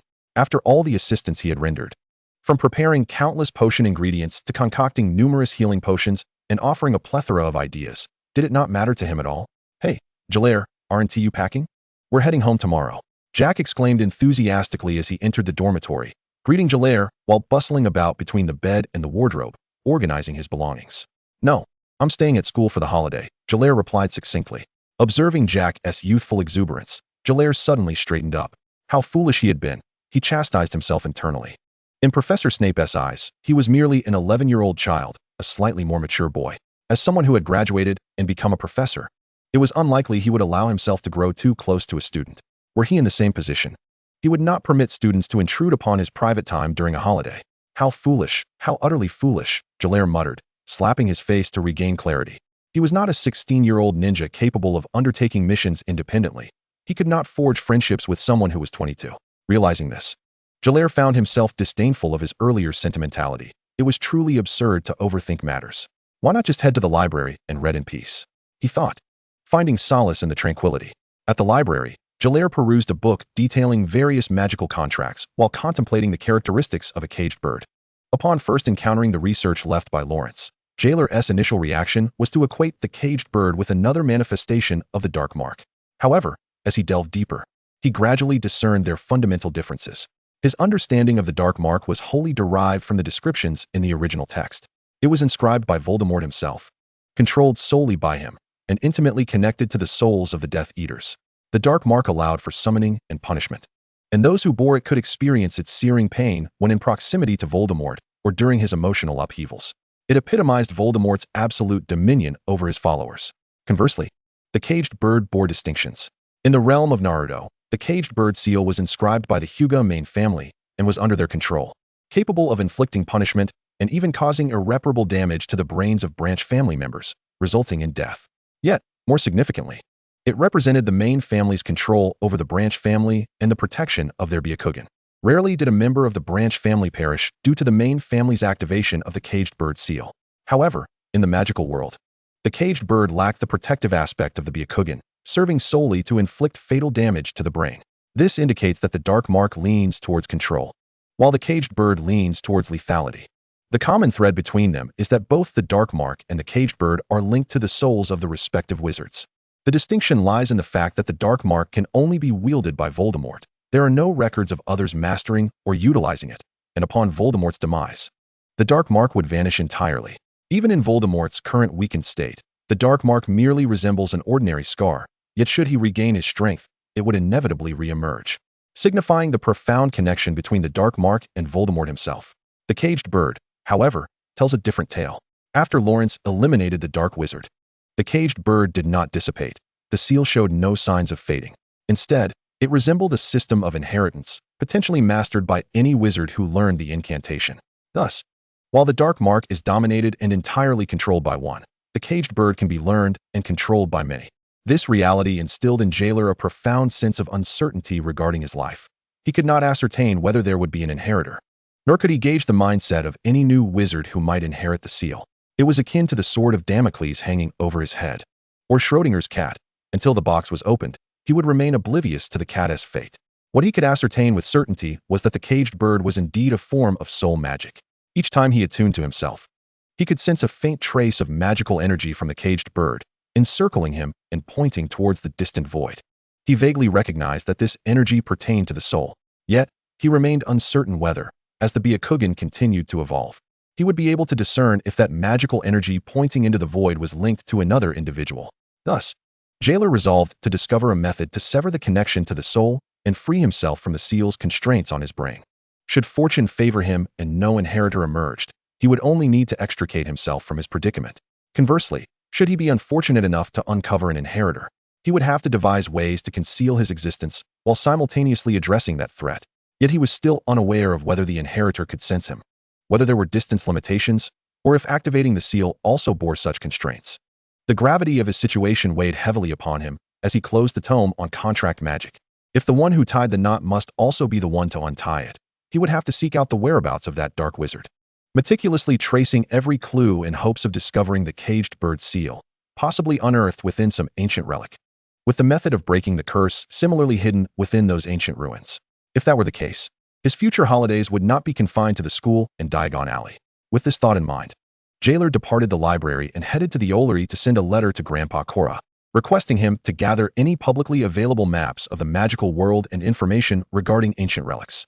After completing this task, Jeler dove back into the library, preparing to scour through fairy tales and legends from the wizarding realm for clues about ancient ruins and spells. Chapter 57. The Announcement of Important Matters. The Easter holiday passed swiftly. After finishing his school assignments, Jeler spent his mornings practicing at the Room of Requirement, while afternoons and evenings were consumed in the library, researching and nurturing his Byakugan with magical energy. The more he read, the more he reflected on his youth, His accumulation of magical power was still insufficient, and having previously lived in the Muggle world, he found himself lacking in magical knowledge beyond the curriculum. Some texts, while seemingly straightforward, eluded his understanding. It became evident that he must dedicate time to explore the various corners of the magical world, immersing himself in practical experiences to gain knowledge. A graduation trip would indeed be a splendid idea. With this resolution, Jeler left the library. After the Easter holiday, there remained less than 2 months until the end of the term in June. At the opening feast, the professors simultaneously announced a significant announcement: mock examinations. 2 internal mock exams would be conducted at Hogwarts before June, mirroring the difficulty and structure of the OWLs and NEWTs. However, given that actual examinations typically span approximately 2 weeks, such an arrangement would disrupt the learning of other year groups. Therefore, the mock exams would be scheduled over 2 weekends, taking place on Saturday and Sunday, from 7 in the morning until 7 in the evening, while maintaining regular classes from Monday to Friday. The evaluation criteria would align with those of the official examinations. Professor McGonagall addressed the 4th and 5th year students earnestly, encouraging them to utilize the mock exams as an opportunity for self-assessment and targeted revision, expressing her heartfelt wishes for each of them to achieve outstanding results. As her words echoed in the hall, silence enveloped the room. The older students appeared stunned, their expressions gradually clouded by despair. The younger students, though aware that the mock exams were still some time away, could not help but feel anxious at the prospect of annual mock exams. The fear was palpable on their faces. Professor McGonagall, observing their changing expressions, felt displeased, knowing that fear indicated a lack of preparation. She noted that those who struggled should not dread such an opportunity. She glanced at the heads of the student councils and the prefects of each house, noting their confidence and composure, qualities she appreciated, as each head had to receive her approval. With a touch of pride, she sat back down, instinctively refusing to acknowledge a certain former Gryffindor prefect who had been dismissed under her scrutiny, rationalizing that she had been deceived. Jeler and the Ravenclaw house remained relatively unperturbed by the announcement, expressing no objections to the examinations. He stole a glance at the professor's table, noting the calm demeanor of the faculty, though Professor Snape shot him a particularly fierce glare. Perplexed, Jeler wondered why he was being scowled at when he had behaved himself during the holiday. Observing the Slytherin head casting warning glances his way confirmed that their house harbored dissent, but he decided to continue his meal. In contrast, many Hufflepuff students wore glum expressions. Yet their typically optimistic nature soon resurfaced, and they adjusted to the announcement, returning to lively discussions about which dishes were more delectable. Only Gryffindor, with their incessant shouting and refusal to accept no for an answer, stood out starkly amidst the tranquility of the other 3 houses. Professor McGonagall, the head of Gryffindor, lamented, "It's truly appalling. It wasn't like this during my time at school." The chaos stirred by Gryffindor, particularly among the upperclassmen, had reached unprecedented levels. In the previous years of turmoil, they had indeed dedicated themselves to their studies, and now, after a year of peace, they found themselves grappling with a myriad of unmastered knowledge across various subjects. In contrast, the 1st and 2nd years had managed to maintain some decorum under Bill's guidance, and later, they were encouraged to gather and study together. With several years before their examinations, they exhibited a calm demeanor, discussing matters briefly before returning to their meals. William Gavin, unable to tolerate the ruckus, admonished them, while Millicent offered her support to pacify the 6th and 7th years, finally restoring some semblance of order at the long Gryffindor table. Upon returning to the dormitory, as Jeler organized his books for the next day's classes, he came to understand why Professor Snape had been unwilling to mentor him during the holidays. The faculty must have labored intensely over the past 2 weeks, not only compiling question banks for each subject, but also preparing for all arrangements related to the mock examinations, enabling them to announce such news at the start of the term. Compiling a question bank is no trivial task. Each set of papers consists of dozens, if not hundreds, of questions. With 7 grades, that amounts to 7 sets, and with 2 to 3 additional mock exams for each grade, approximately 20 sets of questions must be generated, necessitating around 2,000 unique items to avoid repetition during random selection. Gasp! Jeler could scarcely believe the magnitude of this endeavor. 2,000 questions completed by a single individual in just 2 weeks, averaging over 100 per day. What a monumental mental undertaking. Jeler belatedly realized he might have inadvertently assigned the professors a rather formidable workload. No wonder, upon glancing at the faculty table, he noticed that aside from Headmaster Dumbledore, the other professors avoided his gaze, which he had initially attributed to mere coincidence. Nevertheless, the mock examinations bore little relevance to Jeler at that moment. He remained steadfastly focused on his studies. However, on the evening of the following day, as he dutifully arrived at the potions office, Jeler was taken aback by Professor Snape's directive. Observing the professor's calm demeanor, he shifted his gaze between Snape and the workspace laden with potion ingredients, pacing back and forth, still unable to quell his unease. Jeler pointed to the workstation and then to himself, inquiring once more, "Professor, did you say I am to brew the calming draft and the draft of living death? Both are part of the fifth-year curriculum." Professor Snape, slightly impatient, corrected him with a sharp click of his tongue. "One is indeed part of the standard fifth-year curriculum, while the other belongs to the advanced class. Yes, you heard correctly. I require you to personally and independently brew them to perfection." Jeler inhaled sharply, his heart racing with trepidation. While he had some knowledge of these potions, he had never actually brewed such advanced concoctions. Moreover, only students who achieved an outstanding in potions could enter the advanced class. Yet here he was, merely a first-year student. Confused by Snape's motivations, he instinctively raised his gaze, only to be met by Snape's piercing eyes, brimming with scrutiny and assessment. In that instant, Jeler comprehended the gravity of the situation, his heart racing wildly. This was a test, an evaluation, an opportunity that, once missed, would not come again. Realizing this, Jeler eagerly accepted the challenge. Such an opportunity would be foolish to squander. What was there to fear? He could prepare thoroughly before the deadline was set. Chapter 58, The Potions Master's Trial. The library housed many outdated textbooks, and within the relevant potion literature, Jeler easily located descriptions of both potions he needed. However, finding the information did not guarantee his success in brewing them to perfection. Jeler entertained the thought that perhaps Professor Snape didn't expect him to achieve flawless quality, as long as he approached the task with diligence and executed each step to the best of his ability. Yet, he quickly dismissed this notion, if it were that simple. Every upperclassman would perform within their capabilities, yet Snape's treatment of them remained consistent. He recalled Hermione Granger, who successfully brewed the Polyjuice potion in her second year and the calming draft in her fifth, yet Snape had treated her no differently than other students. It was essential to note that the Polyjuice potion was also an advanced potion, typically encountered only in the fourth year. Thus, this was indeed a trial set forth by Professor Snape. Should Jeler successfully produce a potion of perfect quality, his relationship with Snape could advance significantly. Otherwise, he would remain merely a student capable of assisting with ingredient preparation, nothing more. Jeler could not accept such a fate. From the perspective of liberating himself from the constraints of his current situation, as well as for his personal growth, this was an unparalleled opportunity, and he was determined to seize it. In the days that followed, Jeler did not specify when he would begin, and Professor Snape did not inquire, even locking the materials away in the potions cabinet, remaining indifferent to Jeler's efforts. Jeler dared not relax, for he noticed there was only a single set of materials, indicating he had but one chance, succeed or fail. Thus, in the month leading up to the first mock exam in May, aside from attending classes and completing assignments, Jeler devoted himself solely to the study of the calming draft and the draft of living death. In addition to textbooks and library resources, Jeler sought the guidance of upperclassmen within his house regarding the key points in brewing these two potions. Fortunately, the Ravenclaw students, being academically inclined, were able to provide him with valuable insights. When Senior Sinclair noticed Jeler had joined the mock brewing group, practicing advanced material handling and potion brewing processes alongside the upperclassmen, he found it curious.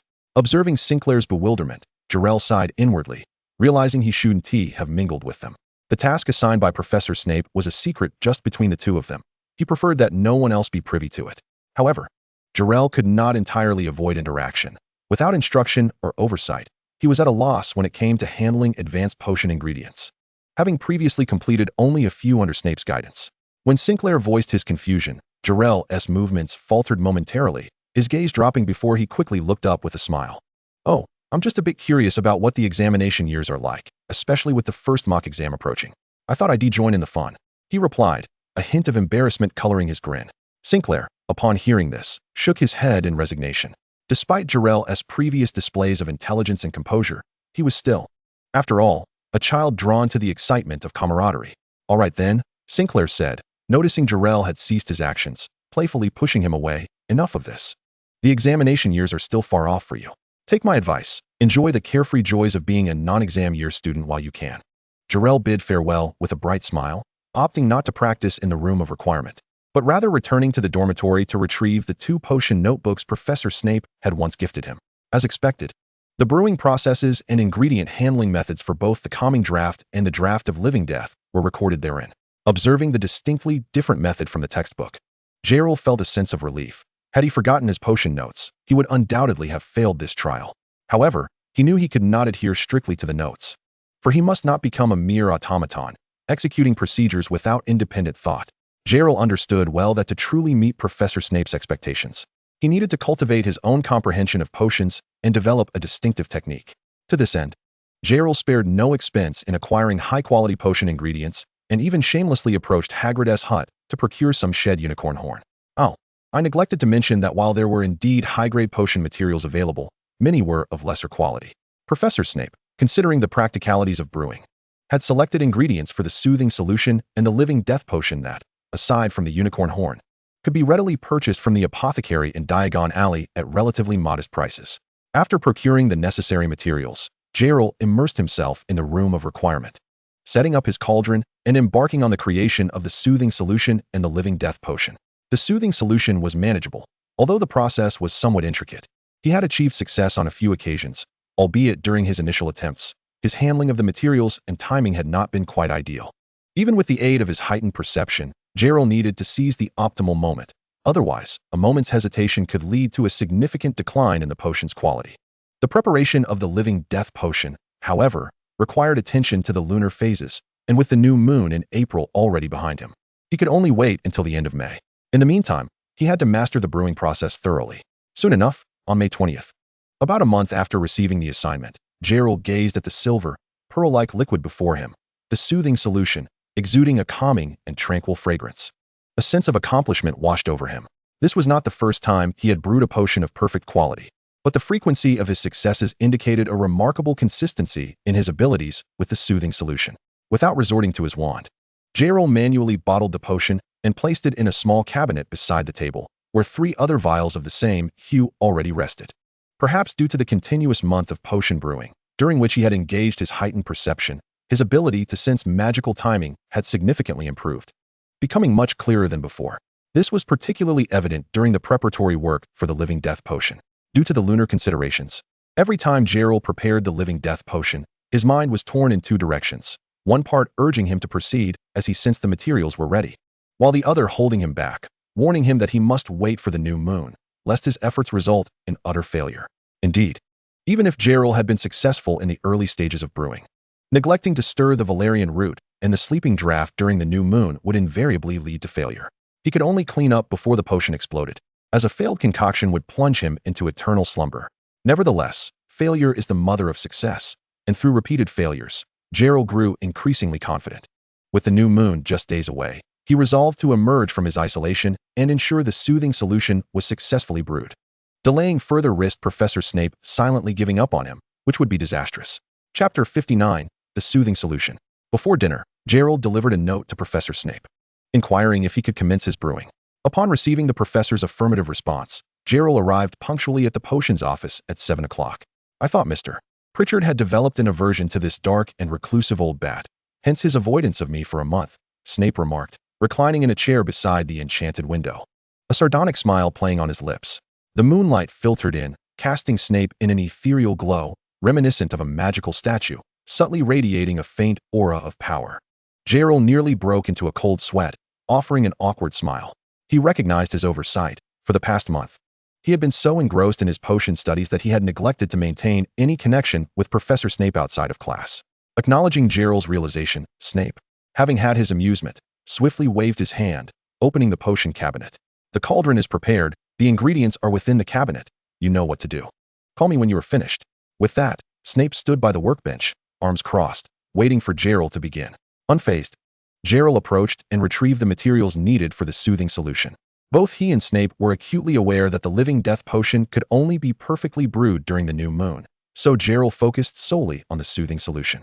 As a part of the 5th-year potions curriculum at Hogwarts, brewing the soothing solution was not particularly difficult or time-consuming, and with his previous successes, Jeler felt confident.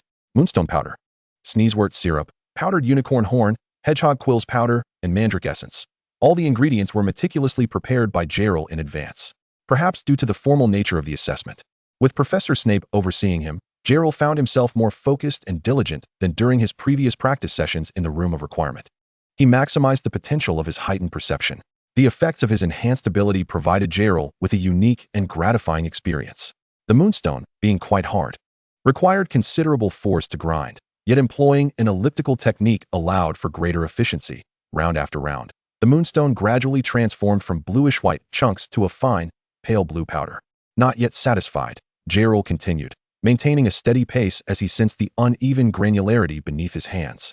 Some portions remained coarse, not yet reaching the ideal fineness. He pressed on, his internal magic resonating with the moonstone, emitting a subtle, nearly imperceptible magical vibration. Professor Snape, perceiving the rhythmic magical fluctuations within the mortar, allowed a fleeting smile to grace his lips before quickly regaining his composure, awaiting Jeler's next move. The sneezewort syrup, purchased as a ready-made product from the apothecary, often led many to overlook the fact that a finished product does not always guarantee quality. Jeler grasped the small bottle of syrup, tapping it against the table a few times before lifting it. With 3 fingers securing the bottle's neck, he gently shook it, causing the viscous syrup within to flow slowly. Once again, he channeled his magic. The sneezewort syrup and Jeler's magic transitioned from opposition to fusion, ultimately resonating.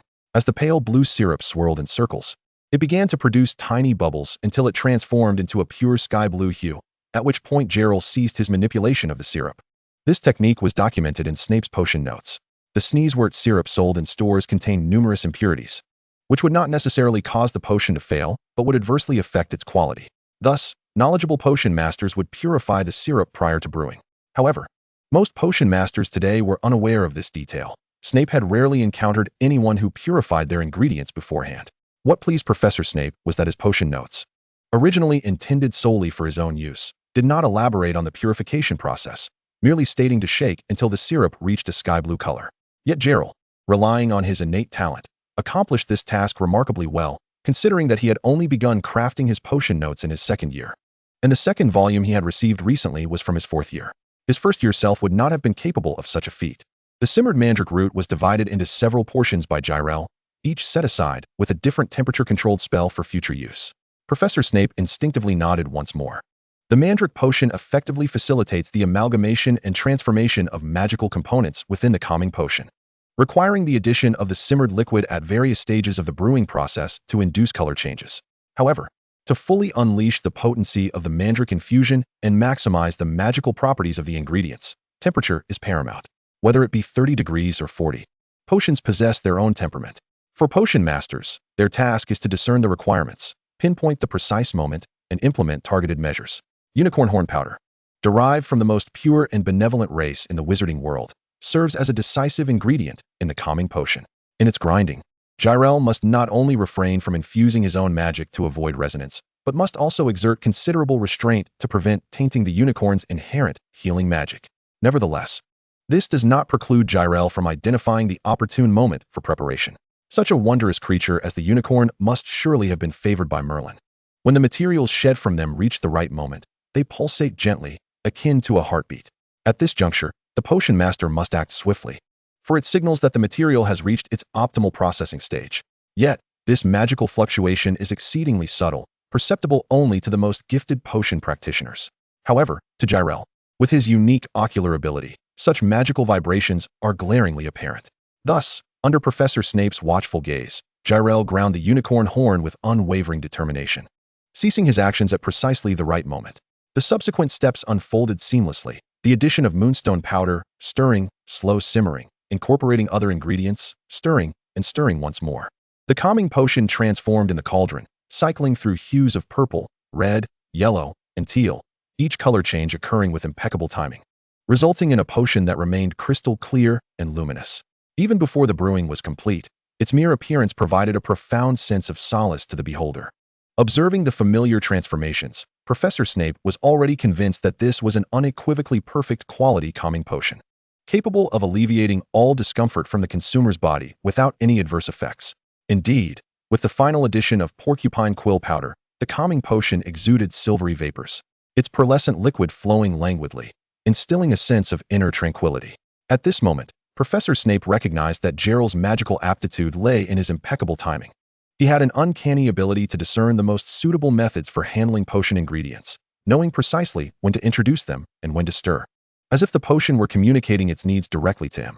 However, to Snape's knowledge, the Plinter family had never produced a remarkable potion master, suggesting that such talent was not hereditary. Contemplating this, Snape turned his gaze to Jeler's distinctly unusual eyes. Chapter 60, Interrogation. Jeler felt a surge of elation, even greater than during his time in the room of requirement. For the calming potion he had produced appeared superior in quality to the one crafted in the room. This signified that his abilities had once again strengthened. However, as Jeler excitedly turned to present the calming potion to Professor Snape, he found the professor scrutinizing him intently, his gaze fixated upon Jerel's eyes. A sudden jolt coursed through Jerel's heart, maintaining an outwardly cheerful demeanor. He reassured himself that Professor Snape was merely showing respect by looking into his eyes, not that he had uncovered the secret of his Byakugan. The Byakugan was a bloodline limit, a boon from his travels to the world of Naruto, and Snape would not be able to discern anything. Repeating this thought several times helped Jeler calm his racing heart.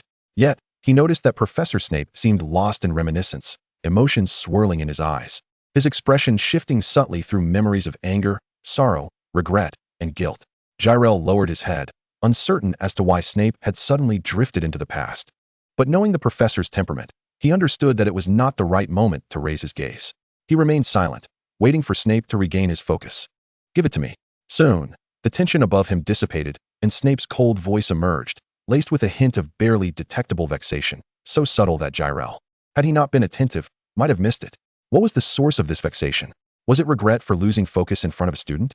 Jeler speculated inwardly, his expression naturally lifting as he extended the calming potion to Snape.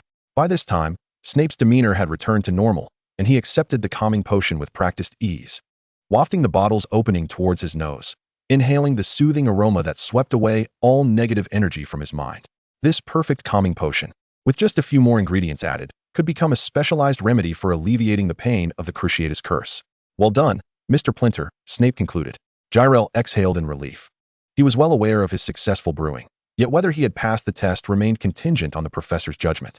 Now, he had surpassed the first hurdle, eagerly anticipating the new moon days hence, when he could commence the brewing of the hellish potion.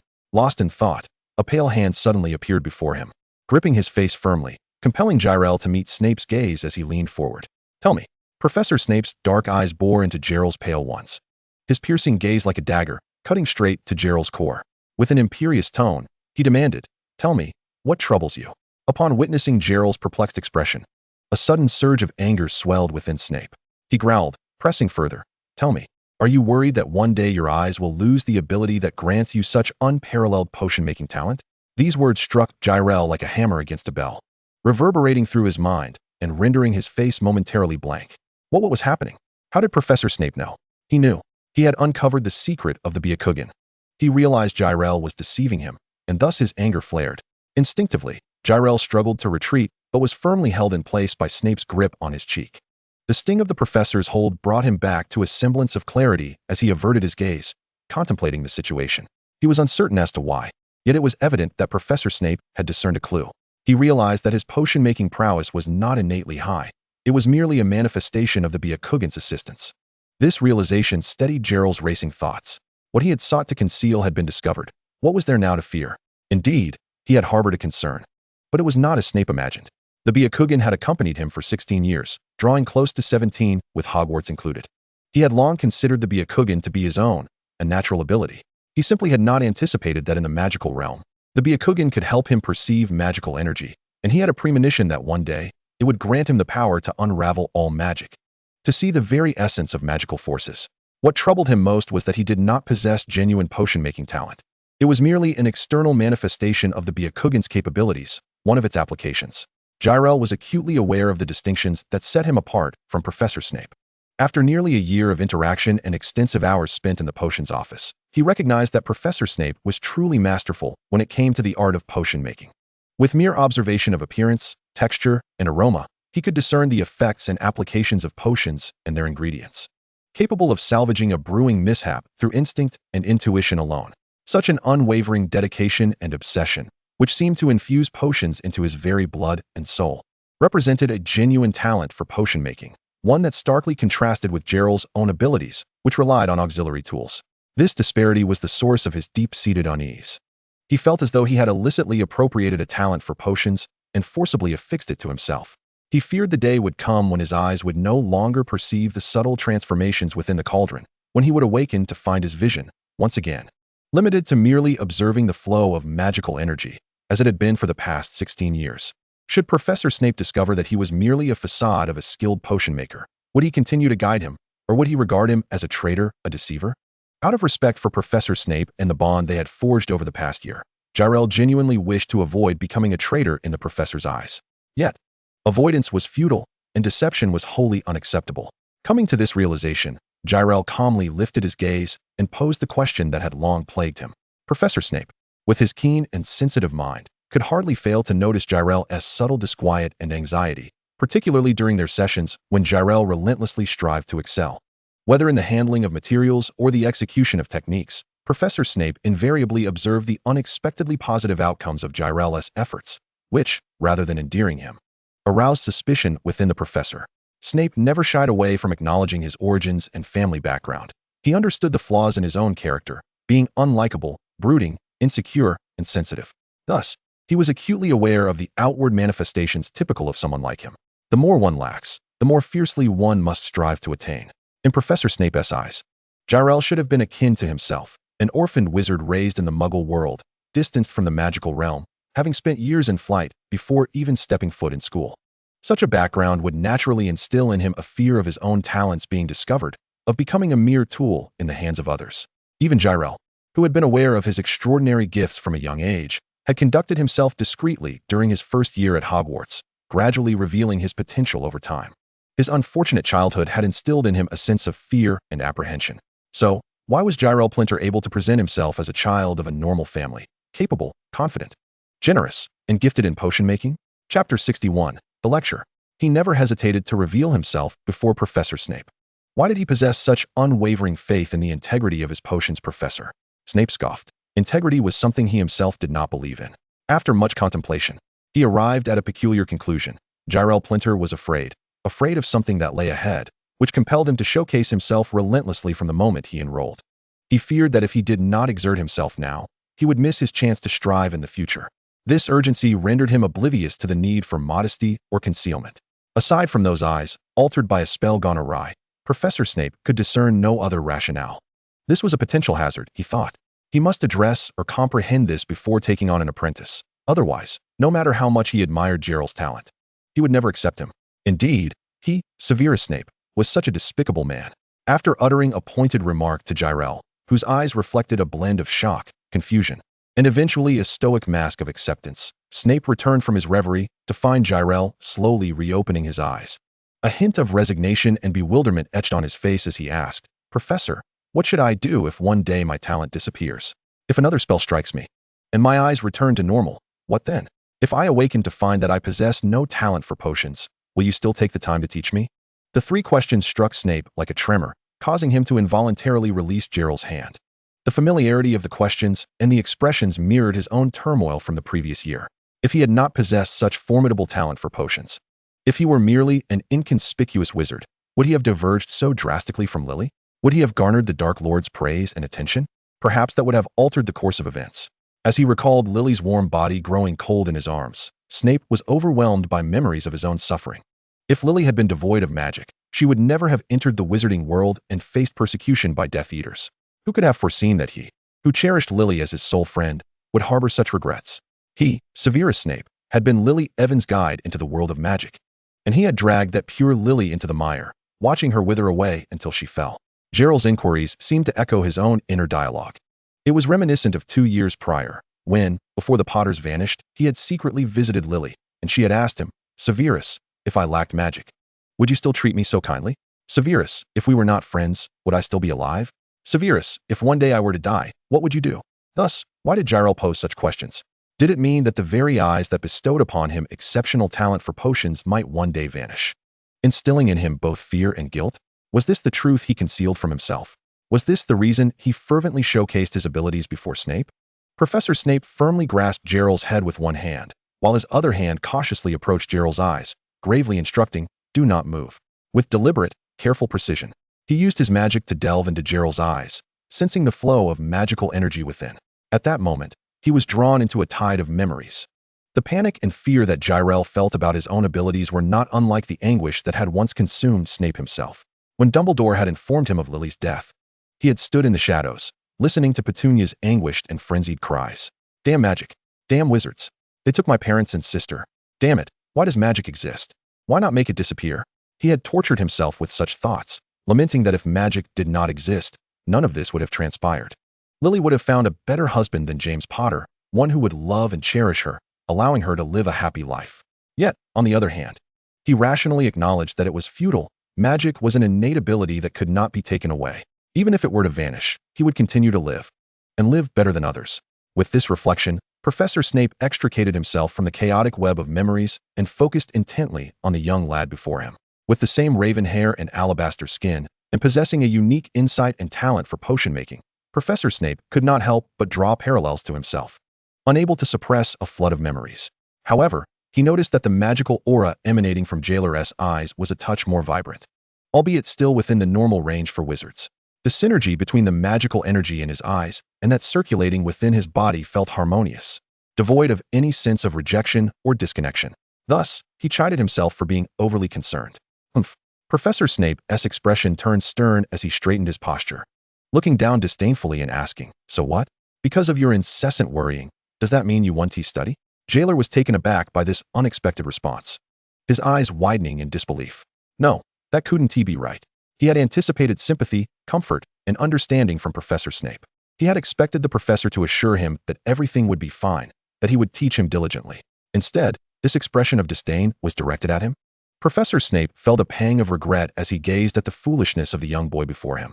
Yet he also found some solace in the perfect calming agent behind him, making the notion of tolerating a foolish student somewhat bearable. Enough of your unfounded lamentations. Before your talent dissipates, I will dedicate myself to teaching you. As for your concerns about your talent vanishing, Professor Snape elongated his voice, capturing Jeler's instinctive gaze, and slowly extended his hand above Jeler's head. Then bang! Ouch!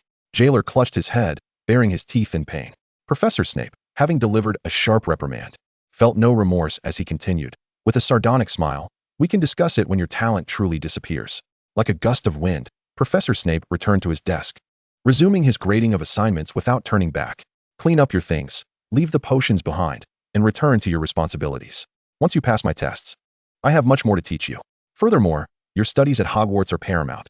You must achieve an outstanding in every subject by graduation to meet my expectations. I will also assign you additional tasks. Moreover, during each holiday henceforth, you may be required to accompany me. Mastering potions cannot be accomplished by merely staring into a cauldron at Hogwarts." Jeler stood there, dazed, unsure whether to feel elated or disheartened. He felt pleased that the professor seemed to have been swayed by his persuasion. The test had been brought into the open, and barring any unforeseen circumstances, he would soon become the professor's apprentice. Yet, he was also dismayed to learn that being an apprentice implied stricter expectations and less leisure time, complicating his pursuit of dark wizards. Lost in thought, Professor Snape lifted his gaze from the desk and addressed him. Chapter 62, The Master-Apprentice Pact. Professor Snape looked up, his demeanor gravely serious, unlike the usual responsibility exhibited by educators towards their students. "If you truly fear the loss of your talent, then strive to achieve significant accomplishments before that talent fades, elevating yourself to such heights that even if you pause, others cannot catch up to you." Undeniably, this statement alleviated Jeler's anxieties. As long as his abilities remained intact, all that he achieved, everything he possessed, would rightfully belong to him. He would neither steal nor covet, possessing such talent openly and legitimately, beyond the reproach of even Merlin. Additionally, judging by Professor Snape's demeanor, it appeared that his eyes were currently untroubled. With this newfound sense of ease, Jeler approached the brewing of the hellish brew potion days later without error, despite it being his first attempt. On the contrary, every step he took was precisely timed. At the zenith of the crescent moon's brightness, Jeler added valerian root and began to stir, alternating between fast and slow movements, continuously adjusting his stirring speed in accordance with the moonlight's fluctuating brilliance. To better harness the moonlight, he conducted the brewing in an empty classroom on the 8th floor, where the spacious windows allowed the moonlight to flood in unreservedly. As the potion turned a translucent silver, Jeler added the prepared essence of the sleeping beans. Speaking of which, he was immensely grateful for his custom-made knife. Its broad blade, exceptionally adept at pressing, yielded a substantial quantity of sleeping bean juice with the slightest pressure, more than if he had used the side of a smaller knife. Professor Snape silently observed from behind Jeler, noting this detail. When he did, he subtly moved his fingers, causing a magical inscription, indicating that a broader knife was more suitable for extracting juice, to materialize and slip into the side pocket of his robe. Ultimately, the potion in the cauldron shimmered with a pale silvery hue, reminiscent of the serene moonlight outside. both reflecting off each other and illuminating the empty classroom with a soft glow. Very good. You are the second person I have encountered with the talent for potion mastery, Professor Snape remarked, a mixture of satisfaction and pride in his voice. Who is the first? Oh, must I even ask? Jeler instinctively began to voice his curiosity, but quickly suppressed it. TSK. Noticing the shift in demeanor, Professor Snape tugged at the corner of his mouth, somewhat displeased. Why shouldn't he inquire? If he didn't ask, how could he articulate his thoughts? Receiving the acknowledgement of a master potion maker with unparalleled talent was indeed an honor. With a remarkably earnest and respectful tone, Jeler declared, "It is my privilege to gain the recognition of a master with such outstanding potion-making prowess." His clear, unwavering gaze fixed steadily on Professor Snape. The latter's previous irritation evaporated as if under a spell of joy. Of course, Professor Snape raised an eyebrow, feigning a smile. Thus, the two trials for Professor Snape's apprenticeship, one challenging and one straightforward, had been flawlessly passed. Jeler could not contain his broad grin, his eyes nearly disappearing in delight. A master potion maker's apprentice. How impressive. Wait, it's not over yet. Professor Snape unrelentingly dampened his spirits. Jeler froze, retracting his smile. A question mark emerging above his head. You didn't think that during the Easter holiday, I merely refined the question bank and prepared practice exams, did you? Professor Snape queried, exasperated. Huh, what else? Oh, I see. Jeler initially blinked in confusion before quickly catching on. Based on his prior understanding from the original text in fanfiction, the apprenticeship system in the wizarding world was far from simple. In other words, if it were simple, it wouldn't be an apprenticeship. Therefore, aside from the practice exam, Professor Snape must have undertaken preparations for the apprenticeship during the last holiday. Realizing this, Jeler stood upright, his demeanor serious as he faced Professor Snape, stating, "I am ready, let us begin." Upon returning to the potion office, Professor Snape drew his wand, his expression grave as he posed a query to Jeler. "There are many matters I have not articulated, but you might have surmised. Now, I will ask you one final question. If you have no objections, I shall formally accept you as my apprentice." No silence. "Let me finish." Jeler attempted to respond, only to be sharply interrupted by Professor Snape. The professor glared fiercely at the oblivious young boy, who was unaware of the intricacies of magical secrets, before continuing. "You have spent your time in the Muggle world, and thus, you are unfamiliar with the apprenticeship system in the magical realm. I do not wish for you to be bound to me without understanding everything. A millennium ago, before the existence of Hogwarts, the legacy of wizards was transmitted either through familial ties or mentor-apprentice relationships. During that era, the apprenticeship system was widely practiced, apart from family wizards. Nearly everyone opted to learn magic through this method. Although the apprenticeship system has since shed its former brutality and darkness, it remains a force to be reckoned with. In the past, this system bound the apprentice's very soul and magical essence to their mentor, creating a profoundly unequal contract wherein the mentor held absolute dominion over both the soul and the body of the apprentice. Whenever the mentor required it, the apprentice was obliged to comply, even if it meant relinquishing every drop of their blood. In death, they could potentially become ingredients for the mentor's potions. Even in life, the mentor's covetous gaze could linger upon the apprentice, for they too possessed magical power. However, due to the extreme nature of this system, it has undergone significant reform and optimization over the years, particularly through the efforts of the four founders. Hufflepuff insisted that mentors must care for and nurture their apprentices.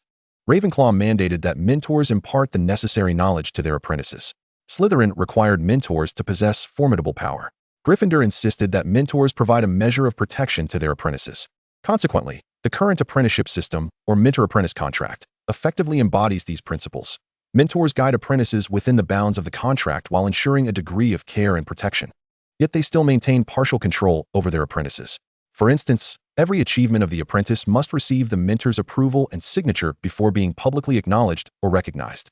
An apprentice must gain their mentor's endorsement to graduate, and any contract signed by the apprentice with others within the scope of their education requires simultaneous approval from the mentor. Otherwise, the contract is rendered void. Even beyond the educational realm, in all matters concerning the apprentice, the mentor shares equal standing with the apprentice's guardians, akin to a godfather or godmother in contemporary terms. At the mention of this term, Professor Snape's expression twisted for a fleeting moment, a flicker of disdain and loathing passing through his eyes. Now you understand, do you not? If you choose to become my apprentice, given your current family circumstances, I shall assume the role of your guardian, possessing the authority to dispose of you at will in matters of magical efficacy. Returning to the moment, Professor Snape concluded, "Thus, think thoroughly before you respond to me."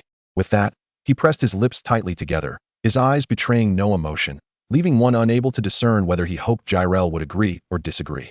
Chapter 63. Signing the contract. After a moment of silence, Jeler inquired, "What does the contract signing ceremony entail?" 2 vials of potions brewed by the apprentice to demonstrate their potential, and 1 vial brewed by the mentor to showcase their capability. The 2 wands are then held opposite each other. Reciting the terms of the contract, Professor Snape replied promptly, "Is there no blood involved? Why is there no need to incorporate blood?" Jeler calmly posed his question once more. "What? Who told you that?" Professor Snape's eyes widened in shock, momentarily casting aside his earlier emotions of anticipation or otherwise. "I saw it in the library, to pass your apprentice trials. I researched many tomes and discovered that numerous contracts required the apprentice to offer their own blood, thus enhancing the mentor's control over them," Jeler innocently explained, tilting his head. "I assumed you would require it, so I prepared it." In an instant, Professor Snape felt as though his scalp had ignited, cold sweat and goosebumps cascading down his back. He could barely steady his wand, slick with perspiration. How dare he? How dare he so casually extract a wizard's blood and place it in a crystal vial? Did he not realize that if it fell into the wrong hands, it could lead to a curse being cast upon him through that very blood? Foolish oaf. He would never comprehend the myriad ways a dark wizard could torment others through blood, and rage to the point of dizziness. Professor Snape snatched the crystal vial and hastily retreated to his inner sanctum, locking it away in the depths of his private cabinet. Upon returning, he found Jeler still standing there, utterly defenseless. Professor Snape endured the urge to reprimand him, taking several deep breaths before ultimately yielding to the impulse. Unleashing a tirade upon Jeler. "Are you mad? Have you lost your senses? Has your nearly year-long magical education been devoured by a dog? The blood of a wizard possesses magical properties. Any dark wizard has 100 methods to curse you and your family through your blood. How is it that someone as arrogant, egotistical, and foolish as you has survived to this day? Did your parents not educate you? Oh, I forget. Your late parents had no chance to warn you of the taboos before they departed, leaving you to brazenly place yourself in peril." A sudden silence enveloped the atmosphere. Instantly regretting his words about Jeler's parents, Professor Snape recognized he should not have spoken so. It was neither Jeler's fault nor his parents' fault. Professor Snape hesitated to acknowledge that, in uttering those words, he had conjured images of Eileen and Tobias in his mind. Those 2 irresponsible individuals had been the initial culprits behind his reluctance to forge friendships and extend trust to other wizards. Yet, despite the poor relationship they shared, Professor Snape would not permit others to use Eileen and Tobias against him. Empathy stirred within him. Jeler's parents had perished to protect him, and he surely would not wish to hear such remarks. However, before Professor Snape could devise a way to amend his words, Jeler, seemingly unfazed, offered an apology and continued the previous discussion. "I apologize, Professor. I understand the effects of blood, but I thought you would prefer this method." "No, you need not apologize. It is I who should be remorseful," Professor Snape mentally retorted, yet he coldly scoffed. "Humph. I am not a reaper seeking to collect the souls of wizards. Your blood holds no value for me. Very well, I understand. Since you have clarified your stance, my response is equally clear. I agree. I consent to your guidance and mentorship, accept your guardianship over me, and acknowledge all your rights and my corresponding obligations under the mentor-apprentice contract." With that declaration, Jeler solemnly withdrew his wand, facing Professor Snape with utmost seriousness. He was not particularly angered, perhaps only momentarily so, because he recognized that the reason for Professor Snape's silence stemmed from the fact that the professor understood he had erred. Since he had acknowledged his mistake, Jeler saw no reason to dwell on it.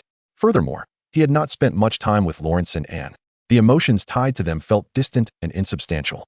He believed that as long as he could navigate his studies while inhabiting the original owner's persona and devise a means to resolve the caged bird's plight, he had done enough. The original owner was not his doing, and he would not elevate the significance of the original owner's parents merely because he had borrowed their form. Of course, respect was still due. Lawrence and Anne were indeed remarkable parents, a fact that could not be denied. Thus, the awkward moment born from a misplaced remark faded away, at least in Jeler's mind. Professor Snape produced a vial of golden potion and placed it alongside the 2 elixirs brewed by Jeler. Then, with a flick of his wand, a magical circle appeared beneath their feet. He gestured for Jeler to step inside, aligning their wands tip to tip, and instructed him to recite the incantation in unison. "I, Severus Snape, and Jeler Print, willingly enter into a master-apprentice contract with the individual before us. From this moment until your graduation, I acknowledge this person as my apprentice and mentor, undertaking my obligations to instruct and guide." Professor Snape guided Jeler through the recitation of the contractual terms. And as they delved deeper into the wording, Snape unexpectedly shifted to a different language. The arcane incantations sounded incomprehensible to Jeler. Yet the potency of the magic conveyed their meaning, compelling him to follow suit instinctively. Almost immediately, the magic circle radiated a luminous glow, and their wands emitted golden beams, with the contractual text shimmering and gradually embedding within the light. Upon the conclusion of their utterances, the golden luminescence took form, detaching from the wands to encircle both Professor Snape and Jeler, ultimately dissipating into glimmering points. The magical circle dissolved in tandem. Jeler felt a strange sensation at the center of his forehead, instinctively reaching to touch the area on his back. Observing the position of Jeler's hand, Professor Snape remarked with a mix of curiosity and disdain, "What were you thinking when you signed the contract? Is there something shameful about being my apprentice?"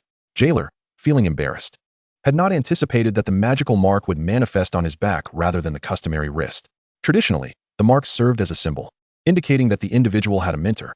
Historically, such markings signified that the apprentice was akin to a possession of the mentor, akin to livestock branded with a personal mark, which bore a derogatory connotation and was met with prejudice within the wizarding community. However, the arduous nature of acquiring magical knowledge necessitated that many scattered wizards without noble lineage accept the existence of such markings.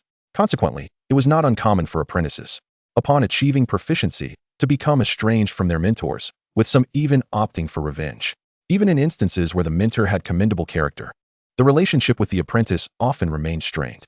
This historical context prompted the founders of Hogwarts to reform the master-apprentice contract, recognizing its detrimental impact on the transmission of magic and the progression of the wizarding world. The revised markings now appeared on both parties, with their locations often reflecting the sentiments of the individuals involved. For instance, if the mark appeared on the wrist, it signified transparency and satisfaction. A mark on the chest or abdomen indicated a deep concern for the other party, typically found in contracts involving familial ties, while a mark on the back suggested a desire for concealment, indicating reluctance to disclose the relationship to others. Yet, such concealment did not always imply negative feelings towards the other party. A widely circulated tale in the wizarding world recounts an apprentice who held immense respect for his mentor, but bore the mark on the soles of his feet. Upon completing his apprenticeship, he sheepishly confessed to his mentor that from the outset, he had aspired to surpass him, harboring intentions to figuratively trample him. Unsurprisingly, the mentor was infuriated, and after 2 years of reconciliation efforts, the mentor finally forgave the apprentice, turning the incident into a humorous anecdote among wizards. Thus, when Professor Snape noticed the mark on Jeler's back, he assumed it was a sign of his desire for discretion and did not harbor any ill feelings towards him. Jeler felt relieved. He understood the significance of the mark and, although puzzled by its unusual location, he had no intention of hiding their relationship. He merely preferred to keep personal matters private unless questioned. Thankfully, Professor Snape did not blame him. "There's nothing shameful about it.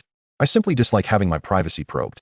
I am not accustomed to divulging my personal affairs," Jeler explained, feeling somewhat sheepish. Professor Snape, in response, did not oppose this sentiment, but rather expressed his agreement. "You are correct. The struggles and conflicts among wizards often entail an element of information warfare. If one is aware of another's full capabilities, they will inevitably be defeated. Hence, exercising caution is prudent. Never reveal your secrets to others." This wisdom had contributed to Professor Snape's evolution into the formidable wizard he had become, and he felt a sense of pride in his apprentice's understanding of such principles at the tender age of 11. It affirmed his discerning judgment. As Jeler was about to respond, he suddenly paused, a look of astonishment crossing his face as he placed his hand on the mark on his back. An overwhelming surge of magical energy emanated from the mark, rapidly enveloping his entire being, and Jeler discerned that this power belonged to Professor Snape. The distinct, personal essence of Snape's magic surrounded him, causing a slight discomfort. Noticing Jeler's reaction, Professor Snape elucidated, "This is a protective measure from the mentor towards the apprentice. The magic will soon subside, forming a protective barrier for you. Should you face a lethal attack, it will mitigate the impact, and I will be immediately alerted to intervene." He continued, "However, the effectiveness of this protective barrier is contingent on the mentor's strength. Typically, such magical shields can induce discomfort for apprentices of the opposite gender, which is why most mentor-apprentice pairs are of the same sex. If you encounter an opposite-gender apprentice, they are likely to be related or share a close bond."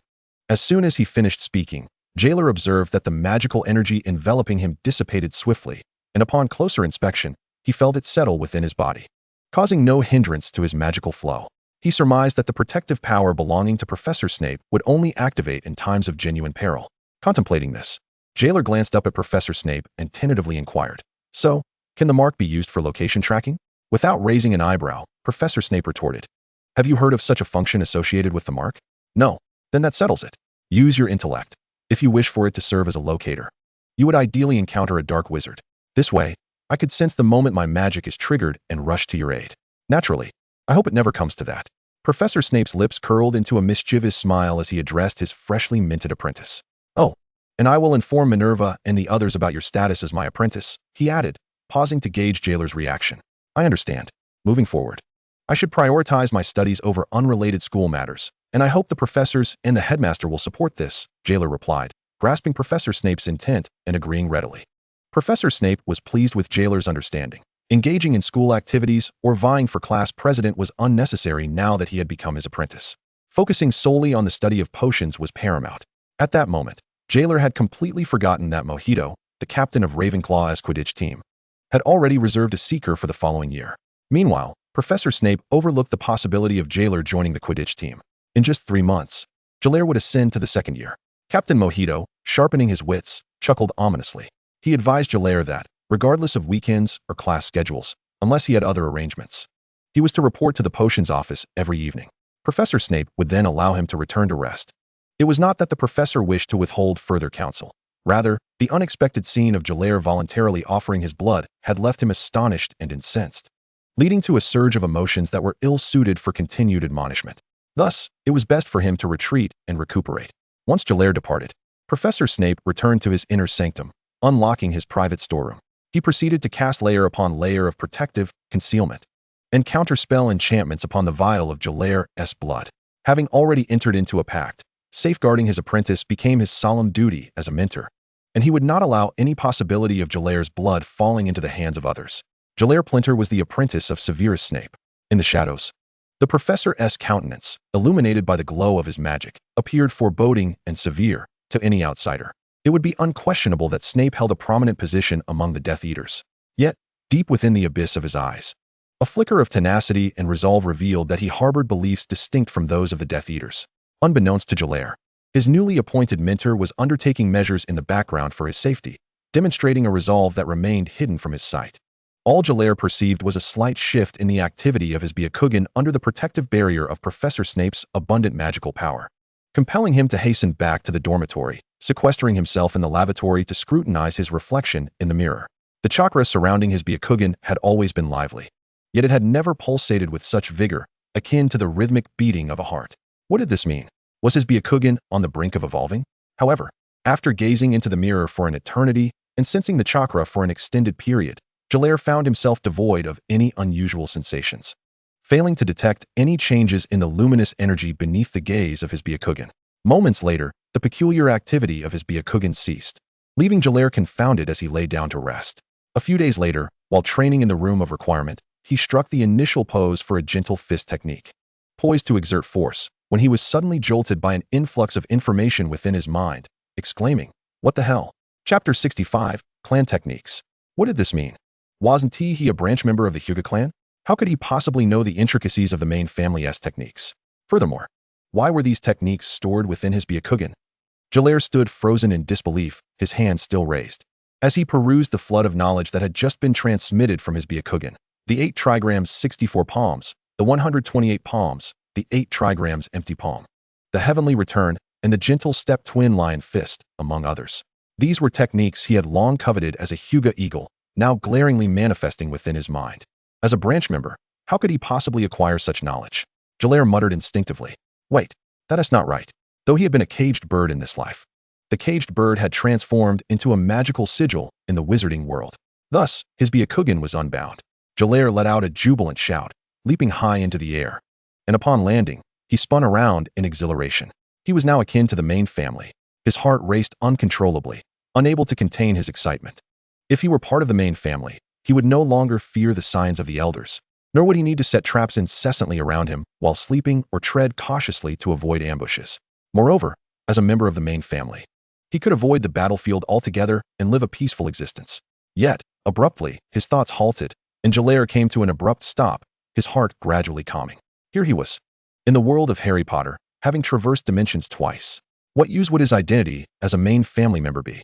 Having the techniques was sufficient. The rest could take care of itself. Quickly regaining his composure, Jeler activated his Byakugan to observe his surroundings. Indeed, a year had passed since his arrival. and his Byakugan had awakened countless times.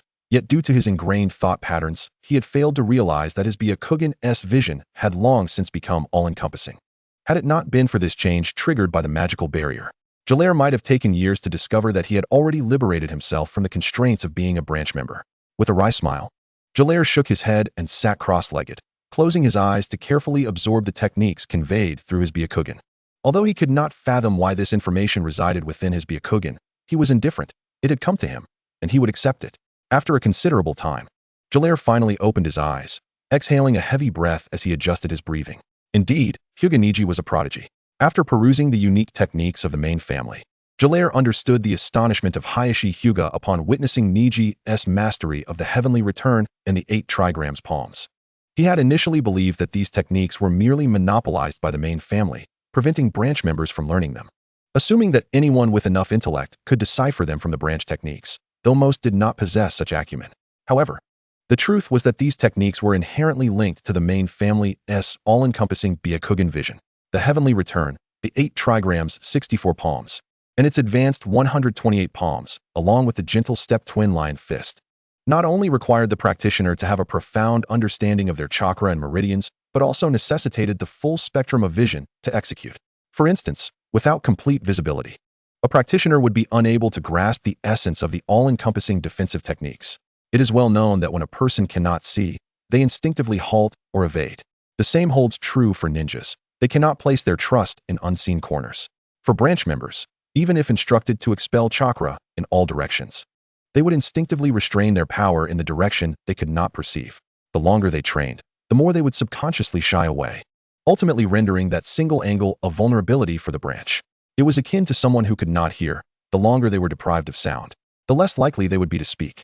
For branch members, it was similar to being marked as a caged bird, losing the ability to utter a particular word. And when the time came to express that word, they would fail to do so, resulting in a failed mission. This created a physiological weakness as well as a psychological deformity. The loss of vision became a barrier, firmly obstructing the path of branch members in their pursuit of knowledge. Thus, the techniques of the main family were, for the branch, both unattainable and unlearnable. Yet, Niji, at the tender age of 13, had already mastered the heavenly return and the 8 trigrams 64 palms, even displaying the potential to spontaneously unleash the advanced 128 palms in critical moments. In Jeler's eyes, this was akin to a tribal chief, on the brink of death, entrusting him with a drop-shaped object, beseeching him to deliver it to the nearby Centaur galaxy to seek out his uncle for a proper burial. What on earth was this? It was as if he was being asked to ascend to the heavens. Sighing softly, Jeler reflected on his aspirations within the Naruto world. Once hoping to survive long enough to assist Niji, a dream that now lay shattered. Niji was also a source of unresolved sentiments for him. Never mind. After reviewing these techniques, although he felt a burning desire to embrace them, he resolutely set them aside. There is no way around it. He has only just begun to extract chakra for a year, and his physical condition, as well as his chakra capacity, are still insufficient to support the practice of these techniques. It would be more appropriate to wait until the 4th or 5th grade. Furthermore, before Voldemort returns, ninjutsu is unlikely to be of much use, so there is no need to rush. With a calm demeanor, Jeler resumed his previous practice, setting aside these thoughts. Meanwhile, on a Saturday afternoon, the professors gathered at the 3 Broomsticks in Hogsmeade for a rare social occasion. They entered a private booth, whereupon settling in, they relaxed and savored the moment. Reflecting on the time, Professor Sprout remarked, "This should be our first gathering since the departure of the Dark Lord last year. If we think back further, it has likely been years." After taking a sip of butterbeer, she sighed contentedly. Professor McGonagall, having changed out of her formal wizarding robes into casual attire, sipped her tea and added, "Indeed, it has been a year and a half. The school was quite chaotic before, and I couldn't spare any time. Now, at last, we can enjoy a bit of ease." Professor Pavicina quickly finished a glass and, upon hearing McGonagall's words, cheerfully commented, "It's always Professor McGonagall with her courage."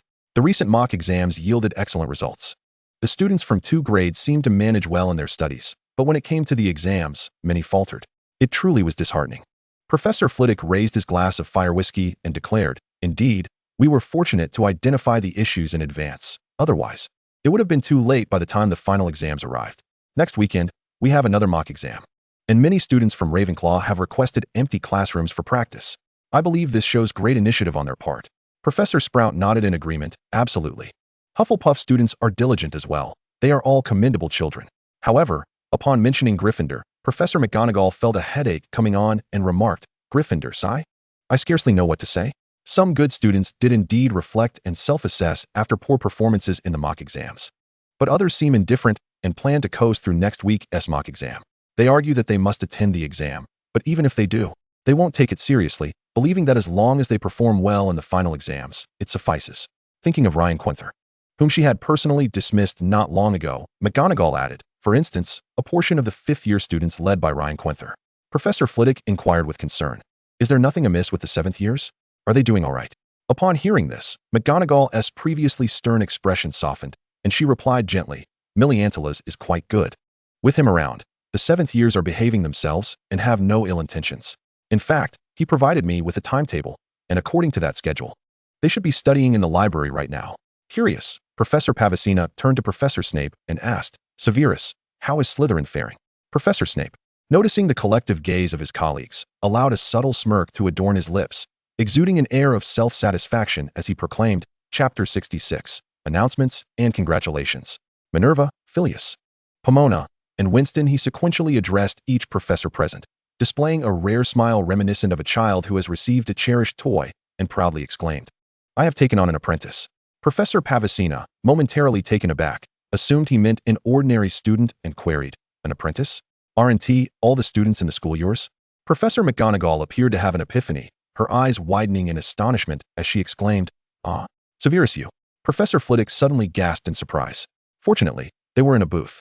Otherwise, such an exclamation from the depths of the establishment might have led outsiders to believe something was amiss.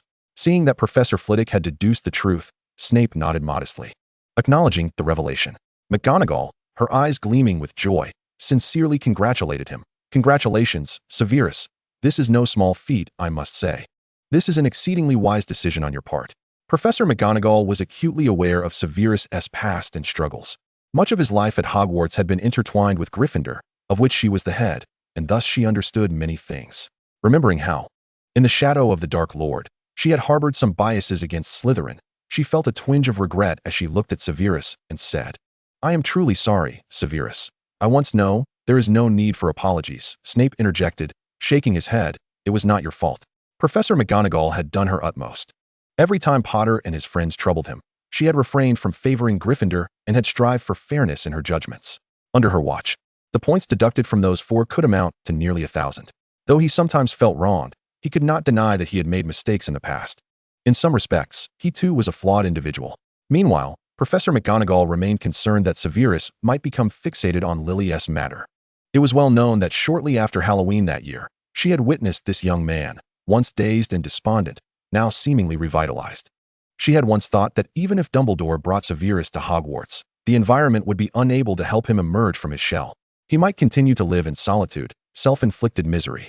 However, to her surprise, within just a year, Severus had become noticeably more vibrant. With a suspicion brewing in her mind, McGonagall refrained from naming it directly. Instead, she gazed at the young man with amusement, waiting for him to reveal it. Yes, reveal it. McGonagall was confident that Severus was indeed on the verge of boasting, for otherwise, he would not have been so reticent before, now exhibiting such a humorous demeanor. Youthfulness indeed brought forth vitality. McGonagall smiled, as did Professor Flitwick, while Professors Sprout and Pavicina, somewhat perplexed, exchanged glances, gradually catching on to the situation, ultimately directing their attention to Snape. Under the collective teasing gazes of his colleagues, especially from three who had taught him during his own schooling years, Snape felt an unusual discomfort. Clearing his throat, he pretended to cough, extending his right hand while subtly moving his left to loosen the cuff, revealing a golden blossom-shaped magical tattoo the size of a galleon on his wrist. "Wow!" the professors exclaimed simultaneously, followed by applause celebrating their youngest colleague. "Severus, the apprenticeship system is now quite rare. Unless the apprentice has immense trust in the mentor, no one would easily enter into a contract with a tutor." Professor Flitwick expressed his delight for him. Professor McGonagall, equally thrilled to see her conjecture confirmed, could not help but produce a handkerchief to dab at her eyes. A prodigal son returns, and with Severus gaining an apprentice, he should mature considerably in the future. "Severus, is it Mr. Plint? I know that boy has always admired you. He often spends entire evenings in your office," Professor Flitwick chimed in. "My prefect informed me that Jeler excels in all subjects, particularly in potions, where he has developed his own unique learning methods." It is said that in your class, he takes the initiative to study additional knowledge. Professor Sprout pondered for a moment before exclaiming, Bobby mentioned that for several months now. The potions sent to the hospital wing seem to have been brewed by someone entirely different. I cannot quite articulate why, but they simply feel distinct from those concocted by Severus. Of course, the quality remains excellent. Hence Bobby merely remarked casually without any complaint. Seemingly wary of being misunderstood by Professor Snape, Professor Sprout hastily clarified. Professor Snape did not take offense. Rather, he felt a sense of delight. With Jeler as his apprentice, it confirmed his discerning eye and granted him a slight sense of superiority. Behold, such an exceptional student is my protege. Understanding the implication in Professor Snape's gaze, Professor McGonagall couldn't help but chuckle softly. After her laughter subsided, a sense of hope arose within her, wishing that with the companionship of his apprentice, he might confront the challenges of life ahead. Oh, Severus, was that the sole purpose of your announcement, or do you have other matters to divulge? Professor Flitwick teased. Professor Snape nodded solemnly, stating, in light of Jeler's appointment as my apprentice in potion making, I shall require him to focus more intently on his studies in this discipline. Should Jeler make any mistakes or require attention, I kindly ask that such measures be directed to my oversight. Furthermore, for any internal school activities concerning him, as I am now legally his guardian, I wish for all matters pertaining to him to first receive my consent. These two requests necessitate the cooperation of all professors. He continued, rest assured, my academic expectations for him are exceedingly high. I demand he achieve outstanding grades across the board. So there is no need for concern regarding Jeler's performance. Professor Pavicina was the first to express his understanding and agreement, yet he could not suppress his astonishment, exclaiming, all outstanding. Severus, are you serious? There are very few at Hogwarts who can attain a full set of outstanding certificates. Indeed, I am quite serious, Professor Snape replied calmly, raising a mug of butterbeer in salute to all present.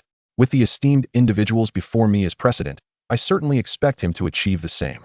Professors McGonagall and others shared a mutual smile of pride, raising their glasses in return to Professor Snape. Many might not be aware that all present in the box, aside from Professor Snape himself, were distinguished graduates who had once achieved all outstanding grades. Yet, even Professor Snape had only managed and exceeds expectations in history of magic. The rest of his subjects were all outstanding. Meanwhile, in Hogsmeade, while the professors celebrated and congratulated Professor Snape, he remained oblivious to the fact that someone within Hogwarts harbored resentment towards Jeler, plotting revenge. Jeler, too, was unaware that someone was scheming against him. He merely left the room of requirement after a meal in the Great Hall, on his way back to his dormitory for a nap, when he noticed he was being followed. Chapter 67. Following and counter-following. At first, Jeler did not realize he was being tailed. The castle was bustling with students during the weekend, far more than during regular class days, and they meandered about, forming small, jovial groups, laughing and chatting at a leisurely pace. In such an environment, Jeler typically opted to take a detour, as he could not ascertain whether the individual who had just been conversing with friends would suddenly sprint forward and collide with him.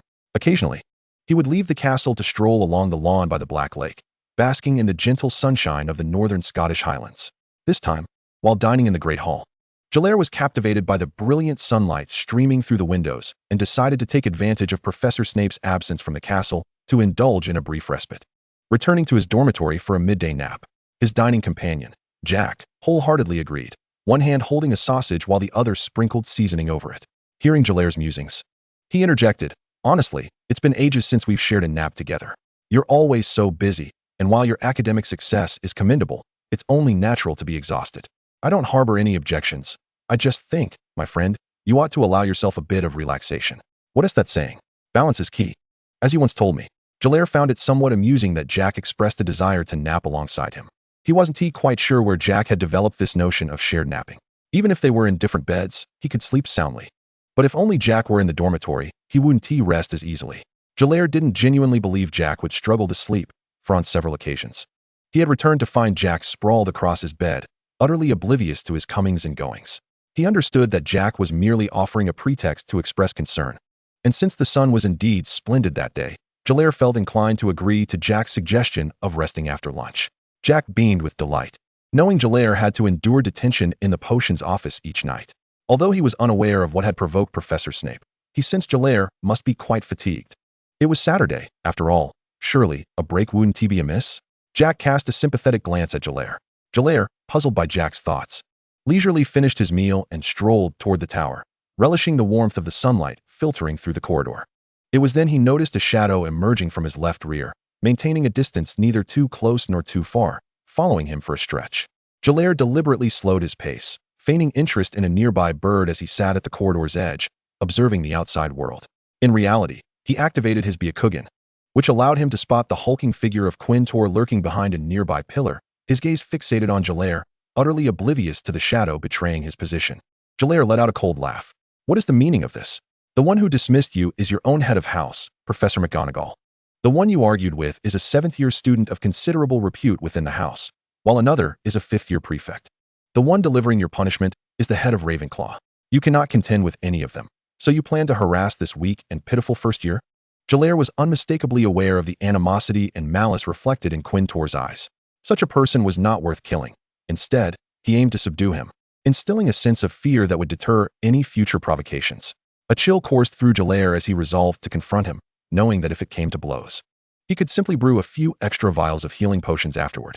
With this thought in mind, Jeler rose and continued on his way, ascending to the Ravenclaw Tower. Quintor dared not reveal himself among the Ravenclaw students, having already incurred their ire from previous incidents. The upperclassmen, indifferent, often passed him with blank expressions, while the younger students struggled to mask their emotions, glaring at him or snorting disapprovingly whenever they crossed paths. He could only conceal himself in the corners outside the tower, silently observing. After a tense 20 minutes, when he saw that Jeler had not left the tower, he finally felt a wave of relief and hurried back to the Gryffindor common room. Just as Quintor turned to leave, a first-year girl wearing the Gryffindor crest emerged from the Ravenclaw tower, naturally trailing behind him. Though her pace was unhurried, she maintained her position without allowing Quintor to shake her off. Jeler, adorned in the guise of a witch, trailed behind Quintor as they entered the Gryffindor tower. As they passed the yawning fat lady, he swiftly transformed into a male wizard, likely a 3rd or 4th year, who had just brushed past him on the way out. "Hey, Tony, why are you back? Weren't you supposed to be at the Black Lake?" A stranger queried with an air of familiarity. "Mind your own business," Jeler retorted gruffly, striding directly down the dormitory corridor, watching Quintor enter a room. The stranger, unfazed by the outburst, merely rolled his eyes and muttered that it was likely a rejected confession that had sparked such ire, before turning back to play wizard's chess with friends. Quintor, confident in the safety of the dormitory, left the door ajar, allowing Jeler to overhear their clandestine plotting. "I've inquired, and Jeler is currently in the Ravenclaw tower. You must owl him immediately to issue a challenge. Hurry," Quintor urged in a flurry. One of his friends, bewildered, asked, "Why owl him while he's in the tower? We could owl him any time." "Queenie, you fool. Only he can receive the owl at this moment. No one else will know we are issuing a challenge. If we wait, and he starts shouting, everyone will be aware," Quintor explained impatiently. "Oh, that makes sense, Bredo. I'll write the letter and head to the Ollery right away." Queenie's voice chimed in. "Queenie, you've made a blunder again. The Ollery is bustling with people and will be discovered. We should use one of our own owls for discretion." Another voice chimed in, likely Bredo. "Indeed, Queenie, it's wise to heed Bredo's counsel," Quintor asserted with authority. Jeler listened outside, his expression darkening. He began to reconsider his earlier concerns, deeming such individuals unworthy of his efforts. They were not only conspiring with the door wide open, but the notion of issuing a challenge via owl seemed rather foolish. Sending messages wasn't akin to delivering howler letters, regardless of how many witnessed the owl. As long as the recipient kept silent, the content would remain undisclosed. Moreover, even if Quintor and his gang managed to keep their secrets, how could they guarantee that they wouldn't divulge it to a professor? A challenge from 5th years to 1st years? Quite impressive. Perhaps it was best to indulge them for a while. With the conversation inside having ceased, Jeler decided to leave. He casually strolled past the common room and out, transforming into an unfamiliar Gryffindor upon exiting. As he took a shortcut through an empty corridor, he resumed his original appearance. Outside a classroom, Jeler suddenly jogged a few steps and clapped a hand on someone's shoulder. "Hey, Bill." Chapter 68. Digging a pit. Bill, engrossed in organizing his bag, startled at Jeler's approach, but quickly greeted him with a smile. "Bill, I need to ask you something," Jeler said, his expression troubled and hesitant. "If I know, I will certainly tell you," Bill replied. "You remember the upperclassman who was stripped of his prefect title, right? I keep seeing him around me lately. But he is a 5th year, and I'm just a 1st year. Our schedules don't overlap."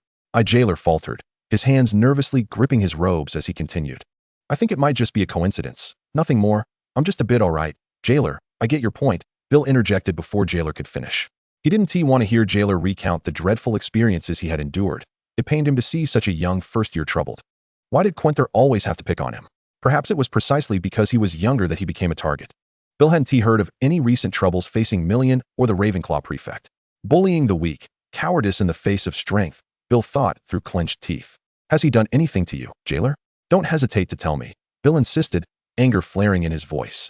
Jeler shook his head. No, nothing like that. I just find him rather odd, so I wanted to ask if you've noticed anything unusual about him. Rest assured, Bill said, his handsome face contorting with suppressed rage, striving to maintain composure for Jeler's sake. I'll keep an eye on him. You must protect yourself and avoid being alone with him.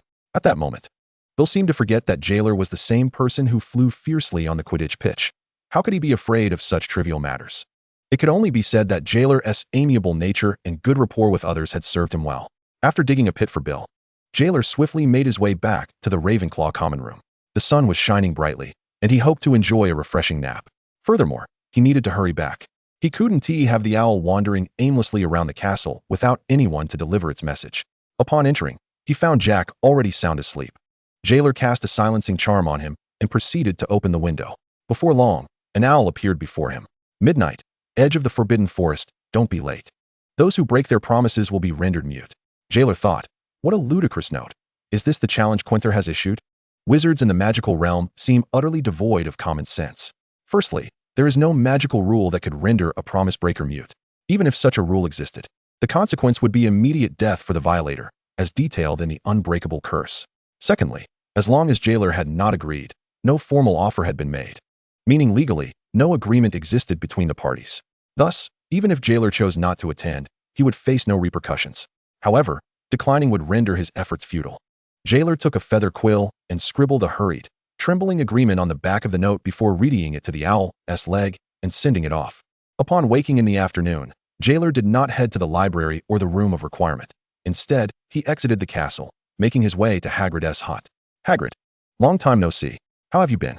Jeler called out from a distance as he spotted Hagrid's figure behind the house. Hagrid turned, his round face beaming with satisfaction, and upon recognizing Jeler, his grin widened as he waved back. As Jeler approached, he noticed that Hagrid had been sitting in front of a small grave, the earth around it pressed down into a large hollow. Realizing Jeler's gaze, Hagrid chuckled and explained, You remember the reanimation spell you taught me? I sit here and recite it for Dottie now and then, wondering if she has been reincarnated and whether she's found a good owner. Hagrid's tone held a hint of wistfulness, yet he bore no profound sorrow. Jeler felt reassured and reached out to pat Hagrid's large hand in comfort. Hagrid, could you tell me what lies within the Forbidden Forest? I'm truly curious. Jeler inquired earnestly. Jeler, don't even think about it. Not even for you can I take you into the Forbidden Forest. Hagrid discerned Jeler's intentions and resolutely declined. Turning his head away, Jeler chuckled and suggested, I want to enter. Just tell me about it, and I want to be curious anymore. Hagrid considered this for a moment and said, Well, that does make some sense in the Forbidden Forest. One can encounter perilous magical creatures such as centaurs, unicorns, nocturnal steeds, and griffins, alongside less dangerous yet wondrous beings like tree guardians, pixies, fairies, and tree frogs. There is also the third-year elective course on the care of magical creatures, taught by Professor Sylvanus Kettleburn, who keeps several of his creatures in a secluded corner of the Forbidden Forest for educational purposes. However, these creatures are not native to the forest and will be relocated once the lessons are concluded. In fact, the Black Lake is home to a myriad of magical beings, including merfolk, grindylows, water serpents, and giant squids, which also pose significant dangers, hence the school prohibits students from swimming. At the end of their conversation, Hagrid's small, dark eyes sparkled mischievously as he said, If you're truly curious, there are books on magical creatures in the library, richly illustrated, which you may borrow without the need to venture into the Forbidden Forest. Jeler, amused, watched Hagrid attempt to deter him, reflecting that he had not intended to enter the Forbidden Forest in the first place. He settled comfortably with a cup of pumpkin juice, joining Hagrid in leisurely conversation in the vegetable garden behind the house, thus enjoying a delightful afternoon. As he prepared to leave, Jeler picked up a small stone and, in front of Hagrid, threw it forcefully into the Forbidden Forest, then made a face at Hagrid and scampered away with a grin. During dinner, Jeler and Jack walked together towards the Great Hall. Midway, Jeler's gaze inadvertently drifted to the Gryffindor table, where he caught sight of Quinther glaring menacingly at him alongside two upper-year students. A sudden chill ran down his spine, prompting him to lower his head, missing Bill's friendly wave from nearby. Observing Jeler's fearful expression, Bill quickly turned to follow his line of sight, discovering that Quinther and his two companions, Quinigrin and Blatticidal, were jeering at Jeler's position. Bill frowned deeply and approached Million. After the meal, Jeler unusually lingered in the Ravenclaw Tower, and when Jack inquired about his odd behavior, he refused to divulge anything, hurriedly returning to the dormitory with his head down. Sinclair, the head boy, noticed Gerald's flustered demeanor and summoned Jack, instructing him to keep a watchful eye on Gerald that evening. Meanwhile, back in his dormitory, Gerald drew the curtains of his bed and retrieved Professor Snape's magical journal, immersing himself in its contents. As night fell, Gerald quietly completed his evening routine under Jack's concerned gaze, climbed into bed, cocooned himself in the covers, whispered a soft good night, and promptly fell asleep. Before long, in the depths of the night, had Jack been awake and ventured to the window, he might have seen 3 shadowy figures lurking at the edge of the grass and the forbidden forest, engaged in some clandestine activity. Chapter 69, The Appointment. Quinther, along with Quinigrin and Blaticidal, stealthily exited the castle, approaching the forbidden forest. To avoid detection by Hagrid, the gamekeeper, Quinther took care to move further away. Stay back. We mustn't be spotted by that hulking brute, Quinther whispered anxiously while hunched over. The trio had cast disillusionment charms upon themselves. However, their magical prowess was mediocre, and their movements revealed a dissonance with the surrounding environment, resembling oversized glass bottles. Do you think that Plinter will actually come? Quinigrin asked foolishly, tripping over a branch at the forest's edge. Blaticidal, following closely behind, helped him up and replied, "Of course," he replied to our invitation. "And a Gryffindor would never stand someone up. But he is a Ravenclaw," Quinigrin pointed out sharply. "Enough.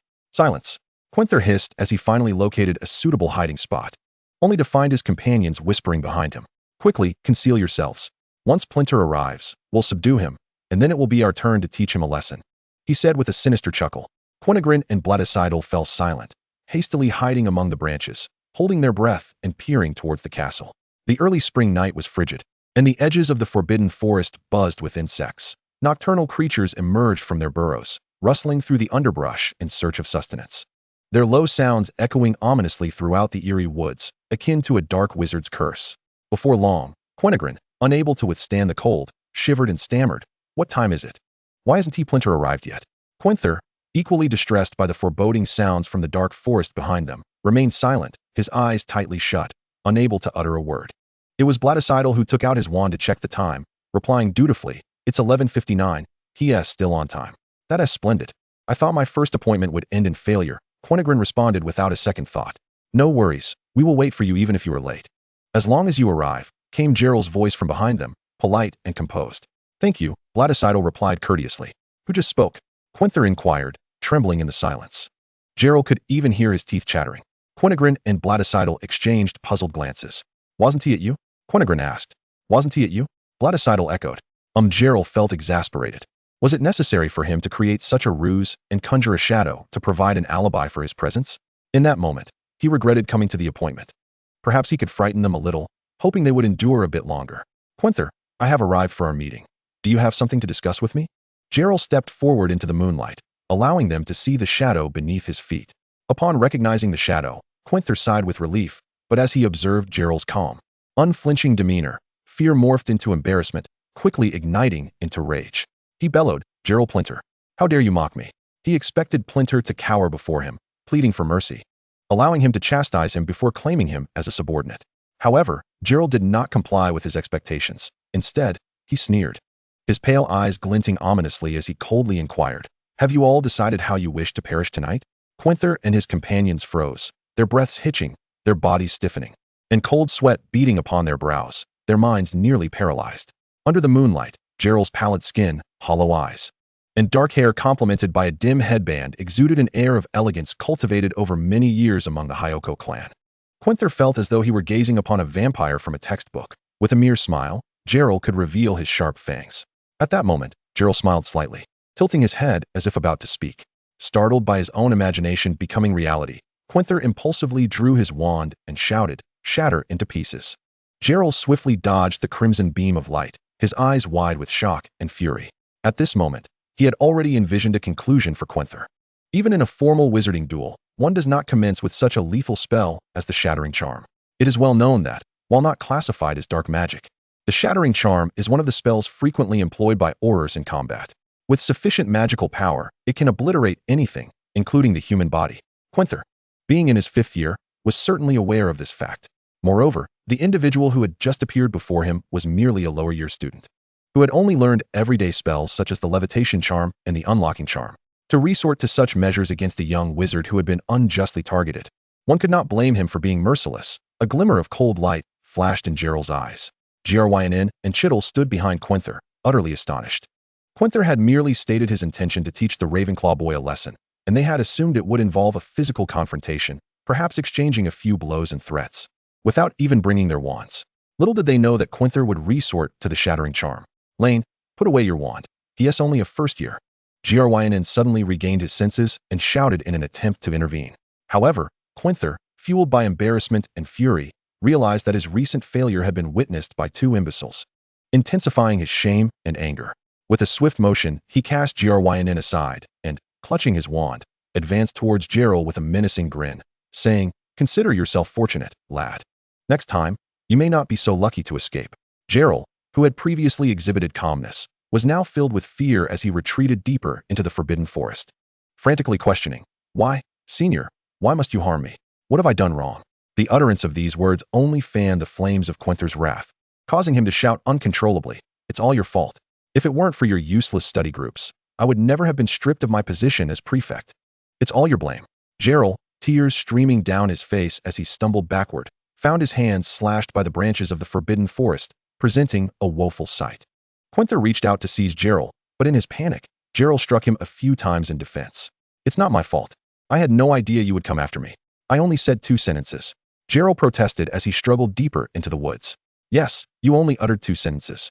But you summoned the Hufflepuff prefect and Million from the 7th year, who subjected me to great humiliation and brought the professors, ultimately leading to my dismissal." The more Quenther contemplated this, the angrier he became, so much so that he forgot the dangers of the forbidden forest and the school's regulations. Ignoring the disquiet within his heart as he pursued Jerel further into the depths of the woods, shouting, "You are the root of all my misfortune. If I kill you, I can reclaim my position as Gryffindor prefect. I am in the right, you are all in the wrong. Shatter, crumble, and petrify. Bind them swiftly, damn it." Chapter 70, The Chase. Quenther unleashed a barrage of spells in a frenzied attempt to strike Jerel, yet Jerel managed to evade them, either through his own agility or by using the trees for cover. Quenther was oblivious to the reasons for his failures. His singular focus was on hitting Jerel, convinced that if he could do so, he could restore his status in Gryffindor. As Jerel dodged spell after spell, Quenther became increasingly unhinged, desperately rifling through the depths of his mind for spells he had learned. Emerging Serpent. With a roar, Quenther summoned a large, dark serpent from the tip of his wand, sending it straight for Jerel's back, its jaws wide open, ready to strike. "Ah!" Jerel screamed in agony as he collapsed, his limbs twitching briefly before falling still. Gryn and Chittle arrived, their faces pale as they beheld Jerel's lifeless form, fear rendering them stammering. "Lane, Plint, what? What happened? Did you kill him?" The last few words echoed hauntingly in the stillness of the forbidden forest, heightening the terror of the moment. At some point, silence had enveloped the surroundings. The chirping of insects and the rustle of small creatures had vanished. Gryn and Chittle clung tightly to one another, their faces etched with fear and uncertainty. "Humph." Quenther's eyes were ablaze, a stark contrast to his previous timidity, as he pointed at Jerel, inching closer. "You've crossed me, and if you have a next life, remember to avoid me." Upon finishing, Quenther raised his hand to cast another spell. Gryn sensed the gravity of the situation. He could not fathom how an ordinary duel had escalated into a potential murder, pondering whether they would still have a place at Hogwarts. In a flash, Gryn and Chittle exchanged glances and charged at Quenther, one gripping his waist and the other his arm, attempting to prevent him from directing his spell at Jerel. "Lane, calm down. Plint has already been defeated. You've won. He's lost. That's enough," Gryn urged, beads of sweat dotting his forehead. "Indeed, Lane. He has learned his lesson. We can leave now," Chittle added, though fear was evident in his voice as he tugged on Quenther's waist. Quenther was unwilling to relent. He flailed his arms, trying to break free from their grasp. After several futile attempts, he finally gasped, relaxing his body, lowering his wand, and uttering, "Fine, fine. I'll listen to you." Gryn and Chittle, sensing his compliance, momentarily loosened their grip, only for Quenther to suddenly jerk, tossing both of them aside before delivering a punch that sent them sprawling to the ground. Quenther turned, redirecting his wand toward Gryn and Chittle. Gryn was bewildered, his eyes wide with disbelief. "Lane, you've lost your mind. We are your friends." "Friends? What kind of friends would prevent me from exacting my revenge?" Quenther advanced coldly, devoid of any sense of camaraderie. "This is not revenge. This is your unilateral scapegoating." Gryn screamed in terror within himself. He struggled to retreat, tears streaming down his face. As the crimson glow at the tip of Quenther's wand loomed closer, resembling the scythe of death. Shatter! With a resounding thud, a dark figure charged from the side, colliding violently with Quenther and knocking him to the ground. Chittle pinned Quenther down, shouting to Gryn, "Run!" Quenther roared in fury beneath him, thrashing and kicking in resistance. Yet his position was unfavorable, and he remained trapped by Chittle. "Go, hurry!" Chittle urged, his face contorted with strain as he struggled to hold Quenther down. Gryn jolted into action, spun around, and fled, stumbling through the branches toward the castle. Chittle continued to wrestle with Quenther, striving to buy Gryn in time. Yet he had forgotten that the person beneath him wielded a wand. Obstacles abound. A surge of force struck Chittle as if he had been slammed by a shield, sending him flying into a tree trunk before crashing to the ground. Groaning in pain, Chittle curled up, unable to react as he helplessly watched Quenther rise, approach, and extend his wand towards him. "Bind swiftly. Chittle, this is your lesson. Stay here and wait for me. Once I've killed Plint, I will return for you."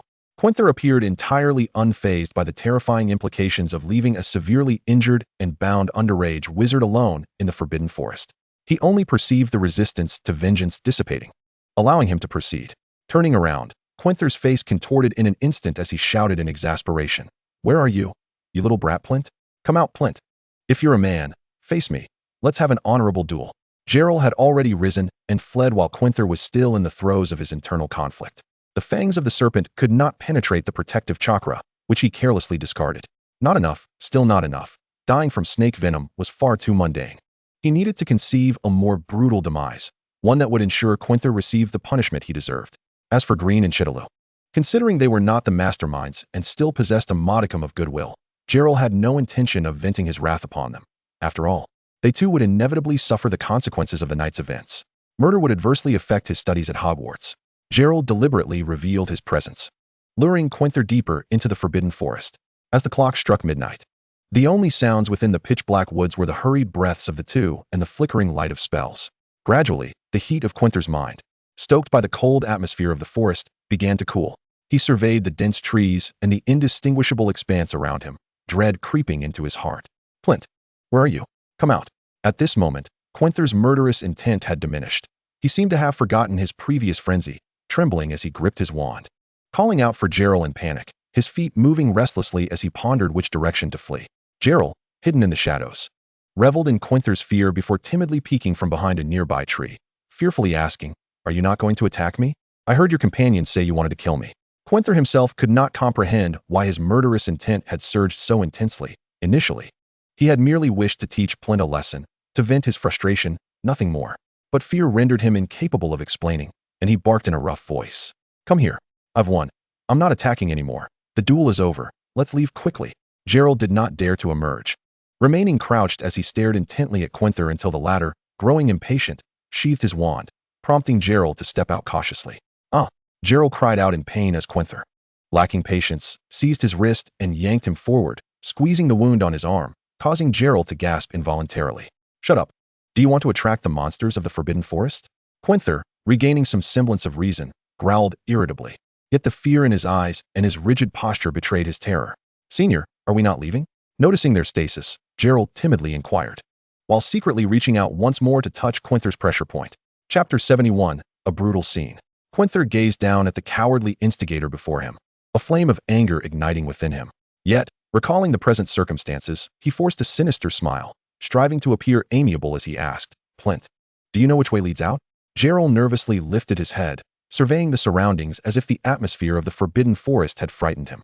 After swallowing hard, he struggled to discern the direction, and just as Quenther's patience began to wane, he trembled and pointed feebly, whispering, "It should be this way. I remember that tree. I got scratched while running." Quenther smiled, raising his wand. Shatter. He cast a spell in the direction Jeler indicated, causing a multitude of branches and leaves to explode, revealing a conspicuous gaping hole leading out of the Forbidden Forest. A smile of salvation broke across Jeler's face as he prepared to step forward, only to be violently yanked back by Quenther. "Senior Quenther?" Jeler looked up in bewilderment. Quenther aimed his wand in the direction of Jeler's head, a cruel smile gradually unfurling on his face. "Who said I would let you leave here?" Jeler stared at Quenther in disbelief, witnessing the madness in his eyes, realizing his intent, and gasped in horror as he began to struggle wildly. "Calm down, Senior Quenther. You just said, 'Let go of me, let go.'" Quenther, observing the boy thrashing helplessly beneath his grip, felt a surge of sadistic delight and conceived a brilliant idea. Beg me. Kneel and plead. Kiss the soles of my shoes. Submit to me, and I shall spare you. He heard his own voice utter these words. Jeler was taken aback. This was not the scenario he had anticipated.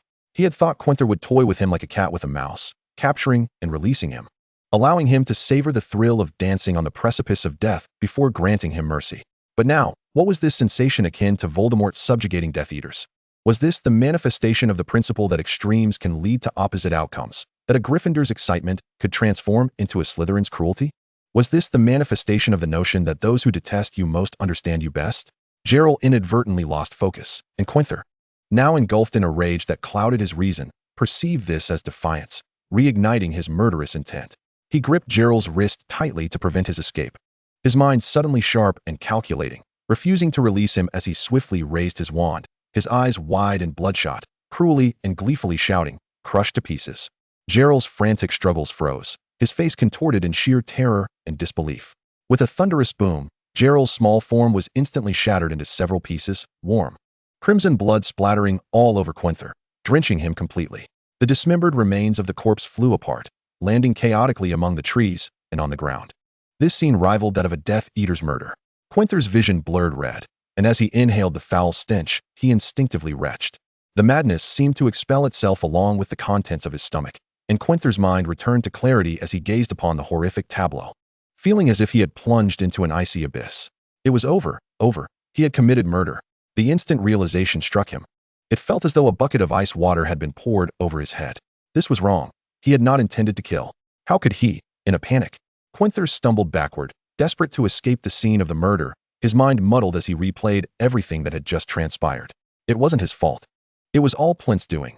He was too erratic, running about carelessly. It was not his fault. He had merely acted in a moment of impulse. It wasn't him. Quenther's arrogant brain yielded little benefit, only leading him to think of how to shirk responsibility and absolve himself. Stumbling unsteadily, Quenther followed the direction marked by his dismemberment curse, dazedly fleeing the forbidden forest. He did not notice that behind him, the bloody and mangled scene began to change. Jeler's scattered remains and the gory blood suddenly vanished at some point in time, leaving only the shattered and disordered branches to testify that this place had been struck by magic. As the shadow clone dissipated, the Jeler in Ravenclaw Tower, who had been sleeping soundly, stirred slightly, opening his eyes. Well, that's quite a psychological shadow. It should be sufficient to lay the groundwork for what follows. Jeler retracted his memories, replaying the events in his mind before smiling with satisfaction, closing his eyes once more to await the subsequent developments. On the other end, Green, desperately striving for time against Chitala, sprinted back to the castle with an unparalleled urgency. He appeared utterly disheveled, his body coated in dust, dirt, and foliage, while his face bore numerous scratches and grime. Yet, he cared for nothing but racing towards Professor McGonagall's office. A series of heavy knocks echoed through the air, startling Professor McGonagall from her slumber as she hurriedly descended from her bed to answer the door. Professor McGonagall, something terrible has happened in the Forbidden Forest. Upon opening the door, McGonagall was met with the disheveled sight of her house's Quidditch captain, and her mouth fell agape, delivering a figurative blow. What do you mean? What has occurred in the Forbidden Forest? Were you out at night? Professor McGonagall, taken aback, inquired urgently. For Green's appearance was reminiscent of the chaos that had engulfed Hogwarts a few years prior, when it seemed almost every other day someone would awaken from nightmares to report injuries or even fatalities. The terror and trembling he exhibited mirrored the past, igniting a foreboding feeling within McGonagall. Observing Green struggle to articulate his thoughts, she cast a powerful calming charm upon him.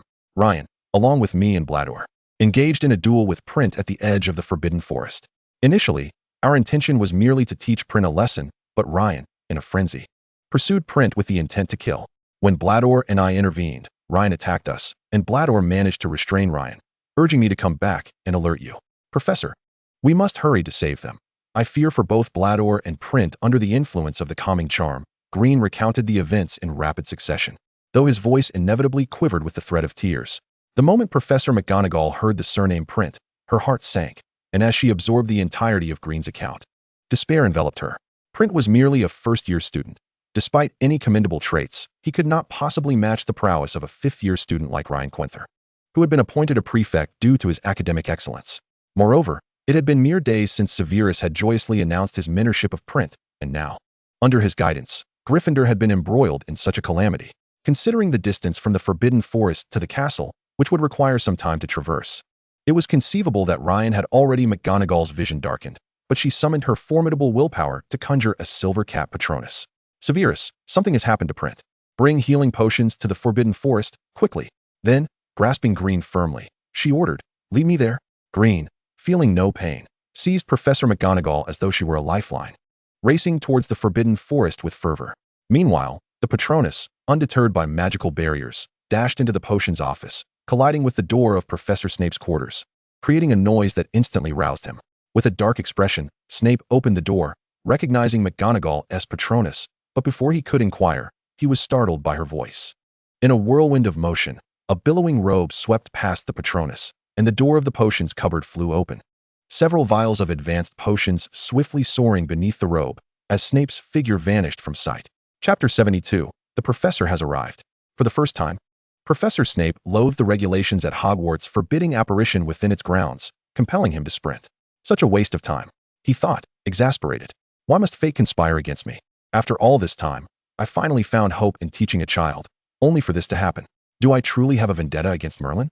First, my only love. Now my sole apprentice. Snape clenched his jaw in frustration. He vowed that whoever had harmed Jeler would pay dearly. He did not believe that Jeler's predicament arose from his own recklessness. He was acutely aware of the boy's temperament. If Jeler had possessed such a propensity for trouble, he would not have ventured into the Forbidden Forest so late in the year. Someone must be plotting against him. Snape mused as he met with Professor McGonagall not far from the castle, both too preoccupied with urgency to exchange pleasantries as they surged towards the Forbidden Forest. As they neared the forest's edge, Snape's expression hardened, sensing commotion emanating from within. It appeared as though a person or creature was frantically attempting to escape. Suddenly, a robust figure burst forth from the trees, relief flooding their face upon spotting the professors, their hand reaching out for assistance. Stupefy. Bind him swiftly, responded Snape. His expression cold as he unleashed a sharp spell, a flexible nylon rope shooting from his wand to ensnare the unconscious Quinther.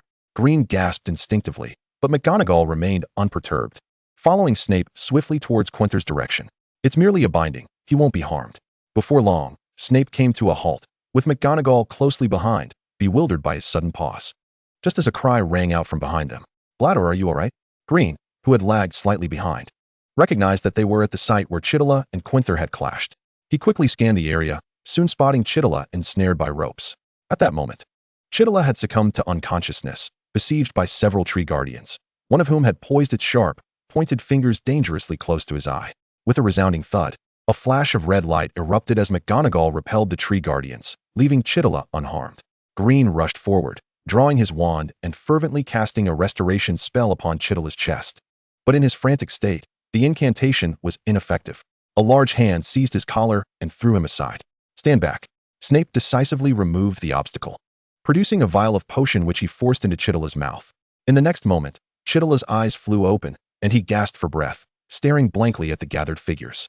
Blador, Ryan, and Print. What direction did they go? Where's Print? Green pressed forward, urgency lacing his voice as he hastily untied the ropes.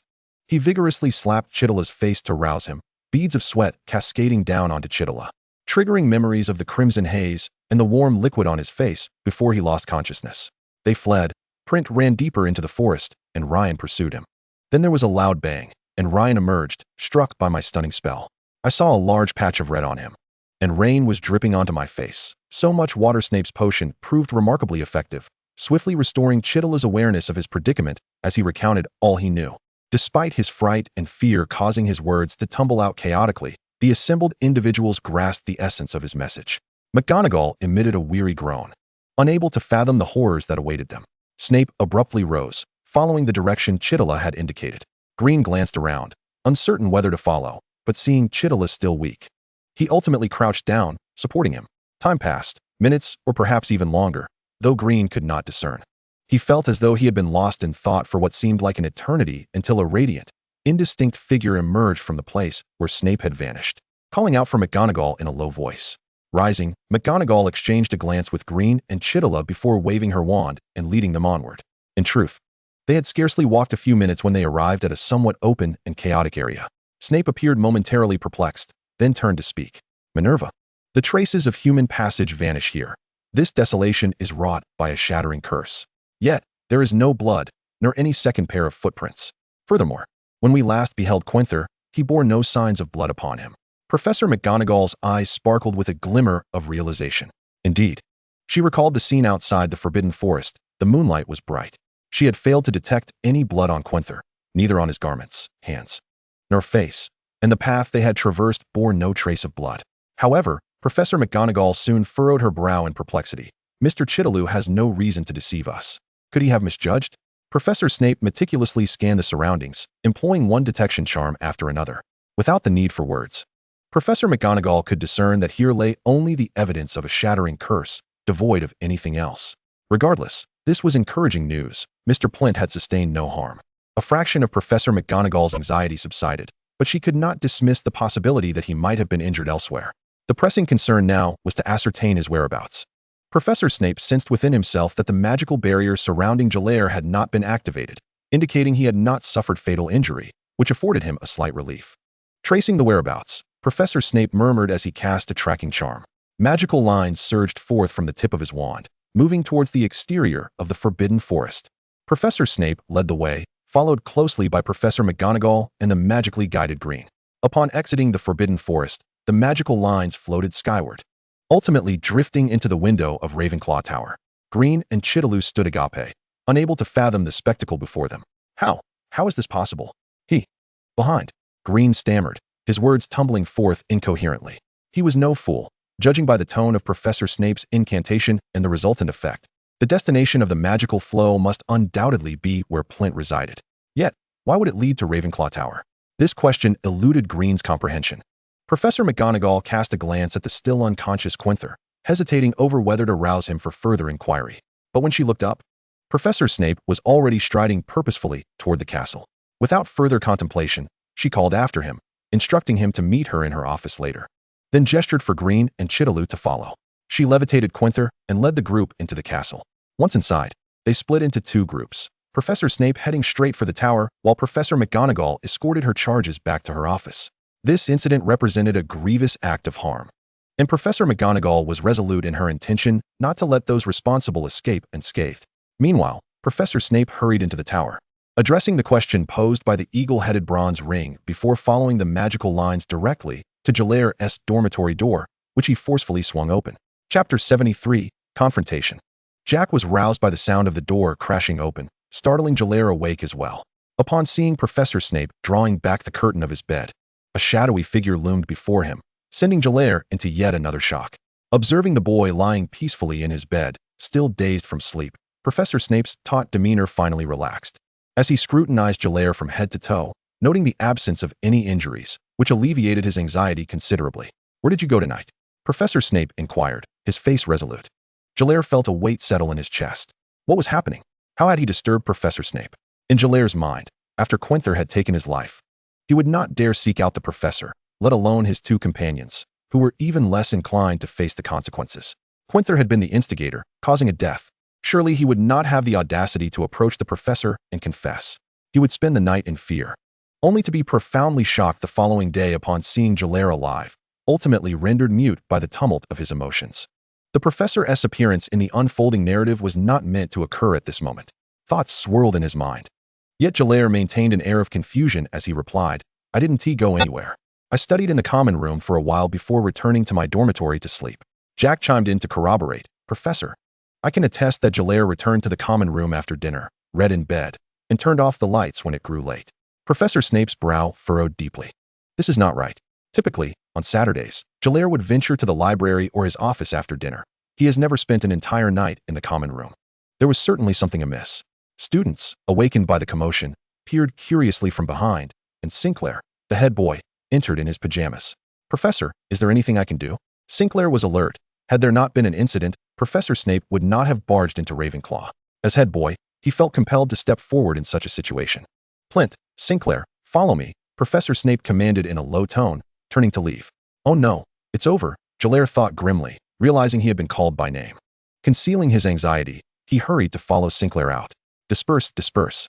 I'll handle this matter. You all return to your dormitories," Sinclair instructed, ushering the onlookers away as he led Jeler out. Jeler had steeled himself for what was to come. Thus, when he entered Professor McGonagall's office behind Professor Snape, and beheld 3 disheveled Gryffindor upperclassmen, especially Quenther's face, he instinctively recoiled, hiding behind Sinclair. Noticing Jeler's reaction, both Professor McGonagall and Professor Snape simultaneously furrowed their brows. Impossible. How are you still alive? I distinctly used the shattering curse, Quenther exclaimed, panic setting in. Unlike the astonishment of Green and Chitterloo, Quenther was engulfed in terror. Seeing Jeler, unscathed and very much alive, he instinctively began to recount his violent actions, only to be silenced by a swift wave of Professor Snape's wand. Listen to what I've just heard. The esteemed former head of Gryffindor has employed a shattering curse upon an innocent first-year student, harboring lethal intent. Huh. Do you think the Death Eaters are unaware of your audacity? It seems Mr. Quenther ought to have graduated from Hogwarts years ago, becoming a righteous Auror, delivering fatal blows to any wizard who displeases you, Professor Snape hissed, his voice a chilling whisper, each word piercing Quenther like a dagger, causing him to break into a cold sweat. He quickly comprehended the situation. This foolish Gryffindor, now disgraced and seeking vengeance, intended to unleash his wrath upon Jeler. The easy target. Professor McGonagall's expression had darkened, her lips pressed into a thin line, revealing her seething anger. Sinclair could scarcely believe his ears. That foolish lion had cast a shattering curse on Jeler and claimed to have killed him. He swiftly turned to Jeler, inspecting him closely. And even upon confirming the absence of injuries, he remained cautious. Jeler, feeling helpless under Sinclair's scrutiny, murmured, "Head boy, I'm fine. I stayed in the tower all night. You know that, don't you?" Professor McGonagall, sensing the dissonance, directly inquired, "Sinclair, what has transpired?" Headmaster Sinclair furrowed his brow, also sensing something amiss, and responded in a low voice, "I apologize, Professor, but I am uncertain. All I know is that Jeler was not in good spirits after dinner. He returned to his dormitory shortly, having not lingered in the common room. Just to be cautious, I instructed his roommate, Jack Taylor, to keep an eye on him." Professor McGonagall frowned once more and decisively said, "Sinclair, please summon Mr. Taylor. We shall await your return here." Sinclair nodded, guiding Jeler towards Professor Snape, offering a slight nod to the professor before turning to leave. Professor Snape said nothing, his robes billowing as he positioned Jeler behind him, his gaze never wavering from the boy. Jeler dared not act out, fearing his professor's keen insight. He merely kept his head bowed, clutching his black robe in silence. Before long, Jack returned with Sinclair, evidently informed of certain details. Upon seeing Professor McGonagall, he exclaimed with indignation, "Professor McGonagall," during dinner. Those 3 Gryffindors glared at Jeler multiple times with such venomous intent. He scarcely ate anything and retreated to his bed, covering himself tightly with his blankets. I have never seen him so frightened. Their behavior is utterly excessive. Jack's words had clearly been pent up for quite some time, and he finally had the opportunity to voice them before the professor. Professor McGonagall was incensed by the actions of her students, but remained somewhat perplexed. She inquired, "Since Print was not out in the evening, what were the 3 of you doing?" Green glanced at the disheartened Quenther and then at the even more bewildered Chitterloo. Resignedly lowering his head to respond, "Professor, Quenther claimed that he was demoted from head boy because of Print and insisted on teaching him a lesson. During the day, we issued a challenge to Print, and upon receiving his reply, we ventured into the Forbidden Forest that night. However, I do not know what Ryan was thinking. Upon encountering Print, he used the shattering curse and relentlessly pursued him with the intent to kill. Blardo and I were terrified and rushed to intervene, which resulted in Blardo being knocked unconscious. I escaped to seek your assistance. Beyond that, I am unaware of the subsequent events." Upon hearing Green mention seeking help, Jeler internally cursed himself. His instinctive mindset had yet to shift, as he presumed everyone would resolve their issues independently without seeking assistance. A miscalculation. Quenther, shaken from his fear, quickly protested, "No, he is lying. We merely happened upon each other near the Forbidden Forest. I did not arrange a duel with him. Print discovered me there, taunting and mocking me, and I could not restrain myself from retaliating. They merely followed my lead and attacked. It was they who incited me. I never intended any revenge against Print, never." At Quenther's betrayal-like words, Green and Chitterloo stared at him in astonishment. Chitterloo's expression shifted numerous times before he finally gritted his teeth and declared, "The challenge was issued using my owl, and I still have the note as evidence. Professor McGonagall, you may use the rewind charm to verify our wands. Green and I did not assault Print. We did not even take our wands with us. Our initial intention was merely to land a few punches, certainly not to use magic." Quenther's face twisted in anger at Chitterloo's words, and he was about to retort when a shout erupted from outside the office door. "Professor McGonagall, something terrible has happened." Professor McGonagall, already taken aback by Quenther's audacious and deranged behavior, instinctively felt a chill at the sound of the commotion outside. She swiftly gestured to open the door. Bill hurriedly pushed the door open and, upon seeing Professor McGonagall, exclaimed, "Professor McGonagall, it's bad. Ryan and his 2 roommates are missing. And I suspect they intend to harm Jarell." Professor, these 3, could it be?" Spotting the disheveled trio before McGonagall, Bill's voice faltered, his arms flailing hesitantly before he lowered them. "Indeed, Weasley, these are the very individuals who just attacked Print." Professor McGonagall huffed, exhaling with ire. Bill, alarmed, caught sight of Jarell standing behind Professor Snape. Turning back, he approached Jarell with genuine concern. "Jarell, are you all right? Are you injured?" Jarell appreciated Bill's late-night concern and shook his head, ready to respond when Green interrupted with a gasp. "Merlin, I almost forgot. Ryan summoned a venomous snake using the Serpensortius spell. I saw that snake bite Print on the back, and he collapsed instantly." Green's face turned pale, and Chidilou's expression soured at the recollection, while Quenther's eyes lit up as he pointed an accusing finger at Jarell, shouting, "My snake must have killed you. How could you possibly escape only to be killed by me? It must be a ruse. It's all a trap set by this white-eyed brat. Professor, apprehend him and interrogate him thoroughly." "Enough, Quenther." Professor McGonagall slammed her palm on the table, her voice sharp and commanding. Meanwhile, Jarell found himself being scrutinized by the increasingly agitated Professor Snape, who was checking his back for injuries, lifting his nightgown in the process. "Professor, I assure you, I am perfectly fine. I feel no discomfort whatsoever, and I did not venture outside, did I?" Professor Snape maintained a stern visage, his youthful appearance contrasting with the aura of a seasoned bat. He addressed Professor McGonagall. "Minerva, even if Quenther's claims are mere fabrications, his actions were still egregious. After all, prior to our encounter tonight, he did not perceive any of it as false." Professor McGonagall concurred with this sentiment. Quenther's murderous intent was genuine, and it could not be overlooked simply because the intended victim was unharmed. Realizing the gravity of the situation, Quenther sought to attribute everything to illusions, but was interrupted by the perceptive headmaster Sinclair. Sinclair posed a seemingly quiet yet audible inquiry that resonated throughout the room. "Jarell, did they challenge you? Using an owl?" Jarell wore a bittersweet smile as he replied, "Yes, I received an owl message yesterday afternoon. My opponent threatened me. Terrified, I responded that I would comply, though I did not know who it was. Upon witnessing Quenther and his companion's menacing demeanor at dinner, I surmised the note was from them and dared not go, remaining in the tower after dinner."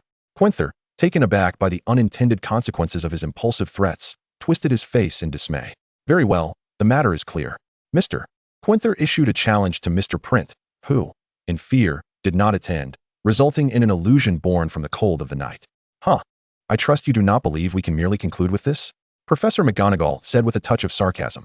Quenther trembled, yet he mustered the strength to straighten his posture, obstinately retorting, "Professor, we must have been hallucinating. After all, Mr. Print is safe and sound in Ravenclaw Tower and could not possibly be in the Forbidden Forest." A derisive snicker escaped from Professor Snape at this point.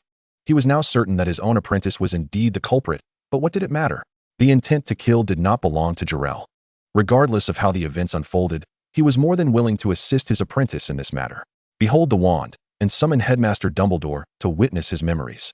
One will come to understand the true intentions of the illustrious Gryffindor head, Quenther, concerning Jeler. I almost forgot, the former head. Quenther's complexion gradually paled under Professor Snape's elongated tone, his body nearly collapsing to the ground, while Green and Chidilou leaned helplessly against one another, their expressions frozen in shock. Professor McGonagall held no objections. Her benevolence towards such a student would be an affront to her character. Moreover, during this period, she needed to take measures to caution other students against assuming that the recent improvement in circumstances would lead to a relaxation of her governance over the school. Eventually, the group arrived at the headmaster's office in the dead of night, where they inspected the wand before extracting the memories in Dumbledore's presence. How brave of this Gryffindor to unleash such brutality upon a frail and helpless student, even turning against his own peers. Listen to these words. Kneel, kiss, submit. How familiar they sound. The Dark Lord pales in comparison to you, esteemed Mr. Quenther. Or perhaps, Your Excellency, might I need to bow before you?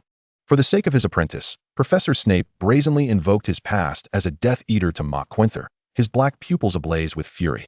He was taken aback to see how pitifully Jeler had pleaded for mercy in the memories, yet Quenther showed no mercy, instead toying with him like a cat with a mouse. Had it not been for Headmaster Sinclair, Bill and Jack would have already been sent away by Professor McGonagall. Upon hearing this, they might have angrily lunged to strike. Unforgivable. This was Professor McGonagall's immediate thought after viewing the memories. Headmaster Dumbledore, too, with his azure eyes reflecting an unassailable authority, directed a piercing gaze at Quenther. Hogwarts shall not recognize such a student. Green and Chitterloo had remained silent for quite some time. They were unaware that such humiliating events had transpired between Quenther and Jeler. Had they known earlier what kind of person Quenther truly was, they would never have befriended him, for not just anyone could call themselves a friend of Gryffindor. No, no. It cannot be. He is unscathed, is he not? It was all a fabrication. Thus, I have committed no wrongdoing. Quenther panicked, shouting vehemently in his defense. Mr. Quenther, in light of your unforgivable actions towards your classmates and younger students under the delusion of reality, I, as headmaster, hereby decide to expel you.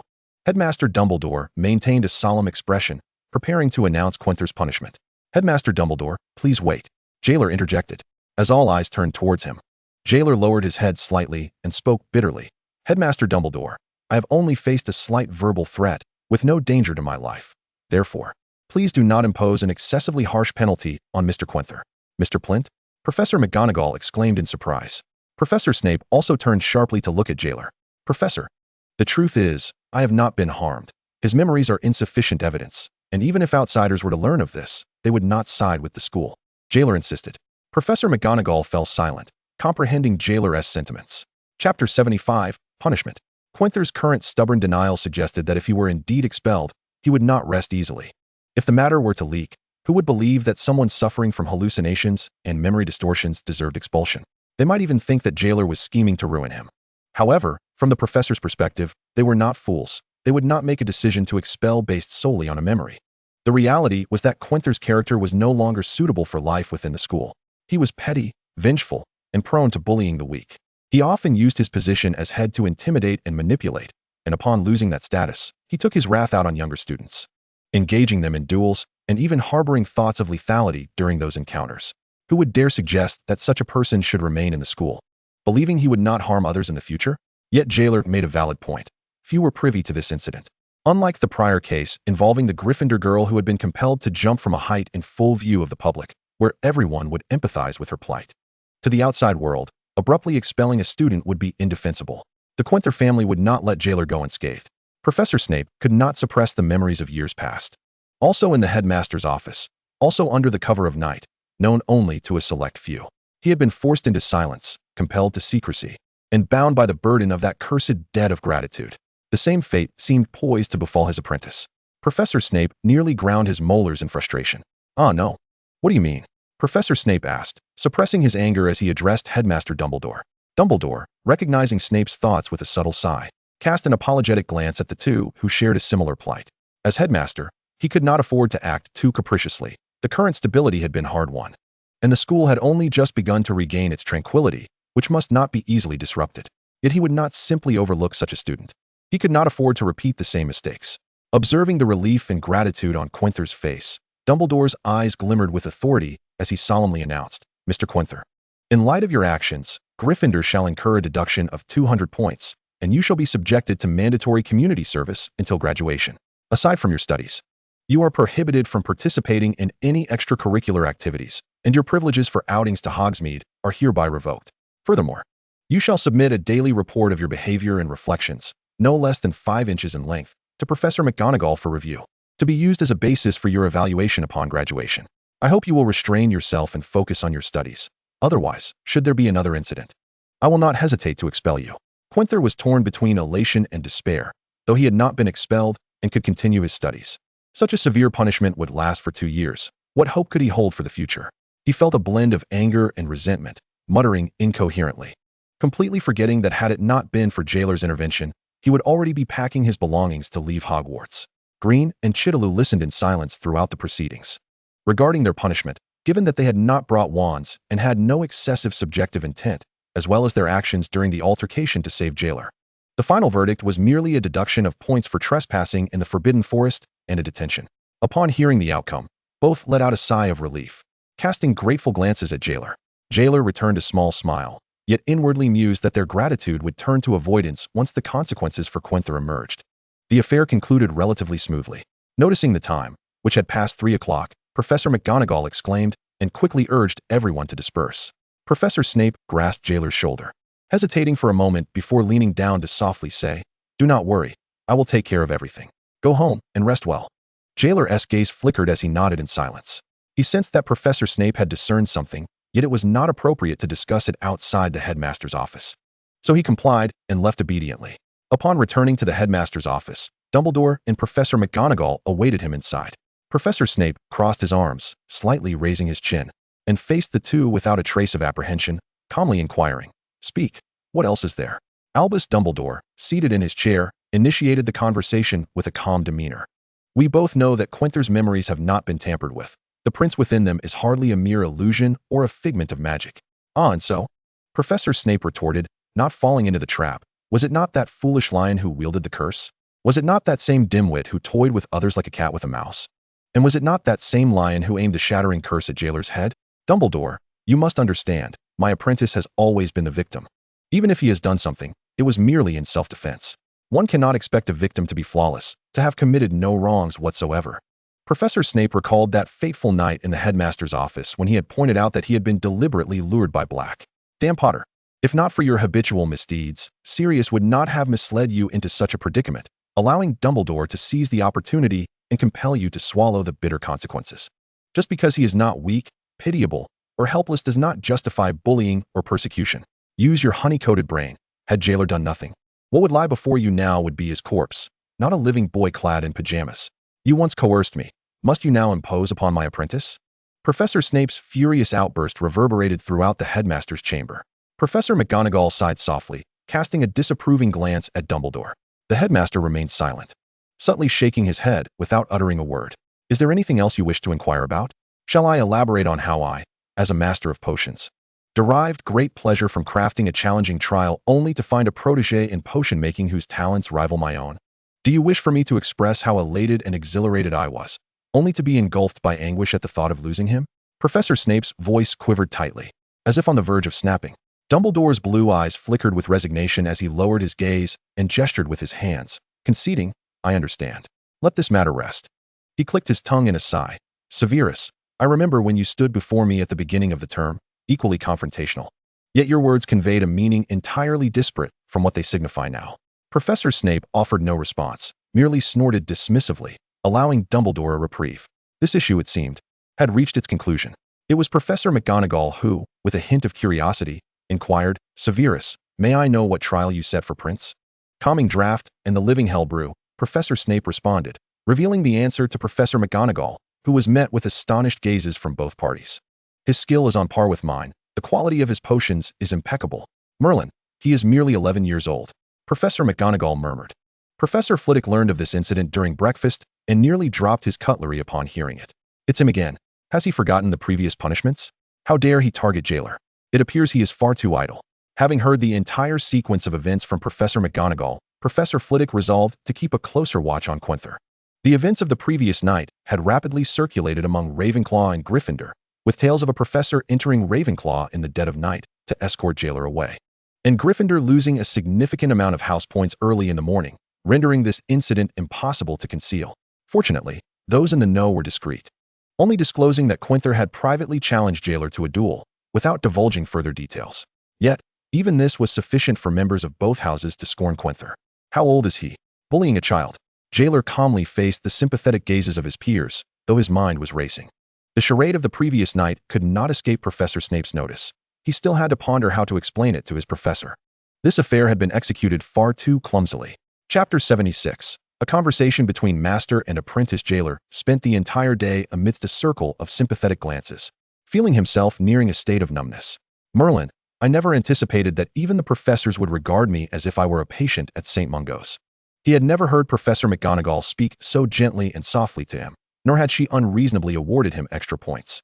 God knows, after his stellar performance in class, the professors had rarely granted him additional points, as the novelty had worn off with too many surprises. Then there was Professor Flitwick.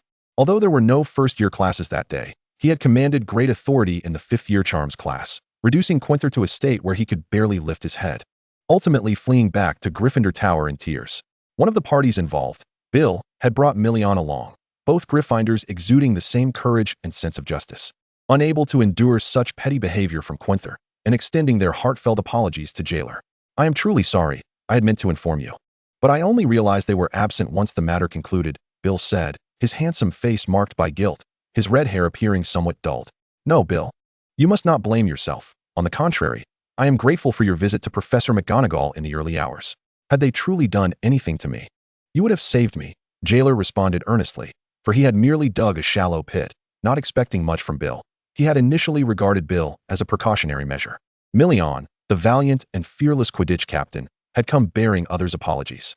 William asked me to convey his apologies. As a prefect, he has failed to manage the students within the house properly. After yesterday's punishment, he has been keeping a close watch on Ryan and Quinther, which made it impossible for him to apologize to you in person. Jeler was taken aback, shaking his head vigorously in refusal, exclaiming, "No, no, no, please do not. Prefect Gavin is far too courteous. Who could have known what they would do before the incident occurred? Please tell Prefect Gavin not to shoulder the blame." Million was amused by Jeler's demeanor, promising to relay William's message. After bidding farewell to his two friends, Jeler turned to descend into the basement, preparing to face the impending reprimand. Foolish behavior. As soon as he opened the door, his esteemed professor bestowed upon his pupil a scathing evaluation filled with anger and disdain. Full of flaws, indecisive, HM. What? Professor, I do not quite comprehend, Jeler attempted to contest, innocently inquiring. Personally infiltrating Gryffindor to gather intelligence, attending clandestine meetings at midnight. Intimidation, feigned death, provocation, performing all these tricks, and yet you remain at Hogwarts without expulsion. What do you seek? While Professor Snape could not discern the specific tactics employed, he had spent 7 years outsmarting highwaymen and had witnessed enough sordid dealings with the Dark Lord to see through such childish antics. He did not mind his apprentice employing clever strategies, but he could not abide the thought that those who bullied his pupil emerged largely unscathed. Would that not reflect poorly on him? Having grasped Professor Snape's meaning, Jeler hung his head and reluctantly inquired, "I can surmise the latter points, but Professor, how did you know I went to Gryffindor Tower?" Professor Snape could not help but roll his eyes, responding with a sardonic tone. The esteemed first-year wizard. Have you forgotten that the school is adorned with portraits? The professors and the headmaster do not lie. Oh dear, I too seem to have overlooked the portraits. Professor Snape, observing the look of chagrin on Jeler's face, could not suppress a cold snort. He had never been so foolish before. Could it be a flaw in his teaching? No, that could not be the case. Professor Snape, having recently taken on an apprentice, resolutely refused to shoulder the blame. Everything was Albus's fault. Jeler was also vexed. The differing environments of their worlds led him to underestimate the gravity of the students' duel, believing it would not disturb the professors or have such a significant impact. It was his folly.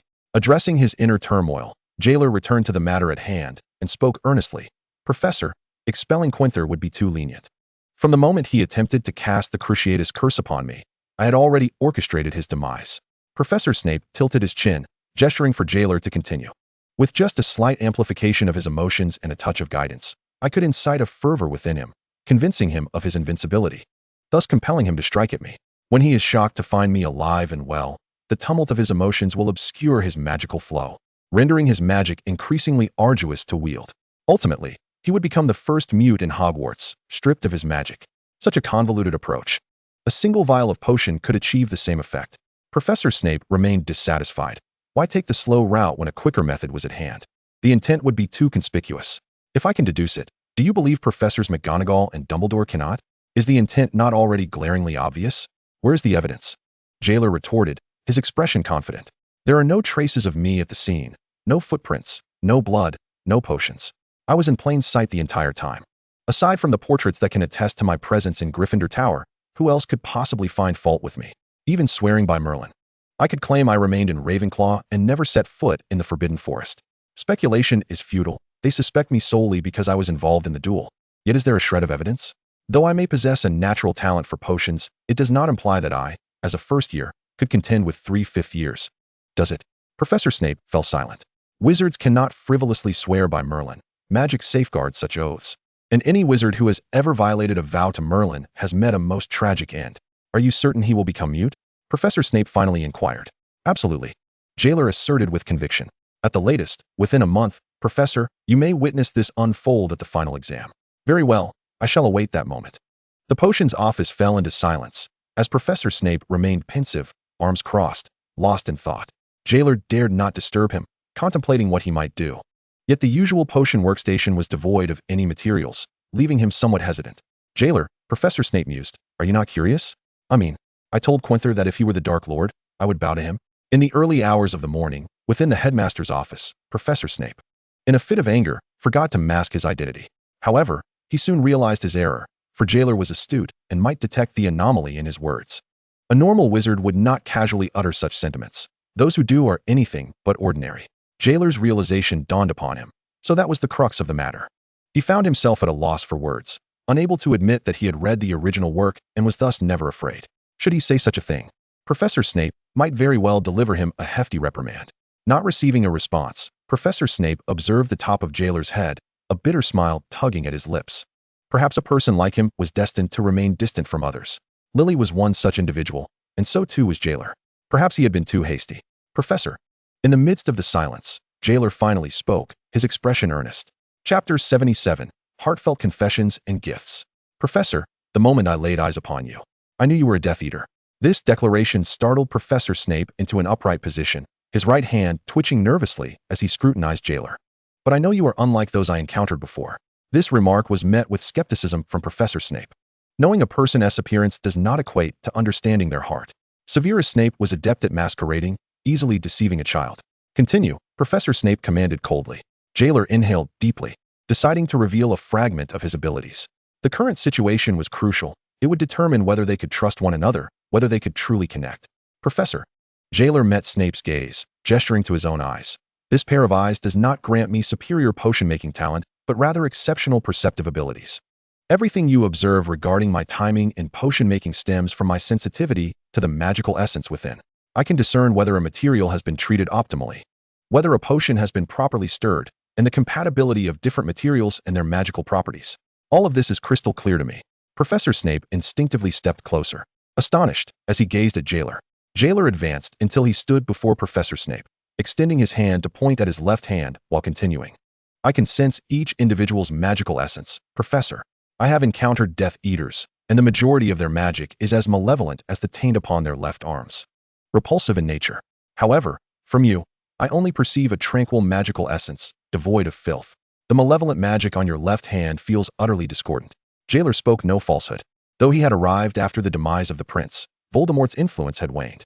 Yet, during his visits to the shops in Diagon Alley, he occasionally spotted a couple of wizards hastily departing from a dark alley, their hurried demeanor betraying their caution. Upon sensing the unpleasant magic radiating from them, coupled with the foul, bloody essence on their left arms, Jeler had grasped the nature of the Death Eaters. Professor Snape was rendered speechless. The revelations from his apprentice were astonishing.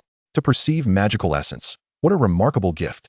To his knowledge, only wizards of considerable power could attain such nuanced awareness of another's magical properties. Most wizards could merely detect the obvious magical fluctuations caused by emotions. He had never heard of anyone capable of silently perceiving others, including potion ingredients. Considering Jeler had attributed this ability to his eyes, Professor Snape instinctively inquired, did a single spell mishap yield such a boon?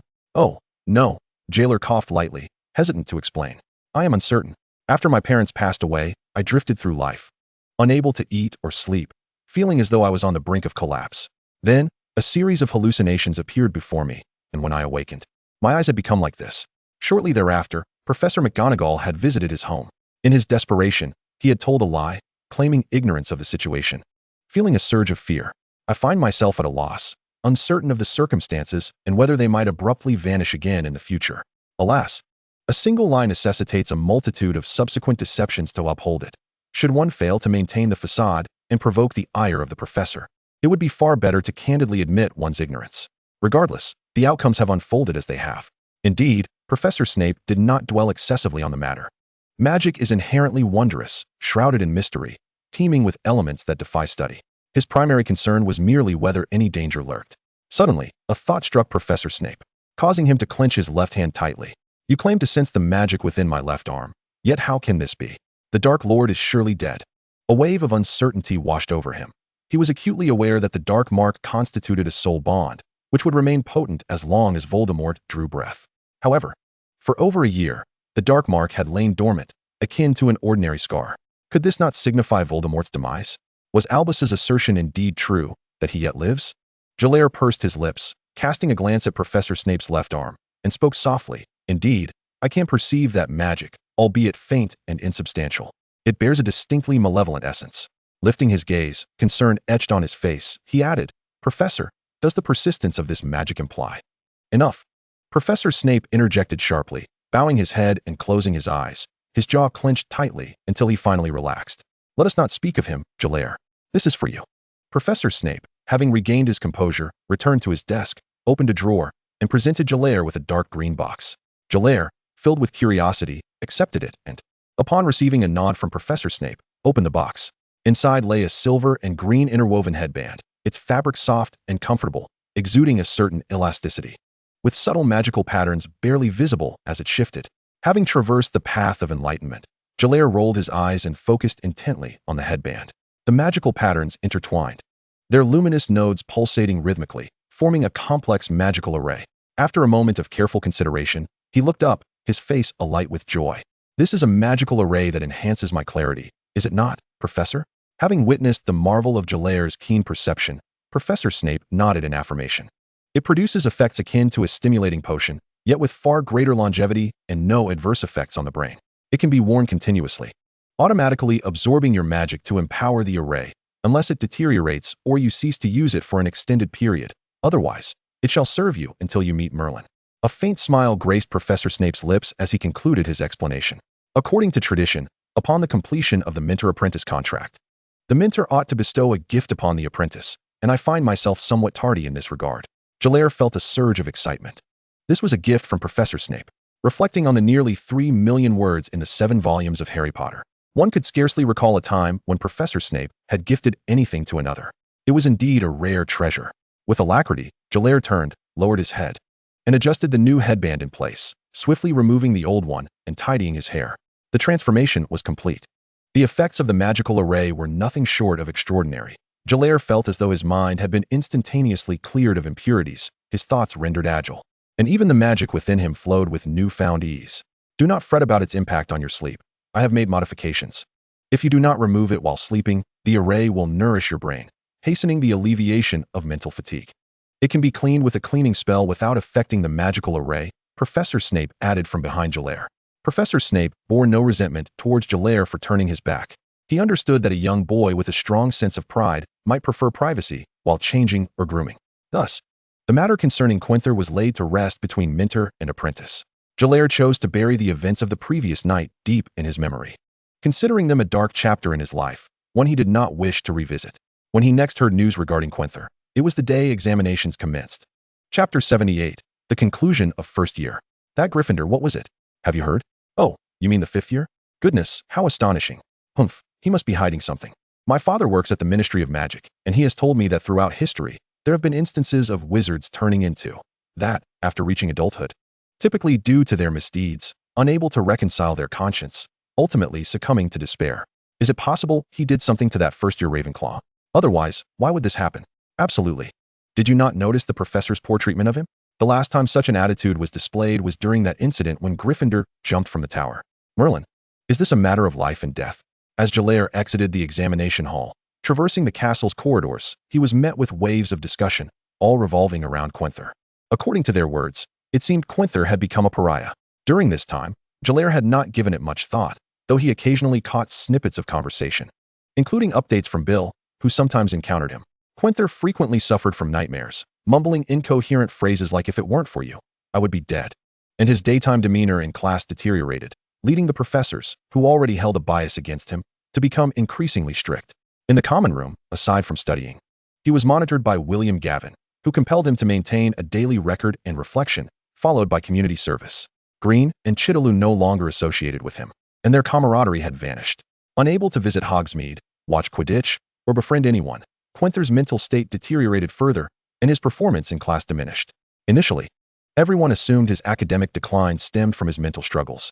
However, during a charms lesson, when a classmate's joyous spell inadvertently struck Quenther, they discovered that under the spell's influence, Quenther was nearly incapable of casting any charm.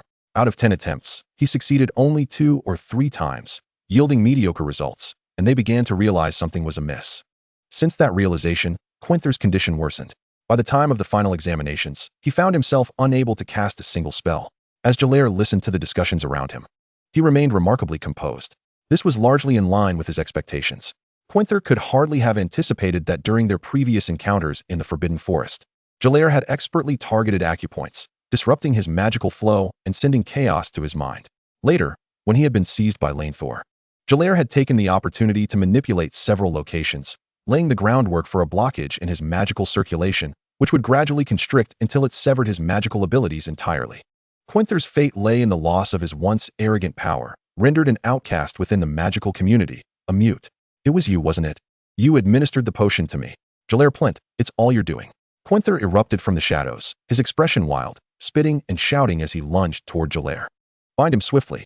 A rope materialized behind, deftly ensnaring Lane Thor, as William Gavin hurried to his side, levitating him before offering an apologetic nod to Jeler. Are you all right, Plint? I hope that incident has not disrupted your life. In the midst of the bustling crowd, Professor Gavin exchanged only a few pleasantries, keeping his words succinct. I am well. Professor Gavin, please do not worry. However, what transpired with Senior Quintor? I just heard him call my name. No, he is merely a bit disoriented. It has nothing to do with you. Very well, then I must prepare for the upcoming examination, Professor Gavin. Please, do not let me intrude further. I wish you every success in your own exams, Print. And you as well, Professor Gavin. May Merlin bless you. With their polite exchanges concluded, they parted ways. Behind them, Quintor continued to curse Jeler in vain, only to be silenced decisively by Professor Gavin's silencing charm. Witnessing this spectacle, Jack and Russ, who had exited the examination room alongside Jeler, shared a profound sympathy for him. This is outrageous. It is he who has erred, suffering the backlash of magic. Why should he cast blame upon Jeler? Russ exclaimed indignantly, positioning himself on either side of Jeler with Jack.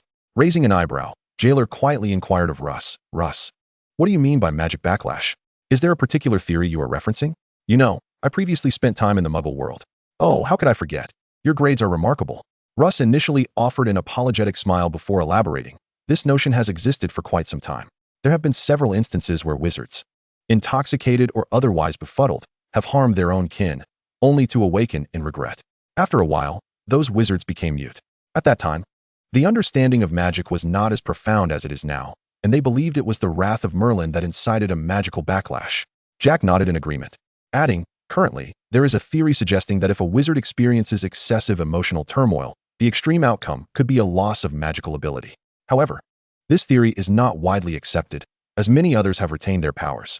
He glanced around cautiously before leaning in closer and lowering his voice. For instance, the families of wizards slain by Death Eaters, their grief and hatred do not diminish their magic. In fact, some wizards even experienced an increase in their magical capacity. Therefore, every situation is unique. Magical backlash is merely a theory without substantial evidence. Jeler nodded thoughtfully, recognizing that his own musings aligned with the prevailing wisdom in the magical community. In truth, his hypothesis had initially stemmed from Professor McGonagall. He recalled her words when he inquired about the possibility of retaining his magical abilities, stating that when a wizard suppresses their own emotions excessively, it could lead to a temporary blockage of their magic. It was at that moment he surmised that magic was closely intertwined with emotions, or, more accurately, one's psychological state. Thus, he orchestrated this scenario, leading Quintor to appear as though he was overwhelmed by the psychological burden of realizing he had taken a life, only to be elated upon discovering the individual still lived, his extreme emotional fluctuations leading to a blockage of his magical capabilities. In reality, however, it was Jeler who had obstructed Quintor's magical pathways, devastating his magical circulation. The blocked pathways would gradually atrophy due to damage at critical points, ensuring that even if Quintor's psyche returned to normal, his magical circulation would remain irreparably compromised. In other words, Quintor would become a mute for life. Yet, this was no longer of concern to Jeler. Quintor had long ceased to warrant his attention. By the way, how do you think you fared in the final exams? I observed the lesson plans I left behind. And Russ, your notes are densely packed. You must have delved deeply into your studies. Jeler jested. Upon hearing this, Russ's face brightened with pride. Of course, under your guidance and my leadership, the exam results for the first-year students of Ravenclaw and Hufflepuff will undoubtedly astonish everyone. Jack chimed in joyfully, bouncing with excitement. Once I return home, I will show my father. My mother will be thrilled. In the examination room, I felt every question was simple. I knew them all. I am truly remarkable, Jeler, and you are equally impressive. Jeler was equally confident, envisioning a flawless graduation with all O's, beginning from the first year, as the rare, brilliant sunlight of England shone down upon them. Together, Jeler and his friends sprinted towards the Great Hall, then to their dormitories, boarding the Hogwarts Express with their luggage in tow. Thus, their inaugural year in the enchanting, vibrant world of magic concluded splendidly.